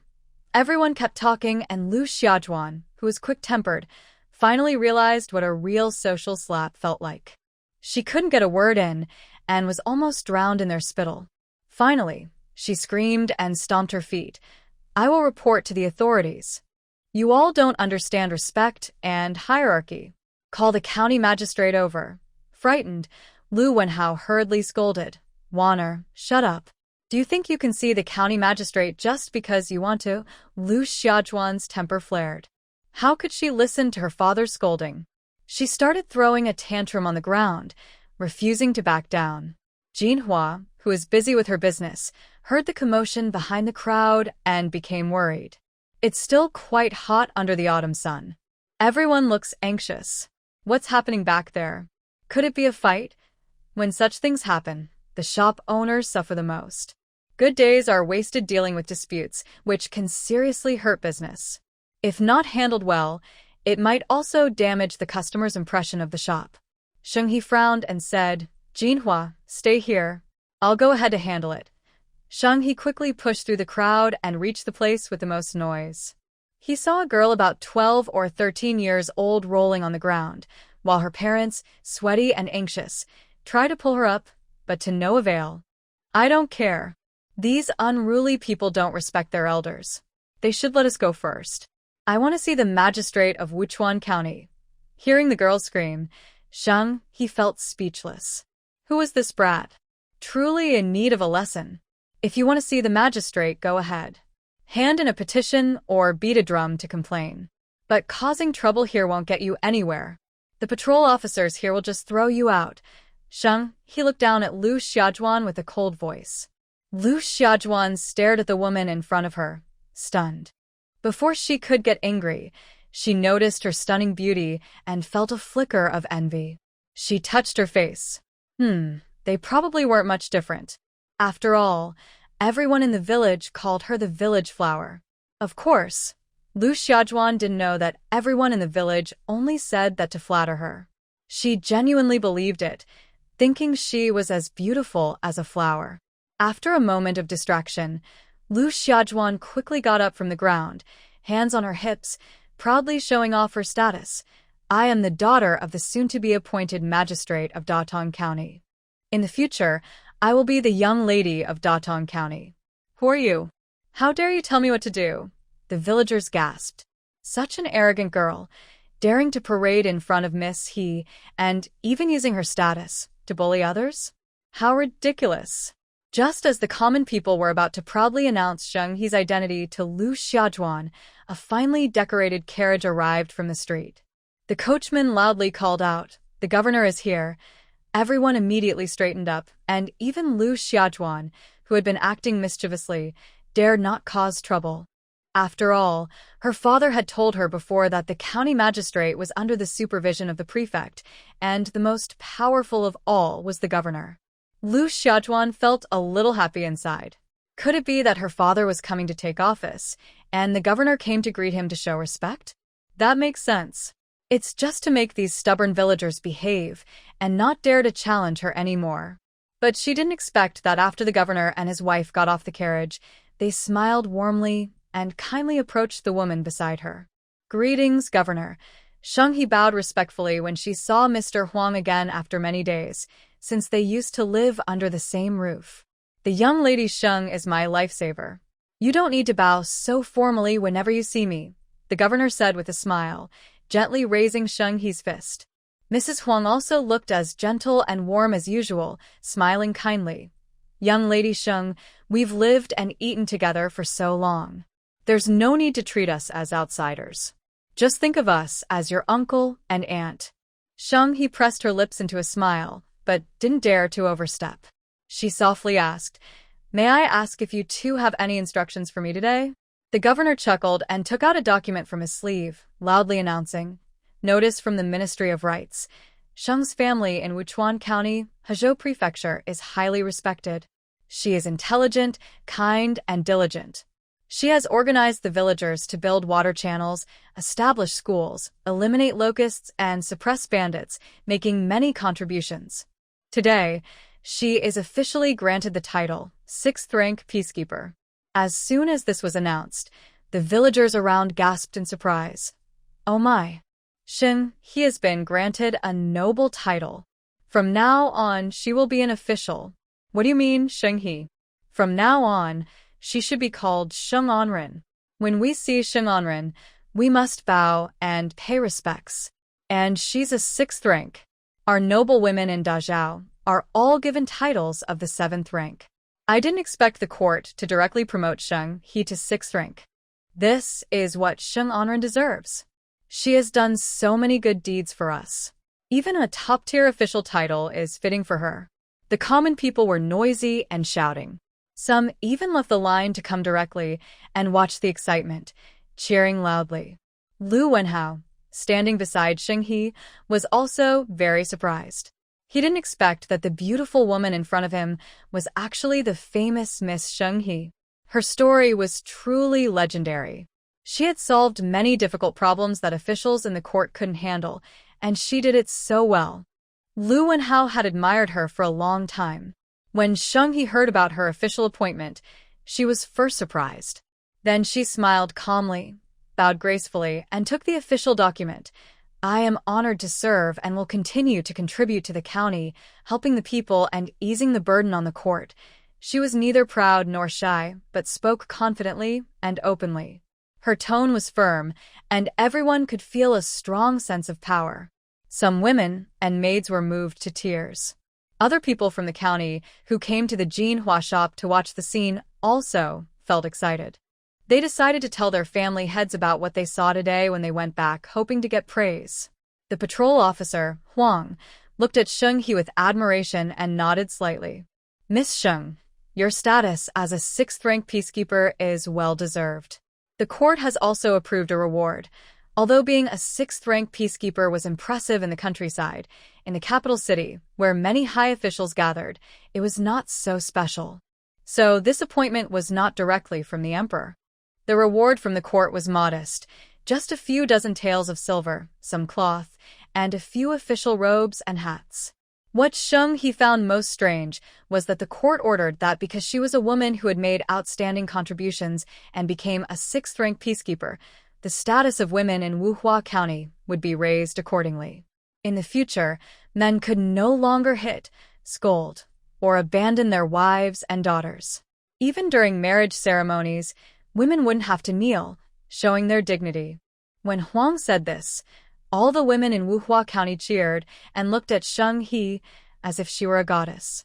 In a society where men are considered the head, it was very hard for women to survive. This reward not only recognized Sheng-hee's ability, but also acknowledged the strength of women. Mrs. Huang gently held Sheng-hee's hand and whispered, "This reward to raise women's status was my idea. I asked my husband to discuss it with the Minister of Rights. Mrs. Huang has been interacting with local women in Danchuan County recently. She understands how hard their lives are, caring for their in-laws, looking after their husbands and children, and doing all the household chores." Sheng-hee was surprised, then bowed respectfully and said, "Mrs. Huang, it is very kind of you to understand the difficulties faced by women. I thank you on behalf of the local people." Mrs. Huang smiled and shook her head. She only realized this after meeting Sheng-hee. She saw that women's strength is also great. They should not always stay behind men but stand shoulder to shoulder with them. "Miss He, every year on the winter solstice, I hold a winter gathering in the capital. Here is an invitation. I warmly invite you to come," Mrs. Huang said, handing Sheng-hee a light blue invitation card. Sheng-hee, who was used to living in the countryside, wanted to refuse. But at that moment, she suddenly thought of Ningzheng. This is his hometown. She had never been there to see it. Sheng-hee pressed her lips, took the invitation carefully, and gently tucked it into her sleeve. While she was doing this, Lu Wenhao, who had been waiting nearby, finally saw his chance. He took his wife and daughter to greet them. "I am Lu Wenhao, greeting Inspector Huang, Mrs. Huang, and Honorin Sheng." Mrs. Liu, who came from the countryside, was a bit nervous about the proper manners. She had never seen such a high-ranking official before. She was also frightened by Sheng-hee's official title and the grand ceremony. She twisted her body and awkwardly bowed, making a mess of her manners. Lu Wenhao couldn't help but cover his face in embarrassment. Lu Xiaojuan was even more stunned. She was proud and confident, but when she saw Sheng-hee being promoted to a 6th-rank official, she almost lost her temper out of jealousy. Still, she pretended to be indifferent and reluctantly bowed to show respect. Sheng-hee's gaze was calm as she looked at Lu Xiaojuan's face, but ignored her. Instead, she smiled politely at Mr. and Mrs. Liu. Inspector Huang knew Sheng. He was the new magistrate of Datong County. He patted her shoulder and encouraged her. "Good, good. Lord Liu, I personally chose you. Don't let me down. I hope you will do good work for the people. Since you are new here, if you have any questions or are unfamiliar with local customs, please ask Sheng Onren for help. Lu Wenhao wiped his sweat and felt even more pressure. He nodded quickly and showed more respect to Shenghe. At that moment, loud crying suddenly came from the carriage and a muffled voice called out, "Grandma, Grandma." The crying was very loud, quickly drawing everyone's attention. Soon someone shouted, "Someone come quickly. An elderly lady has fainted here." Lu Wenhui's face changed as he remembered his mother waiting inside the carriage. He hurriedly rushed to the side of the carriage. Lu Xiajuan also woke up suddenly, frightened and weak-legged, crying as she ran to her grandmother's side. Shenghe heard the elderly lady had suddenly fainted and felt worried. He quickly moved forward to check on her. Shenghe heard the crying from inside the carriage and Lu Daren's anxious call to wake his mother. He knew the old lady inside was in serious trouble. He knocked heavily on the carriage window to get everyone's attention. "Please make way. I know medicine. I can check on the old lady." Lu Wenhui and his wife hurriedly moved aside. However, Lu Xiajuan stubbornly held onto her grandmother and said, "My grandma is in such danger. We must call the best doctor. Don't think just because you're some noble person that you're special. If my grandma gets worse or worse, who will I turn to?" Shenghe, despite being patient, was furious inside. He wished he could throw out this annoying girl. Wasn't she just causing trouble? The Lu couple was anxious. They worried about their mother's sudden illness and whether she could survive. They also worried that at this critical moment, they might lose their mother and have to stop mourning for 3 years. Lu Wenhui was already quite old. He had waited half his life for this official position. Losing his mother and his job at the same time would be too much for him to accept. Just when they didn't know what to do, Deputy Prefect Huang shouted from the side, "Trust Miss He. Half a month ago, I also had a sudden illness, even vomited blood, and fainted. It was Miss He who saved me." Hearing this, Lu Wenhui no longer hesitated. He ordered his daughter, Xiajuan, move aside. "Quickly let Sheng Onren treat your grandma." But Lu Xiajuan was stubborn. She didn't believe a woman could be so capable. Everyone must have been fooled by her sweet words. She was still crying and refused to let go. Finally, Lu Wenhui couldn't bear it anymore. He grabbed Lu Xiajuan and slapped her hard, telling her to go to the side. Lu Xiajuan has been protected by her grandmother since she was young and has never been hit by her father. Now her head is buzzing. Madame Lu also thinks her daughter is being unreasonable and deserves a scolding. She frowns and pulls her aside, away from the crowd. Shenghe then lifts her skirt and walks to the unconscious old lady Lu. Old lady Lu's forehead is covered in cold sweat, her eyes are tightly closed, her face is pale, and saliva is flowing from her mouth. He quickly checks her and finds her skin cold and damp, her blood pressure dropping, and her condition is serious. She hurriedly takes out a bottle of cooling oil from her space and applies it to old lady Lu's forehead and temples. Then she fully opens the curtain of the carriage to let in fresh air. This elderly lady has heat stroke from the high temperature. The inside of the carriage is stuffy. Quickly move her to a shady place. Also, prepare some light salt water. Shenghe orders swiftly. Her few words give everyone confidence, and they start to carefully move old lady Lu to Jean Hua's shop. The shop has an attic and a sitting platform. At this critical moment, Shenghe forgets about business and focuses on saving her. Old lady Lu, still dazed, is moved inside, drinks some light salt water, and has a cold cloth applied to her forehead and limbs. Gradually, she regains consciousness. Shenghe carefully helps her drink a cup of 10 drops water. Finally, old lady Lu, feeling stronger, lies on the bed and groans. She then pulls Shenghe's hand and says, "Young lady, you must be an angel sent to save me. I just saw my son's father, who's been gone for years. When I opened my eyes, I was so glad to still be alive in this world." Seeing her mother still pale but able to speak, Lu Wenhao breathes a sigh of relief. He kneels and bows to Shenghe. "Sheng Onren, you saved my mother. I am forever grateful." Shenghe quickly stops him, worried he might say something foolish. After all, he is about to become the magistrate of Datong County. "Lord Lu, I studied medicine just to treat illnesses and save lives. You don't need to thank me so much. Sheng He helps him up. Lu Xiaojuan, who was slapped earlier, is quietly serving tea and water for old lady Lu. She behaves well now, no longer causing trouble. Sure enough, this girl still needs to be disciplined. Sheng He sighs but doesn't plan to let her go easily. After all, she has a record of disturbing public order and damaging Jin Hua's business. She still has some accounts to settle with her. Since Inspector Huang was busy with official duties and Lu Laotai's condition had stabilized, he left first with his wife. Without the presence of the high-ranking official Huang, Sheng He became the most important person in this area. He sat on the grand chair, took charge, and called out to Lu's couple and Lu Xiaojuan. Master Lu, the danger to Madame Lu has passed. Now, we need to discuss the faults of Miss Lu. Sheng He is now officially a 6th-rank peace officer. Although not a formal court official, he is more than capable of handling a young girl's matters. Lu Xiaojuan moved her lips, but was sharply glared at by her father, scaring her into silence. As a daughter of an official family, Miss Lu should set a good example for the women of Datong County. But just now, she was recklessly causing trouble on the street, acting like a common troublemaker. Not only did she disturb others' business, but she also damaged the reputation of Datong County. Sheng He always appeared gentle and kind, but now his face turned cold.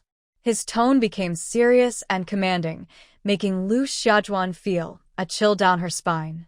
Lu's couple also shrank back like quails, afraid to speak, because they knew they hadn't properly educated their daughter. Old Madame Lu was still lying on the bed. She was very protective of her granddaughter and felt worried and pained. But Sheng He was her savior, and he looked strict. If he got angry, he might even scold her as well. Sheng He said, "Spoiling children is like killing them. If this continues, Miss Lu will cause chaos in the county, and I can't even imagine what trouble she might stir up. This isn't just Miss Lu's fault. As parents, you also bear significant responsibility for her upbringing." As expected, old Madame Lu didn't have time to think and chose to stay quiet and obedient. These words hit the hearts of Lu's couple.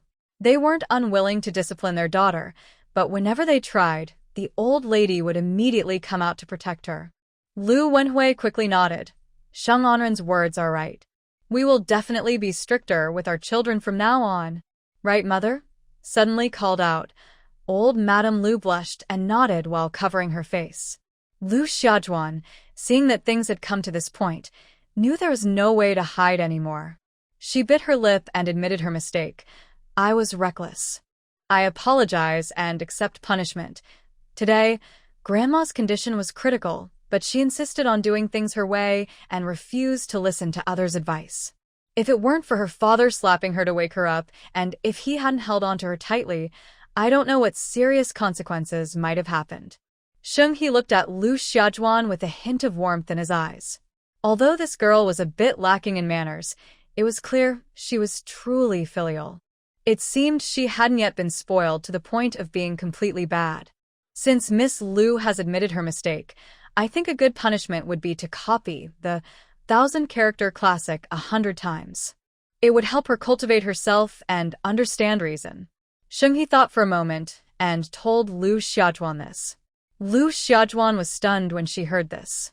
She quickly waved her hands and said, "Let me kneel or be smacked on the hand. That's fine. I can't even write big characters, let alone copy 100 times. I can't write even one full page." Sheng He was a bit speechless. She didn't even know how to write big characters. As an ordinary person, she still had the nerve to make a fuss in front of the common people, jumping around and making a scene. Mr. and Mrs. Lu's faces turned red. They realized how failed their parenting was, having raised such a shameful daughter. Sheng He calmly said, "If you can't write the 1,000-character classic, then learn each character one by one. When you finish, copy it 100 times. I guarantee you'll memorize it backwards and forwards. Now that you're a young lady of the county magistrate, punishments like kneeling or smacking are not proper. They harm your dignity and your body. You should always pay attention to your words and actions." Hearing this, Mr. and Mrs. Lu felt a mix of emotions. They realized that in a refined household, punishments are an art. Such punishments not only don't hurt physically, but also help guide their daughter onto the right path. This Miss Sheng truly deserves her reputation as an elegant lady appointed by the Ministry of Rights. She is gentle yet sharp, considerate and proper, truly a role model for women. Even Grandma Lu, standing nearby, was convinced. She could clearly see that Sheng He wasn't trying to be difficult or malicious, but was genuinely trying to correct her granddaughter's bad habits. She appreciated her sincerity. Her granddaughter indeed needed to study more. It would be best if she could become like Miss Sheng, both impressive and gentle, loved and respected by everyone. But no one spoke up for Lu Xiaojuan. She knew she couldn't avoid this anymore. With tears in her eyes, she agreed to the punishment. Oh heavens, copying the 1,000-character classic 100 times, her bottom would probably be worn out from sitting at the desk. Lu Xiaojuan was feeling worried when suddenly she heard a knock at the door. A gentle and polite man's voice then said, "Miss He, Lord Lu, is now a good time to come in." Hearing this, Lu Xiaojuan immediately perked up her ears. She wanted to be the first to answer the door, but after being scolded by Sheng He, she shrank back and dared not speak. "Mr. Xie?" Sheng He recognized the voice as Xie Xian and quickly opened the door. "Please come in." Xie Xian saw Sheng He and smiled, saying, "Congratulations, Miss He, on your new title as Onren."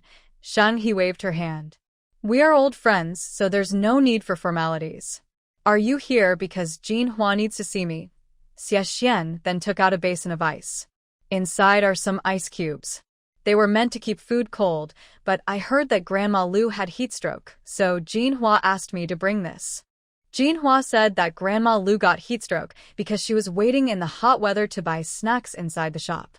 She feels guilty about it. When you head to Datong County, the weather will still be hot. You can put this basin of ice in the carriage to help cool down the heat and make Grandma Lu more comfortable. Before taking office, Lu Wenhao had done his homework and learned about some influential people in Datong County and even in Hezhou Prefecture. He observed that the young man in front of him was close to Sheng Onren, had the surname Xie, was called a gentleman, and was wearing a long gown. He must be Xie Xian, the young man managing the Zaoer Academy. The reputation of Zaoer Academy had spread throughout Hezhou Prefecture, especially during the locust control efforts, when the teachers and children first experimented with pesticide spraying. It was said that Zaoer Academy not only taught imperial examination subjects but also offered courses in agriculture, craftsmanship, and weaving. Both boys and girls could enroll. Many children from other counties were eager to attend this school, even breaking their heads to get in. Although Mr. Xie hadn't yet achieved high official rank, managing such a school made him a remarkable person. Lu Wenhao was quite impressed today. He stepped forward eagerly to talk with Xie Xian, smiling warmly. "Mr. Xie, I have heard of you for a long time. Thank you, and Jinhua for caring about my mother. I will visit you soon to thank you personally." Xie Xian waved his hand casually. "Lord Lu, you are too kind. It was just a small favor. You are new to your position, busy with official duties, so don't overexert yourself." Yes, I will focus on the people's affairs in the county." Lu Wenhao hurriedly said, "I hope Mr. Xie will help take care of the children in our county in the future. Please also ask the teachers from Zar School to give more talks in Datong County." While Xie Xian and Lu Wenhao were being polite, they didn't notice Lu Xiaojuan's eyes fixed intently on them. Oh my, she had never seen such a handsome and charming young man. His appearance, his posture. Isn't he the man of her dreams? Xie Xian finally felt a bit uncomfortable under Lu Xiaojuan's intense gaze. He gave her a faint look with no emotion in his eyes. But that look made Lu Xiaojuan's heart race wildly, like a flower blooming instantly inside her chest. He actually looked at her just now. Could it be love at first sight? Lu Xiaojuan flicked her hair and pretended to adjust her sleeve, acting like a noble young lady. She cleared her throat and said, "Young Lady Xiaojuan greets young Master Xie." Unaware that her awkward attitude looked very funny to others, she herself thought she was charming as she winked at Xie Xian. Sheng He couldn't bear to watch anymore. He got goosebumps all over. Xie Xian, with strong self-control, was neither angry nor upset. He simply responded coolly, "Miss Lu, what's wrong with your eyes? Are they twitching?" Lu Xiaojuan's smile froze on her face. Before she could react, her parents pulled her behind them, worried she might do something embarrassing again. "Sheng Anren, Mr. Xie, it's getting late. We need to continue our journey, so we won't stay any longer. Let's meet again another day." Lu Wenhao hurriedly helped his daughter and supported old Madame Lu onto the carriage. Before leaving, he also bought a big bag of cold dishes and snacks to wish Jinhua good luck on her opening. The Lu family, after this small incident, hurried towards Datong County, not daring to delay on the road. After about an hour of travel, they arrived at the city gate of Datong County, where the trusted clerk was waiting. They exchanged greetings, and Lu Wenhao took his family to the residence of the former county magistrate. Since he didn't have extra money to set up a new home, having the former magistrate's house was already enough. But moving into this new home was a big surprise. Everyone was shocked. Former county magistrate Yin Defa was sentenced to death for corruption and disturbing public order. His property was confiscated and sent to a cold, harsh place, and he would never return. Now, the entire mansion was given to the Lu family, the oldest and youngest members. It's important to know that Lu Wenhao's hometown was just a small, broken thatched hut. Even if he became an official, he had no extra money to build a new brick house, so he only renovated the old one. This big mansion has 3 courtyards, with corridors connecting them. In front, there's a small courtyard with a skylight, and at the back, there's a fake mountain garden. Just stepping inside makes people feel refreshed and impressed by its grandeur. The previous county magistrate Yin Defa loved to enjoy life. He planned to use this house to retire, but in the end, it was used by others, and the Lu family benefited for nothing. The Lu family members excitedly closed the doors and toured the whole mansion, then started packing their things into different rooms. While everyone was happily tidying up, Lu Xiaojuan sneaked into her father's study. Lu Wenhao was organizing his brushes and ink when she entered. He frowned slightly, planning to scold her for her behavior today, but Lu Xiaojuan spoke first. "Dad, who is that young Master Xie? Why do you respect him so much? Why do you call him sir?" Lu Xiaojuan asked casually. Lu Wenhao's voice was rough. "That young Master Xie is well-educated and has a bright future as an official. He also manages the teachers and students at the Zaoer school. He's not like you, who's unruly." Lu Xiaojuan scratched her head. "Zaoer school? What kind of school is that? I've never heard of it." She didn't like studying since she was young. Just hearing the name of a school gave her a headache.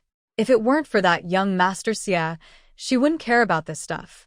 Lu Wenhao's voice grew rougher. "You're always causing trouble. Zaoer school was founded by Sheng An's people.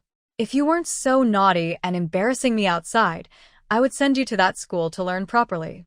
Look at what kind of person you've become now." Hearing Sheng He's name, Lu Xiaojuan shrank back nervously, feeling very afraid. But she still felt a bit unwilling. That young Master Xie was exactly the kind of handsome and talented man she dreamed of.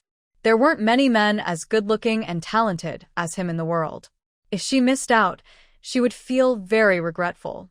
She had to act first. Lu Xiaojuan quickly came up with her own idea. Listening to her father scolding her, Lu Xiaojuan cheerfully waved her hand and looked confident. "Dad, don't keep nagging me. Sheng Anren is not punishing me by making me copy the 1,000-character classic. I will study hard and copy it carefully. Isn't that enough?" Lu Wenhao looked at his daughter with some suspicion. Usually, she was not honest and liked to cut corners. Why was she so obedient now? But he couldn't see anything suspicious for now, so he said, "You better stay at home and copy diligently. Don't go out causing trouble." Before he finished, Lu Xiaojuan had already run out quickly. She wasn't really listening. The Lu family finished tidying up after some playful arguing. They were about to rest, change clothes, and take a bath. Meanwhile, Sheng He and Jinhua had already started packing up and settling accounts. It was almost midnight, and the night was deep. Jinhua's face looked tired but happy. She leaned on the counter, quickly clicking the abacus beads, making a crisp and clear sound. Next to her, Two young servants were busy reconciling accounts, speaking quickly and smoothly. Everyone else in the shop was also busy. Even after a long day, they each finished their last tasks for the day. The young waiters were wiping tables and chairs with cloths, then arranging them neatly. They also recounted the bowls and chopsticks to check for damage. In the kitchen, the cooks were preparing ingredients for the next day, removing any that were no longer fresh. Even the firewood stacks were being piled higher. Accounts are settled. On the first day of opening, we earned 26 taels of silver. Manhwa announced proudly. Everyone stopped and clapped. The grand opening event was quite spectacular.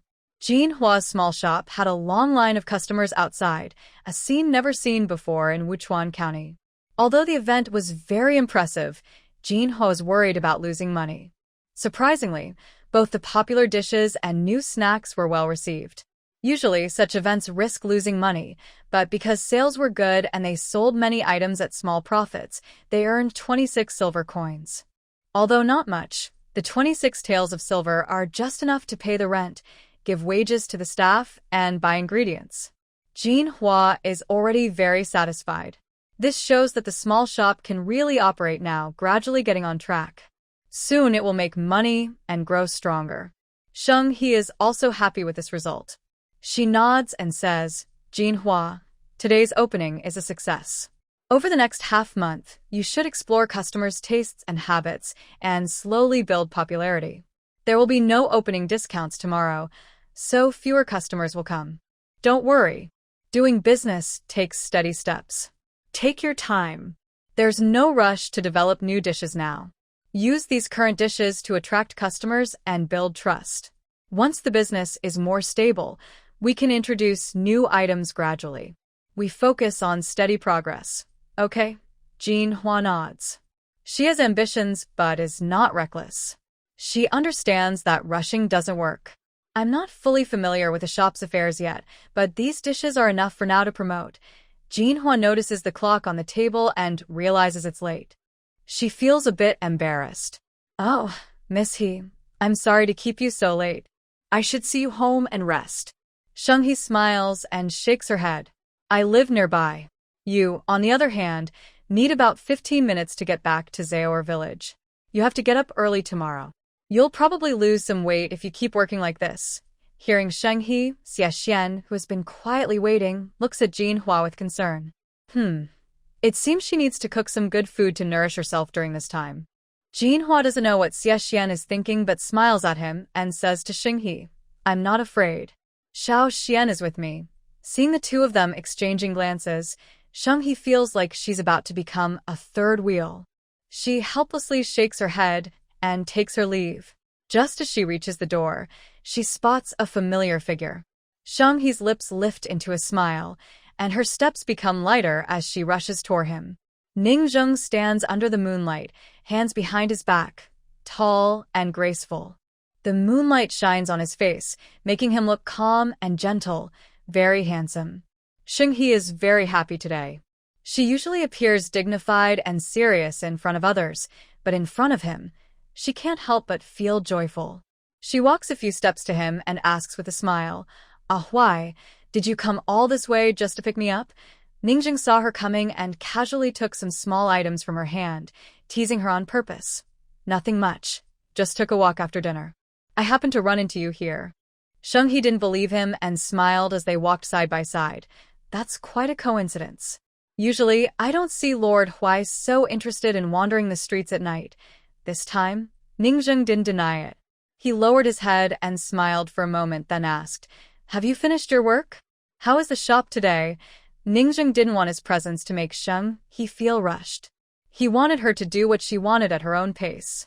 He happily told him about her business, including a small incident with the Liu family. In the end, she said they didn't lose money today, and the small shop should run smoothly for a while. Running a business in such a small place is not easy. Today's excitement at Manhwa's shop was unprecedented. He came up with many ideas to make it happen. Ningzheng looked at He with admiration. They weren't in a hurry to get into the carriage. They just walked side by side, talking, while Bayan drove the carriage behind them from afar. Oh, about Zhou. I've thought a lot about this lately. Sheng He whispered softly to Ningzheng, leaning in close so no one else could hear. At first, I just wanted him to live a safe and happy life, whether he chooses a career in officialdom, business, or just to be a private scholar in the countryside. As long as it's his own choice, I, as his mother, agree. But since you told me about his background, I realized that from the moment he was born, his future has been full of danger. As long as he exists, the people in Beijing who are at the top will feel unstable. Once they notice Zhou, they will try everything to destroy him. Those people have probably never stopped watching and spying on Zhou. Now, Sheng He's peaceful life is just an appearance. Zhou was taken back home by Sheng He and raised for so many years. The people in Beijing wouldn't let Sheng family go easily. Their way of handling things is to eliminate all threats completely. Fortunately, Ningzheng found Zhou in time and became a strong supporter. When Sheng He said this, her slender eyebrows slightly furrowed. It was clear she truly loved Zhou and was very worried about Sheng family. No one expected that in a remote place like Meichuan County, there would be such a shocking secret hidden. So, Zhou has no choice. Merely being under our protection isn't enough. He must become strong enough himself to have more options, Sheng He said seriously to Ningzheng. Zhou needs to learn more things. Huai, can you find a better teacher to educate Zhou? Both civil and martial arts teachers are needed. The stronger, the better. Ningzheng slightly raised his eyes. I've already thought about this. Don't worry about the teacher for studying. You probably don't know the true identity of Xie Xian. He is the direct grandson of the former Prime Minister Xie and the main heir of the largest Manhwa academy in Jiangnan. The education he received was the most extensive and solid. For Zhou to continue studying with him is already the best choice, even if it's by chance. Hearing this, Sheng He was stunned. Xie Xian, a gentle scholar who is adopted, is actually so impressive. She couldn't help but rub her forehead when she thought about how she arranged Xie Xian to manage a small school in Zar village. It was such a waste of talent. Xie Xian, no, young Master Xie, if he's so capable, why is he in such a poor state? Why doesn't he go back home? Sheng He asked curiously. Ningzheng shook his head. I'm not entirely sure. I heard that after old Master Xie passed away, there were some conflicts within the Xie family. The details are unknown to outsiders, he continued. In general, Xie Xian is currently calm and preparing for the imperial examination next spring. With his ability, passing the exam is certain. Once he gains fame, he will return to the Xie family and reclaim everything that belongs to him.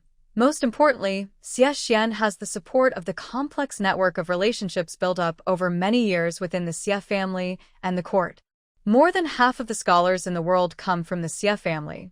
As Zhou's teacher, Xie Xian will definitely take good care of him.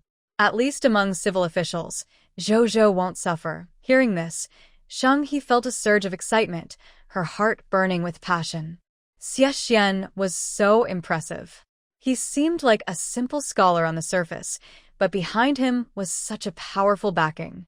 Zhou, my dear eldest son, your luck is yet to come. Zhou can't just study. He also needs to learn martial arts to protect himself. You should find him a good master, Sheng He added. Ningzheng heard this and raised an eyebrow at her. Find a good master? It's really hard to find someone better than me, the king of Wu. Sheng He was surprised and thought, yes. The best choice is far away, yet right in front of us. Ningzheng looked at Sheng He, who was excited, and said, I usually let him move his muscles and bones more, but he's still too young. If he trains in too advanced martial arts now, it could hurt his internal energy and bones. We have to take it slow and build a solid foundation. Sheng He nodded and said, nothing can be rushed. Growing up, whether it's for Zuzhu or Gigi, we need to be patient. Gigi is different from Zuzhu. Gigi is a girl, and the Emperor and Empress Dowager Xin didn't want the situation to become too awkward, so they kept this little princess, who posed no threat to the throne. She even gained a good reputation for caring for the late crown prince's orphan children. In the future, if there are marriage alliances or other matters, she could be used for that. The Emperor and Empress Dowager Shen's dirty plans were hidden behind a facade of righteousness. But that's okay. Children will grow up eventually. Ningzheng had been undercover for many years, mainly to avenge his brother and to make those evil people who hide in the sunlight face justice in. At this point, Shang He and Ningzheng both exhaled deeply. The moon hung high in the sky, and the brightly lit streets now only had a few scattered lamps.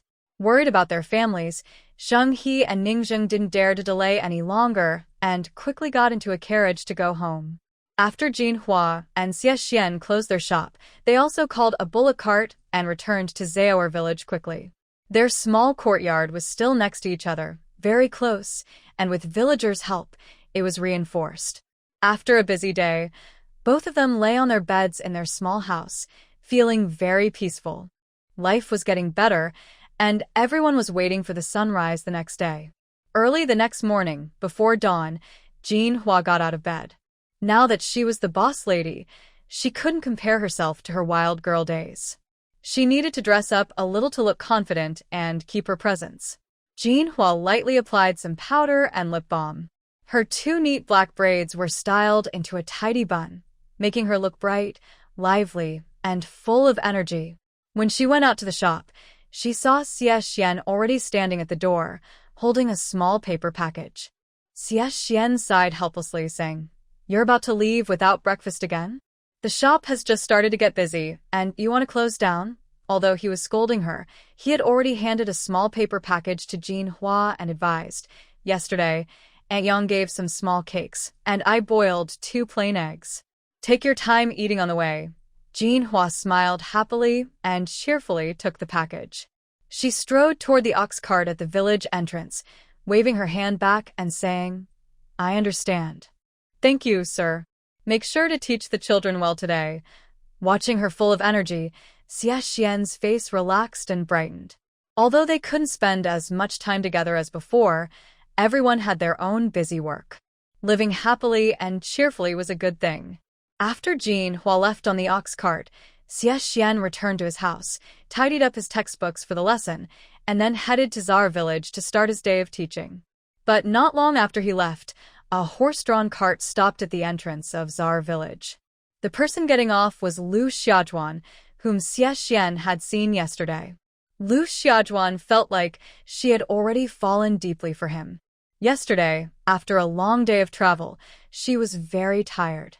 She thought she would sleep comfortably in her new home, but instead, she stayed awake, tossing and turning, unable to sleep. Whenever she closed her eyes, she saw Mr. Xie's gentle, kind face, and her heart fluttered with spring-like feelings. Missing him felt like 3 years had passed. Her longing was so intense that she got up before dawn, dressed up, and hurriedly sneaked into Zaoer village. But she wasn't in a rush to find Mr. Xie right away. Instead, she strolled leisurely around Zaoer village, listening to the local news. It was just after the harvest season. The villagers weren't as busy as before, but they still tidied up their farming tools and prepared new seeds for winter vegetables. Some families were repairing their houses and tools, or visiting relatives. Everyone was busy with their own work. Lu Xiajuan walked confidently along the village road, but she didn't dare act as boldly as before. She had already heard that Zaoer village had a good relationship with Xinghe. If she offended Zaoer village and caused trouble with Xinghe, it would be very troublesome. Lu Xiajuan did not cause trouble this time. She simply lifted her head high and looked around, asking about Chen village chief's house. When she saw the village chief's wife, she stepped forward loudly and said, "Mrs. Chen, I am Lu Xiajuan, the daughter of the county magistrate of Datong County. I came to ask you something." The village chief's wife was a woman in her 40s or 50s, holding her 1-year-old grandson at the door while changing his diaper. She was startled by the sudden appearance of Lu Xiajuan. Although Lu Xiajuan was now officially the daughter of a county magistrate, her family had not been properly settled after her father's recent promotion. She didn't even have a personal attendant. She introduced herself, but the woman was unsure whether to believe her. "Miss, you say you're the daughter of the county magistrate of Datong? I don't know you." The village chief's wife hesitated. However, she had heard that a new county magistrate had taken office in Datong County just a day or 2 ago. She also heard that when he passed through Wuchuan County yesterday, his mother fainted from heat stroke, and it was Miss He who helped her. The village chief's wife suddenly remembered that the villagers said the new magistrate's daughter was spoiled and small, often rolling on the ground, and that Miss He had personally taken care of her. She looked at the girl again and thought she matched the description. Yes, she was probably the girl from the rumors. Lu Xiaojuan sensed the woman's scrutinizing gaze and felt uncomfortable. She said directly, "It doesn't matter if you recognize me or not. I'm not here to find you. I want to ask about Zaoer school. I was punished. I need to learn to write. I heard Zaoer school accepts girls." The village chief's wife straightened her back and immediately started talking about the school. Our Zaoer village school is the only school in Wuchuan County. It not only teaches reading and writing but also skills like farming, carpentry, and bricklaying. Oh, and for girls like you, there's embroidery, weaving, and dyeing. My daughter is learning dyeing. The dyed cloth can already be sold in the county town's fabric shops, and she's almost earned back her tuition. The woman kept talking excitedly, but Lu Xiaojuan was no longer interested. She asked, "I heard that the person in charge of Zaoer school is a young man surnamed Xie." The village chief's wife nodded and said, "That's right, Mr. Xie is very impressive." Lu Xiaojuan finally heard the key part. "I don't know where Mr. Xie's family lives. I want to visit his relatives." Although Lu Xiaojuan has a quick temper, her mother once told her that to stay with her beloved husband for a long time, she must first win over his family. After all, with the approval of parents and matchmakers, things tend to go more smoothly. Unexpectedly, the village chief's wife hesitated for a moment and said, "Mr. Xie's family?" Mr. Xie is from the south of the river. He came to our Zaoer village to stay temporarily for some reasons. She knew exactly how Xie Xian came here, but she kept this to herself. She didn't tell Lu Xiaojuan because the girl dared to openly ask about a man's background, which was a bit too bold. Lu Xiaojuan was surprised to learn that Xie Xian was from the south and had no family here. She frowned. The village chief's wife, experienced in these matters, guessed what Lu Xiaojuan was thinking. She straightforwardly said, "Although Mr. Xie has no family here, he supports Miss Jean Hua, and that's why they have a good life now. They are neighbors, discuss everything together, and care for each other. They are very good young people."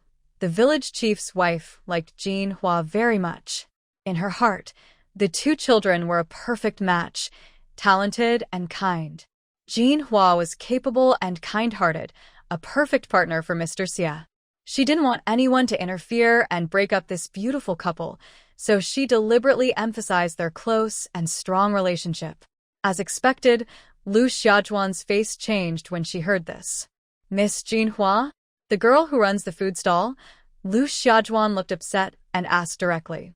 Seeing her growing anger, the village chief's wife was even happier.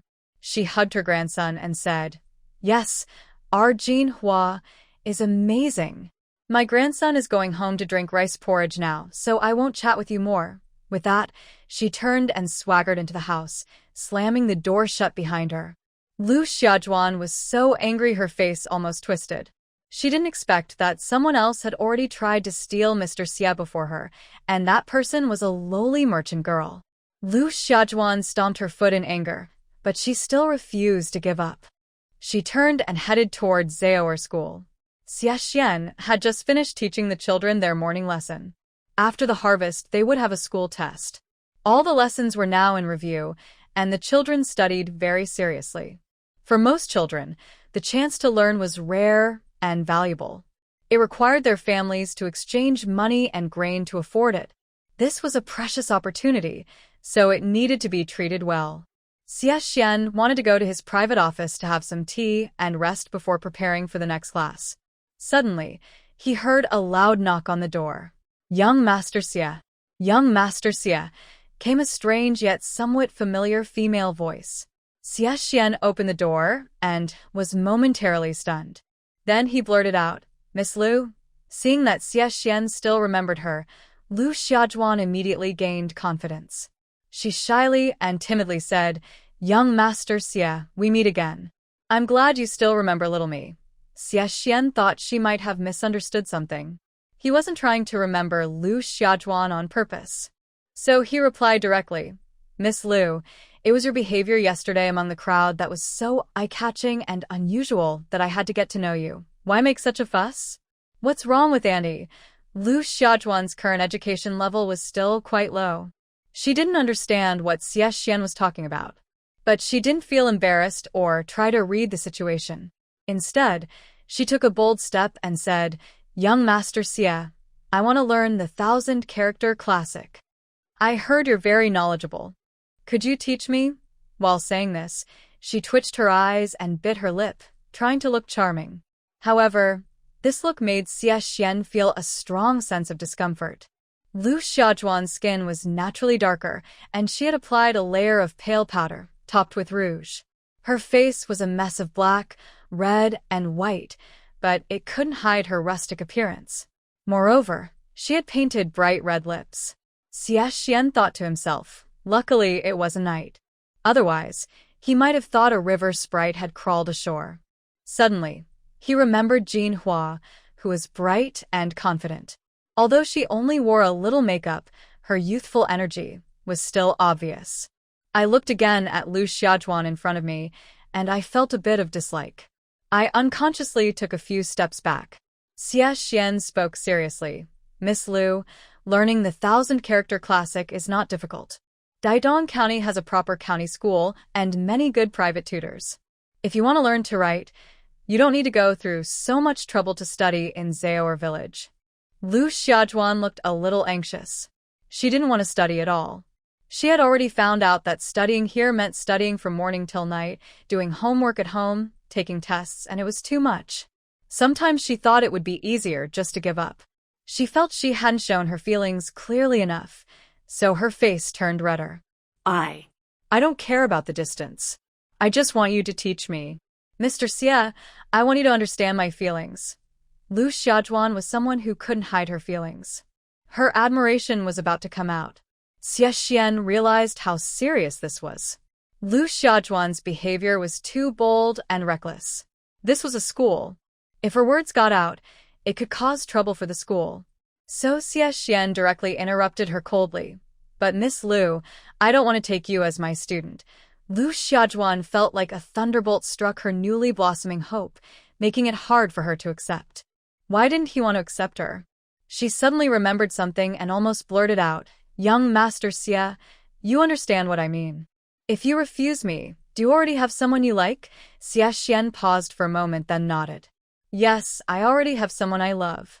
Miss Liu, you don't need to bother me anymore. To deal with someone like her, he could only speak very firmly. He also thought there was no need to hide his feelings. Tears welled up in Lu Xiajuan's eyes. Young Master Xie, do you like He Jinhua? She's just a lowly merchant girl, but I am the daughter of the county magistrate. What right does she have to stand beside you? I am more suitable for you as a scholar, Xie Xian sneered. His usual gentle and warm expression turned cold like a sharp blade. He said to Lu Xiajuan word by word, Just you? Honestly, even if your family background were 10 times better, you wouldn't be qualified to compare with me. The gentle young man suddenly became cold and stern. Lu Xiajuan was a little scared and took a few steps back. Xie Xian sneered. He didn't want to give Lu Xiajuan any chance to turn things around. Of course, Miss Liu, I don't want to see you not because of your family background, but because I don't like your character. I'm sorry. His words were direct and serious, hitting Lu Xiajuan hard in the chest. Lu Xiajuan couldn't believe it. This was the first time in many years that her face and heart had been hurt, especially by someone she admired. Finally, Lu Xiajuan couldn't hold back. She covered her face and ran out of Zaoer village. Seeing that this sudden big problem was finally solved, Xie Xian let out a breath. He was about to close the door and continue preparing lessons when he noticed a familiar figure hiding under the old tree across the street. Jinhua, Xie Xian called out. Jinhua stepped out, covering her face. I am not eavesdropping on your conversation on purpose. I just remembered I have a document to copy and submit to the officials, and your handwriting is nice. I wanted to ask for your help, but then she saw Lu Xiajuan clinging to Ah Xian. Jinhua felt very embarrassed. She originally wanted to slip away immediately, but it was too obvious and would make all three of them uncomfortable. Xie Xian acted as if nothing had happened. It's all in the past now. What document do you need to copy? I happen to have some free time. Jinhua followed him into the house. Watching him carefully write, she hesitated but couldn't help asking, "Earlier, I heard you say to Miss Liu that you already have someone you like. Who is she?" As soon as she said that, Xie Xian, usually calm, suddenly blushed and his ears turned red. Xie Xian was so flustered he didn't know how to answer. Jinhua quickly waved her hand. "You don't have to tell me if you don't want to. It's your private matter." Unexpectedly, Xie Xian sighed and suddenly started to talk about his plans. "After spring begins, I will go to the capital to take the imperial exam. You live alone at the village entrance, and I wonder if you're afraid. Your habit of eating carelessly always worries me. You're a brave girl, working hard in business day and night. You don't seem to rest much. And about teaching you to read and write, I need to do it quickly." Xie Xian continued, "Jinhua, I've been thinking these days. If I pass the exam and get promoted, I might have to stay in the capital for work. I don't know what we should do." He kept talking about himself. Jinhua stared blankly at Xie Xian and blinked. Xie Xian's face turned even redder. Jinhua giggled and said loudly, "Xian, when you stay in Jingzhong for high school, I will try my best to open my small shop there too." The shy young boy and girl looked at each other and smiled. All their feelings were understood, without words. Meanwhile, Lu Xiaojuan was heartbroken after Xie Xian firmly rejected her. Her pride was hurt too. She sobbed as she ran several miles, finally stopping at a tree stump at the road corner to wipe her tears. Pedestrians passing by looked at her strangely, showing surprise. They wondered what had happened to the girl, but didn't dare ask. Lu Xiaojuan felt she was very unlucky. Being ignored by Xie Xian was bad enough, but she also forgot to bring extra money and didn't have enough to take a cart home. It was so hot outside. If she walked back like this, she might get heatstroke like her grandma and faint on the road. As a young lady from a noble family, fainting on the street would be so embarrassing. It was just too unfair. Thinking of this, tears streamed down her face, and she felt completely helpless. Just then, a sturdy carriage stopped in front of her. The curtains were slightly lifted by a delicate finger, and Sheng He's voice came through. "Miss Liu?" Seeing Lu Xiaojuan, who was slumped on the curb, looking disheveled with tears and a runny nose, Sheng He almost didn't recognize her. Lu Xiaojuan looked up. Sheng He was sitting calmly in a spacious double-rider carriage, raising an eyebrow as he called her cautiously. Lu Xiaojuan was startled at first, thinking about the unfinished 1,000-character classic she had to copy as punishment. But then she remembered the deadline was still a whole month away, so she didn't feel so guilty anymore. When Lu Xiaojuan raised her face, Shang He recognized her for sure and asked, "Miss Liu, what happened? Do you need any help?" It wasn't that Shang He liked to interfere, but Lu Xiaojuan was the daughter of the county magistrate of Datong. Seeing her looking so miserable in their Wuchuan county, Shang He knew that if she had suffered any wrongdoings there, ignoring it wouldn't be good for future relations between the two counties. Unexpectedly, Lu Xiaojuan, with her fiery temper, pouted and turned away, saying, "I won't tell you." Sheng He quickly lost patience. Hearing this, she gave a cold laugh. "Fine, if you don't want to tell me, forget it. I'll be on my way." "Oh, I was just heading to Datong County and thought you might want a ride, but it seems you don't need it." Lu Xiaojuan didn't expect Sheng He to drop the carriage curtain so decisively. She glared in frustration and stomped her foot. "Wait," who said, "I don't need it. I'll tell you." Only then did Sheng He stop the carriage and let Lu Xiaojuan get in. Let's see if I can't handle you," Lu Xiaojuan thought proudly. Inside the carriage sat Sheng He, Sheng Jiang, and Ailin. After finishing the opening of Jinhua's small shop, Sheng He finally had some free time to focus on Sheng Jiang's preparation for the martial exam. There were several good martial academies in Datong County, and Sheng He planned to send Sheng Jiang there for proper training to prepare for next year's county exam. Ailin came along at Sheng Jiang's insistence. He seriously claimed that Aelin was his little master and that he would only attend the academy she approved of. Well, having one more person meant one more opinion, and since Aelin was indeed skilled in martial arts, He invited her to join them. Although there were already 3 people in the carriage, it was still spacious and comfortable. Lu Xiaojuan had never ridden in such a fine carriage before. It was beautifully decorated, with soft cushions and pillows, and a light, pleasant fragrance in the air. There was even a small table inside with tea and pastries, making the ride quite enjoyable. Thinking of her own family's old, cramped carriage, Lu Xiaojuan felt a bit embarrassed. She used to boast about owning a carriage, but now she realized how shabby it was in comparison. Miss Lu, didn't you return to Datong County last night? Why are you in Wuchuan now and all by yourself? He asked. Lu Xiaojuan looked a little awkward. She wasn't good at lying, so she admitted honestly, yesterday I met young Master Xie and liked him at first sight. Today, I went to Zaoer Academy to tell him how I felt, but he turned me down. Aelin, who was sipping tea, almost spat it out. Wow. Aren't women from the Central Plains supposed to be shy? This Miss Lu is really bold. Sheng He and Sheng Jiang were both speechless. Although Sheng He didn't want to get involved in this messy matter, he could see that Jin Hua and Xie Xian were genuinely fond of each other. He couldn't bear to see the lively girl interfere between them.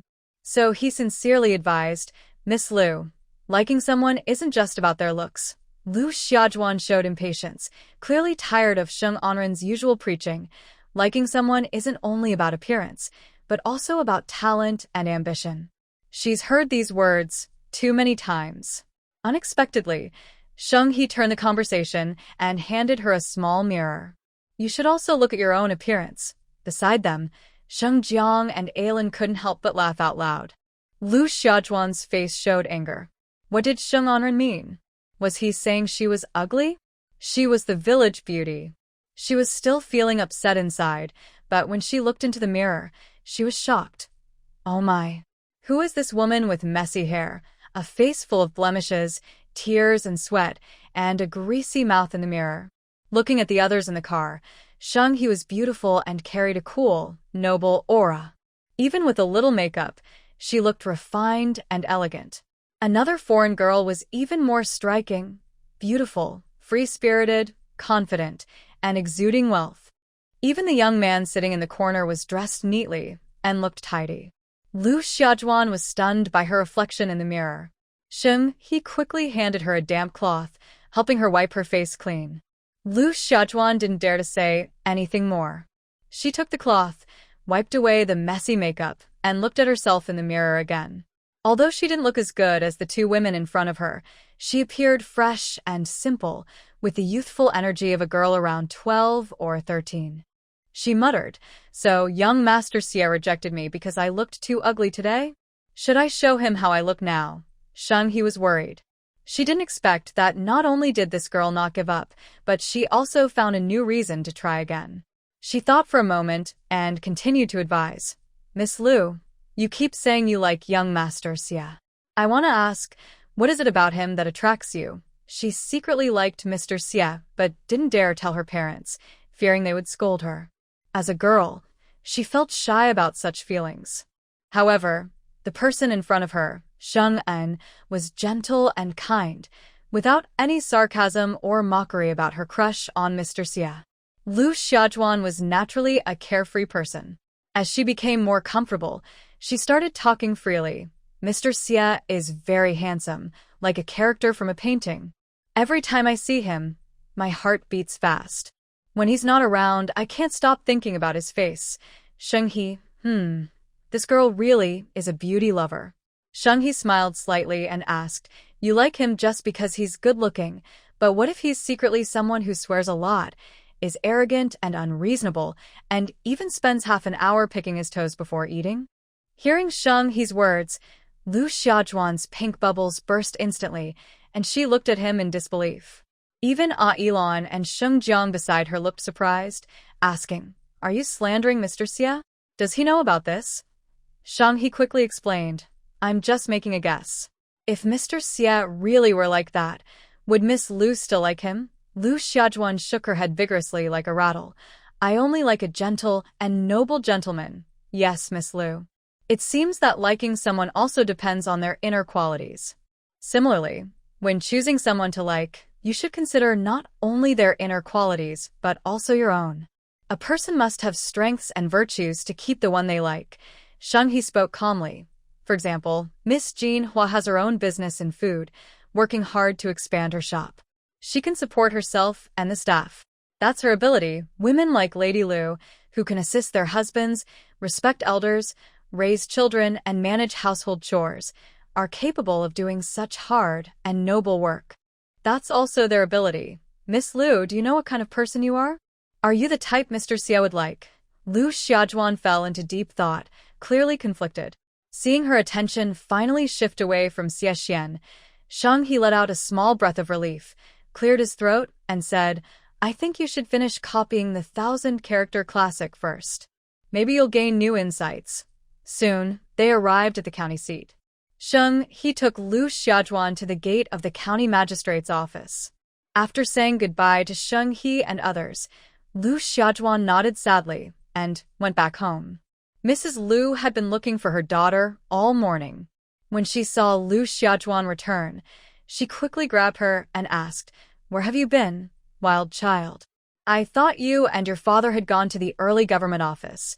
Lu Xiaojuan looked a bit embarrassed and didn't answer her mother.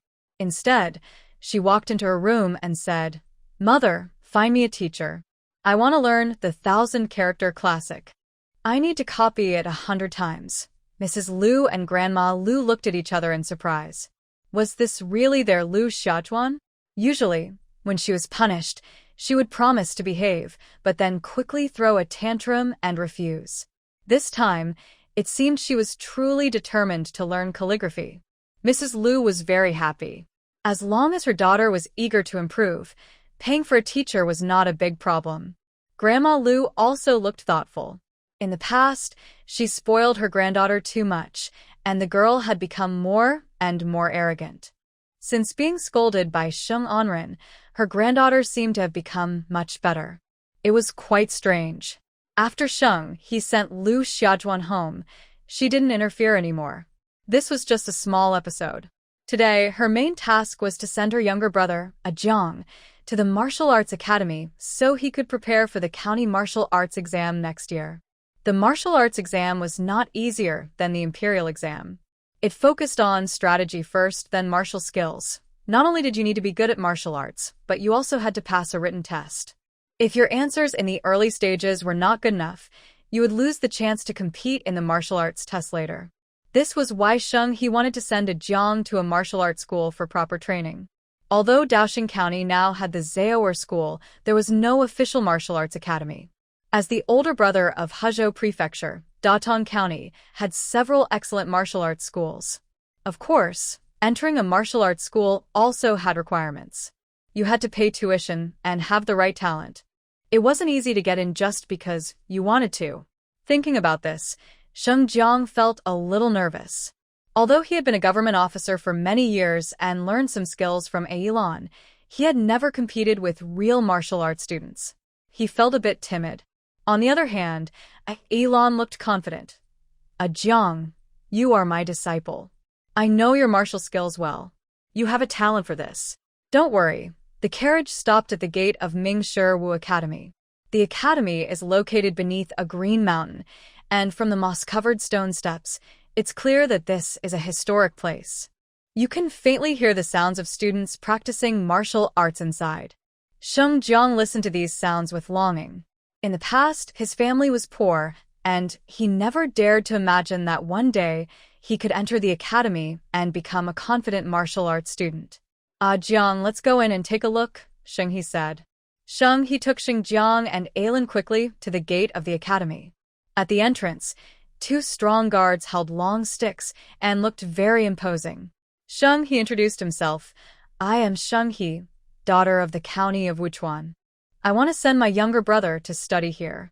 Could you please let us in? The 2 guards looked at Sheng He with wide eyes. Are you from Sheng'an? The name Sheng'an was quite well known.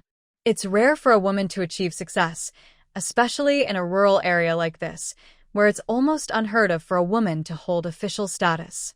After the guards learned the situation, they went to report to the master.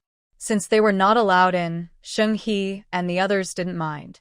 They waited under the shade of a tree. After a while, they saw a large crowd approaching from the road nearby. Leading the group was a man in his 40s, dressed in fine clothes, surrounded by people. He was probably the dean of Ming-Shi Academy. Behind him were students or martial artists, all coming to greet Sheng-He. Wow. Sheng-En's girl, I've heard of you. My name is Ming. I've been in charge of this academy for generations, the dean said warmly. As a prominent figure in Datong County and all of Hezhou Prefecture, the dean had heard of Sheng-He's name. She was a remarkable woman. Putting aside her past, she had become famous across Hezhou Prefecture in less than a year. She fought locusts, defeated bandits, was friendly with the governor, and did many good deeds for Wuchuan County. Everyone admired her. This harvest season, Wuchuan County had the highest yield. During this difficult year, most people struggled, but Wuchuan County seemed to be doing better than others. People in Wuchuan said Sheng-En was a lucky star. If she could build connections, it would surely help the academy grow. Sheng-He and his group were invited by the dean to the reception room, where they were served fine tea. The formal setting made Sheng-He and his companions feel a bit uncomfortable. Sheng-He cleared his throat and said, "Dean Ming," after some thought, "I want to send my younger brother to the academy for proper training so he can take the county martial exam next year." Unexpectedly, the dean didn't look at Sheng Jiang but kept his eyes on Sheng-He, smiling and saying, "No problem. Sheng Onren's younger brother, we have no reason not to accept him. In the future, I will personally take care of young Master Sheng. How about making him my top disciple?" Then, the dean quickly added, "Sheng Onren, I heard you have a good relationship with the new county magistrate Liu. I heard that yesterday, Lord Liu's mother suddenly fell seriously ill, and you saved her with your skill. Could you help introduce me to him? Our academy has important matters to discuss with County Magistrate Liu." Dean Ming kept winking at Sheng-He, making gestures under his sleeve that suggested there was a reward involved. It's important to know that academies like Ming's martial arts school, which have been passed down through generations, rely on the support of the court and local officials to stay safe and continue. When Magistrate Yin was in office, Dean Ming only needed to keep him happy and pay the right bribes. Matters like collecting taxes and fees were easy to handle, and even raising tuition for students was not a problem. Last year, a student had a small accident while practicing martial arts and lost the use of his legs. Under Magistrate Yin's protection, the incident was suppressed. Now that Magistrate Yin is no longer in office and Lord Liu, who is known to be difficult, has taken over, Dean Ming is worried about how to deal with him. Sheng-He just wanted to bring Jiang to study and didn't want to get involved in complicated matters. He pretended not to understand and replied calmly, "Dean Ming, as far as I know, Ming's martial arts school requires students to pass an exam before enrolling. Doesn't my younger brother need to take the exam too?" Sheng Jiang stood up a little dissatisfied and said, "Yes, I've prepared for this test for a long time. In the past, when he joined the Yao County government as a clerk, he was specifically chosen by name. He was young, and his family needed support, so Sheng Ziyuan used some personal influence to let him join the team early. No matter how hard he tried later, many people still talked behind his back. This time, with sister's encouragement, he was able to enter the martial academy to study and prepare for the martial arts exam. He wanted to stand proudly in his rightful position and escape the gossip and criticism. However, he didn't expect Director Ming to act overly flattering toward sister and to openly suggest helping him get special treatment. This made him very unhappy. Director Ming also noticed that the Sheng siblings seemed uncomfortable and unwilling to cooperate. He looked them over and sneered at Sheng Jiang's slight, thin frame. He decided to give Sheng-He a warning. "Sheng Onren, our academy does have rules. Students who pass the tests and prove themselves can become official disciples and receive careful training. But, based on my experience, Brother Sheng's build." Director Ming deliberately paused with a meaningful tone, then smiled and said, "However, I am still willing to give young Master Sheng a chance. If Sheng Onren can help me connect with Magistrate Liu, introduce me to him. As I just mentioned, I will personally take care of young Master Sheng. When he said this, the other teachers and students looked at Sheng Jiang with mixed feelings, some jealous, some surprised, some envious. Sheng Jiang couldn't take it anymore. He clenched his fists and stepped into the hall, loudly shouting at Director Ming, "I want to enter the academy properly. I won't skip any steps, and I won't take any shortcuts." Ailon watched the shouting young man with bright eyes. Director Ming felt a bit embarrassed by the outburst. He clenched his teeth. These arrogant siblings, pretending to be so noble. What are they doing? He decided to let this young man see the reality first, so Sheng, he would have to compromise in the end. All right, then let's go to the training ground for the test. If you pass, you can become a student of Ming Scholar Academy. If you fail, you'll have to leave. Of course, Sheng Onren, you can also consider what I just said, Director Ming said with a sneer, winking at Sheng He. But Sheng He didn't even glance at him. He simply said, "Let's start." Sheng Jiang took a deep breath. Hearing Ailon quietly cheering him on, he felt less nervous. Under everyone's watch, he stepped onto the training ground. The training ground was filled with obstacles, mainly used to test and train martial artists' strength and endurance. Director Ming stroked his beard and smiled warmly. To make sure this young man wouldn't pass the test, he secretly increased the difficulty, making Sheng He lower his head. Even experienced disciples with over 3 years of training would find it hard to do well in this test. Director Ming relaxed and sipped his tea, watching the young man on the training ground sweat and complete his tasks. At first, he seemed indifferent, but as time went on, his eyes widened in surprise and a look of disbelief appeared on his face. He almost spilled his tea. Not only him, but everyone present, except Sheng He and Ailin, looked shocked. Wait, how can this skinny young man be so strong? Why does he seem to perform the tests so easily? Everyone's attention was focused on Sheng Jiang, and the situation started to feel tense. Sheng Jiang drew a heavy bow, and many disciples gasped. Oh my, this bow is strung with extra tension. Even senior brother almost couldn't pull it last time. How can this young man pull it so easily? Someone couldn't help but comment. Hearing this, Sheng He and Ailin exchanged smiles, but Director Ming glared angrily at the disciple who spoke, his face turning angry. Then Sheng Jiang released the arrow, hitting the bullseye, and more young disciples cheered. Sheng He and Ailin also clapped happily. Hearing the cheers, Sheng Jiang's nervousness eased, and he gained confidence. The next test was to shoot arrows through targets, using a spear to pierce armor. Sheng Jiang took the spear, swung it a few times to gather strength, then it forcefully, piercing through both sides of the armor. Director Ming was so shocked he jumped up from his seat. How could this young man, who looked slim and balanced, even slightly thin, do that? The next challenge, carrying heavy loads, was even more impressive. He was asked to carry 3 hu of rice for 20 steps. Sheng Jiang walked back and forth, impressing everyone. This is incredible, many people exclaimed. Sheng Jiang was very satisfied with his performance. Confident, he happily walked over to Sheng He with a lively step. Director Ming did not expect Sheng Jiang to be such a tough opponent. Does this mean he can't force Sheng He to help him and Magistrate Liu connect? No. This is a great opportunity that must not be wasted. Director Ming stroked his beard and stood up, a glint appearing in his eyes. Just now, young Master Sheng completed our initial test, which was quite average. Next, he will spar with our martial artists so they can see his strength and whether he has potential for martial training. The disciples looked surprised and a bit shocked. In the past, they only needed to pass the first test and didn't have to fight martial artists. But this was what the director said, so no one dared to speak against it. They only looked at Sheng Jiang with sympathy. Sheng Jiang scratched his head and returned to the training ground, excited. Great. Are we going to fight the martial artists? Director Ming smiled slightly. This kid still doesn't know what will happen next. He's just happily smiling now, but soon he'll be bruised and swollen. The director specifically chose a strong martial artist and signaled with his eyes, "Make sure to hold him back and show him how tough you are." The martial artist was a close confidant of Director Ming. He quickly understood what was meant and stepped onto the training ground with a fierce look. He didn't take the young man in front of him seriously.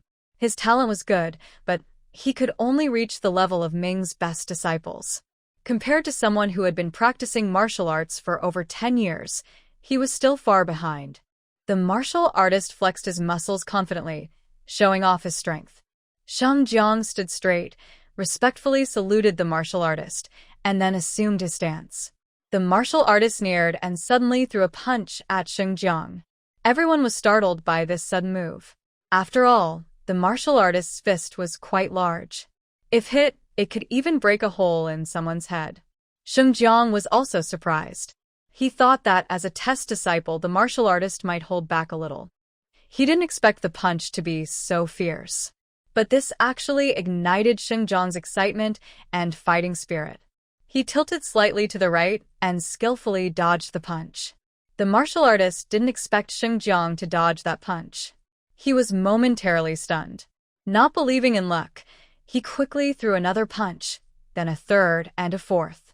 The attack was very fierce. Director Ming was very pleased and even started to relax and enjoy his tea. Sheng He frowned, feeling something was wrong. She had learned some self-defense moves in modern times and knew the basic strength of their fight. It was clear that the martial artist was not just testing Sheng Jiang but was really trying to overpower him. As the older sister, Sheng He was worried about Sheng Jiang's safety. Just as she was about to stand up and stop the fight, she heard AI Elon make a dismissive sound and say with a look of disgust, "This big guy is just muscles and stupidity. He's too slow. Does he really think he can be Jiang's master? Compared to my training, he's too weak." As soon as AI Elon finished speaking, Sheng He saw Sheng Jiang quickly dodge all the punches and even pull the martial artist forcefully toward himself. The martial artist hadn't figured out what was happening and suddenly lost his balance, falling uncontrollably to the ground. The worst part was halfway down, Sheng Jiang raised his knee and hit his lower ribs, almost making him out his stomach. The martial artist's legs went weak. He knelt down hard, clutching his stomach and starting to, his face turning pale. Director Ming watched the sudden change on the field, almost dropping his teacup in shock. How could this happen? Sheng Jiang, seeing that the friendly sparring was over, tried to help the martial artist up. "Sir, are you okay? I was controlling my strength. I didn't mean to hurt you." At that moment, Director Ming shouted from outside the arena, "Young Master Sheng, you're going too far. How dare you hurt one of our martial artists?" The martial artist, who had been massaging his stomach and felt better, tried to stand up but heard Ming's shout. He collapsed again, crying out, oh no, my stomach, I don't think I can hold on. Help! Young Master Sheng is trying to kill me." His pained cry shocked everyone present. This was a very skilled martial artist from their school, and they never expected him to be beaten into such a state by a young kid. Sheng Jiang has been a government clerk for many years, and he is not a reckless young man who knows nothing. He loudly defends himself, saying, "I controlled the strength. You wouldn't have been hurt at all. You're trying to frame me." Exactly. How can a martial artist be hurt so badly by a light strike? Elon also stands up angrily, slamming the table. The martial master ignores Sheng Jiang and Elon, continuing to clutch his stomach and roll on the ground. Director Ming narrows his sharp eyes and looks at Sheng He. "Sheng Onren, look, your younger brother injured the martial master we raised. What should we do? Should we discuss this and try to make it less serious?" From the moment the martial master fell, Sheng He saw their plan. They are threatening her to get her to agree to their conditions. Sheng He sneers contemptuously and sits calmly on the grand chair. "Sheng Onren, what do you mean by that?" Director Ming's face falls when he sees Sheng He's attitude. Sheng He snorts and says, "It means that my younger brother, who has never been trained or learned martial arts, managed to beat your carefully trained martial master to the ground. Clearly, your martial academy is not very good." Director Ming chokes, thinking, isn't this woman supposed to be panicking and defending her brother, trying to negotiate a solution? Why is she now mocking their academy?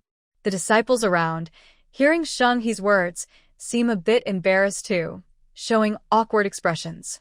Director Ming feels the situation is going completely off track. He raises his voice to defend himself. How dare you slander my academy? The Ming Martial Academy has a history of nearly 100 years, training dozens of martial scholars and Unexpectedly, he looks impatient. Enough, enough. How long ago did your ancestors' deeds happen? Who has the time to check all that? Anyway, my brother just knocked down your martial master.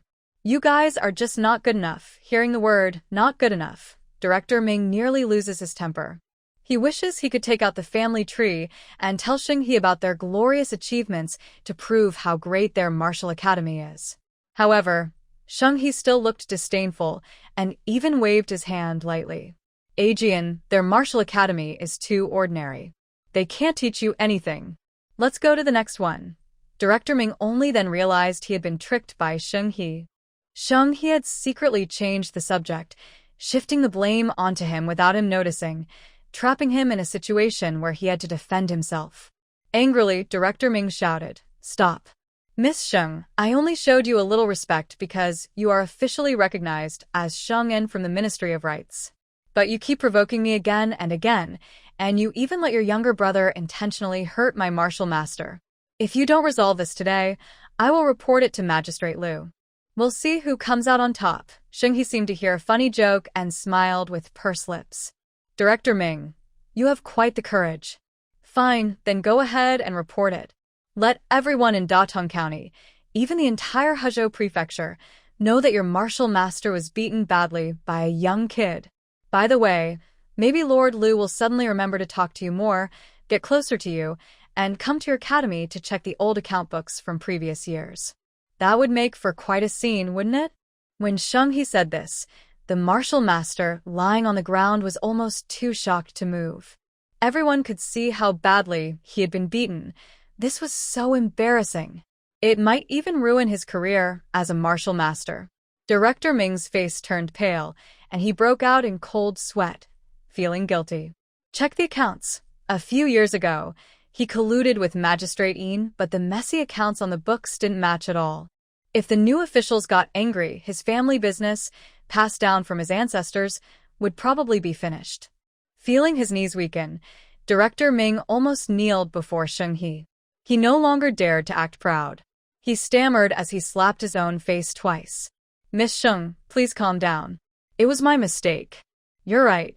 Our martial academy still has many problems and isn't qualified to teach young Master Sheng. I'm truly sorry." After saying this, he called over 2 martial masters and dragged the one pretending to be dead on the ground away. He continued to smile and said, "It's all my fault. Please forgive me, Miss Sheng. This martial master has been unwell these past few days, but it's his own problem, not because young Master Sheng hurt him." His humble attitude made Elon feel very satisfied. Sheng Zhang's face grew even colder. Bah. He still practices martial arts and teaches others. Yet, he behaves so badly, bullying the weak and fearing the strong. Sheng Jiang desperately wants to immediately remove Director Ming from his position and make him leave. However, He has her own thoughts.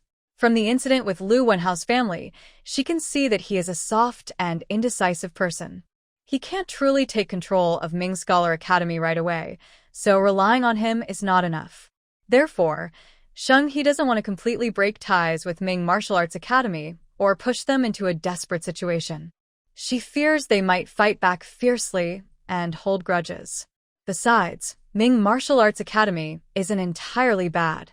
Although they have some issues, they still work hard to pass on their skills and have trained some talented people. He's goal is to make Director Ming realize that he can't act recklessly or think he can do whatever he wants. She coldly says, "I'm usually easy to talk to. Since Director Ming sincerely apologizes, I won't pursue this further. But I hope you will discipline yourself better in the future. If I find more bad behavior, I can't promise I will be as generous as today."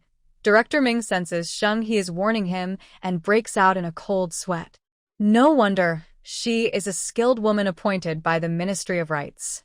Director Ming clenches his teeth, feeling furious, but knowing he has no choice but to agree. His past mistakes are many, and Sheng Onren seems to be able to see through his secrets. From now on, Whenever he sees Sheng Onren and his family, he will keep his distance. Before leaving, Sheng He asks, "By the way, which school is your biggest rival?" Director Ming almost responds instinctively, "Chifeng Martial Arts School." "All right, Jiang, Elon, let's go. We're going to see Chifeng Martial Arts School." Shang He waves her sleeve and walks away, without looking back. Director Ming stomps his feet in anger. Sheng He is too mean, so humiliating. And honestly, Sheng Jiang seems to have some talent and skill. If he really goes to learn martial arts at his rival school, won't that make the competition even tougher for him? Director Ming feels regretful and angry. He wishes he hadn't forced Sheng He to introduce him to Lu County Magistrate or to connect Sheng Jiang with the school. If he had kept Sheng Jiang there to build good relations and then used favors to ask Sheng He for help, things might have been different. Isn't this a good way to kill two birds with one stone? Unfortunately, it's too late for him to regret now. Sheng He has already taken people and walked far away, and no trace of them can be seen. Sheng He and the others got on the carriage and headed straight to Chifeng Martial Arts School. Although they didn't succeed in their mission, they managed to give Director Ming a good slap in the face, venting their anger. This not only eased Sheng Jiang's tense mood, but also boosted everyone's spirits. Everyone was talking and laughing along the way, but when they saw Chifeng Martial Arts School, their smiles instantly faded. At first, Sheng He felt something was wrong. From the map, Chifeng Martial Arts School was in a very remote place. But Sheng He also thought that some reclusive experts liked a peaceful life, so he forced himself to find this place. The three of them looked at a row of dilapidated temples and fell into deep thought. Just then, a group of young men dressed in blue cloth short outfits ran down the mountain path, all sweating heavily. Leading them was a strong man about 30 years old. The man clearly noticed Sheng He and his group. He thought they might be lost, so he calmly approached and said, "Please don't go any further. There are deep forests ahead, and wild animals often appear. If you want to go down the mountain, turn to the small path on the west side." Sheng Jiang stepped forward and bowed. "Sir, we are here to find Chifeng Martial Arts School to learn from the master. Could you kindly introduce us to the head of the school?" A disciple peeked out from beside them, smiling happily. "Young master, isn't the person in front of you our Dean Gao? Are you here to become our little junior brother?" Dean Gao looked a bit embarrassed, seeming shy. "Young master, as you can see, our Chifeng Martial Arts School is now quite lonely. We can only rent some broken temples on this remote mountain to teach my disciples. It's very hard work. You should think carefully about this." The disciples Dean Gao took in were originally from poor families, so coming here didn't seem hard to them. They only wanted to learn a skill. But the people in front of them were well-dressed, with fair skin and good grooming. The young master also looked impressive, not like someone from a poor family. Dean Gao wasn't refusing to accept disciples, but his small temple couldn't afford a big Buddha statue now, and he couldn't afford trouble or more problems. "I didn't expect Sheng Jiang to become happy upon hearing this," he said. "So, Director Gao, your school must charge very little tuition, right?" Director Gao scratched his head and replied, "In our academy, students pay 2 ounces of silver each season, spring and autumn. We provide food and lodging. Our conditions are quite poor, so we can't charge more."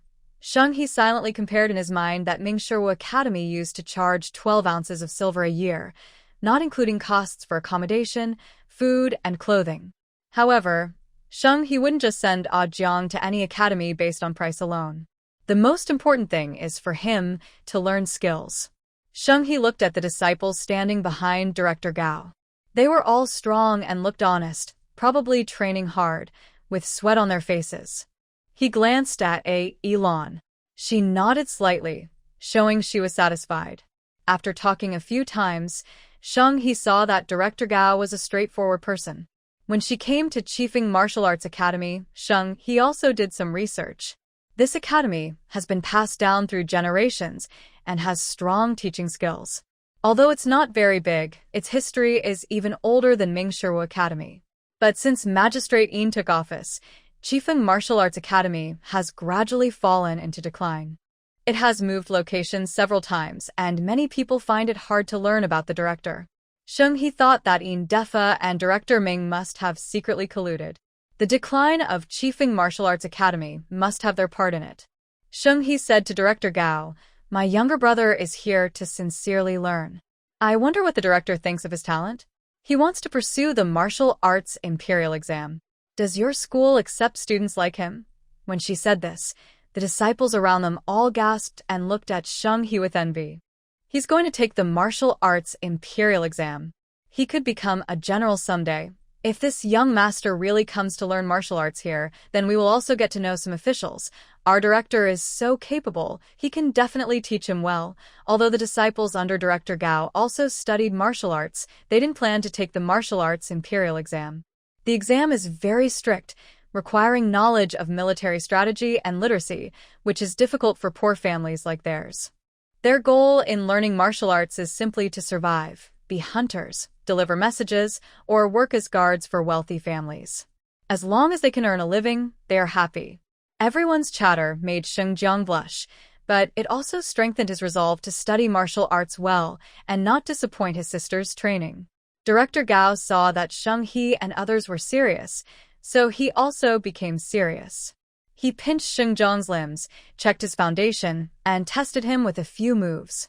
The two exchanged blows without a clear winner, but it was obvious that Director Gao was just testing, not trying to defeat Sheng Jiang completely. His eyes showed admiration and praise, and he nodded at Sheng Jiang. "Young man, you have a good foundation. You are naturally suited for martial arts. I can see that you have also been practicing some skills on your own and are persistent in training. Your reaction and speed are very fast. Most importantly, your fighting style is interesting. I've never seen anything like it. It could blend well with our Gao family boxing, and you will definitely improve a lot. However, your techniques are still a bit immature, and your strength needs to be increased. Keep practicing more." After saying that, he asked his disciple to come forward and spar with Sheng Jiang for a few rounds. The disciple was about Sheng Jiang's age and roughly the same height, but when he threw punches, they were clearly faster and more powerful. Sheng Jiang, despite using clever moves and reacting quickly, could only defend and not attack. After a few exchanges, it was hard to tell who was better, but on a longer match, the difference in skill was obvious. Sheng Jiang knew his martial arts were not as good as others. He bowed to the disciple and said, "Thank you for the lesson." The disciple immediately blushed, looked at Director Gao with a shy and proud smile, and patted Sheng Jiang on the shoulder. "You're too modest, young master. Your talent is so good. If you come to our martial arts academy for training, you could definitely become a martial champion." Even Elon couldn't help but give a thumbs up. The martial arts in the Central Plains are powerful, both in strength and techniques. Truly impressive. Sheng He looked at Sheng Jiang, Elon, and Director Gao's expressions, knowing that all three were very pleased with each other. Then, Director Gao, "I will entrust my younger brother to you. I am Sheng He, the daughter of the county magistrate of Wuchuan. If my brother causes trouble or doesn't take his lessons seriously in the academy, you can tell me and I will personally discipline him," Sheng He said with a smile. Everyone watched Sheng Jiang being suppressed by his bloodline, and they chuckled. But soon, they realized that the person in front of them was actually Sheng and sister, the brave woman who led villagers up the mountain to fight bandits. Everyone's eyes immediately changed. Sheng He thought he could sign the admission papers, but Director Gao hesitated for a moment and then said, "Miss He, I think I need to discuss the tuition fee for young Master Sheng with you again. Sheng Anren, I don't mean to raise the price unfairly. You also mentioned earlier that young Master Sheng plans to pursue a martial arts exam route. Based on my experience in running schools, as long as young Master Sheng works hard enough, passing the county exam won't be a problem. However, martial arts exams also include essays, military strategy, formations, and techniques that need to be well understood. The content is more than what ordinary students learn, so the extra lessons require additional fees. Each term, it will cost an extra 2 taels of silver," explained Director Gao. "This is reasonable." Although Sheng, he is a bit of a money lover, he clearly knows what money should be spent on and what shouldn't. He readily agreed, saying, "All right then. The tuition for each term is 4 taels of silver. I will also give you a basket of gifts at the start of each term." A basket of gifts means bringing some special treats to Director Gao. usually including pork head meat, pork belly, fresh vegetables, dried vegetables, or various pastries and fruits. Hearing this, Director Gao's eyes welled up with tears. When Chifeng Martial Academy was still thriving, he received many baskets and gifts every year at the start of school. Sometimes wealthy families even carried baskets of meat to the academy. Back then, there were no such severe years of famine. The students could eat meat every day. Now, if they want some meat, they can only go to the mountains to cast nets and hope for luck. Director Gao never expected that the famous Sheng Onren would send his younger brother into his care. His resolve grew even stronger. He must nurture young master Sheng well. Sheng He smiled and said, "Director Gao, don't give up on the tradition. Since Chifeng Martial Academy has been passed down through generations to your hands, it must have extraordinary qualities. Perhaps the misfortune has passed, and now everything will start to get better from this moment on." In the past year or two, Director Gao had been under constant pressure from the industry and county magistrating. He was truly at his lowest point in life. Fortunately, the disciples around him did not leave, despite the hardships. Everyone's faith remained firm. This was also the reason he could keep going. The people of Shingen were right. Official Een Defa, that corrupt man, has finally faced his retribution. Sheng He was confident that he would rise again and one day surpass the fame of the Ming Shiwu Academy. In no time, Sheng Jiang was already playing with his senior brothers. The young men bumped fists and laughed together. Sheng He felt comforted and exchanged a smile with Ailin. After signing Sheng Jiang's admission contract with Principal Gao and paying the tuition, Sheng He planned to prepare a small gift later to show the family's respect for the teachers. Principal Gao, delighted with his new student, couldn't stop smiling. Once everything was arranged for Sheng Jiang, Sheng He and Ailin slowly walked home along the stone steps. Ailin was happy that Sheng Jiang had found a true teacher, but she also felt a little lonely. After all, she wouldn't see him as often anymore and life might feel a bit dull. Unexpectedly, Sheng Jiang secretly followed them along a small path, holding a little wooden figure in his hand. "Ailin, I carved this wooden figure myself these past few days. I learned from young Master Wang next door and Elder Cui. When I'm not home, let it keep you company so you won't feel bored." Ailin muttered, "You really are a blockhead. Who still plays with toys at your age?" Still, she accepted it. Sheng Jiang's eyes were full of reluctance as he said earnestly, "Ailin, thank you for teaching me martial arts these days. I truly see you as my best little teacher." "Oh, dear." Sheng He, listening nearby, almost felt her teeth ache from how sweet their words sounded. Now that Sheng Jiang had officially entered the academy, he had to follow its rules strictly. It wouldn't be proper to linger and talk too much, or his senior brothers might tease him. "Sis, I won't say much more. Please take care of things at home and in the county. I believe in you. I'll train hard and bring honor to our family," Sheng Jiang said seriously as he bid farewell. Looking at him, Sheng He remembered how, when she first arrived in this world, he always looked at her with disappointment. Now, his bright eyes were full of admiration and warmth. Yes, he was finally starting to look like a real younger brother. Sheng He patted his head gently and said softly, "Good. The two counties aren't far apart, just 2 hours by ox cart. If you need anything, send a letter home, and I'll make sure it reaches you. Don't let yourself suffer while you're away." Sheng Jiang nodded hard, trying to open his eyes wide to look at Ajie. For some reason, Ajie's once proud and bossy look seemed to become more blurry. Sometimes he felt a bit confused. In the past, he didn't dare to have his own dreams because he knew his family needed him to support them. But now, Ajie gently and strongly lifted his dreams, making him a lucky person. Sheng Jiang and Sheng He had already turned around and were walking in opposite directions in this quiet forest, but they both felt that their families' hearts were getting closer. Just as Sheng Jiang worried that Sheng He and Ilan would be sad to see him leave for school, the two sisters were already hand in hand, starting their shopping spree in Datong County. Visiting Datong County wasn't easy, so of course they bought some food and clothes to treat themselves. He was also hearing for the first time how much effort Elon had put into teaching her silly little brother many skills.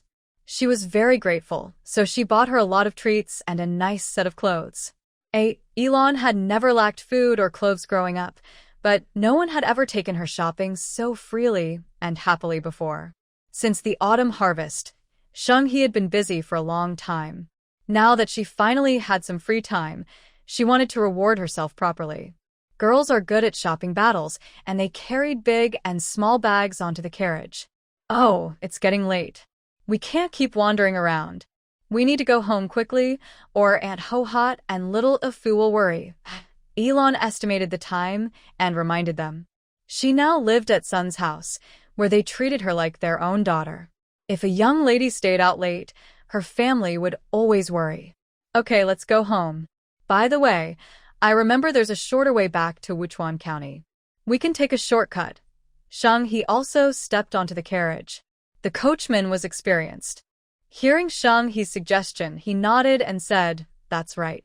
Going east to the gully is indeed closer, but the road is often busy with northern trade caravans. They usually come in large groups, and meeting them head-on could be tricky." When Elon heard the words, Northern Territory, her eyes lit up. She had been away from home for a long time. Although she had a good life outside, she still missed her hometown.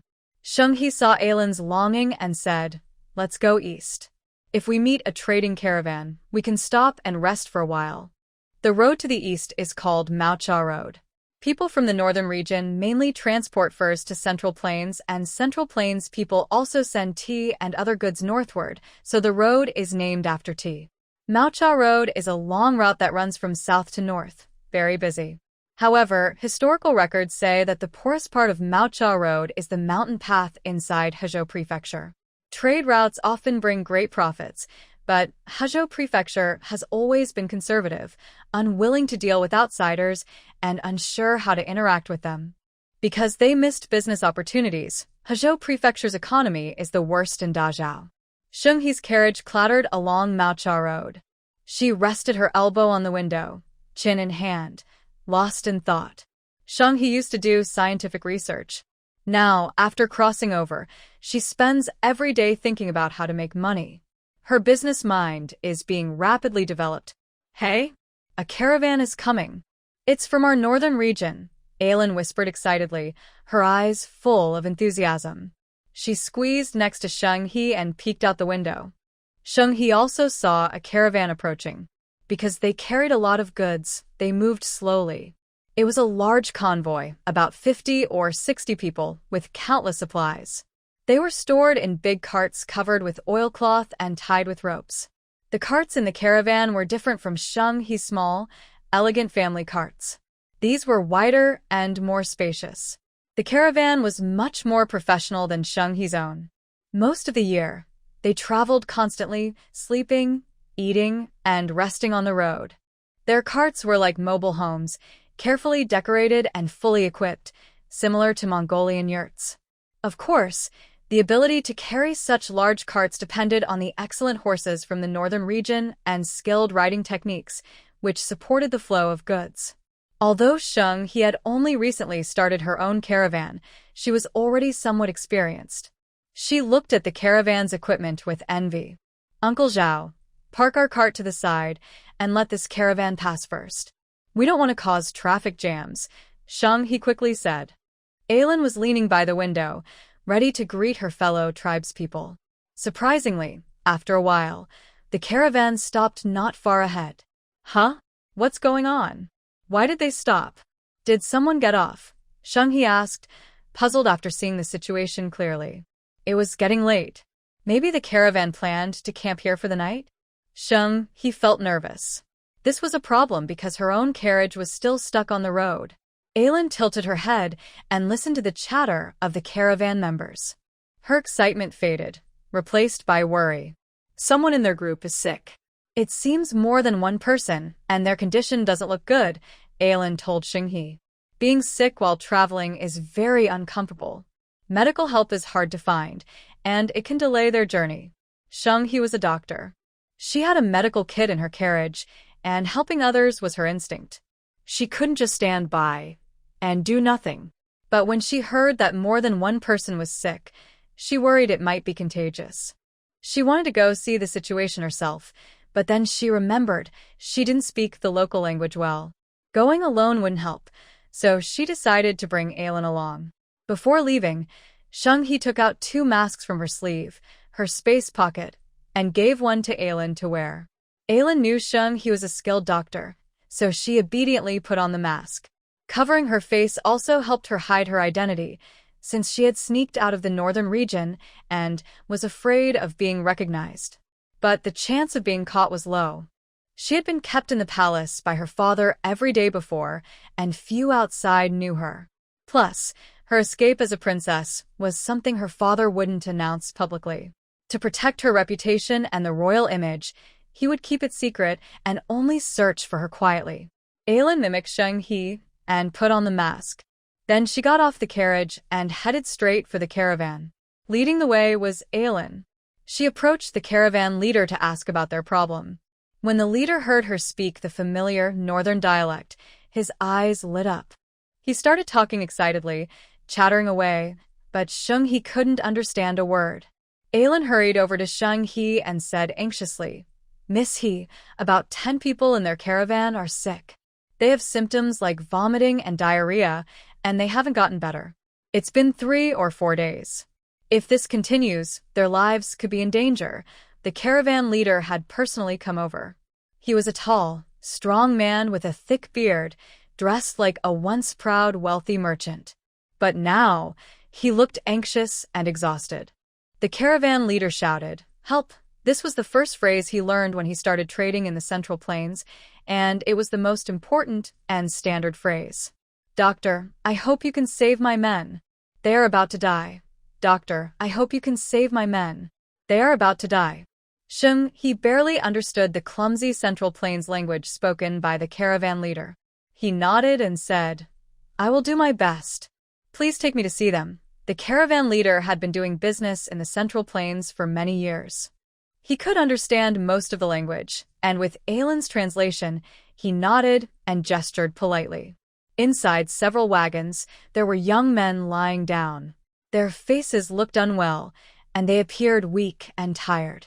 A few older team members were caring for them, but there was no improvement. They still had symptoms like vomiting, diarrhea, dizziness, and weakness. Some even showed signs of skin allergies. These young men, usually full of energy, now looked very sick, which was quite frightening. Having so many people fall ill suddenly was a huge risk. If anything happened to them, the caravan wouldn't know how to explain it to their families. Aylin came over to Shung-hee. "The ones who are sick are all young men. They were recently recruited by the caravan. They probably haven't traveled long distances, so their bodies are weak and they caught some illness." Indeed, the older members of the caravan seemed fine, eating, drinking, and taking care of the young men as usual. Shung-hee quickly examined the young men and found no serious problems. They were all healthy and strong, but the recent days of vomiting, diarrhea, and illness had made them look weak. He sighed in relief. It wasn't contagious disease, which was good. If it had been, traveling back and forth could have caused a big disaster. Shung-hee told everyone, "It's nothing serious. It's probably just a bad case of travel sickness or food poisoning." When the caravan leader heard this, he didn't believe it. He was too anxious to accept such a simple explanation. He immediately started speaking rapidly in the northern dialect to Aylin. The caravan leader was still very worried. When he first started traveling with a caravan, he also experienced difficulties adjusting to the local environment. He brought many followers with him, and although some had trouble adapting, none of them had encountered such serious issues.